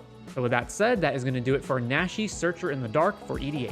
Welcome to A Guide to Every Deck in EDH. Today we're looking at Nath of the Gilt Leaf. So Nath is a 5-mana Golgari commander. It's a 4/4 that says, at the beginning of your upkeep, you may have target opponent discard a card at random, and whenever an opponent discards a card, you may create a 1/1 green elf warrior creature token. So only having one opponent discard 1 card per upkeep or per your own upkeep might seem like it's too slow, but this does actually surprisingly add up pretty quickly. And because the card is random, it also severely screws up what they're trying to do. So obviously Nath wants to pair up with things that synergize with discarding and creating tokens. So what are we doing? Well, first of all is our card draw. So we've got the typical in Necropotence and Sylvan Library. We also got Yawgmoth in here. Tiny Bones, which triggers if an opponent discarded a card and you draw a card. We've also got Gaia Reach Sanitarium, which is a way to force our opponents to discard so that we can make more tokens with Nath, and Dark Deal does similar things. Skipping the combos for now, we then have additional, essentially discard-based stacks. So cards that cause our opponents to keep discarding. So Bottomless Pit During each player's upkeep, that player discards a card at random. Dark Deal, we've already been over that. Death Cloud, X, black, black, black. Each player loses X, discards X, sacks X creatures, and sacks X lands, which is perfectly fine when you have Nath in play, because if you have Nath in play, what that'll do is sack a whole bunch. Everyone, loses all of their resources, but then you get a bunch of Elf Warrior tokens because of Nath's trigger. We also have Oppression. Whenever a player casts a spell, the player discards a card. Sadistic Hypnotist. Sack a creature. Target player discards 2. Activate only as a sorcery. And then Tiny Bones. And then, of course, Waste Not. We've got some fast mana in Calling Ritual, Dark Ritual, Jeweled Lotus. Bunch of lands. Gaia's Cradle, particularly good when you're making a bunch of tokens. And Phyrexian Tower, also slightly better than normal.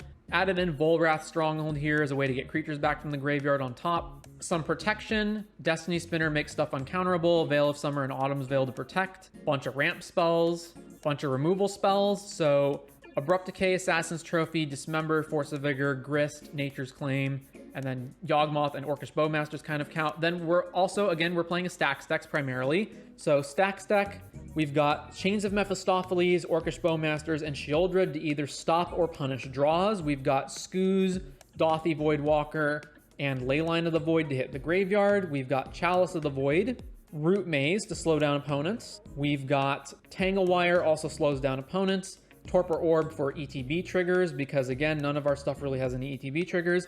And Nether Void, counter spells unless the controller pays an additional 3. So essentially it adds attacks of 3 mana to all spells, and Opposition Agent to shut down searching effects. And then a bunch of tutors, like an absolute huge amount of tutors, including tutors that are not often played, such as Fiend Artisan, Praetor's Grasp, Worldly Tutor. So then we've got our combo cards. So the easiest ones are obviously Yawgmoth plus Hapatra. So this is just activate Yawgmoth, sacking a creature, target an opponent's creature, put a -1 counter on it, trigger Hapatra, make a snake token, then you can sack the snake token. So however much life you have and however many toughness your opponents have in terms of their creatures, you can just activate Yawgmoth, machine gun down all the creatures, and draw a bajillion cards. Although we don't have any outright combo with Yawgmoth in the deck, like there's no Zulaport, Cutthroat, or Blood Artist or anything. We of course have the Witherbloom Apprentice Chain of Smog combo, so whenever you cast or copy an instant or sorcery, each opponent loses 1 life and you gain 1 life. And Chain of Smog, target player discards 2, then you can copy this spell and choose new targets. So you can target yourself, discard your whole hand, and keep copying this over and over and over to trigger Witherbloom. Of course, this combo is always risky because your opponent can just allow you to start the combo. You discard your whole hand, and then they can interrupt you by either countering Chain or killing Witherbloom. So do make sure that you are protected before you start this. And then we've got Agatha's Soul Cauldron, which is good for giving combos to other creatures. Like we can, maybe if our Yawgmoth dies, we can turn another creature into a Yawgmoth, and then we've got Earthcraft to untap stuff. So Earthcraft is also particularly good in that it's comboing with all of the various tokens that we're making and other things in order to untap our basic lands to give us more and more mana. But primarily, this deck is not really a combo deck, it's more of a stacks value deck. So the main thing you're looking to do is you're looking to stacks your opponent out with either pure stacks cards and or the various discard effects, including Nath himself, and then basically run your opponents out of resources or ability to do anything and just overwhelm the board with superior card advantage and tokens. And that is really what Nath is doing. So that is going to be every card and synergy and strategy needed to understand Nath of the Guiltleaf. Welcome to a guide to every deck in EDH, and today we are looking at Neheb the Eternal. This is a mono red commander. It's 5 mana, it's a 4/6. It's got Afflict 3, which is whenever this creature becomes blocked, defending player loses 3 life. And then it says at the beginning of your post-combat main phase, you add a red mana for each 1 life your opponents have lost this turn. So the main idea here is going to be that we want to have a all-encompassing damage effect, so something that damages all players or all opponents equally to a large degree, so that on our post-combat main we can add a ton of red mana to our pool and then use that red mana to dump into either a combo or just big payoff spells to win. So first of all, we've got our card draw, which is going to include the Backside of Birgi, Harnfell, Horn of Bounty. We've got Chandra, Torch of Defiance, which has multiple relevant modes. It's got add double red, it's got deal 4 to a creature, and then importantly, it's got exile the top card of your library, you may cast it, and if you don't, each opponent, you deal 2 damage to each opponent. So it's either a pseudo card draw spell and the ability to impulse draw the top card every turn, or if we choose not to impulse draw that card, we then deal 2 to each opponent, which is 6 damage for Neheb, so we generate 6 mana on our post-combat main.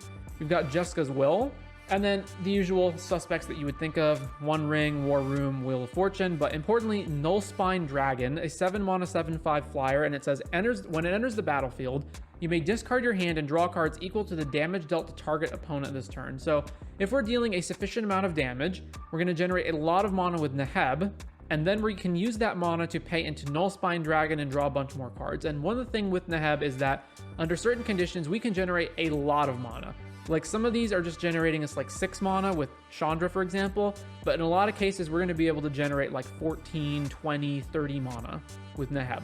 So then we've got our one straight up combo card in Aggravated Assault. If we dealt 5 total damage to our opponents, that means on the post-combat main, we get to generate 5 mana with Neheb. So as long as we can generate exactly enough or more than however much it costs to activate Aggravated Assault, we can take infinite combat steps, because we're going to keep going to combat and then keep going to post-combat main phases, which will keep triggering Neheb.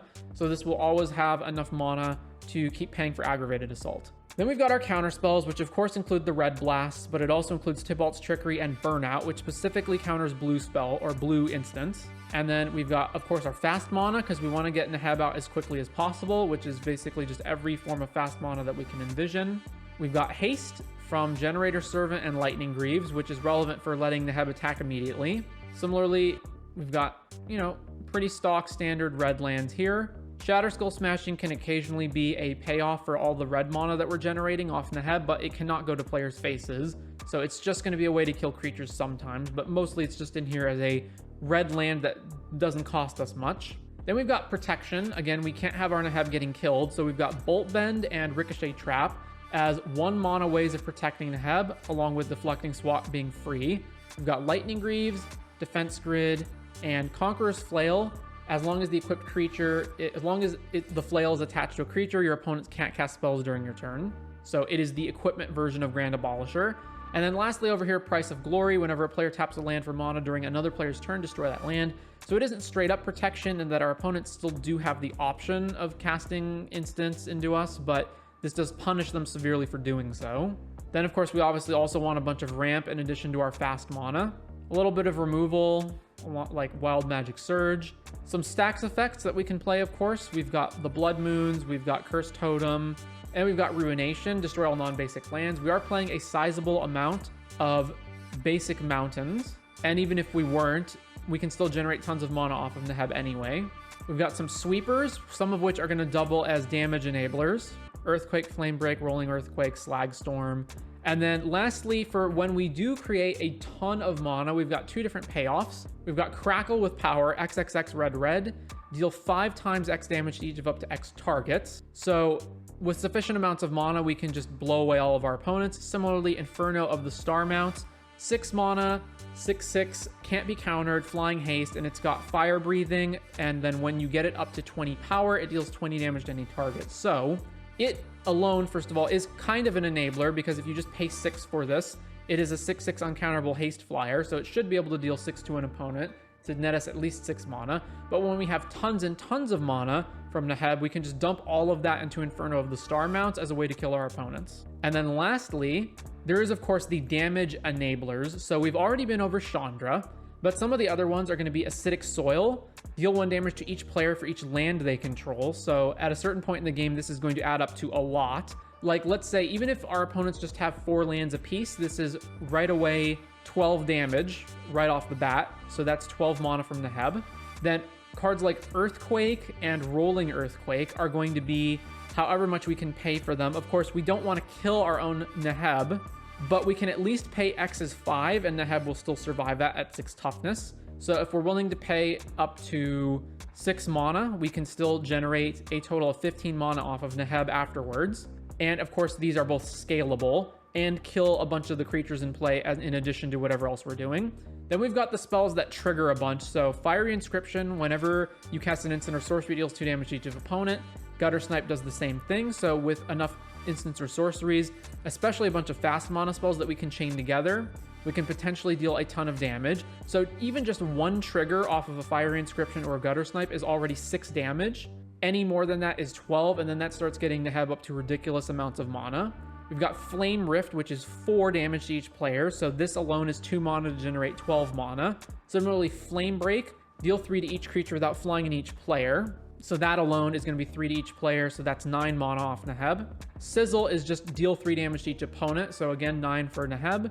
Slag Storm is either 3 to each creature or 3 to each player, so you can either use it as a small sweeper or as a way to generate 9 from Neheb. And then Price of Progress, again, most players play mostly non-basic lands nowadays, which means it depends on how many lands there are in play, but this is going to deal a ridiculous amount of damage and then generate a ton of mana off of Neheb. We've of course got Heartless Hidetsugu. Each player, it deals damage to each player equal to half their life total. So this here, if you've got it enabled, is going to be a ridiculous amount. This is going to be in the like 50 to 60 mana range. And the main downside to it is, of course, that it is 5 mana and that it's a creature, so you have to wait to tap it. And then lastly, we've got Ketis. Whenever a commander you control deals combat damage to an opponent, it deals that much damage to each other opponent. So if we have Ketis in play, then when Neheb deals 4 damage to an opponent, it deals 4 damage to each other opponent. So this is basically 2 mana for, again, 12. So all of these damage enablers are going to combine with Neheb to either just auto win the game with Aggravated Assault combo, or it's going to be used in combination with various draw power to like draw into more stuff, or just land a win con in something like an Inferno of the Star Mounts or a Crackle with power. So again, main strategy, ramp and fast mana your way into Neheb, use a damage enabler to make Neheb generate tons of mana, use that mana to cast draw spells until eventually you find a combo or a giant damage output. And that is Neheb the Eternal.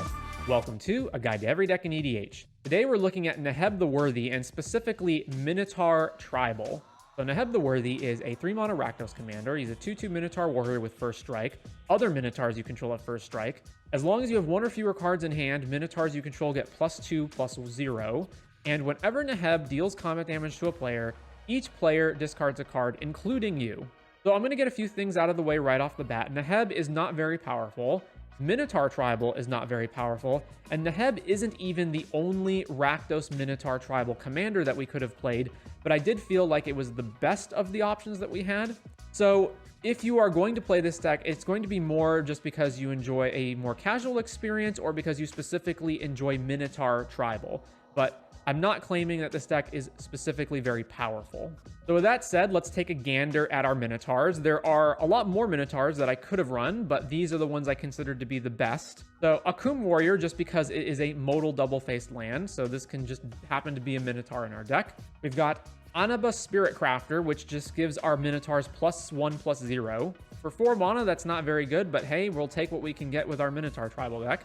Dream Shaper Shaman, which on end step allows you to pay 3 mana to sack a non-land permanent and then cascade into another permanent of the same type. Fanatic of Mogus, which deals damage to all of our opponents equal to our devotion to red. Fellhide Petrifier, which gives our Minotaurs Death Touch. Fellhide Spirit Binder, which whenever it becomes untapped, we can pay 2 mana, and if we do, we make a token copy of another creature that then dies at the end of turn. Glinthorn Buccaneer. No Malcolm combos here, as we are in Rakdos colors, but it is a way to loot cards.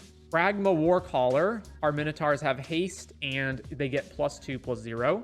Morog, which is one of our better Minotaurs, gives all of our creatures +1/+0 for each time it's attacked and has a landfall ability to give us extra combat steps. We have the Nehebs. So these are the cards that with Neheb Dreadhorde Champion allows us to spin our hand into a new hand, and either way, these cards give us a bunch of red mana when we hit our opponents. We have Rageblood Shaman, which is just a lord that also gives trample to our Minotaurs.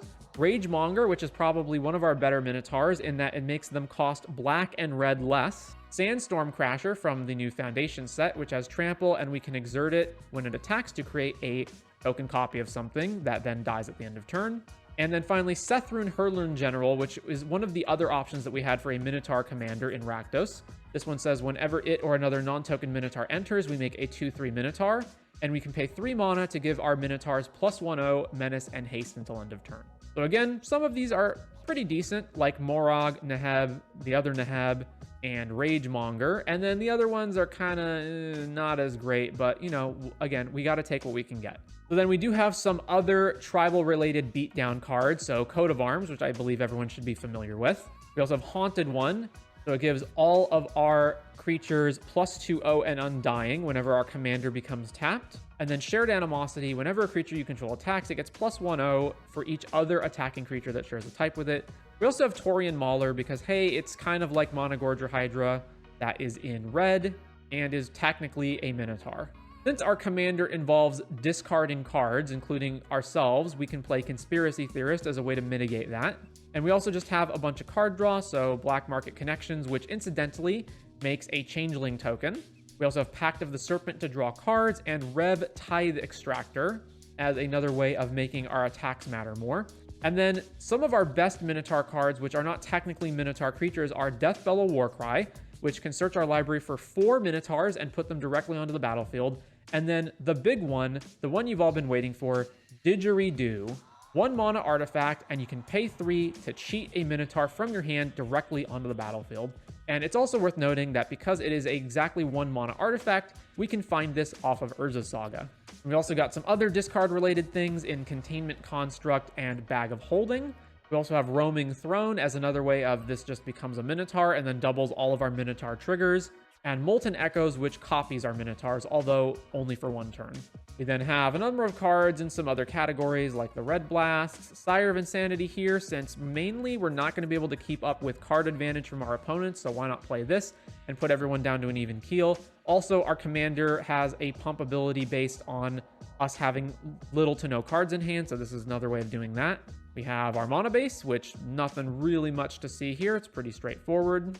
Bunch of ramp spells. Since we mainly focus on attacking, we can play cards like Grim Hireling, Professional Facebreaker, and as previously discussed, Rev, in order to make attacking better off by giving us treasures. We also have Urza's Incubator down here to make our Minotaurs cheaper, and in fact, many of our Minotaurs become significantly cheaper as a result of having this. Patriarch's Bidding as a way to reanimate all of our Minotaurs in case they're killed.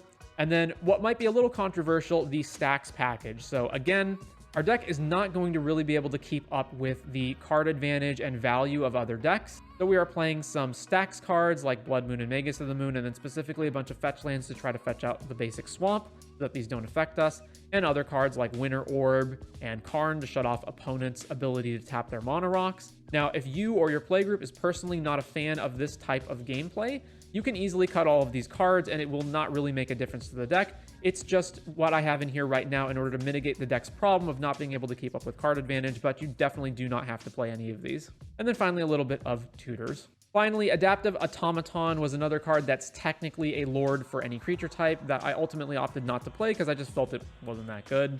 It also is technically not a Minotaur, so it's just sort of a generic tribal thing that you could slot into really any deck, and I didn't feel that it was all that great, so ultimately decided to cut it, but you could easily put it back in the deck.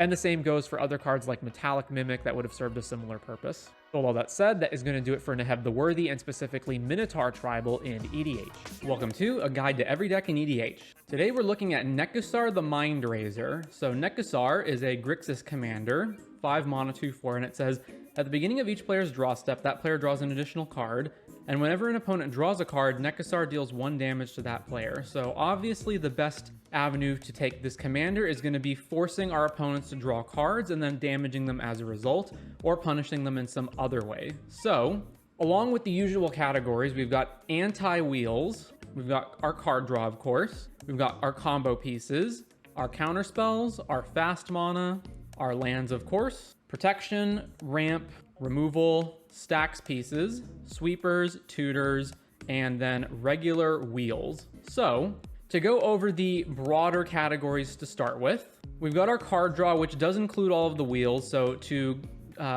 skip past the wheels for now, there's Bolas' Citadel, Lorien Revealed, Mystic Remora, Rhystic Study. Then in the combos, we've got Underworld Breach, LED, Thoracle Consult. Pretty stock standard stuff we got going on here.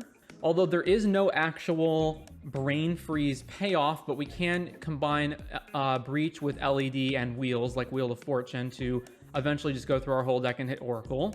Pretty stock counter spells, fast mana. We do want to get Nekusar into play really quickly. We also have a lot of expensive stuff, and The general rule is that the more wheels you have, the better that fast mana becomes, because you can just expend all of your fast mana really quickly and then wheel to draw a new hand.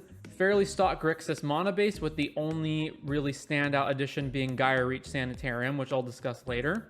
Cavern of Souls, so Nekasar doesn't get countered. Pretty stock ramp spells. Few pieces of removal. And then our stacks cards, which are going to combine with our wheel effects. But aside from those, we've got Opposition Agent to prevent searching.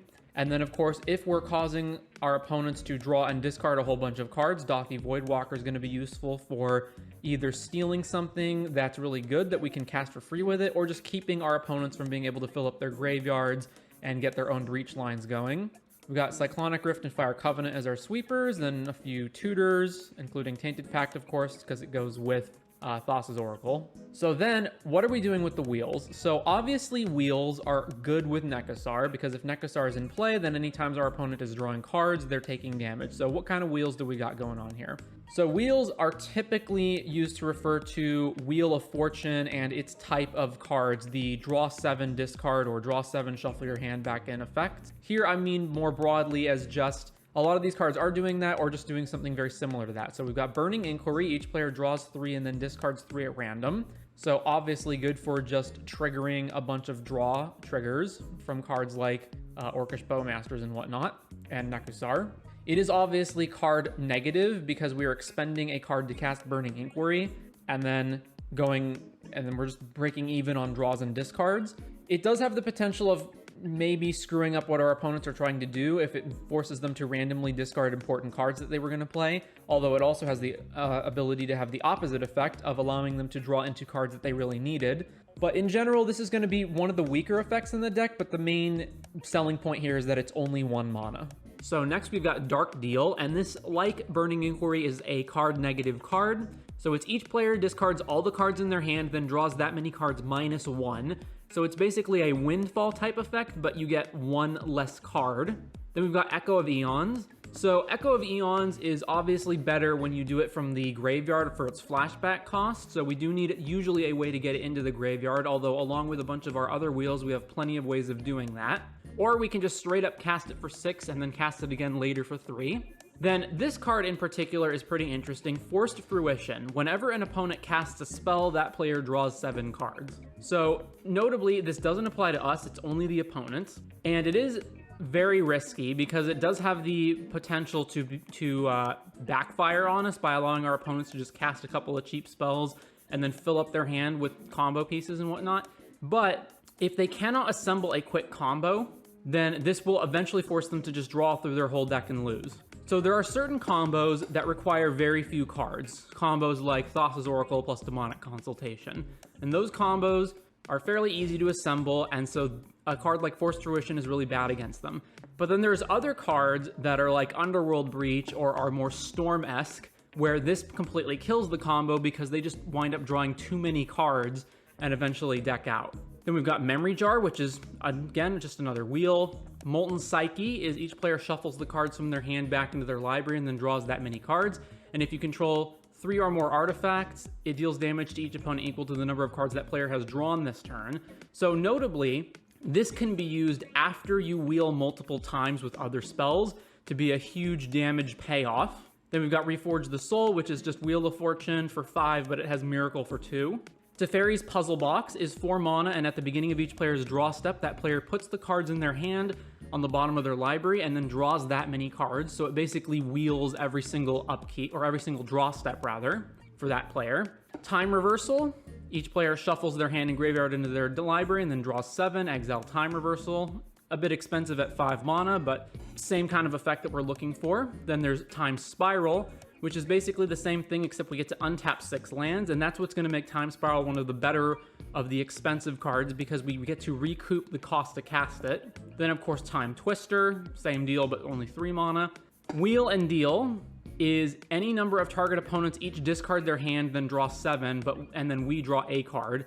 So it's less useful in that we are not getting to wheel along with everyone else, but it is still a wheel effect in case we have any sort of draw triggers like Nekasar going. Of course, the old Wheel of Fortune standby.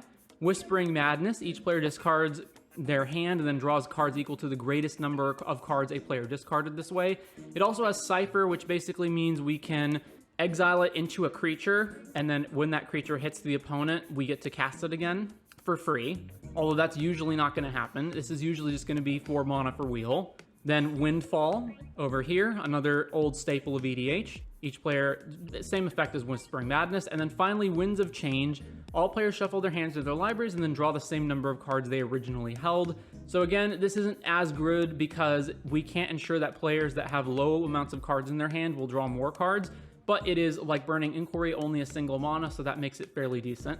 Now, of course, we cannot rely on just having Nekasar in play. First of all, Nekasar might die, he might get countered, or it just might not be enough. Like, Nekasar does deal 1 damage per card drawn, but that just might not be good enough, especially when we're giving our opponents all of these extra cards. So another way to take it is to fill up on additional effects that are like Nekasar to increase the amount of damage, or take an alternative, more Staxy route and use that to make the wheels break parity. So this leads us to the anti-wheels. So we've got cards that are like Nekasar in Fate Unraveler. Whenever an opponent draws a card, Fate Unraveler deals 1 damage to that player. There's also Underworld Dreams, which is a triple black 3 mana enchantment that does the same thing. I tend not to like that one as much because triple black can kind of be hard on curve, but you could play that either in addition or instead of this. Then we've got Orcish Bowmasters, which will trigger once per additional card drawn to ping and create a bigger token. Shieldred, of course, also does the same thing. Opponents are going to take 2 damage per extra card drawn. And then we've got Narset, where our opponents straight up cannot draw additional cards. So this winds up being a way to punish them and break the parity so that our wheels are drawing us cards, but the wheels are not drawing them extra cards or just 1 extra card. Same thing with Notion Thief. Instead of them drawing extra cards, we draw those cards. And then finally, although not all of the wheels cause discarding, a fair number of them do, which means that Waste Not and Turgrid can be helpful. So Waste Not, whenever an opponent discards a creature, you make a 2/2 zombie. If they discard a land, you make double black mana. And if they discard a non-creature non-land, you draw a card. And in Turgrid's case, whenever an opponent sacks a non-token permanent or discards a permanent card, you get to put the card from a graveyard onto the battlefield under your control. Now, notably, with the cards like Narset and Notion Thief that shut off extra card draws, we can win the game with certain stacks-based combos. So in particular, if we can get our opponents Hellbent, we can use Gaia Reach Sanitarium in combination with Narset so that they can't draw extra cards anymore. Although that only applies to 1 opponent. With multiple players, we can't do it multiple times. But the bigger one is with Teferi's Puzzle Box. So because Teferi's Puzzle Box triggers on each upkeep, if we have a Narset or a Notion Thief in play, it means that they will draw for their turn normally, then they'll put that card and any other cards they may have in their hand back on the bottom, and then when they try to draw a new hand from the puzzle box, they can't. So when you have Narset or Notion Thief or any equivalent card like that that shuts off extra card draws, if you also have a Teferi's Puzzle Box in play, it means that they basically can't have any cards in their hand for the rest of the game.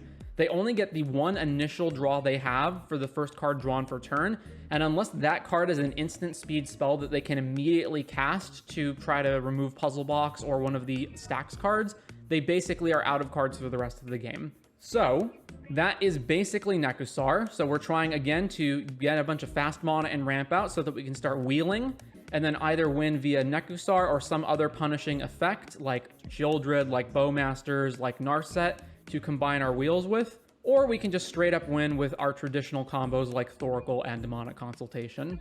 And that is Nekasar in EDH. So Xyrith is a Teamer commander, 5 mana, 3/5 flyer, and it says whenever an opponent draws a card, except the first one they draw in each of their draw steps, you create a 1/1 snake token. And whenever Xyrith, the Writhing Storm, deals combat damage to a player, you and that player each draw that many cards. So, like a commander like Nekasar, for example, this is a card that benefits from your opponents drawing cards, but specifically, rather than punishing them by dealing them damage or staxing them, you are creating snake tokens. So you can either create those snake tokens off of playing effects like Wheels to make everyone draw cards and then put a ton of snakes into play, or you can just straight up hit one player and have you and them draw extra cards and then make a bunch of snakes. So the various card draw in the deck, we've got Consecrated Sphinx. If we're going to make our opponents draw extra cards anyway, why not draw even more cards for ourselves? And then we've got creatures like Toski, Edric, and Curiosity Crafter, which whenever we hit our opponents with any creature, or specifically creature tokens in the case of Curiosity Crafter, we draw a card for each creature hitting them, which pairs very well with our various snake tokens that we're making off of Xyrus. Then we've got Jessica's Will. We've got a bunch of wheel effects like Memory Jar, Molten Psyche, Reforge the Soul, Time Spiral, Time Twister, Wheel of Fortune, Wheel of Misfortune, Windfall, and Winds of Change, all of which can cause mass card draw from our opponents and us, and thus generate a ton of snake tokens. Of course, Skull Clamp is good in any deck that's spitting out random 1/1 tokens. And Molten Psyche can act as a secondary win condition since it does damage equal to the amount of cards players drew. And then the typical Rhystic Study and Mystic Remora, of course. Then we've got our combo cards. I'll come back to this later. We've got some counter spells. We've got a bunch of fast mana because we want to get Xyrus down as fast as possible. And we want to, of course, cast a bunch of wheels. And fast mana and wheels go together like peanut butter and jelly. We've got haste because, again, we want both Xyrus to have haste so we can immediately attack someone, or we want to be able to wheel, generate a bunch of snake tokens, and then have those snake tokens attack. So we've got Concordant Crossroads and Mass Hysteria, Lightning Greaves to protect Xyrus and let it specifically attack, and then Roar of Resistance. 2 mana creature tokens you control have haste, and whenever one or more creatures attack, you may pay 1 in a red. If you do, creatures attacking your opponents and or planeswalkers they control get +2/+0 until end of turn. So it's both a way to haste your tokens and pump them. Then we've got various Teamer lands. The standout one, of course, being Gaia's Cradle, which pairs great with all of these random snake tokens that we're making. Some additional protection in Deflecting, Swat, Spellskite, Veil of Summer. We've got a bunch of ramp cards, including a bunch of Monodorks. Fairly self-explanatory. A little bit of the Red Blasts for removal. We've got Winter Orb as a stacks piece. Doesn't matter too much. We want to go slow and we want to ramp. Also notable, we've got Cryptolith right over here, which allows our creatures to tap for any mana, so it means that our snake tokens become mana dorks. Cyclonic Rift, and we've got only 2 tutors. Crop Rotation, primarily this is just to grab Gaia's Cradle, and Mystical Tutor for wheels or various other things. And then we've got this section right here. This is just all the wheels in the deck separated from card draw specifically. So then if we come up here and we look at the combos, we of course have token doublers in Parallel Lives, and Adrix and Nev twin casters. So if you'd make tokens, you make double those amount of tokens. Obviously good with Xyrus making snake tokens. We've got Ashnod's Altar and Phyrexian Altar, which we can use to sack our tokens to generate mana. Mana Echoes, which generates colorless every time we have a creature enter equal to the amount of creatures that share a type with it, which is obviously great in a deck that's spewing out a bunch of snake tokens. And then we've got Impact Tremors, which deals 1 damage to each opponent every time we make a snake token, so this alone can kill our opponent as well. We also got Shared Animosity. Whenever a creature you control attacks, it gets +1/0 until end of turn for each other attacking creature that shares a type with it. Again, obviously great with the snake tokens. We also do have Underworld Breach and Brain Freeze. Notably, we do not have LED, but we can generate tons of mana using Ashnod's and Phyrexian Altar anyway, or Mana Echoes. And then lastly, we've got Breath of Fury, which is an aura that enchants our creature, and it says, whenever the enchanted creature deals combat damage to a player, sack it and attach Breath of Fury to a creature you control. If you do, untap all creatures you control, and after this phase, there is an additional combat phase. So we can just sack a token, take an extra combat, move this to a new token, sack the token, take an extra combat, move it to a new token. Depending on how many tokens we start with, or if we can make more tokens during combat, we can win the game just off of the Breath of Fury. And similarly, we've got Opposition. So this is tap an untapped creature you control to tap target artifact, creature, or land. So once we generate enough tokens, we can start using Opposition to tap down our opponent's lands, Mana Dorks, and Mana Rocks, thus making this basically a stacks piece that takes them out of the game. So one way that will straight up combo our opponent is if we've got Xyrus, Breath of Fury, and then anything that grants haste, because we can attack with Xyrus and make more snake tokens, and then the new snake tokens can continue to attack. There are other combos that we could include with Xyrus, but I think they're generally not that great. So I think this is mainly what you want to be doing. So either just straight up combo kill them with Breath of Fury, or just deal enough damage to them with Shared Animosity, or Roar of Resistance, or Impact Tremors, or just make a bunch of mana and extra tokens with these guys, or stacks them out with Opposition, or combo kill them with Underworld Breach plus something else, or just specifically Brain Freeze. Or you can breach in like Wheels, because you can wheel, and then if you've got one of these altars in play, Xyrus makes a bunch of snake tokens, and then you just sack all these snake tokens, Brain Freeze to get more escape fodder, and go off that way. So again, just to recap, Xyrus, we want Xyrus in play as fast as possible. We then want to cast draw spells, specifically wheels and things that make our opponents draw. Or if we are afraid of our opponents drawing, we can just hit one of our opponents with Xyrus to generate the snake tokens, and then eventually find one of these combos to win the game by either putting a bunch of snake tokens into play and attacking with them with haste, or with pumping them, or with impact tremors, or finding a secondary combo like Underworld Breach plus Brain Freeze, or Breath of Fury to take infinite combat, or opposition to keep all their stuff tapped down. And yep, that is basically Xyrus the Writhing Storm. Welcome to A Guide to Every Deck in EDH. Today we're looking at Nikia of the Old Ways. So Nikia is a 5-mana Gruul commander. It's a 5/5 Centaur Druid, and it says you can't cast non-creature spells, and whenever you tap a land for mana, add 1 mana of any type that land produced. So obviously, we're trying to ramp in a way that puts lands onto the battlefield, and then Nikia, assuming that we have 5 lands, will take us from 5 to 10 mana immediately, and then we can use that to deploy a bunch of big, stompy, powerful threats that we can use to win the game. However, it should not be underestimated. The you can't cast non-creature spells is a huge drawback, and is going to be something that we're going to have to build around in this deck. So one of the main things here you could do is you could decide to take the deck in one of 2 ways. Either we're going to limit the amount of non-creature spells in the deck as much as possible, or we could do that but only for things that cost around, let's say, a little bit less or more than Nikia, because technically any non-creature spells that we play prior to casting Nikia don't matter. So obviously, if we're trying to get lands into play off of our ramp spells, we could play cards like Nature's Lore and 3 Visits and Farseek and whatnot. Cards that it doesn't matter if those are in our deck because we only care about playing those prior to Nikia entering. Now with that said, I think you can see where we went with this. The deck has 32 lands and 56 creatures, which only leaves this little amount of cards left in our deck to be non-creatures. So ultimately, I did decide to not play cards like Nature's Lore and whatnot. So we're going to be getting lands ramped out of our deck in other ways. So to start with our ramp, and we do have a fairly large amount of it at 25, obviously we do want to play all the best mana dorks like Arbor Elf and Delighted Halfling and whatnot. But we are also playing creatures that find lands where we can. So these include things like Farhaven Elf, Sakura Tribe Elder, Springbloom Druid, Dutina, Speaker of the Tajuru, Wood Elves, Yavimaya Dryad, and Yavimaya Granger. And yes, these cards are less efficient than cards like Nature's Lore and 3 Visits, but there are times where you do want to cast these things after Nikia is in play, and especially if we are ramping in ways that do not put additional lands onto the battlefield, like all of our mana dorks, we do want ways, hypothetically, of putting more lands onto the battlefield after Nikia is out. We're also playing Somberwald Sage here as a way to generate a whole bunch of mana for Nikia really fast. Then we've got a lot of bombs, particularly in the card draw category, so things like Etali, Kozilek, another type of Kozilek, Gold the Harvest and Sandstone Oracle, and Primordial Sage as ways of drawing cards. And we've got ways of getting more creatures off the top. Obviously, our deck is very creature heavy. At 56 cards, it's more than half of our deck. So things like Augur of Autumn and Eladamri Corvictol are going to be ways of casting creatures off the top. And then we've got things like Beast Whisperer. We also, in the big beatdown category, have cards like Avenger, Craterhoof, Pathbreaker Ibex, Rurik Thar, which is far more detrimental to our opponents than it is to us, and some Ulamog and Void Winnower action as well. Remember that our commander takes us from however many lands we're at and doubles those.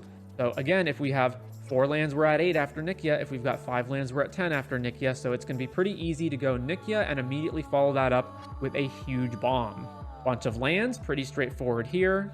We've got Silverback Elder as basically the creature equivalent of Aura Shards. Again, we mainly want to play creatures, so this is the one that we're using. Bunch of ways of protecting Nikia, either from getting countered or killed.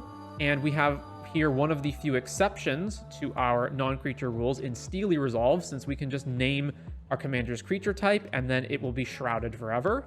Then we've got the cards that fall into removal. So one of the problems that we might run into is, say, what if our opponent has like a Drannith Magistrate or something? How do we get rid of that? Well, we have some things that can get rid of creatures like Flame Tongue Kavu and Kenrith's Transformation. And then we've just got a bunch of other things that remove stuff. So Apex Altasaur, Cityscape Leveler, Ulamog, of course, Terastodon, and then a bunch of the cheaper ones like Rex Age and Nature's Claim.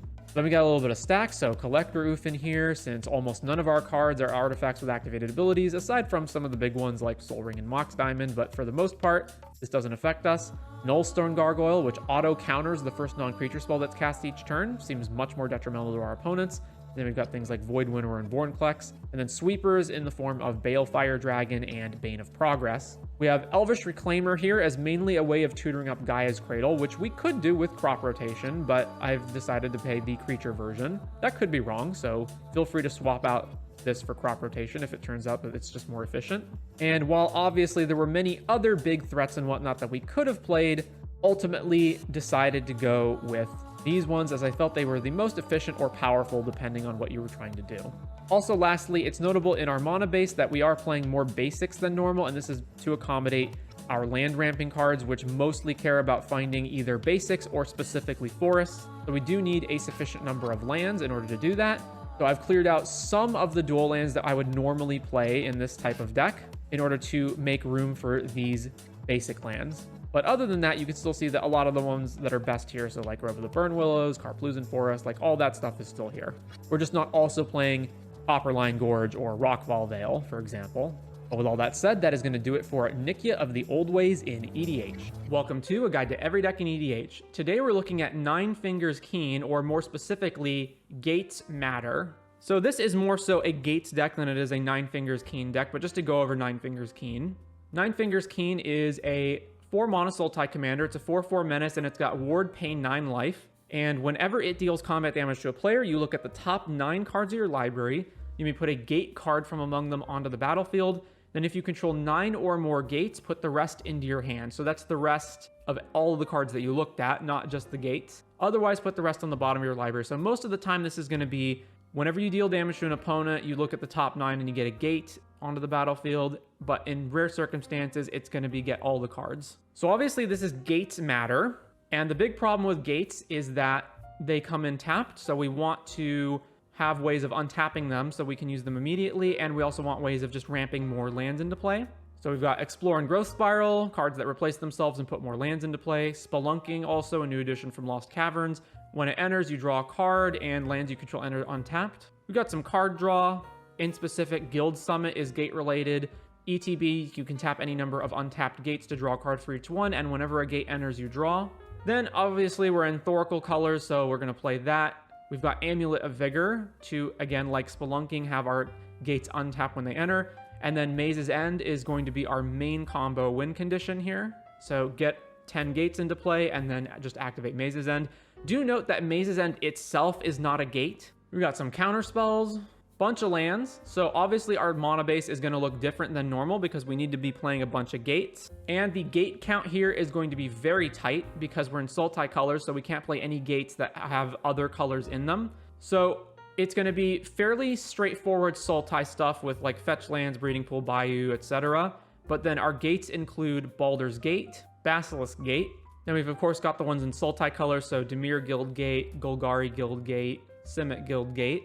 We've got Gond Gate, which is very helpful for having the other gates enter untapped. We've got Heap Gate, Manor Gate, Sea Gate, and Black Dragon Gate. So if you've been counting, that is exactly 10 gates. So we don't have any more gates in our deck. So if one of these gates gets blown up, like our opponent has a strip mine or something, we do need a way of getting it back in order to win with Maze's End. So moving on, we've got a little bit of protection, Allosaurus Shepherd and Veil of Summer to make sure our spells don't get countered. And then in the ramp section, we're going to, of course, have the fairly typical ramp cards like Arcane Signet, Birds of Paradise, etc. But in particular here, we're going to want things that let us play additional lands. So like Azusa, Burgeoning, Circuitous Route can go fetch gates. So that's important. Same thing, Explore the Underdark can go fetch us some gates. Hour of Promise just straight up gets any lands, so those include gates. And Navigation Orb is also a ramp spell that finds gates. A little bit of interaction, of course, a little bit of stacks. We don't particularly need to play a bunch of spells in the same turn because we can win just off of activating Maze's End. So Arcane Laboratory is the only blue rule of law effect. We also do want the game to just be slowed down as much as possible because, again, we want to win very slowly by amassing gates and then winning with Maze's End. So Static Orb and Winter Orb are going to be stacks cards that, yes, they do affect us, but it doesn't matter. Torpor Orb as well. We barely have anything in the deck that has any ETB triggers. Obviously, we do have Bowmasters and Thoracle, but we don't have that much. Some sweepers to keep the board clear. Then we've got our various tutors, including gate-specific tutors like Gate Creeper Vine and Open the Gates. And then finally, some more. So Tiller Engine here is basically just an artifact creature version of Amulet of Vigor. Arkelos is another way of having our permanents enter untapped. So if Arkelos is untapped, other permanents enter untapped. And Conduit of Worlds is going to be the way that we have to get lands back from our graveyard. So you may play lands from your graveyard just in case one of our gates gets destroyed and we need to bring it back. So one thing to note in particular is this deck obviously does not need to have Nine Fingers Keen as the commander. It's more just to have Nine Fingers Keen be on brand, since it's really the only commander that cares about gates. In fact, from a strictly power level perspective, Arkelos is probably the better commander, since it's more important to have our lands enter untapped. But again, just to be on brand, we've got Nine Fingers Keen as the commander. Now, there's also the possibility that you want to build a gates deck that's all 5 colors, because obviously by being specifically in Sultai, it highly limits the number of gates that we can play. We have exactly 10 gates for Maze's End and not any more. So if for some reason you wanted to play more gates, you could obviously spread out into all 5 colors, but I don't think it's worth it. I think Sultai is fine. So obviously you can just win straightforwardly with like Demonic Consultation plus Thassa's Oracle, but if you want to go the more interesting route, the main plan here is going to be Maze's End, slowing the opponent down with sweepers and stacks cards like Winter Orb, until eventually you can just Maze's End your opponents to death. So you get 10 gates into play, or rather you get 9 gates into play, activate Maze's End, go find the 10th gate, and win. And yep, that is Nine Fingers Keen, or Gates in Commander. Welcome to A Guide to Every Deck in EDH. Today we're looking at Niv Mizzet Reborn. So Niv Mizzet Reborn is a 5-color commander, and he is a 6/6 flyer that says when he enters, reveal the top 10 cards of your library for each color pair. So for each card that is exactly 2 colors and is a specific 2 colors, choose a card that's exactly those colors from among them, put the chosen cards into your hand, and the rest on the bottom of your library in a random order. So hypothetically, if the top 10 cards all included 2 color cards that were in every different color pair, so like, Boros Simic, Golgari, etc., we could hypothetically draw up to 10 cards. Now in practice, we are not going to draw that many. We are going to average around 3 to 4, but we can draw more or less in some cases. So the main restriction and build around thing that's going on with this deck is we have to figure out how to play not only a lot of 2-color cards, but specifically how to diversify those 2 colors into the different pairs. So with that said, as you can see, we have 51 multicolor cards in the deck, so about half of our entire deck is made up of these cards. Obviously, lands are not counted. So the vast majority of our spells are multicolor cards. And then I've done my best to diversify the different colors, although obviously some colors were going to be natural fits and have more good cards in those pairs than others. In particular, Simic will tend to have the most color pair cards that we actually want to play. And then on the other side, color pairs like Dimir, Golgari, and Rakdos tend to have the least of them. So actually breaking these cards down by the categories that they're in, we have General Ferrus Rokerrick. After all, we're going to be playing a bunch of multicolor spells, so this seems an obvious conclusion. Nahiri's Resolve and Soul Herder are both ways that we can blink Niv Mizzet and get more cards off of the trigger again. We have a bunch of cantrip/filtering cards of various kinds in our deck, like Uro and Pillage the Bog. Some card draw, although we can't completely get away from playing some monocolor cards like Remora, Study, and Library, as well as like the One Ring and Esper Sentinel. We do have some Dak Fayden, Cutsoul, Timna. Counter spells, which I have deliberately oriented towards being the multicolor counter spells. Now, obviously, a lot of these are less efficient than cards like Flusterstorm or Swan Song, but you do have to make concessions with this deck in order to get a sufficient number of multicolor cards into it. But with that said, we are still playing the Red Blasts. Then we have our 31 lands, which is mostly the Fetch Revised Dual Mana base. Obviously, that is contributing a lot to this incredibly expensive price tag right here. So if you don't want to pay this and are unwilling to proxy, you can cut a lot of these cards for shock lands, and that should significantly reduce the price.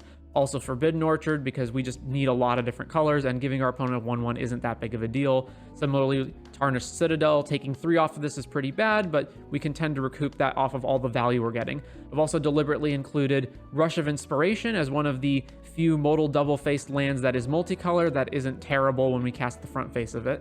Then we have Protection for Niv Mizzet. We don't want it to get countered or killed. Mostly not countered, so here are all the multicolor cards that do that. A bunch of Ramp, which again, although we are playing cards like Birds and Delighted Halfling, I've mostly skewed towards having multicolor variants of all of these cards. Of particular note is Feyburrow Elder, which when Niv Mizzet is in play, this can tap for all 5 colors of mana. Then we're going to have a lot of removal. A lot of the best multicolor cards tend to be spot removal spells, so you can see a lot of them here.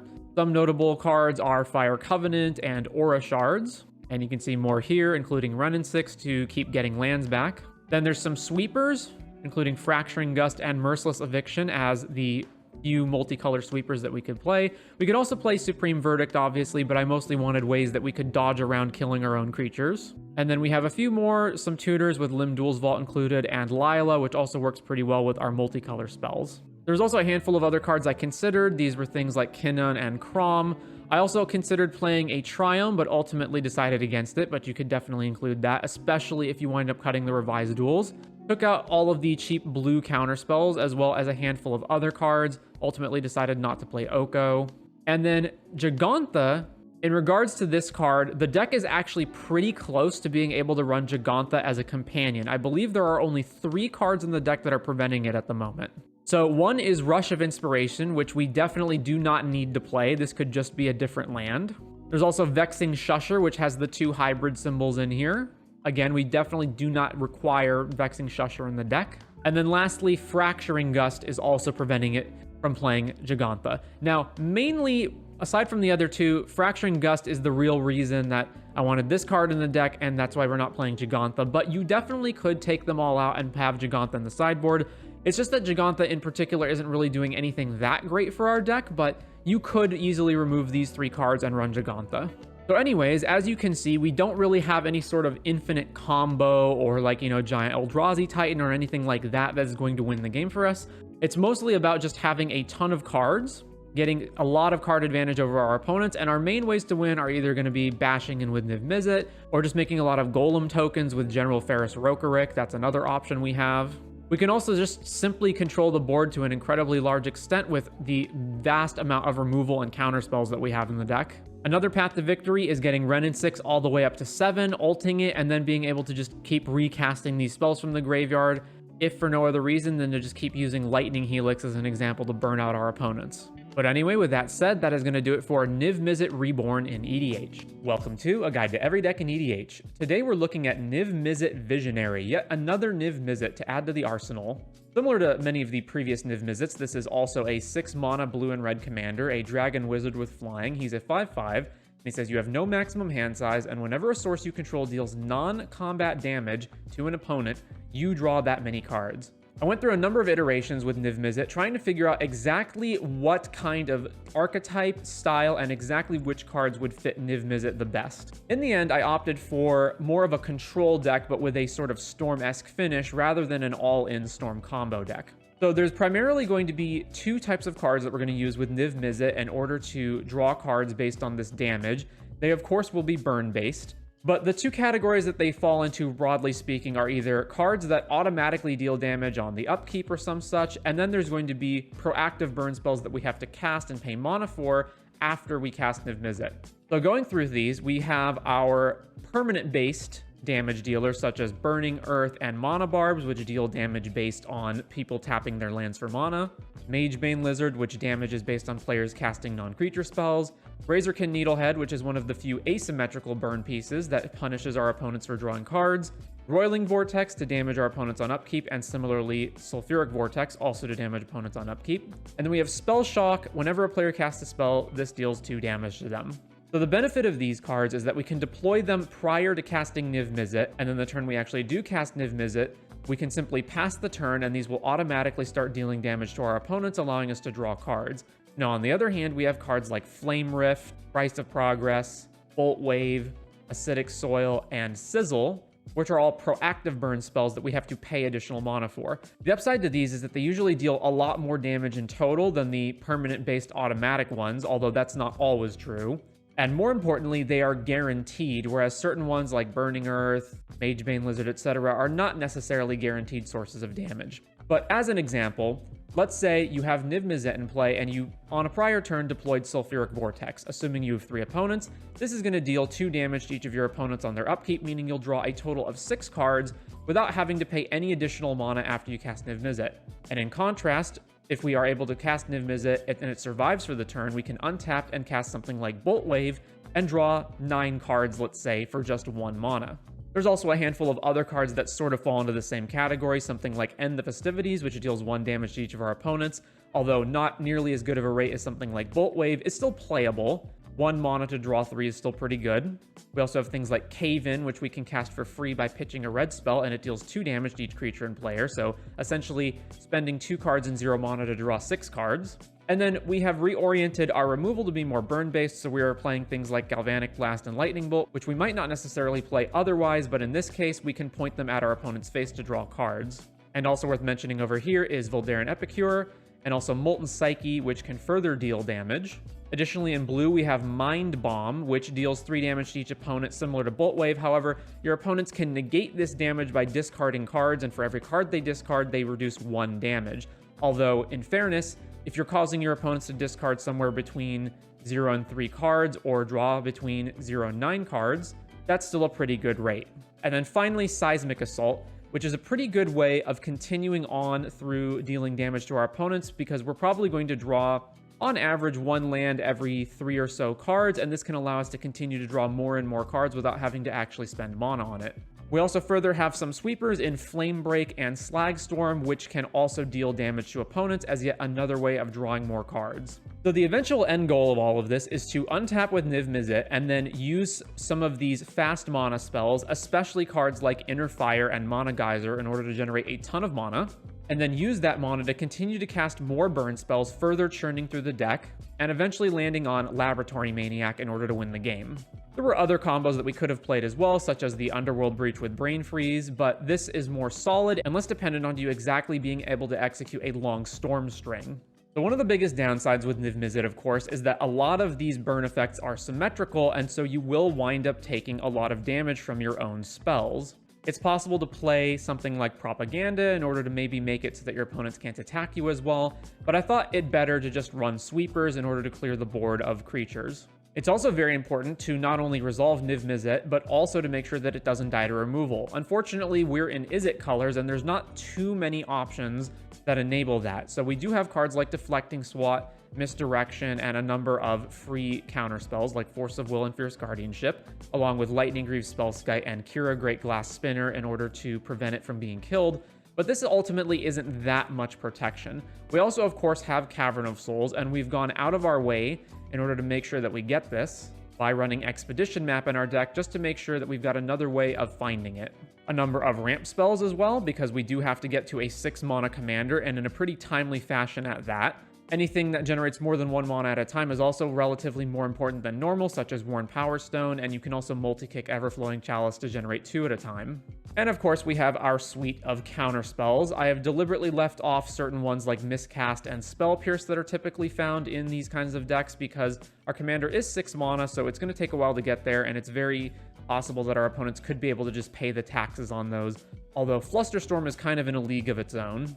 Now, as I said before, I went through a lot of iterations with this deck, and so here are a number of other burn spells that I thought could possibly go in the deck. Some of these I opted not to include, like the Kessig Flame Breather, Firebrand Archer, and Coruscation Mage, as I thought that this kind of burn strategy was less effective, although it must be noted that all of these types of cards are asymmetrical. The other ones, such as Kumano Faces Kakazan, Tectonic Hazard, Ancient Runes, Eidolon of the Great Revel, and Pyrostatic Pillar, are all similar to cards that are already in the deck. I just wound up cutting these ones for space, because I felt that they were probably the least efficient out of all of the ones that we had access to. But of course, you could obviously swap these cards in and out, either for personal preference or because you've decided that you think that these are better than the ones I have. But with all that said, that is going to do it for Niv Mizzet Visionary in EDH.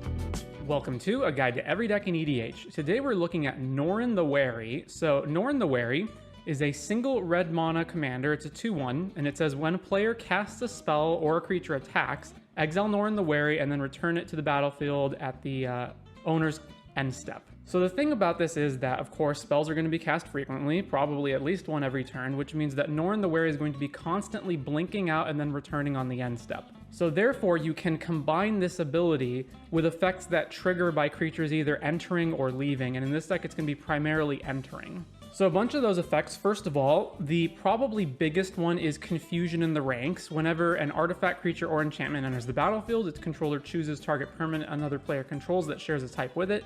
Exchange control of those permanents. Now, since Norn the Wary is going to be constantly re-entering the battlefield under your control, You can have it re-enter, trigger, trade it with another creature, and then the next time anyone casts a spell or attacks, Norn the Wary blinks out again. It returns under your control, and then you get to exchange it again. Now, of course, things start to get really hectic when Confusion in the Ranks is out on the battlefield, because of course the things being stolen are not permanently stolen, and they can be stolen back and so on. But Norn the Wary just pairs very well with this ability. Then we also have various effects that trigger when creatures enter the battlefield. These are mostly going to be damage effects. So we have things like Terror of the Peaks. Whenever another creature enters the battlefield under your control, Terror of the Peaks deals damage equal to that creature's power to target. So it's 2 damage every time Norn blinks back in. Things like Witty Roastmaster, Impact Tremors, Porphyros. You're going to have these types of effects that are triggering and dealing damage to your opponents whenever Norn is re-entering, which is going to be usually once every single turn. Then, of course, you're going to want to be able to increase that amount of damage, because while 2 damage a turn or 1 damage a turn, depending on whatever it is that you're triggering, is somewhat good, you do want to increase that amount of damage. So you're going to have lots of other things that power out more damage, so things like Torbran, which adds an additional 2 damage every single time. Mechanized Warfare, which adds an additional damage for red and artifact sources. Ojer Axonal, which is a new card from Ixalan that increases the damage of non-combat damage sources up to Ojer's power, which is 4. And then you've got other effects that just pair well with most of the rest of this stuff. So Pandemonium, another damage dealer when creatures enter, although do note that it is symmetrical, so it also applies to your opponent's creatures entering. Chandra's Incinerator, whenever a source you control deals non-combat damage to an opponent, Chandra's Incinerator deals that much damage to target creature or planeswalker that player controls, so this can pair with other cards like Impact Tremors to also deal damage to creatures. Gimli of the Glittering Caves is whenever another legend enters the battlefield under your control, you put a +1 counter on him, and then he can, whenever he deals combat damage, you make a treasure token, and he has double strike, so he's basically a 3 mana, net 2 treasures every time he attacks, and because Norin is probably blinking in every single turn, he's going to rack up 3 to 4 +1 counters every turn cycle. We've got Rose Room Treasurer. This is whenever another creature enters, you create a treasure token if it's the first or second time the ability is resolved.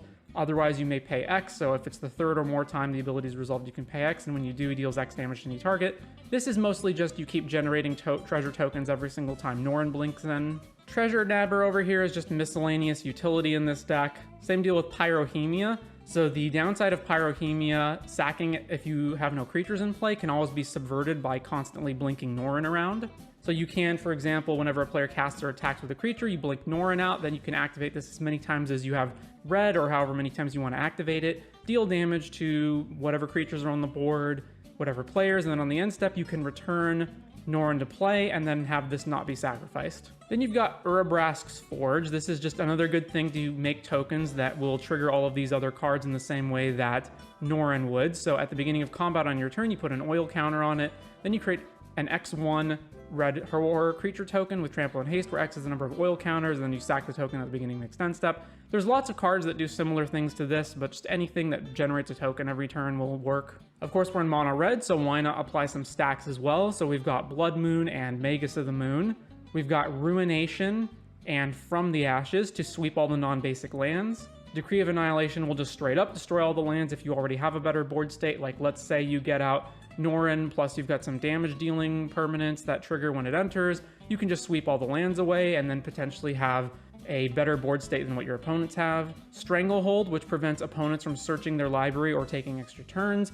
And Widespread Panic, which basically makes it so that whenever a player would search their library, they have to put a card from their hand back on top. Got some removal spells. They either hit anything like Chaos Warp and Wild Magic Surge, or they hit specifically creatures or artifacts like Abrade, Shattering Spree, those kinds of effects. A little bit of sweepers here in Blasphemous Act and Vandal Blast. Of course, we want a whole bunch of ramp as usual, so we've got the fairly typical Mono Rocks along with Ragavan.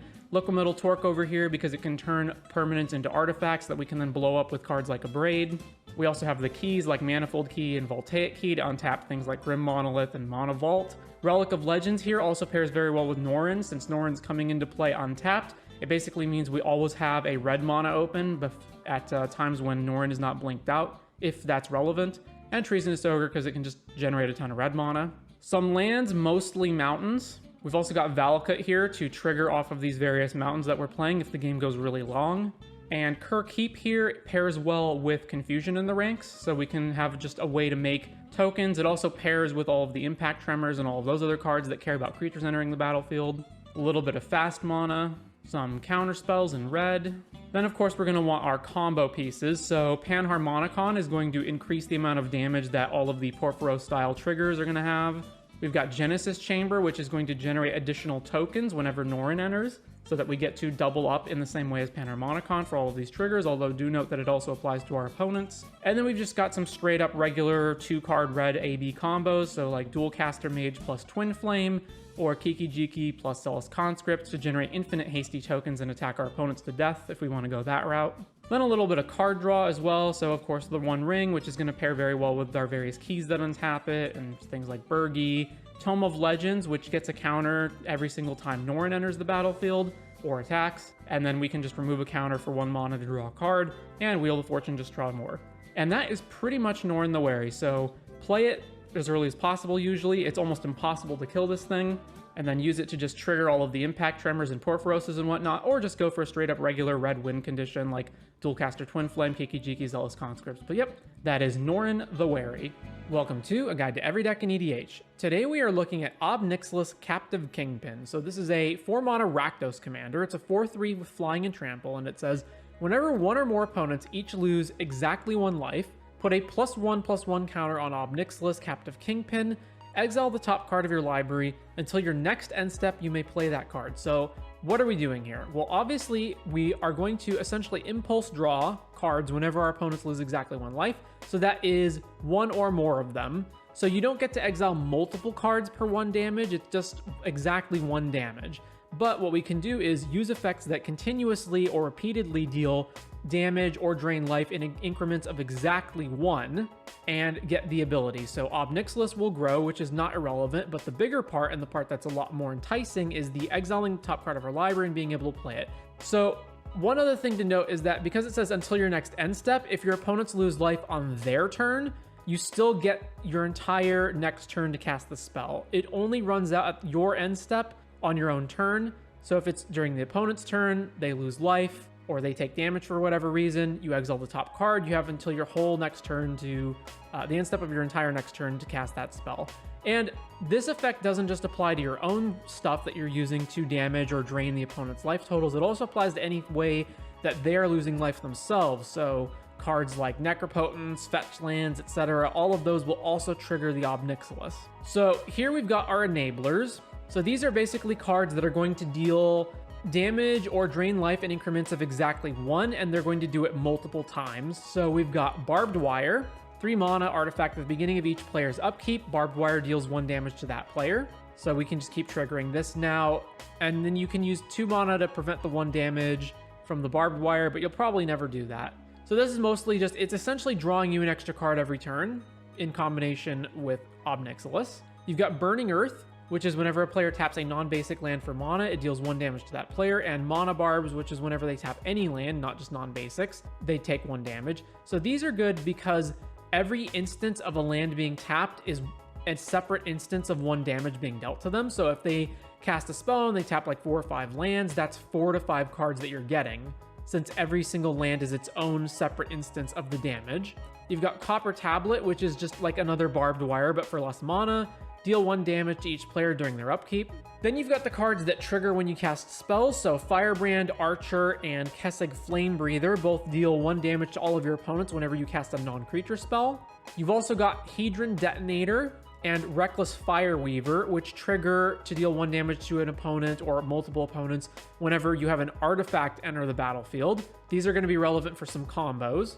Like Copper Tablet and Barbed Wire, you also have Roiling Vortex and Sulfuric Vortex, which will deal damage to a player on their upkeep. And then we've also got Urabrask, which is whenever you cast an instant or sorcery, deal 1 damage to target opponent, and you also generate a red mana. There's Cataract Parasite. Whenever an opponent draws a card, if you control a red permanent, you may have Cataract Parasite deal 1 damage to that player. Passionate Archaeologist. Commander creatures you own have, whenever you cast a spell from exile, this creature deals damage equal to that spell's mana value to target opponent. And then lastly, Pyrohemia. At end of turn, if no creatures are in play, sack Pyrohemia, and red, deal 1 damage to each creature and each player. So obviously this is not the full breadth of cards that can do this effect. There's many more that you could include here, like Pyrrhemia is a color shifted version of Pestilence if you wanted to run that. There's other cards that trigger when you cast specifically instants or sorceries, not just any non-creature, unlike casting Flamebreather and Firebrand Archer, but I think these are the best ones of those that you could play. Of course, we're going to want a bunch of fast mana, so we've got Burgi, Burnt Offering, Dark Ritual, etc. Pretty stock Rakdos lands, some protection to make sure that Ob Nixilis either doesn't get countered or killed by removal, some ramp, Goblin Engineer to tutor artifacts to the graveyard, which is going to be relevant later, bit of removal and counter spells. Then of course some stacks pieces because we can afford to run them.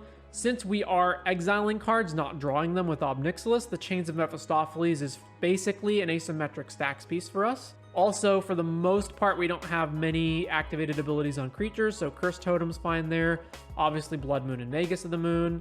And then Opposition Agent, Bowmasters, and Shieldred are pretty good stacks pieces in black, with Bowmasters and Shieldred having the additional utility of working with Ob Nixilis since they drain or damage the opponent. We've also got Fire Covenant here as a sweeper and some tutor spells, including Hoarding Broodlord. Now Feshni is a card unique for Ob Nixilis. It's a 6 mana 4/6 flyer, and it says whenever you cast a spell from exile, copy it. You may choose new targets for the copy. If it's a permanent spell, the copy gains haste, and at the beginning of the next end step, or at the beginning of the end step, sacrifice this permanent. So it works well with Ob Nixilis in that it gets to copy all of your impulse drawn cards, but at the same time, it is 6 mana, which is pretty steep, so this is the card I would most likely cut if you're looking for space. Then we got some just straight up card draw spells, Bolts of Citadel, Necro, Peer into the Abyss, etc. And then we've got all of our combo pieces. So first of all, since we've got Bolus of Citadel, we can of course combine it with Aetherflux Reservoir and Sensei's Divining Top to draw cards off the top of our deck for basically free, and then eventually just gain a bunch of life and Death Star Laser the opponent. We've got Mayhem Devil, which isn't strictly speaking an infinite combo, but it is another way of just continuously dealing damage to our opponents and triggering the Ob Nixilis, and there are a lot of ways to sack things. The Hoarding Broodlord on the first trigger can go find Saw in Half, and then we can Saw in Half it to create 2 Hoarding Broodlords, which will find Burnt Offering and Peer into the Abyss. We use the Burnt Offering to sack the Broodlord to generate 8 mana. We use the 8 mana to cast Peer into the Abyss, and then we should be able to win from there. We've got Agatha's Soul Cauldron, which we can combine with Walking Ballista and Ob Nixilis. So remember that Ob Nixilis says, whenever one or more opponents each lose exactly 1 life, you put a +1 counter on Ob Nixilis. So if we get out Ballista plus Agatha's Soul Cauldron, so we've got Ballista in the graveyard, we exile it with the Soul Cauldron, and then as long as the Ob Nixilis has at least 1 +1 counter on it, which we can put on it via Agatha's Soul Cauldron, we can now have Ob Nixilis gain the abilities of Walking Ballista. So we can remove the +1 counter to deal damage to our opponent, which will trigger the Ob Nixilis to put a +1 counter on it, which we can use to remove to deal 1 damage to our opponent, etc. Infinite damage via the Ob Nixilis. We also have All Will Be One, which indeed also combines with Ob Nixilis. So All Will Be One, the moment we put a counter on anything or deal damage in any way, both of these will chain react back and forth to deal infinite damage. Then we also have a combo that involves getting Ob Nixilis into play along with Prosper Tomebound, Sensei's Divining Top, and then either Reckless Fireweaver or Hedron Detonator. So the steps to doing this are, 1, we cast the top, it triggers the Fireweaver or Hedron Detonator, which will deal at least 1 damage to an opponent. And then while we hold priority with the Ob Nix trigger on the stack, we activate the top, putting it on top of our deck. Then we resolve the Hedron Detonator or Reckless Fireweaver, which damages our opponent, triggering Ob Nixilis to impulse draw the top. We then get to cast the top from exile, and since we're casting a spell from exile, Prosper Tomebound creates a treasure token, and so we're always generating 1 treasure token to be able to cast the top, so we can just keep looping that over and over and over to kill our opponents. Now technically it's not infinite because the top is drawing cards out of our deck, so we can't draw our whole deck, but this will at least kill probably 2 players, if not more, depending on how much life they're at. And also, since we're drawing our whole deck anyway, we should be able to win regardless. And then lastly, Sundial of the Infinite is here because the Ob Nixilis says until your next end step, you may cast the card or you may play the card, which means that if we just end our turn before we go to the end step, that until your next end step part never actually triggers. Like that ability never actually lapses, meaning that if we've got cards that are in exile that we want to cast, but either it's not a good time to cast them or we just don't have the mana to cast them, the sundial will allow us to keep banking them in exile for as long as we want. So once again, we are a Rakdos deck that's using a combination of various things, stacks, removal, etc., that is trying to set up one of these combos that involves Ob Nixilis, either to deal infinite damage or near infinite damage, or just to generate a ton of value by impulse drawing a bajillion cards, and then either winning by literally dealing infinite damage to opponents, or just outvaluing them to a huge degree, or attritioning them out by damaging them enough times that they eventually lose the game anyway. And yep, that is Ob Nixilis Captive Kingpin. Welcome to A Guide to Every Deck in EDH. Today we're looking at Obeka Brute Chronologist. So Obeka is a 4-mana Grixis commander. It's a 3/4 and it says tap. The player whose turn it is may end the turn. So obviously this can apply to any player, but because it's optional, I assume your opponents are most of the time not going to opt to end their turn. So really this is more focused on just having you end your own turn, which we can use mostly to stop our own detrimental triggers. So if we have a card that's going to be a detrimental trigger for us, maybe it makes us sack something, maybe it makes us discard, maybe it makes us lose the game, we can use Obeka to stop that detrimental trigger. So before we get to that, just going through the rest of the deck, we've got our normal card draw spells with some additions like Faithless Looting, Flame of Anwar, which doubles as a shatter / 5 damage to a creature. And we've got Fable of the Mirror Breaker, more on the backside of Fable with Obeka later. We've got combo pieces, which we'll get back to. We've got our counter spells. We've got extra turn spells, again, more on that later. Fast mana. Then, of course, we do want Obeka to be able to be activated immediately. So Hall of the Bandit Lord and Torch Courier can give it haste. Lightning Greaves also gives it haste and protects it from removal spells. Then we've got our various Grixis lands, some additional protection and deflecting SWAT, a bunch of ramp cards, some reanimation effects in Apprentice Necromancer, Felden, Reanimate, and Victimize, a little bit of removal and sweepers, and then synergy cards, which is basically cards that synergize with Obeka but may or may not outright actually combo, and then a bunch of tutors, which include direct to the graveyard tutors for our reanimation effects. So first, let's go over the synergy cards. So we have a number of these extra turn spells in Alchemist's Gambit, Final Fortune, Last Chance, and Warrior's Oath. All of these cards say that you get to take an extra turn, but then you lose the game at the end of that turn. So obviously we can remove the trigger based on using Obeka. So we cast one of these, we take an extra turn, and then when we get to the end step of that turn, the lose the game trigger goes on the stack, we activate Obeka, the turn ends immediately, we exile the trigger off the stack, and we don't lose the game. Next is Fable of the Mirror Breaker. So Reflection, on the Reflection side, we create a token that dies at the beginning of the next end step, so we can stop that from happening as well. There's also Ideas Unbound, 2 mana to draw 3 cards, but we have to discard 3 cards at the beginning of the next end step. This is, again, a trigger that we can stop with Obeka. Then we've got Twin Flame, which, like Reflection, creates a token copy of something, and then that token, it gets exiled at the end step. We can stop it with Obeka. Felden of the Third Path does something similar. 3 mana tap, create a token that's a copy of target creature card in your graveyard, except it's an artifact. In addition to its other types, it gains haste. Sack it at the beginning of the next end step. And notably, unlike other cards that do something similar to this, Felden does not exile the creature out of the graveyard. It just makes a token copy of it. So we can keep doing this every single turn with Obeka stopping the sack trigger on end step from occurring. And then another interesting card is Psychic Vortex. So this is a 4 mana enchantment that says cumulative upkeep, draw a card, and at the end of each of your turns, sack a land and discard your hand. So basically, turn 1, this doesn't do anything. Then the next turn, a counter goes on it. We get to draw a card for the cumulative upkeep, and then draw more and more cards every turn after that. It is pretty slow, but it goes very well with Obeka. So if you've got an Obeka in play, you can just activate it to stop your turn. Then you never wind up actually sacking the land or discarding your hand. Now, of course, one thing to note with any of these effects is obviously if our opponent has a way to kill Obeka before we get to the end step or before these triggers go off, it's obviously very detrimental. If you cast a Warrior's Oath, then you're going to lose the game, and then the opponent just kills Obeka before you get to your end step, then you lose the game. So do make sure that you have necessary counter spells or other forms of protection before you actually go for any of these cards. Now, as far as combo cards go, we have a lot of them, and we can do a lot with them. So first are just combos that don't necessarily involve Obeka. So we've got Kiki-Jiki in our deck, and we can obviously combo it with anything that untaps Kiki-Jiki. In this case, we've got Coercive Recruiter. Whenever Coercive Recruiter or another pirate enters the battlefield under your control, gain control of target creature until end of turn. Untap it. Until end of turn, it gains haste and becomes a pirate. So Kiki-Jiki, obviously, you make a copy of Coercive Recruiter. It targets Kiki-Jiki, untaps Kiki-Jiki. You target Coercive Recruiter, etc. You make infinite Coercive Recruiters. You can attack your opponent for infinite.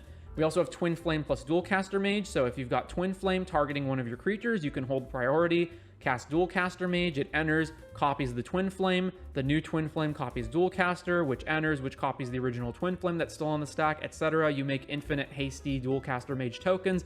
You can attack your opponent to death. We have Sundial of the Infinite, which is basically just a backup Obeka. It has the exact same effect Obeka has, but on a 2-mana artifact that activates for 1 mana. So if our Obeka is not online, we can use Sundial instead. We also have Splinter Twin, which is basically another Kiki-Jiki. We can put the Splinter Twin on the Coercive Recruiter and then Coercive over and over and over to make infinite tokens. Same deal with Combat Celebrant. Combat Celebrant takes an extra combat step, but you have to exert it. Doesn't matter though, if you can make copies of it with Kiki-Jiki or Splinter Twin, then you can go infinite. Then we've got Time Stream Navigator. So Time Stream Navigator is a 2-mana 1/1. It has Ascend. If you control 10 or more permanents, you get the City's Blessing. And then it's got 4 tap, put Time Stream Navigator on the bottom of the library, take an extra turn after this one, activate only if you have the City's Blessing. So obviously, if we've got Kiki-Jiki or Splinter Twin, we can make a copy of Time Stream Navigator. The Time Stream Navigator copy can then be activated, taking an extra turn, leaving the original Time Stream Navigator still on the board, etc. Repeat for infinite turns. We also have Isochron Scepter, which can pair up with Final Fortune. So if we've got Isochron Scepter, Final Fortune, and Obeka or Sundial of the Infinite, we get to cast a Final Fortune to take an extra turn with the Isochron Scepter. We then, at the end of that extra turn, simply counter the ability with Sundial or Obeka, and then we can keep activating Isochron Scepter on the extra turns to keep taking extra turns. Repeat for infinite turns. Similarly, with any of our extra turn spells, we have Exalted Flamer of Tzeentch. This is a 4-mana Izzet creature, 2/4, and it says at the beginning of your upkeep, you return an instant or sorcery card at random from your graveyard to your hand, and whenever you cast an instant or sorcery spell, it deals 1 damage to each opponent. So, if the only instant or sorcery spells in our graveyard are these extra turn spells, which we can affect to some degree, we will get one of those back. We can then cast it. We can then use Sundial or Obeka to stop ourselves from dying at the end of that turn. And then we can keep getting this back with the Exalted Flamer every single turn.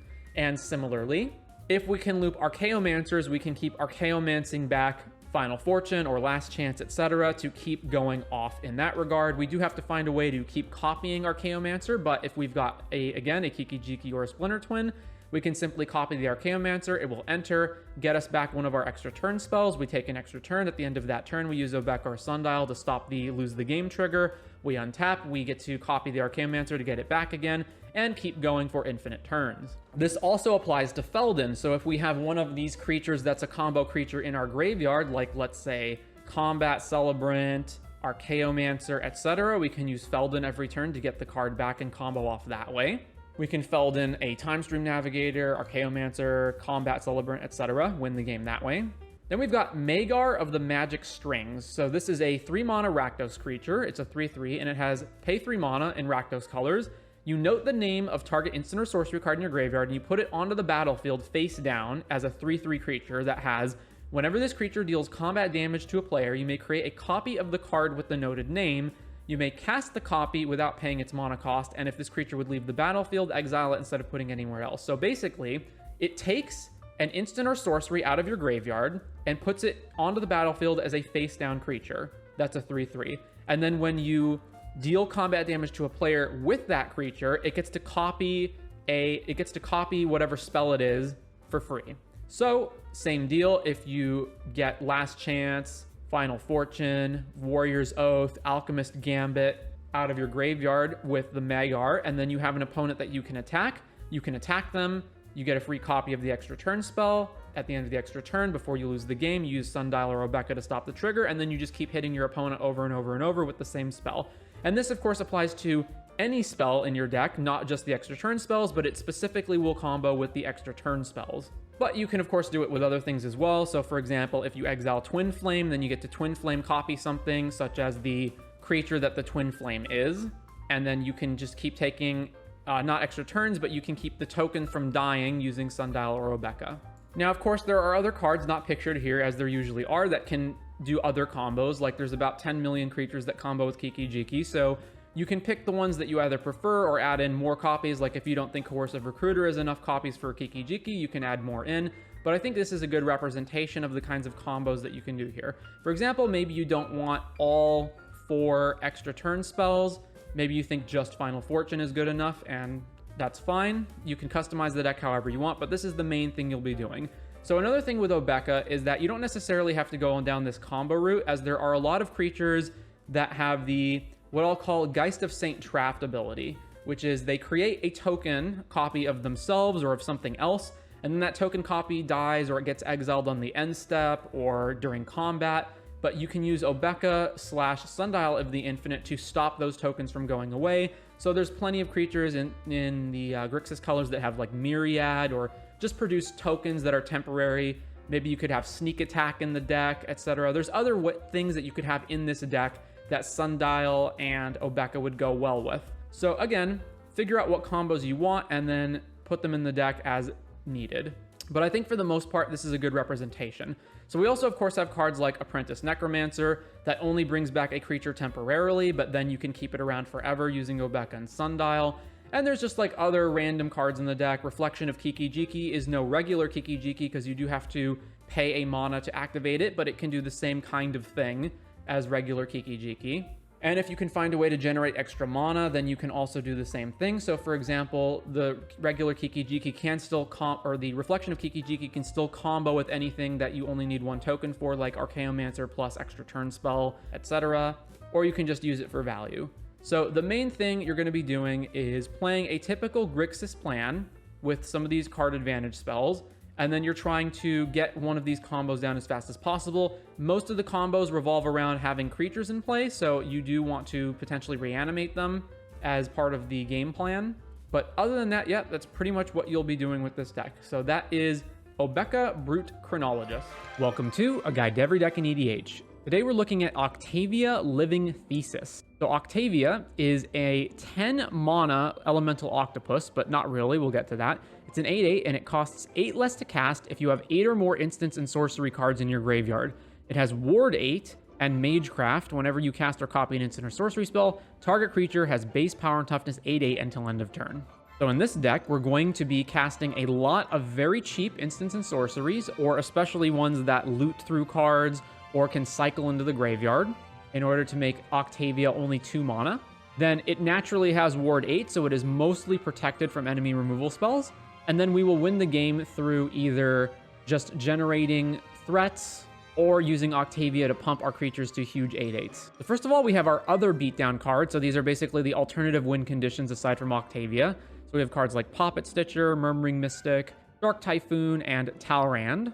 We also have an Ulamog in the deck. We just wanted a way to reshuffle our graveyard back into our deck, and this seemed like an easy enough way to do it while also being a big threat. Then we have the enormous suite of cantrips and other filtering cards. So these are things like obviously Brainstorm, Consider, Ponder, Preordain, etc. We also have cards like Ledger Shredder, Shoreline Looter, Frantic Search, cards to put more cards into the graveyard.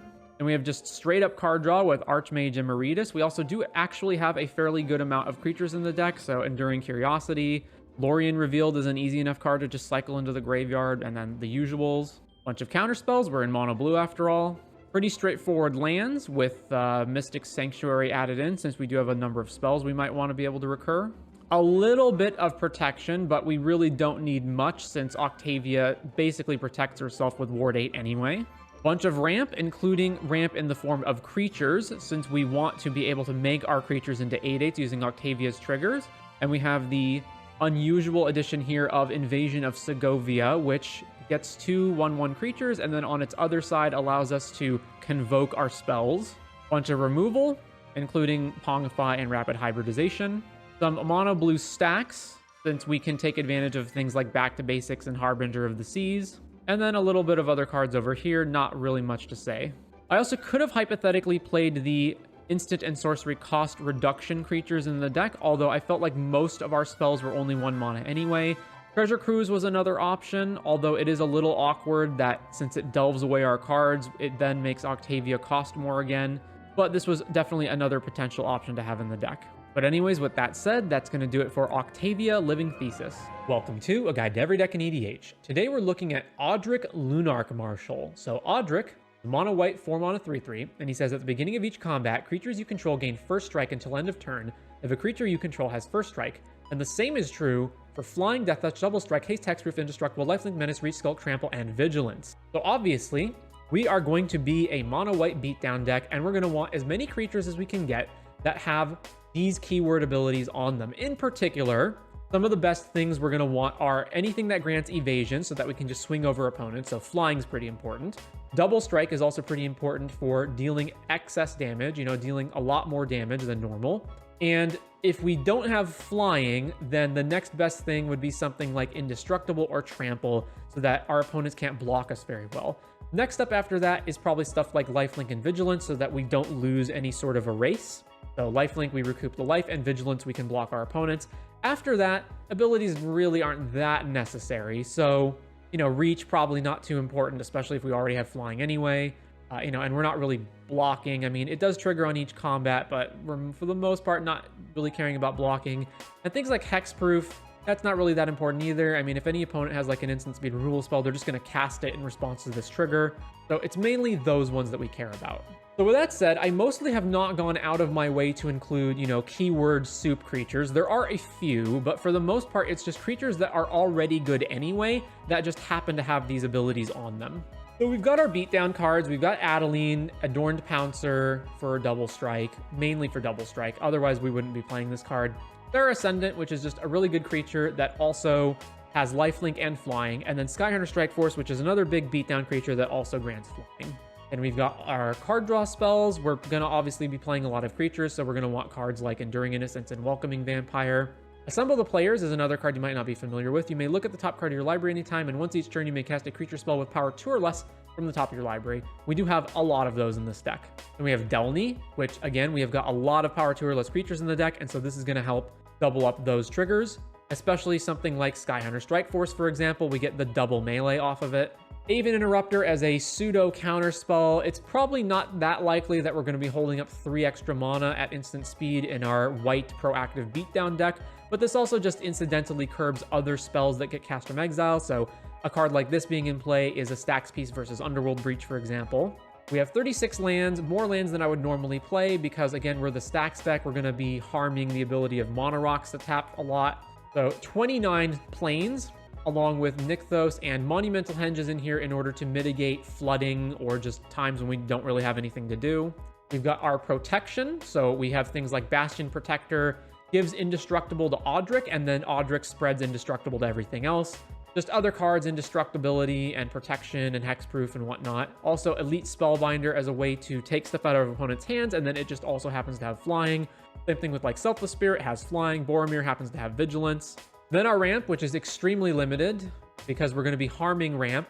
So we can't run too many Mono Rocks. So we're mainly limited to just the best ones and then things like Land Tax and Deep Gnome Terramancer. A little bit of removal as well. It's nice that Lauren happens to have vigilance. And then we have a whole bunch of stacks, Obviously, we are a white beatdown deck and we need to mitigate our opponent's ability to cast multiple spells, draw tons of cards, etc.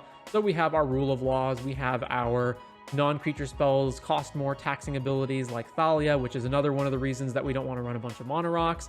Cards like Stony, Null Rod, and Kataki, again, that's another reason we don't want to run Mono Rocks. And although we do have ETB trigger stuff, especially from cards like Welcoming Vampire, we also have cards that mitigate them, Hushbringer, Doorkeeper Thrall. It's always a trade-off when you have a Stax deck, which Stax cards you're going to include, and if you're going to include things that have symmetrical effects that may wind up harming you. So, for example, Cursed Totem does stop our, for example, like Mother of Runes from being able to be activated. So the main question is this going to harm your opponents more than it's going to harm you?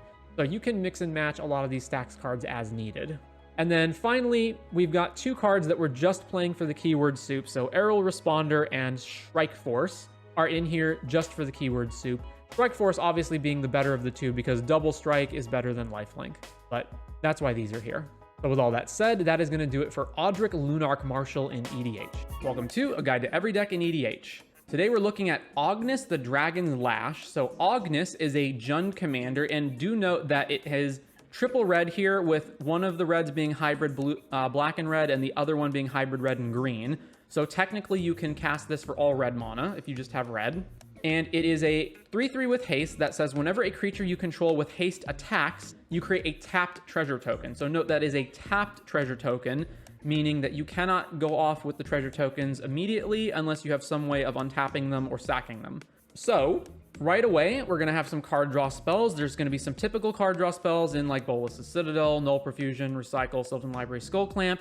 But then we also have Korvold, since this pairs very well with treasures that we're going to sacrifice. We also have Toski, Bearer of Secrets, because we're going to have a bunch of cheap creatures that have haste that Toski can use to attack our opponents, deal damage to them, and then draw cards. Skipping the combos for now, we've got our red blasts, of course. We've got a bunch of fast mana. This deck doesn't function without Ognis in play, so we want to get Ognis down as fast as possible. Also, again, note that the triple red in the cost of Ognis means that all of the red rituals make it easier to cast Ognis quicker.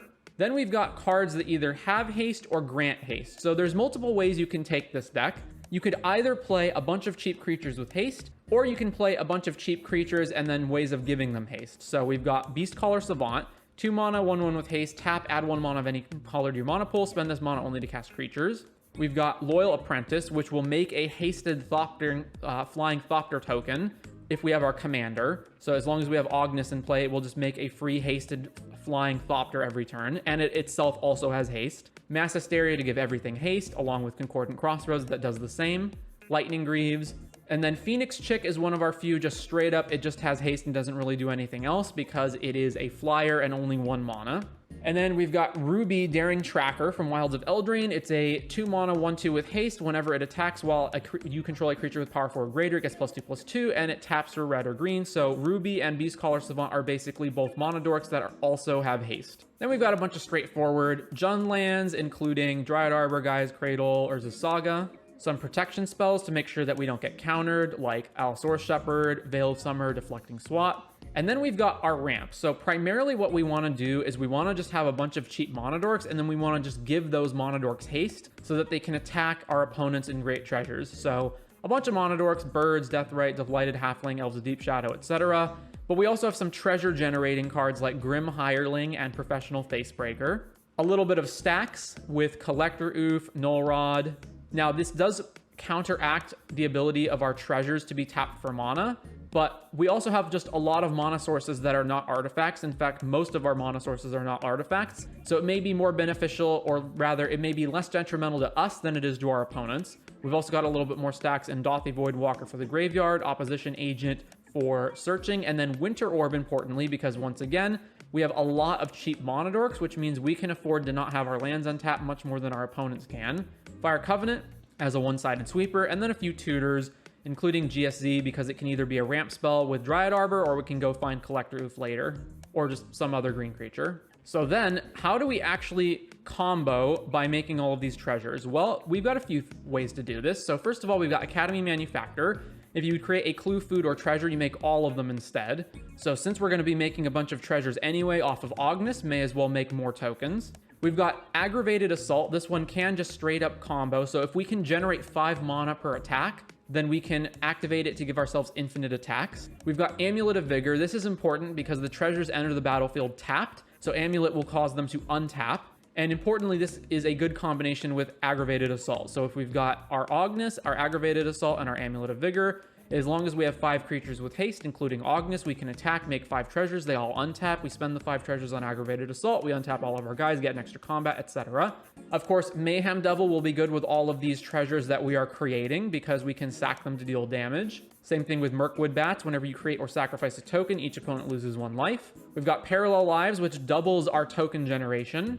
And we've got Chatterfang, which whenever we make a token, creates a squirrel in addition to that token, so we get more tokens. It can also sack squirrels to kill things. And then lastly, Reckless Fireweaver, which is whenever an artifact enters the battlefield under your control, it deals 1 damage to each opponent. So the only card here that actually outright just straight up kills the opponent instantly is Aggravated Assault / it in combination with the Amulet of Vigor. But all of these other cards While they may not exactly kill the opponent immediately, unless you already have the ability to keep taking extra combat steps, they do either provide a ton of extra tokens or deal a lot of damage. So while they don't win the game on the spot, they do add up really quickly. They're also just good value cards generally for what it is that we're doing. And that's pretty much it. So we're going to want, again, a bunch of cheap creatures, monodorks usually. And then we will use those cheap creatures to either play a bunch of expensive card draw engines that we can use to get way ahead on card advantage over our opponents, or set up a combo that involves some combination of these cards, or just attrition our opponents out of the game using Chatterfang, Academy Manufacturer, Mayhem Devil, etc. And then the rest of our deck is just a bunch of, typically good Jund cards with a few stacks pieces and some value to be had. But that is basically the extent of Ognis the Dragon's Lash. Welcome to A Guide to Every Deck in EDH. Today we're looking at Ogier Axonal, Deepest Might. So Ogier Axonal is a mono red commander. He's a 4 mana 4/4 with trample. And the important ability here is if a red source you control would deal an amount of non-combat damage less than its power to an opponent, that source deals damage equal to Ogier Axonal's power instead. And that's really the mainly important part. It does have this other ability, though, that I'll cover just for the sake of completeness. When it dies, return it to the battlefield tapped and transformed under its owner's control. So it transforms into a land that produces red mana, or you can tap 2 red and tap, transform it, activate only if red sources you control dealt 4 or more non-combat damage this turn, and only as a sorcery. So if for some reason you don't want to just have it go back to the command zone when it dies, and you want it to transform into Temple of Power, you can do that as well. So this main ability here, remember, it's a red source, it's non-combat damage, and it's to an opponent specifically. So it doesn't up the damage from that's dealt to creatures or planeswalkers. So primarily, you're going to want cards that deal obviously less than 4. So the easiest way is going to be have cards that repeatedly deal 1 damage over and over in order to burn out the opponent. So before we get to any of the other cards, let's just go over the cards that I'm calling the pingers. So these are all cards that deal 1 damage, but they don't just deal 1 damage once, they deal it multiple times. So we've got Burning Earth, 4 mana enchantment. Whenever a player taps a non-basic land for mana, it deals 1 damage to that player. So Ogier quadruples this. Every land is 4 damage. Your opponents are going to die very fast. Mana Barbs is the same thing, but it's just any land period, not just non-basics. Then you've got various creatures that trigger when you cast an instant or sorcery. So Electrostatic Field, 2 mana, 0/4. Whenever you cast an instant or sorcery, it deals 1 damage to each opponent, so obviously quadruple that up to 4 damage. There's Erebor Flamesmith, which does the same thing. And Thermo Alchemist it has tap to deal 1 to each opponent, and it untaps when you cast an instant or sorcery. Then, less restrictive than just instant or sorceries, there's Firebrand Archer. Whenever you cast a non-creature spell, so it doesn't have to be specifically an instant or sorcery, deal 1 damage to an opponent. Kessig Flame Breather does the same thing. We also have Sawblade Scamp, which is tap to remove an oil counter to deal 1 damage to each opponent, and whenever you cast a non-creature spell, you put an oil counter on it. Then we just have straight up Spear Spewer, tap to deal 1 damage to each player. And then we've got the cards that trigger when something enters. So Reckless Fireweaver deals 1 damage to each opponent whenever an artifact enters. Witty Roastmaster is 1 damage to each opponent whenever another creature enters. And Impact Tremors is whenever a creature enters, deal 1. And then we've got the cards that deal 1 damage for other reasons. So Roiling Vortex is just 1 damage to a player every upkeep. So whenever it's your upkeep, it deals 1 damage to you. It also has the additional ability to deal 5 whenever a player casts a spell for free. So Chrome Mox, Mox Diamond, Lotus Petal, Force of Will, any of that sort of stuff is going to deal 5 to players. And it also shuts off life gain by paying a single red mana if that is relevant in your match. There's Urabrask, which produces a red mana whenever you cast an instant or sorcery, but it also deals 1 damage to an opponent. So this is a good way to pseudo storm off. If you have a sufficient number of instants or sorceries, you can just keep generating red mana. There's Pyrohemia, deal 1 damage to each creature and each player. So it's a essentially sweeper for small creatures that also then doubles up as a way to just continuously deal 1 or 4 damage when you have Ogier in play. And lastly, there's Sardian Avenger. So this is 2 mana, 1/1 first strike and trample. Whenever it attacks, it gets +X/+O until end of turn, where X is the number of artifacts your opponents control. And then the important part of the pinging ability, whenever an artifact an opponent controls is put into the graveyard from the battlefield, it deals 1 damage to that player. So these are all of our pinging. Now, some of these just work alone. So like Burning Earth, Mana Barbs, Pyrohemia, like these cards just work alone. Other cards are, of course, going to want you to play certain things. So Reckless Fireweaver makes you want to play lots of artifacts. All of the spell pingers like Electrostatic Field Erebor make you want to play instants and sorceries. Firebrand Archer, Caustic Flame Breather make you want to play just any non-creature spell, period. So we are going to have to build our deck specifically to enable all of these cards to work. So coming back to the top, we've just got some cheap artifact cantrippers. So Astrolabe, Chromatic Sphere, and Chromatic Star. These are just ways to pay 1 mana to filter them into another card that can trigger any of the things that trigger off of artifacts entering or casting non-creature spells. It's going to kind of similarly be the same deal with Faithless Looting and Overmaster, which protects our next instant or sorcery from being countered. And then we've got all of these various spells down here, which are either just straight up ways to draw lots of cards like the One Ring, or they're ways of drawing at least 2 cards. So Bitter Reunion, Reckless Impulse, Saheeli's Lattice, Thrill of Possibility, Tormenting Voice, Wild Guess, Witch's Mark, and Ren's Resolve. These are all cards that either impulse, exile the top 2, and then you can cast them, or that discard a card to draw another card. These are just more ways of triggering all of our spellcast related pingers while not going down on cards. And we've got Wheel of Fortune and One Ring for good measure. Birgi can also either be a way to add red mana on its front side or on its back side, discard things to impulse draw. Obviously, we're in mono red, we need some interaction, so we've got our counter spells. We've got various forms of fast mana, with the big standout cards being Birgi, Urabrask, and Stormkiln Artist. Our lands are pretty straightforward. We've got a whole bunch of Snow Mountains, Gemstone Caverns, Cavern of Souls to make sure Ogier doesn't get countered, Ancient Tomb, Blast Zone, and Underdark Rift, which is a land that can double as a removal spell if we're missing one. The reason that we're so high on these Snow Mountains and have so few non-basics is going to become apparent. So one of them is because of Burning Earth, meaning if we have this in play, we won't take as much damage from it, because most of our lands are Snow Mountains anyway. But we also have stacks cards that I'm going to get to in a bit that care about non-basic lands, so we want to make sure that we're not blowing up our own mana base. Lots of protection. Again, we're a mono red deck. We want to make sure that we can get Ogier down without it getting countered or killed, and we want to make sure that that remains the case. So Bolt Bend, Ricochet Trap, Deflecting Swat, Defense Grid. These are all cards that can help us get through counters or make sure that Ogier doesn't die to removal. Bunch of ramp, some more removal, Chaos Warp, Wild Magic Surge. And then we've got our stacks cards. So Blood Moon and Magus of the Moon are obvious inclusions.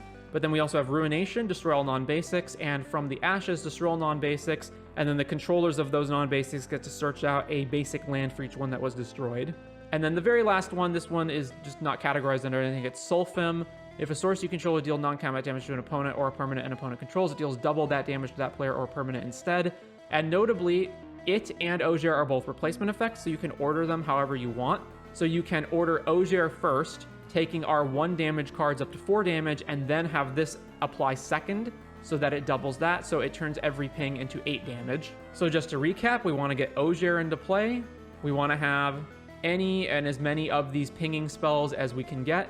We want to protect Ogier, and then we want to just burn our opponents out. Or failing any of that, or just as a backup plan, we can go the stacks route and Moon or Armageddon basically our opponents out of the game. And yeah, that is Ogier, Axonal, Deepest Might. Welcome to A Guide to Every Deck in EDH. Today we are looking at Old Stick Fingers, yet another in the long line of Golgari combos by itself from the Command Zone commanders. So what does Old Stick Fingers do? It is an X black and green Star legendary horror, and it says when you cast this spell, reveal cards from the top of your library until you reveal X creature cards. Put all creature cards revealed this way into your graveyard, then put the rest on the bottom of your library in a random order. And Old Stick Fingers' power and toughness are each equal to the number of creature cards in your graveyard. So what this really means is that Old Stick Fingers is an entomb in the Command Zone as long as you only have 1 creature in your deck. So if you only have 1 creature in your deck, you go 1 black-green, you cast Old Stick Fingers, you reveal cards from the top of your library until you reveal 1 creature. In this case, the 1 creature that you have in your deck. You put it into your graveyard, and then you put everything else on the bottom. And in this case, the 1 creature that we're going to go fetch is Razaketh. 8 mana, 8/8 flying trample, pay 2 life, sacrifice another creature, search your library for a card, and put that card in your hand, then shuffle. So this allows us to create different combo lines by generating creature tokens, which are not technically creatures as regards Old Stick Fingers trigger, so that we can use Razaketh reanimated from the graveyard to tutor up whatever combo we need to win the game. So just to go through that a little bit, obviously we have Chatterstorm as a way to create tokens for Razaketh. We also have Yawgmoth's Will to get stuff back from the graveyard. And our big combo here is Chain of Smog plus Professor Onyx. Professor Onyx is whenever you cast or copy an instant or sorcery spell, each opponent loses 2 life and you gain 2 life. So usually Chain of Smog is combined with Witherbloom Apprentice. Obviously we can't play Witherbloom Apprentice because we can't have any creatures besides Razaketh, so that we can use Old Stick Fingers as our Entomb. So we're going to use Professor Onyx instead, which is not ideal since she's 6 mana, but it is a way of doing that. So again, just very quickly, cast Old Stick Fingers for 3, put Razaketh in the graveyard, reanimate the Razaketh, and then sack Old Stick Fingers itself and potentially any creature tokens we've created as a means of assembling the combo, and then assemble any number of combos, but primarily Chain of Smog plus Professor Onyx. Apart from that, we've got a bunch of draw spells with Ad Nauseam and Peer into the Abyss obviously being the big 2. Bunch of fast mana because we want to get Old Stick Fingers and whatnot into play as quickly as possible, and we don't really care if we're burning through cards as long as we can use Razaketh to just tutor our entire combo. 29 lands, pretty straightforward here, not much to say. A little bit of protection in the form of Autumn's Veil and Veil of Summer to stop counterspells, and Hand Disruption to stop whatever player we believe is going to try to interact with us. Bunch of ramp. Obviously a bunch of reanimation spells because, hey, we need to reanimate Razaketh. In particular, I'd like to point out that Life and Death, the life part of Life and Death, can be used to turn our lands into creatures, which we can then sack to Razaketh. Bunch of removal spells, so obviously the black removal kills creatures, the green removal can potentially destroy other types of permanents. Calling Ritual as our sweeper, and then a bunch of tutors. So we do have straight up Entomb in the deck, but then just a bunch of other tutor spells in order to get this all going. In the considering section, the only thing really worth pointing out is that I did consider putting the Earthcraft Squirrel Nest combo in the deck. Squirrel Nest works well as another way of having fodder for Razaketh, but then can also be used as a combo piece with Earthcraft. So even just like having a Squirrel Nest, then you reanimate Razaketh, you sack the squirrel, you go find Earthcraft, and you can win the game there. But I ultimately decided not to include it, but this is a combo that you could put in the deck if you wanted. It's also worth pointing out that this deck has a pretty good in-depth primer. So if you go to the Moxfield link in the description of this video, you can click primer right here, and this will take you to Lalau's and Vasher's primer on Old Stick Fingers if you want more detailed and in-depth information. And with that said, that is Old Stick Fingers for EDH. Welcome to A Guide to Every Deck in EDH. Today we're looking at Omnath, Locus of All. So this is the 5-color Omnath with the black Phyrexian symbol. It's a 4/4, and it says if you would lose unspent mana, that mana becomes black instead. And at the beginning of your pre-combat main phase, look at the top card of your library. You may reveal that card if it has 3 or more colored mana symbols in its mana cost. And if you do, you add 3 mana in any combination of its colors and put it into your hand. If you don't reveal it, you put it into your hand. So you always draw a card, but if you reveal a card that has 3 color pips in its cost, and those can be multicolor or all of the same color and mono, they just need to be 3 color pips, then we get to add mana. So with that said, this is mostly going to be a value deck that leverages Omnath's ability to generate more mana and to draw extra cards.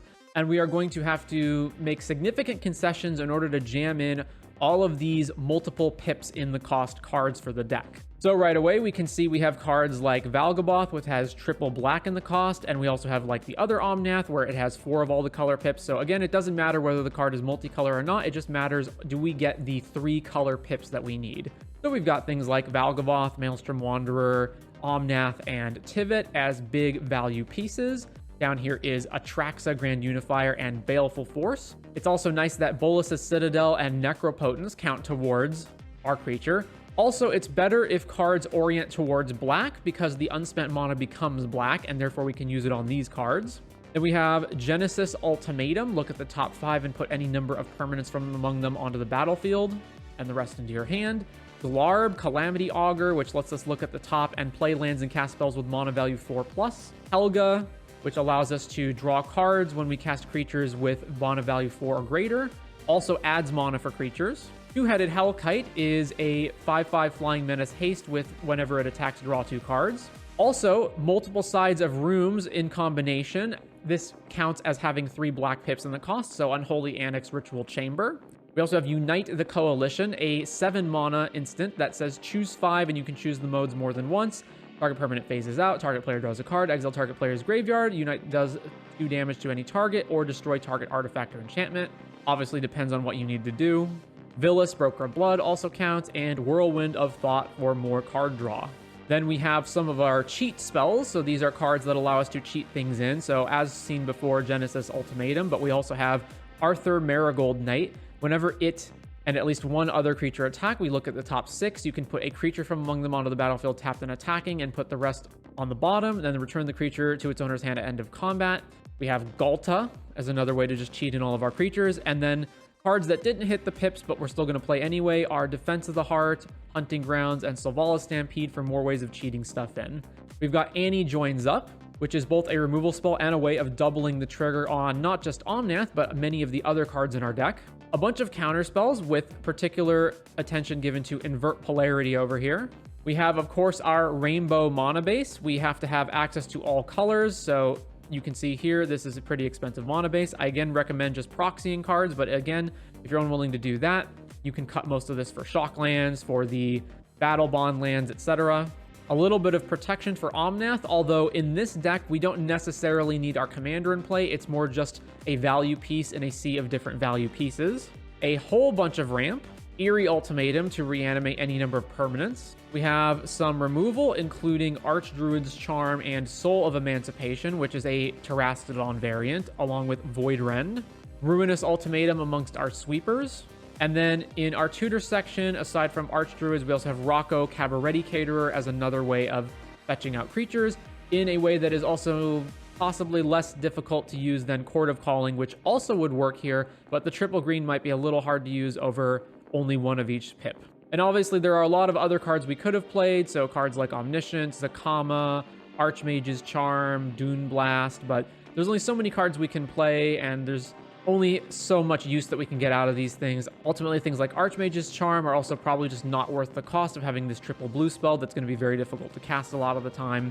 Dune Blast, pretty good, but we're also going to blow up a lot of our other creatures, including our Mana Dork, so problems with all of these. Ultimately decided not to run these, but there's many other cards that you could run in the deck. And obviously, there is no combo, there is no, Thassa's Oracle plus Demonic Consultation. It's mainly just trying to win with a bunch of these big bomb creatures and assembling card advantage that is superior to our opponents. And so anyways, with all that said, that is going to do it for Omnath, Locus of All in EDH. Welcome to A Guide to Every Deck in EDH. And today we're looking at, hey, what is this? It's Oops All Spells in EDH. So anybody who's played Legacy is probably familiar with this deck, but if not, I will go through it. The addition of Essica here is really just so that we can have all 5 colors. It's not really necessary for this to be Essica, although Essica was the best of the 5 color commander options for this strategy. So as you can see here in our lands, every single land in our deck is a modal double-faced card, where the front face is not a land and the back face is a land, and that is going to be important for how we execute our combo.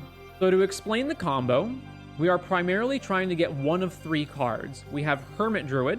Tap to reveal the top from your library until you reveal a basic land. Put that card into your hand and put all the other cards into your graveyard. So since we don't have any basic lands in our deck, this just mills our entire deck over. Undercity Informer can pay 1 and sack a creature. Target player reveals cards from the top until they hit a land. And again, every single land in our deck is a modal double-faced card where the front doesn't count as a land. And then similarly, Balustrade Spy does the same thing, but as an enter the battlefield trigger. So after we play any one of those 3 cards, we can mill our entire deck, and then we will wind up milling into the following cards. We will hit a Narcomoeba, which will, of course, come onto the battlefield. If we happen to have a land drop for the turn, we can also get Blood Gassed back from the grave. Then another important card is going to be Cabal Therapy. So with Cabal Therapy, we can flash it back from the graveyard. Now, the main thing here is not really to try to hit an opponent's Force of Will or whatever. It's mainly just so that we have the ability to cast a spell from our graveyard. So by flashing this back and sacking a creature, that is going to trigger Poxwalkers, since we have now cast a spell from the graveyard, or rather anywhere other than our hand, so the Poxwalkers will return. And since we have Bridge from Below in our graveyard, sacking a creature also replaces that card with a zombie token. So at minimum, we will wind up with Narcomoeba, Poxwalkers, and then if the card that we used to mill our entire deck was Balustrade Spy or Hermit Druid, we will then have a 3rd creature. Otherwise, we will need to get Blood Gassed out or just have a 3rd creature of some kind. That way, we can cast Dread Return from our graveyard by sacking all the 3 creatures that we have and hit Thassa's Oracle and win the game. So again, use one of these 3 cards to mill our entire deck.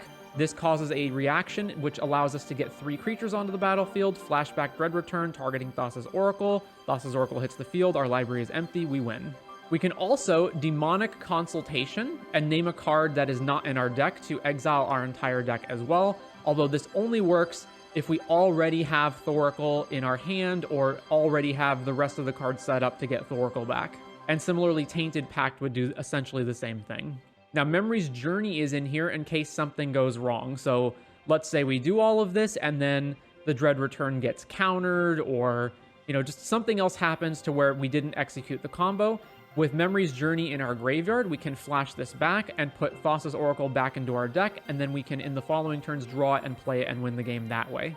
There's also additional piles that we can set up. So for example, if we're worried about our opponent countering Thassa's Oracle, if we milled over Cavern of Souls, we can put that also back in our deck and then use that as a way to make Thassa's Oracle uncounterable.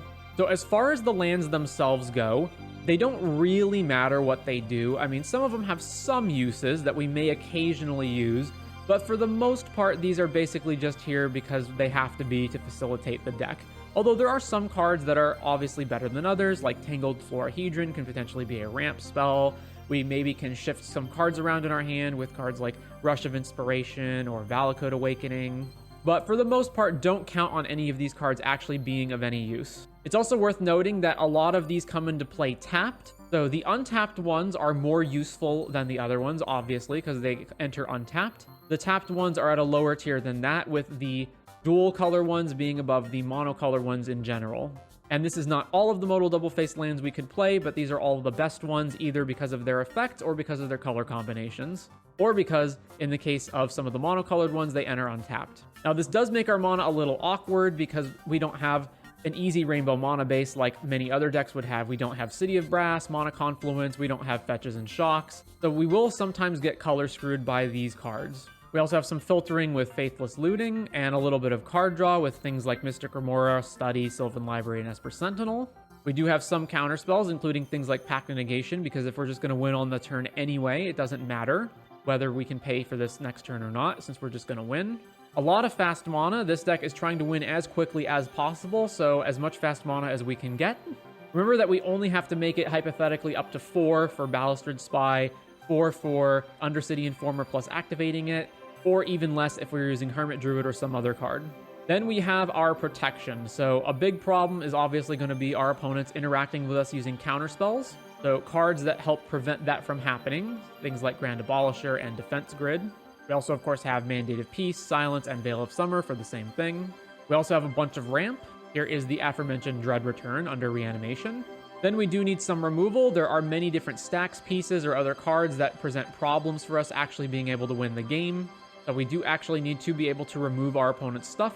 And then here's a bunch of tutors, including, again, as I said, the aforementioned Tainted Pact. We mainly want to find one of 3 cards in our deck, so these are the cards that are going to help us do that. Finally, we have Phantasmagorian. So one problem we may have is what happens if we accidentally draw cards that are relevant to our combo. So in some cases, it's impossible for us to do anything with them. Like if we just happen to draw Narcomoeba, oh well, we can't really do anything.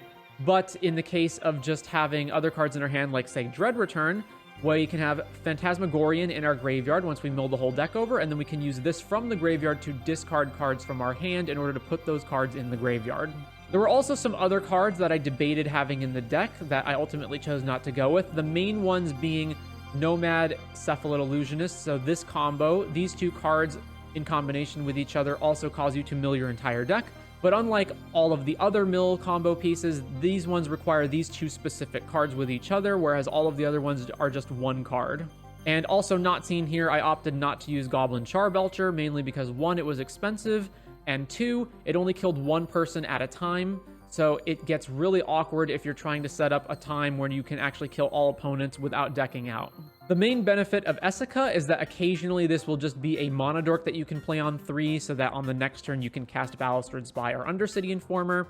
And there is also the possibility of potentially casting this as the Prismatic Bridge and randomly cascading into one of the mill cards. Although this also has the possibility of randomly cascading into Thoracle or some other random creature, so there's that risk as well. It's mainly here just to be the mana dork, and even more so than that, just to add the colors. But anyways, with all that said, that is going to do it for Oops All Spells in EDH. Welcome to A Guide to Every Deck in EDH. Today we're looking at Oros the Avenger. So this is one of the original OG dragons, not the very original dragons from Elder Dragon Highlander, but it is one of the early dragons. It is a 6-mana Mardu commander, a 6/6 flyer that says whenever it deals combat damage to a player, you may pay 2 and a white. If you do, it deals 3 damage to each non-white creature. So we're going to do a couple of things built around this commander. So first of all, the commander is obviously very expensive. It's 6 mana to cast and 3 mana on the trigger. So we need a lot of ramp. And then we're going to make sure that almost, if not all of our creatures are white creatures so that this burn effect is asymmetrical. And then we're going to play other cards that increase the amount that this does or grants Oros Death Touch so that the damage that this does is basically a one-sided sweeper for every single creature.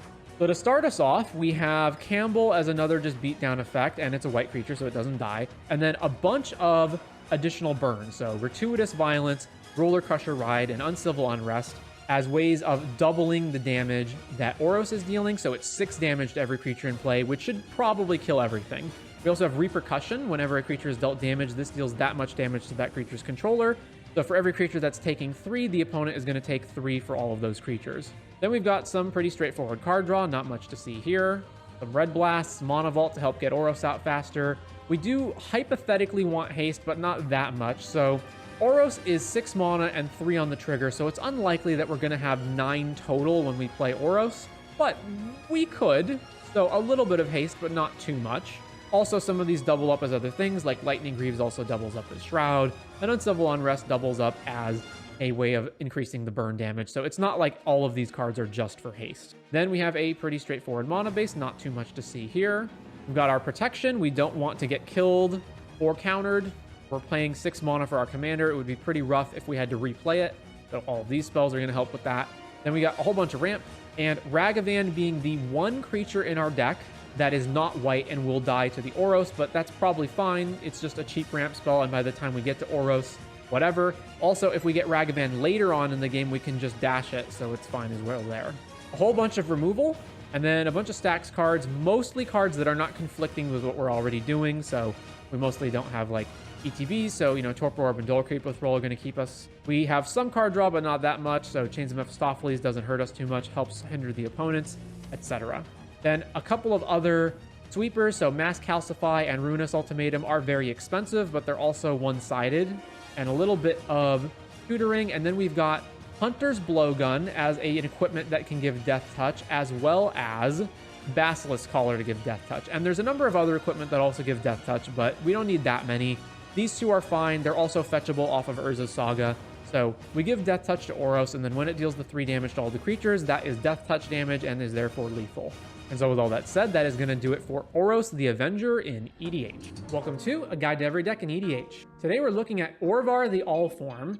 Now, if you play Modern, you're probably familiar with Orvar just as a way to pitch a creature to Archon of Cruelty's trigger, but in EDH, this is one of the coolest commanders you can play. So Orvar is a 4-mana 3/3 changeling, so it's every creature type, but that's not the part we care about. The part we care about is whenever you cast an instant or sorcery spell, if it targets one or more other permanents you control, create a token that's a copy of one of those permanents. And then it also has when a spell or ability an opponent controls causes you to discard this card, create a token that's a copy of target permanent. That's basically never relevant because it's always coming out of the command zone. The main thing we're concerned with is this second ability right here. So note that it says it copies a permanent, not just creature or whatever. So if we can target our own lands, we can copy our lands and turn any spell that that targets a land into basically pseudo ramp. So to start with, we've got our card draw spells. Archmage Emeritus, draw whenever you cast or copy an instant or sorcery. We've got a lot of those in the deck. Lorien Revealed, Mold Drifter, Mystic Remora, Rhystic Study, One Ring, Windfall. Combos I'm going to skip over for right now. Counter spells, a bunch of counter spells, including notably Spell Stutter Sprite and Muddle the Mixture. That'll be relevant in a bit. Fast mana, we've got Jeweled Lotus, Lotus Petal, Lightning Greaves, which protects Orvar primarily, and then Energy Tap. Tap target creature you control at an amount of colorless mana equal to its mana value. Then we've got a bunch of lands, primarily islands, although a few lands of other uses. The main things to point out are Ancient Tomb for more mana, Cavern of Souls to be uncounterable, Minamo, which can untap a legendary permanent, sometimes relevant. Odoir, of course, Mystic Sanctuary to get spells back, a bunch of fetch lands, which is in here just so that you can fetch Mystic Sanctuary if you need to. And then primarily islands. That'll be relevant in a bit, talking about why we need so many basics. For protection, of course, Cavern, Lightning Greaves, and Leer, Disciple of the Drowned. Spells can't be countered, and each instant and sorcery card in your graveyard has flashback. The flashback cost is equal to that card's mana cost, or mana value. Do note, this is all spells can't be countered, including your opponent's, so do take that into account. Then we got a bunch of ramp, including Sapphire Medallion to reduce the cost of our blue spells. Some removal. I count Treachery as removal because gaining control of an opponent's creature is basically removing it. It's actually better than removing it, so I'll just stick it in this category, along with Snap. We got some stacks cards, Cursed Totem, because basically none of our creatures have any activated abilities, and Back to Basics to shut off our opponent's mana. We play mostly basic islands, so it doesn't affect us too bad. Cyclonic Rift. And then we've got a bunch of tutors, including Step Through and Vidalcan Aether Mage for wizard cycling. This is going to be relevant for other cards we have in the deck. And then a bunch of Spell Tutors, Spell Seeker, Mystical Tutor, Merchant Scroll, and Dizzy Spell, which can transmute for cards that cost 1 mana. So next let's get into the synergy cards and then into the combos. So the synergy cards.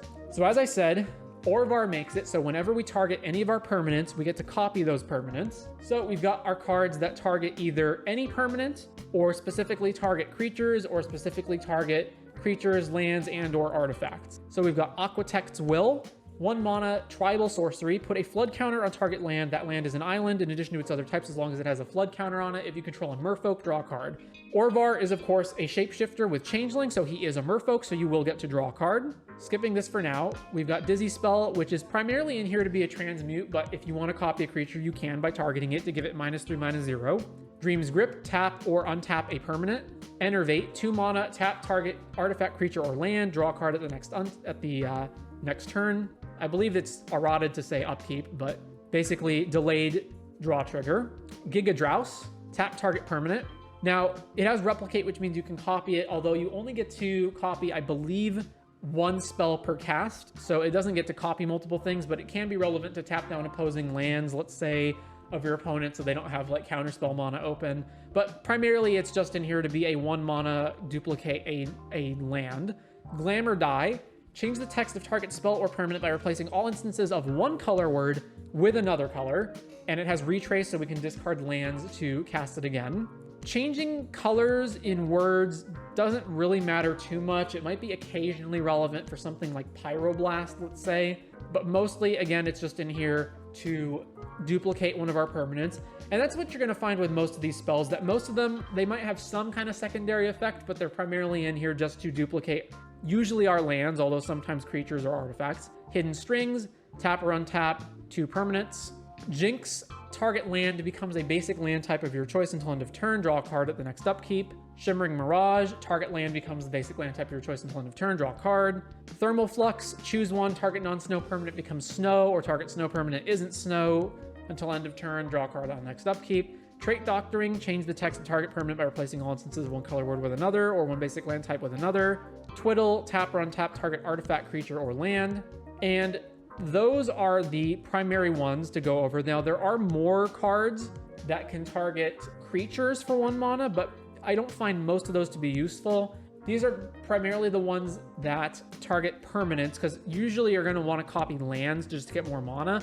If you do include more of these, you'll want to pick the ones that are 1 mana that target a creature, let's say, and also draw a card, which there's a ton of, aka like such as Cerulean Wisps, for example. I cut them mostly for space, although you could include them if you wanted to.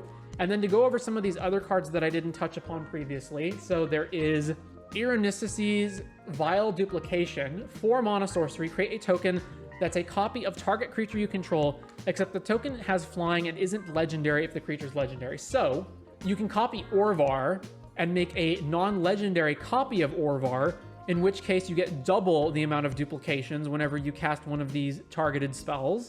Similarly, we've got Sakashima of 1,000 Faces. You may have it enter as a copy of another creature you control, except it has Sakashima's other abilities, and the legend rule doesn't apply to permanents you control. Again, clone, that's relevant because you can clone Orvar. It's not, the legendary doesn't matter, and then you get double triggers. Spark Double, similarly, it's a clone that doesn't count the legendary rule. And then lastly, Vesuvan Duplimancy. Whenever you cast a spell that targets only a single artifact or creature you control, create a token that's a copy of that artifact or creature, except it's not legendary. So Vesuvan Duplimancy is another trigger doubler, but it also means that you can copy Orvars without them being legendary, which can then copy more Orvars, etc., etc., etc. So with these various, what I'm calling synergy cards, so mostly 1 mana spells that target a permanent of some variety or another, and Orvar in play, you can target your own lands and create copies of those lands. And in some certain circumstances, you can copy your Orvar to make a second Orvar. You can then target one of your Orvars to make 2 more Orvars, so you have 4 Orvars. And then you can get to the point where you're just making a bunch of Orvars, only one of which is legendary or which the legendary doesn't apply to, and flood the board with 3/3 Orvars to kill your opponents via combat, or just make it so that every one of your targeted spells is producing a gargantuan amount of duplicates of other things. And those duplicates can be things like Archmage Emeritus to get even more draw triggers, Moldrifter to draw even more cards. You can grab Spellstutter Sprite, which turns all of your instant speed targeted spells into instant speed counter spells as well, because you can copy Spellstutter. And those are the primary things. So now let's go over the combos. So there's a lot. The most obvious one is, of course, Dramatic Scepter, which we can just do the typical Dramatic Scepter stuff with, but we don't have to imprint just Dramatic Reversal. We can also imprint targeted spells into Isochron Scepter, in which case we can just keep copying things every single time that we have an opportunity to do so with Isochron Scepter. And then we've got a bunch of other cards. So there's a lot of combos here, and it's going to take a bit to go over them, but let's just look at a few. So Archaeomancer and Shipwreck Dowser are both creatures that say when they enter the battlefield, you return target instant or sorcery card from your graveyard to your hand. There are other ones like Mnemonic Wall as well, but you don't need a million of them. You just need a few of them. These are the best 2 that you can play. And what these cards allow you to do is you can copy these cards. So let's say you have, I don't know, anything that, let's just say you have something that targets Archaeomancer, right? For 1 mana. You go target Archaeomancer, Orvar triggers, you make a copy of Archaeomancer, and then as long as you have another spell in your graveyard, you can Archaeomancer that spell back to your hand, then you cast the spell, copy Archaeomancer the spell back to your hand, etc., etc., etc. This basically means that for every 1 mana you have, you make a duplicate of Archaeomancer. Of course, you make more duplicates if you have multiple Orvars in play, or if you have like Vesuvan Duplimancy or whatever, or if you have a way to make those spells free, you get to make infinite Archaeomancers, at which point you have infinite attackers and win the game, or you destroy your whole deck, etc., etc. You also have Peregrine Drake, ETB, untap 5 lands. So of course this means that every single 1 mana or 2 mana targeted spell that targets Peregrine Drake will make a copy of Peregrine Drake, making you net more mana than you spend into it. And of course you can copy spells in order to go off infinitely with this, as long as you can keep casting the spells over and over. You've got Narumeha. When Narumeha enters the battlefield, copy target instant or sorcery spell you control. You may choose new targets for the copy. Other wizards you control get +1/+1, and it has flash. So this can not only copy one of your spells for any sort of value, but if you've got anything that targets, you can Narumeha, copy the targeted spell on the stack. The targeted spell targets Narumeha, copies Narumeha, trigger, target Narumeha again. Orvar makes a copy of Narumeha, copy it over and over and over, making infinite Narumehas. Now, they are legendary, so they will die if you don't have a way to negate this, but you do have cards like Vesuvan Duplimancy, like Sakashima, etc. to negate the legend rule, so you can make infinite Narumehas as one of your combos. Or if you've got other clones like Spark Double, etc. You also have Ghostly Flicker, which you can do things like with Narumeha. So you have, of course, you can use Ghostly Flicker on Peregrine Drake or Archaeomancer, etc. to keep getting it back, but with Narumeha, you can also go Ghostly Flicker on the stack, you cast Narumeha, you copy Ghostly Flicker flickers Narumeha and a land, or just anything that produces mana. You blink Narumeha and the land, you get to tap the land for mana, Narumeha re-enters, copies Ghostly Flicker again, blink Narumeha, blink the land, you make infinite mana. You can also combine Ghostly Flicker, of course, with Peregrine Drake, with Shipwreck Dowser, with Archaeomancer. Then you've got Hullbreaker Horror. This could also be Tidespout Tyrant. This basically just lets you loop all sorts of various spells. So you've got any sort of artifact ramp. Traditionally, if you have artifact ramp that can produce more mana than it costs to cast, so let's say you've got Soul Ring and Mana Crypt, right? It only costs 1 mana to cast these, 1 mana for the Sol Ring, but they tap for 4. So you can Hullbreaker Horror and keep looping them back and forth over and over. There's various combinations of mana rocks that you can use, not just these two. As long as you're producing at least more mana than it costs to cast them, you can just keep looping them over and over and make infinite mana. But of course, it can also do things like bounce Archaeomancer back to your hand, bounce Peregrine Drake back to your hand. And one card that's going to make a lot of this a lot easier is, one, you do have Energy Tap. So Energy Tap can do things like you tap Archaeomancer for 4, bring, and then Archaeomancer gets it back to your hand. Now, it only produces colorless, so it can't actually go infinite, but it does produce a lot of mana.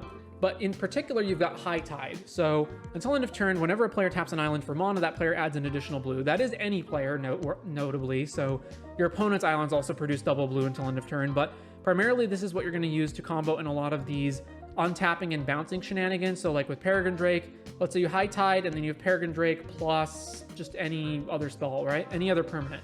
You Hullbreaker Horror, you bounce Peregrine Drake back to your hand, you cast it, you untap the 5 lands. They tap for 10 because High Tide. You tap for 10 mana, you cast something else, you bounce Peregrine Drake back to your hand, you cast Peregrine Drake, you bounce the original thing back to your hand, loop over and over and over, make infinite mana. And there's all sorts of combinations that can make tons and tons of mana doing this. Bouncing back Shipwrecked Dowser, bouncing back Archaeomancer, etc., etc., etc. Or you can just use it to make a gargantuan amount of mana, especially if you've been using Orvar to copy your islands. And this is why you're playing primarily islands. If you don't count the fetch lands, because they also just tutor for islands, and Mystic Sanctuary is an island, the only non-island lands in your deck are Ancient Tomb, Cavern, Otawara, and Minamo. So only 4 lands in your whole deck are not islands. Every other land is an island. So High Tide will typically make you a absolutely gargantuan amount of mana, and then you can just go off with these. And then lastly, the 3 targeted spells that I did not cover before because they are combo pieces: Clock Spinning, Mind Games, and Whims of Volrath. So Clock Spinning, Mind Games, Whims of Volrath. The abilities on all of these cards basically don't matter. The only parts that matter are that they have buyback, but I'll just go through the abilities just to cover them anyway. Clock Spinning, choose a counter on target permanent or suspended card, remove that counter from that permanent or card, or put another of those counters on it. Mind Games, tap target artifact, creature, or land. Whims of Volrath, change the text of target permanent by replacing all instances of one color word or basic land type with another until end of turn. The changing of the land type sometimes matters if like you're going to change, let's say, Ancient Tomb into an island, but mostly these abilities don't matter. What they do matter for is that they are 1 mana targeted spells that have buyback. So they go infinite with a ton of different cards. They go infinite with High Tide. So for example, let's say you have Peregrine Drake, High Tide, Clock Spinning, right? All of your islands produce double blue, so they make 10 mana per Drake trigger. So as long as you have Orvar, you go Clock Spinning. You pay 4 mana total, 1 and 3 for buyback, or Mind Games, 1 and 3 for buyback, or Whims of Volrath, 1 and 2 for buyback. You target your Peregrine Drake. It makes a copy of Peregrine Drake. The Peregrine Drake enters, it untaps your lands. You produce more mana than it costs to cast and buy back any of these spells. Then you just cast them again. You make infinite Drakes, you make infinite mana. Or Archaeomancer or Shipwrecked Dowser, etc. If you can make multiple copies of things with Archaeomancer or Shipwrecked Dowser, you can potentially combo with snapped untapped lands. You also get to copy with Treachery. Treachery is another card that, like Peregrine Drake, can untap 5 lands and can go infinite, since your buyback spells also target any permanent, not just creatures, so you can copy the Treachery. So you can copy Treachery, gain control of all of your opponent's creatures, and then just on all subsequent Treacheries, just keep copying it onto the same things over and over, untap all of your lands over and over and over again. And there are just a bajillion ways of going off once you have the buyback spells with Orvar, with either High Tide or just other ways of generating mana or just continuously copying things. I think that basically covers all the combos and synergies. So the main things that is going to be this deck's stumbling block is, of course, that nothing works in the deck unless you have Orvar in play. So if your Orvar gets countered or killed and you have to replay it, and it costs 6 mana to replay it, or maybe it gets killed or countered again and it costs 8 mana to replay it. Also, this deck doesn't function through any sort of like rule of law effect or other stacks pieces potentially, so you do need ways of getting rid of them. You do have some ways of getting rid of them. Hullbreaker can bounce, Cyclonic Rift can bounce, but that is the Orvar deck. You play Orvar, you play spells that target. You're usually going to either start with just the combo straight out, or you're going to start with copying creatures or usually just lands to get more mana. and then eventually win with some combo that involves Orvar. And that is Orvar, the All-Form in EDH. Welcome to A Guide to Every Deck in EDH. Today we're looking at Oscar Rubbish Reclaimer. So Oscar is a 5 mana Dimir commander, but he costs 1 less to cast for each different mana value among cards in your graveyard, which is pretty easy to achieve. It's like fetch land and then any spells that cost 1 to 2. In addition, he says whenever you discard a non-land card, you may cast it from your graveyard. And this is where we're going to be able to generate a lot of combo and value potential. So any card that would normally be a looting effect where you draw and discard is now card positive because we can cast those spells from the graveyard. So obviously this leads to a lot of cantripping and filtering cards. So some highlights here are things like Attune, a 3 mana enchantment that says return it to your hand, draw 3, then choose and discard 4. But again, that doesn't matter because we're discarding with Oscar in play, so we can get to play all of those cards. We're obviously going to want a bunch of cheap stuff as well, because we're going to be able to want to cast all the cheap stuff from our graveyard that we're discarding, since we have to do it right then. So things like Chromatic Star and Sphere and Conjurer's Bauble. We've got a bunch of other cantrips, and we've got cards like Careful Study, Charted Course, Ledger Shredder, Frantic Search, all of these cards that we discard, and then we can cast the thing from our graveyard. Bazaar of Baghdad in here as well, Magus of the Bazaar for the same reason. And then we have cards like Mishra's Bauble and Urza's Bauble because, again, we're going to be discarding a bunch and we want to be able to cast as much of those spells as possible. So we need to not be hindered by a bunch of expensive cards that we can't do. We also have things like Cephalid Coliseum, which would normally be, draw 3, disc 3, but now it's basically draw 6 because we get to cast all the spells. Then we've got just our straight up card draw with things like Breakthrough, draw 4, then choose X in your hand and discard the rest. So for 1 mana, we basically draw 4 cards and then discard the rest of our entire hand, or those 4 cards, but it doesn't matter, we get to play them all. Dark Deal and Windfall, basically any wheel effects, doesn't matter. We get to cast all the discarded cards. Same thing with Riddlesmith. Whenever you cast an artifact spell, you can draw and discard.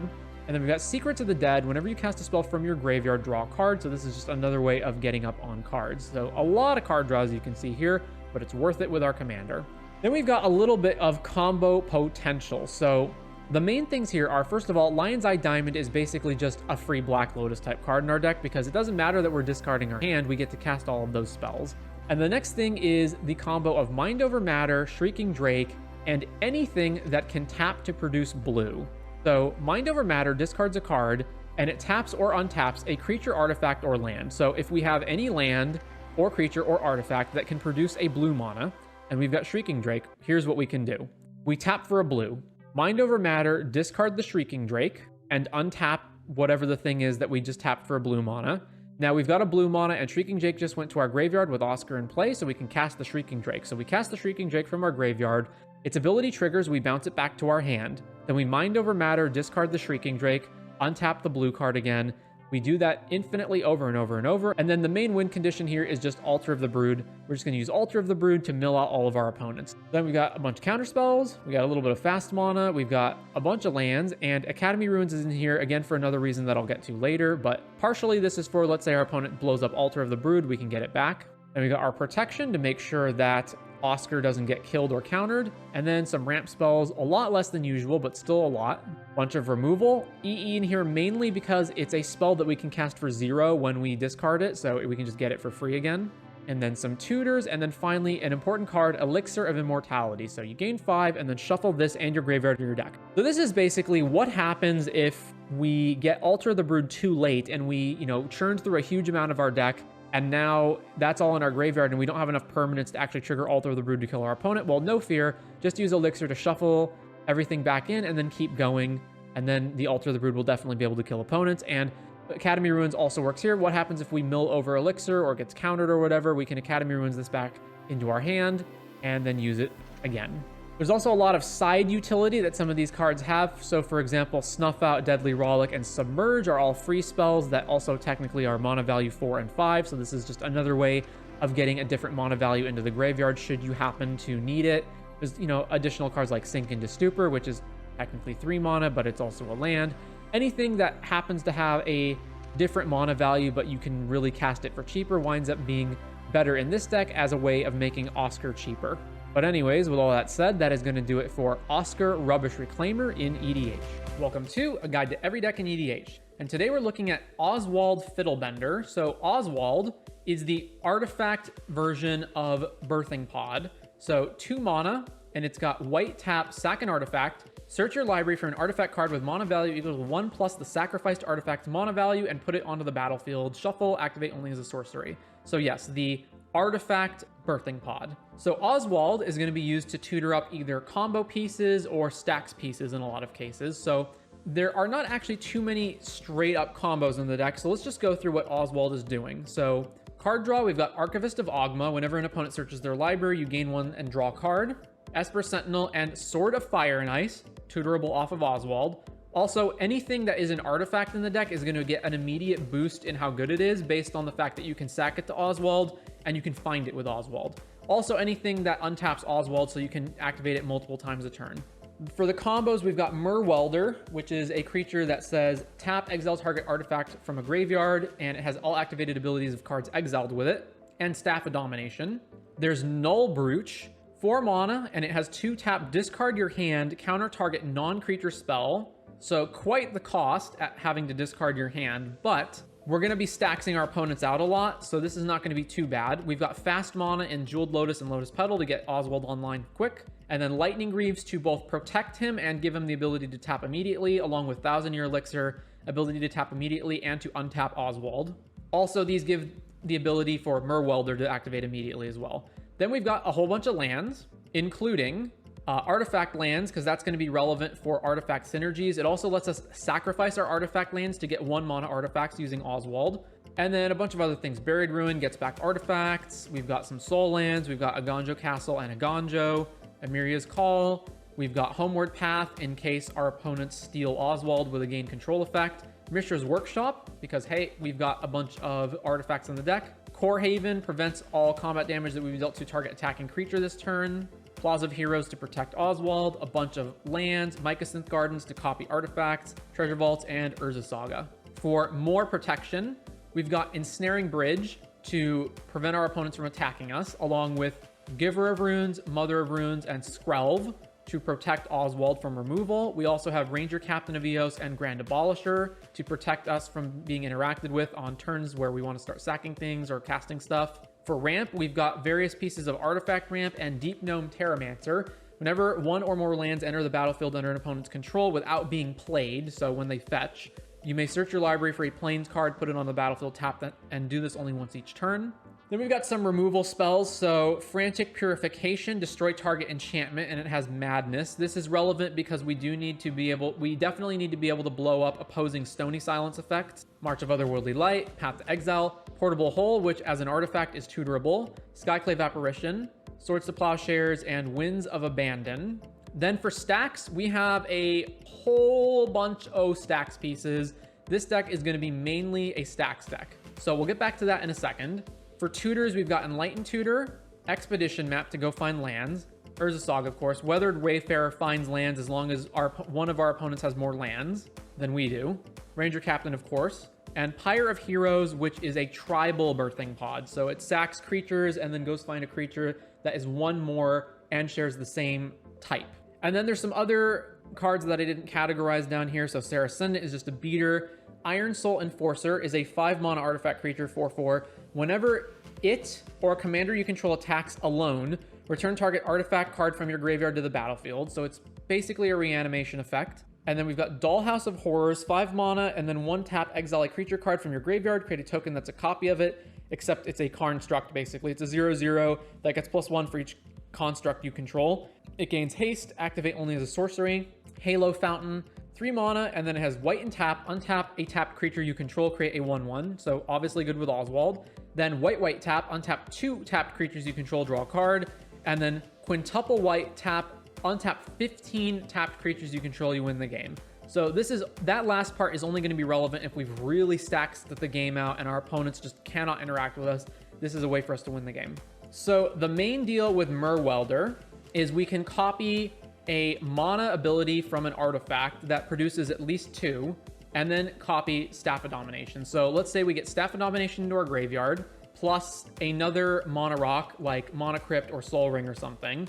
into our graveyard. Again, this is easy because Oswald can find and sack these things. So then we go Merwelder, exile Staff of Domination, and exile a mana rock that produces at least 2 mana. So then the Merwelder has all of their abilities, and it can tap for 2, and it can untap itself using Staff of Domination's first ability for 1. So you generate infinite colorless mana like that. And then because it has Staff of Domination's other abilities, it also means you can draw your whole deck.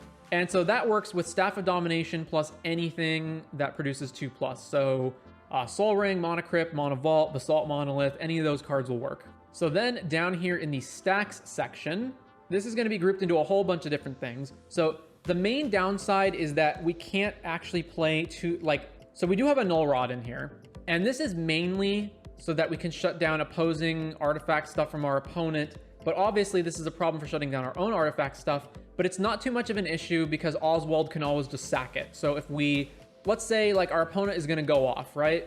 Or they just have like a bunch of mana rocks or treasures from Dockside or whatever, we can tutor up the Null Rod. And then when we're ready to go off with one of our artifact related things, we can then just sack it to get rid of it. We then of course have Archon of Emeria as a rule of law effect, Aven Mind Sensor to disrupt searching. Bottled Cloister is at the beginning of each opponent's upkeep, exile your hand face down, and then at the beginning of your upkeep, return all the cards exiled with Bottled Cloister to your hand and draw a card. So this is just a way to go find something that draws us another card, while also keeping our hand potentially protected from like wheel effects or whatever. Chalice of the Void, why not?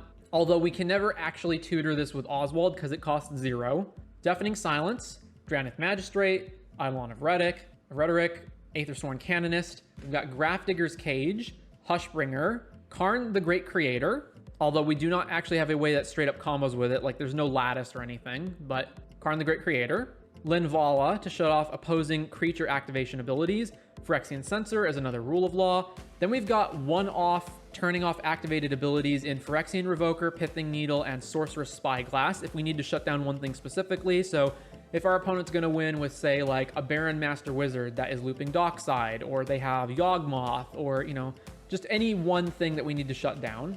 Another actual straight up just rule of law. Sanctifier Onvek as a way to shut down blue and black things from the graveyard. Sanctum Prelate as the creature version of Chalice of the Void. Soul Guide Lantern, Soulless Jailer, Seer Resistance, and Thorn of Amethyst. Spirit of the Labyrinth to shut down extra draws. Torpor Orb to shut down ETB triggers. Trinisphere does Trinisphere things. And then finally, Uba Mask. If a player would draw a card, that player exiles the card face up instead. Each player may play cards they exiled from the game with Uba Mask. So one big part of this deck is going to be using Oswald and then tutoring up stacks pieces based on whatever it is that your opponents are doing. So if you're against Storm decks, you're going to go try to get Rule of Law effects. If you're against Underworld Breach combos or other graveyard shenanigans, you're going to want Grafdigger's Cage, Sanctifier Onvek, etc. If you're against the deck that plays a bunch of specific mana values, Sanctum Prelate and Chalice of the Void. If you're against a deck that requires activated abilities of creatures, you want Linvala. If you're against an opposing artifact deck, you want Null Rod or Karn. It's going to be highly dependent on what exactly it is that you're playing against. But for the most part, you're going to basically stacks the opponent out by doing various things with Oswald, and then you're going to eventually just find a way to win either by just having a better board than what your opponents have, or you're going to find a way to generate a bunch of mana, potentially even infinite with Merwelder, and then win the game that way. You also have Null Brooch to potentially be a way to just keep countering stuff out of your opponent if you need to. For example, like the Merwelder can copy the Brooch, and then you can like untap it with 1000-Year Elixir, or you can just have it like you're not going to have too much card draw anyway. Like this is the extent of the deck's card draw, so being at 0 cards is not going to matter too much. You also do have like Ensnaring Bridge to protect you, so mainly it's going to be staxing the opponents out of the game. And again, there isn't exactly a way to just like win immediately. There's no like Walking Ballista or just something that's going to instantly win the game, but you can effectively win the game by staxing the opponents out and preventing them from really doing anything. However, you actually can just straight up win the game with Halo Fountain. So eventually you can just get 15 creatures into play and then Halo Fountain your opponent. You can also potentially just make really big construct creatures with Dollhouse or beat people to death with Sarah Ascendant. But again, you're mostly just staxing people out. That is primarily what Oswald is doing. So anyway, that is Oswald Fiddlebender in EDH.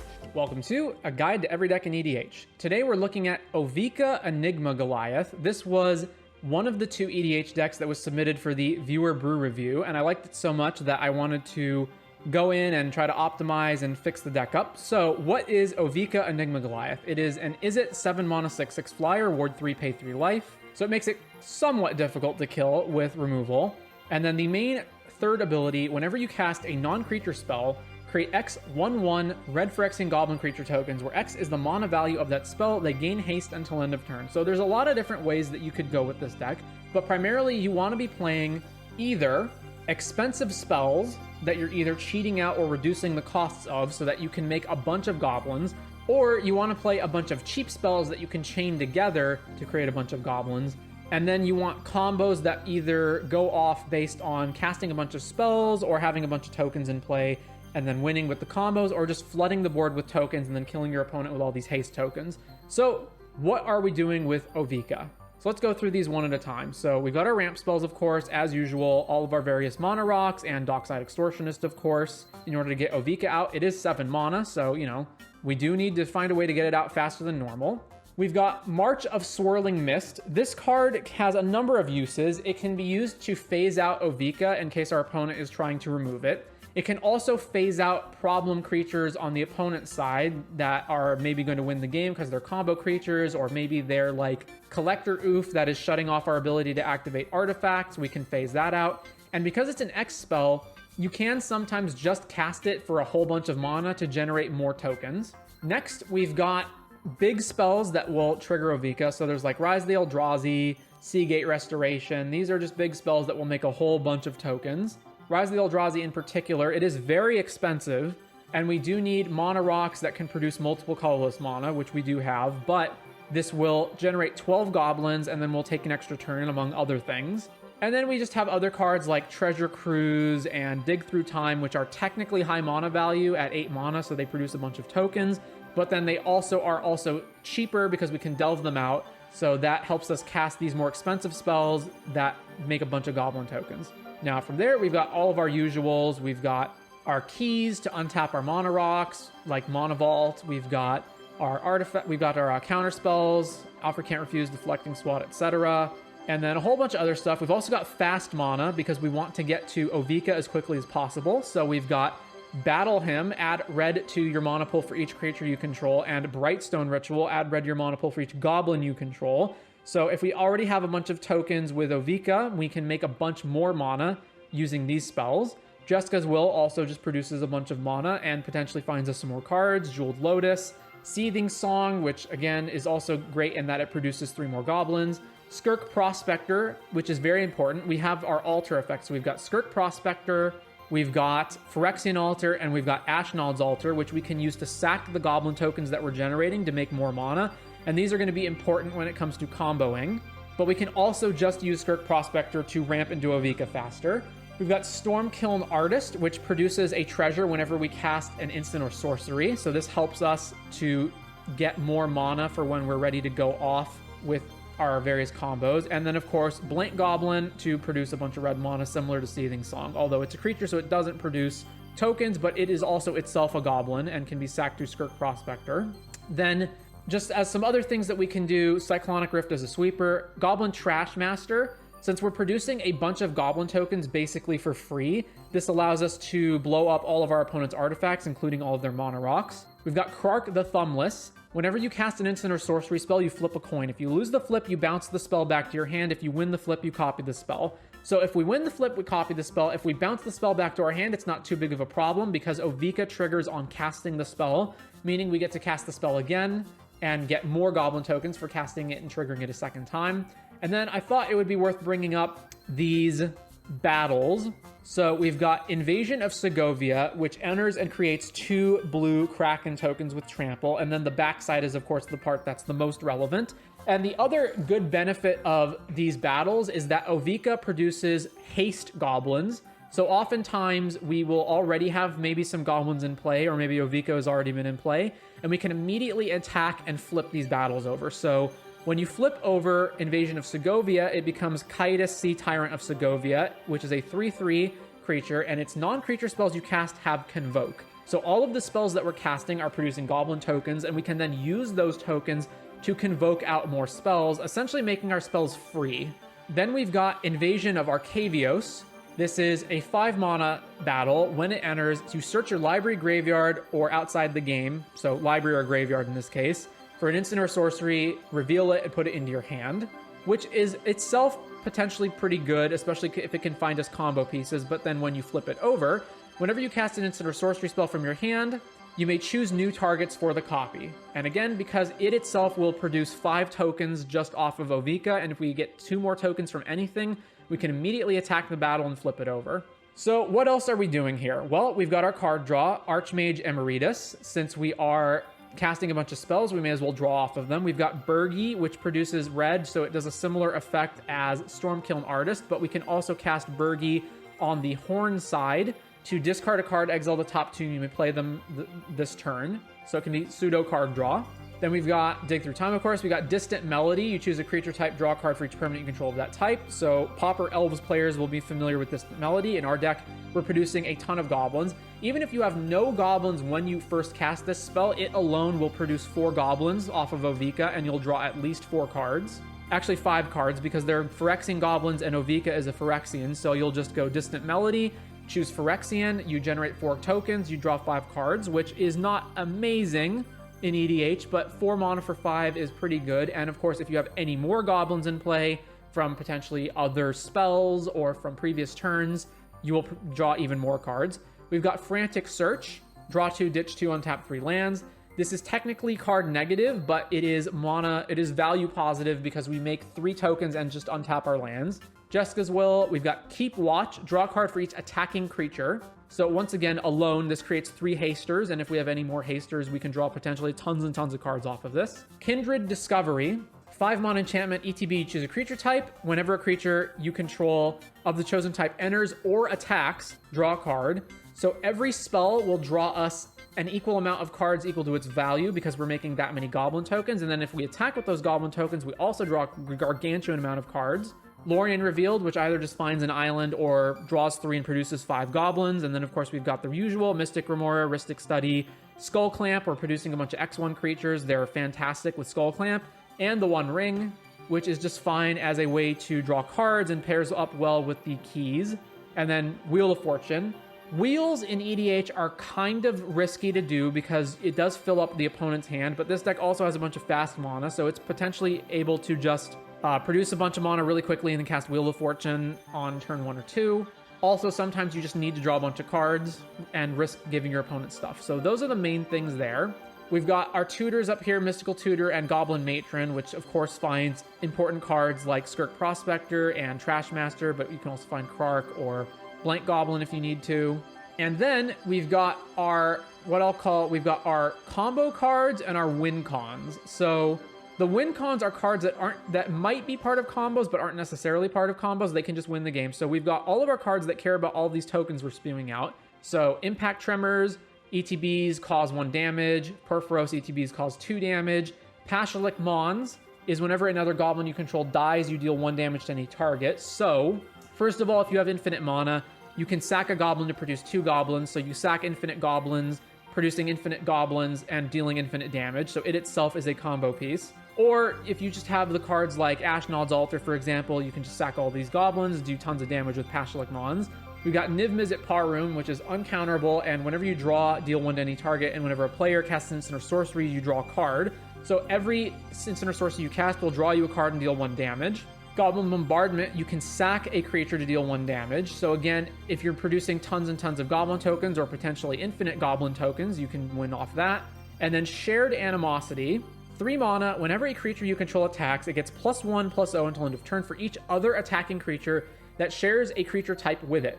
So every goblin token that you attack with will get +X, where X is every other attacking goblin. This can get out of hand really fast, even with just a small amount of goblins. Even just casting Shared Animosity itself, just Shared Animosity and nothing else, will produce 3 goblins that you can attack with, and then every one of those goblins will get +2. And that's just Shared Animosity. And then Sorcerer Class, this is a combo card and a win con. So it is, when it enters, you draw 2 and ditch 2. Then you can level it up, and creatures you control have tap, add blue or red, spend the mana only to cast an instant or sorcery spell, or to gain a class level. So this second mode here alone can be used to turn all of our goblins into mana dorks that tap for all of these spells that we have and will produce infinite mana under certain combo conditions. And then the final level, level 3, is whenever you cast an instant or sorcery, that spell deals damage to each opponent equal to the number of instant and sorcery spells you've cast this turn. So it's a storm payoff as well. Then, so we've got the combo cards. So of course we've got Ashnods and Phyrexian Altar to sack these goblins to make mana, along with Skirk Prospector down there. We've got Underworld Breach, which in this deck doesn't win with any of the normal lines like LED, Wheel, Brain Freeze, but we have a lot of cheap spells, including a bunch of fast mana that we can recast off of Breach. So while it's not itself technically a combo piece with anything, it does combo with other things or just get stuff back that we need to win. We've got Mana Echoes. Whenever a creature enters the battlefield, you add an amount of colorless equal to the number of creatures you control that share a type with it. So every goblin that enters produces X colorless, where X is the amount of goblins you have. So right there, this pays for basically every colorless cost of every spell in the deck. And then we've got the actual, like, straight up combo pieces. So to explain some of these, so we've got Fanning the Flames, X red red, buyback 3, deal X damage to target creature or player. Veyrin, Voice of Duality. Ignore the first effect, that part's not relevant. The second part is if you casting or copying an instant or sorcery spell causes a triggered ability of a permanent you control to trigger, that ability triggers an additional time. So this makes Ovika produce double the amount of goblins that it normally would. And then we've got Petals of Insight, 5 mana. Look at the top 3 of your library. You may put those cards on the bottom of your library in any order. If you do, return Petals of Insight to its owner's hand. Otherwise, draw 3 cards. So, Petals of Insight is a spell that you can cast infinitely as long as you have the mana to pay for it. So if you've got Ovika plus Sorcerer class on level 2 plus Petals of Insight, all of your goblins tokens that you're making have haste, and they can all tap to produce mana for instants and sorceries, which means you can cast Petals over and over and over, generating more goblins every time. It will generate exactly the number of goblins that you need in order to pay for the next Petals of Insight. Now, if you have Veyrin on top of that, you're producing double the amount of goblins, meaning that you'll make infinite goblin tokens, and then you can then attack for infinite mana. Also, if you have Phyrexian Altar, you can just sack the goblins to produce the mana to cast Petals of Insight again, which again with Veyrin will produce infinite goblin tokens that you can attack with. Or, if you have Phyrexian plus Mana Echoes or Ashnod's Altar or Skirk Prospector, what that means is that you can use the Phyrexian Altar to pay for the blue in the Petals of Insight, and then the other ones to pay for more mana than you need for the rest of the Petals of Insight, meaning you generate infinite mana. Also, if you have a Burgi in play or a Stormkiln Artist in play, you'll generate treasures / red mana every instance of Petals of Insight. So any combination of Petals of Insight plus the mana in order to cast it will either produce infinite goblins or infinite mana. Then you've got Fanning the Flames, which is similar in that you can buy it back for 3, although the buyback does not count towards the mana value of the card. So, in order for Fanning the Flames to be infinite, you need to pay X's 2 and buy back it. So that'll mean you pay 7 total mana, 4 of which counts towards the mana value of Fanning the Flames. And then if you have Veyrin in play, it doubles the trigger of Ovika. So remember, it's X's 2, so 4 mana value total. Triggers Ovika, double triggers because of Veyrin, you make 8 goblins, and Fanning the Flames gets to deal 1 damage to something, meaning you pay 7 per loop, and you keep going over and over and over in order to do 1 damage per instance of Fanning the Flames while generating more tokens. Of course, you do need a way to make mana off of that, so you'll need Ashnods, Phyrexian, Skirk Prospector, whatever. You need some way to recoup, or, Sorcerer class level 2. You need some way to recoup the mana that you're spending to cast Fanning the Flames with buyback, but as long as you have that, plus Veyrin, plus your commander, you can win the game off of that. And there's lots of interconnected combos. So those are like the main things that you need to understand in order to combo off, but there's lots of interconnections in between them, like having Veyrin in play, plus something else, having an altar plus another altar. There's lots of different ways that you can go off in order to do this. You also have other ways to do things, like if you've got Burgi or Stormkiln Artist and you're going mana neutral on whatever combo you're doing, then those go mana positive. And if you're producing tons of goblins in the first place, you can use your draw spells to find the last piece of the combo, or you can use your tutors to find the last piece of the combo.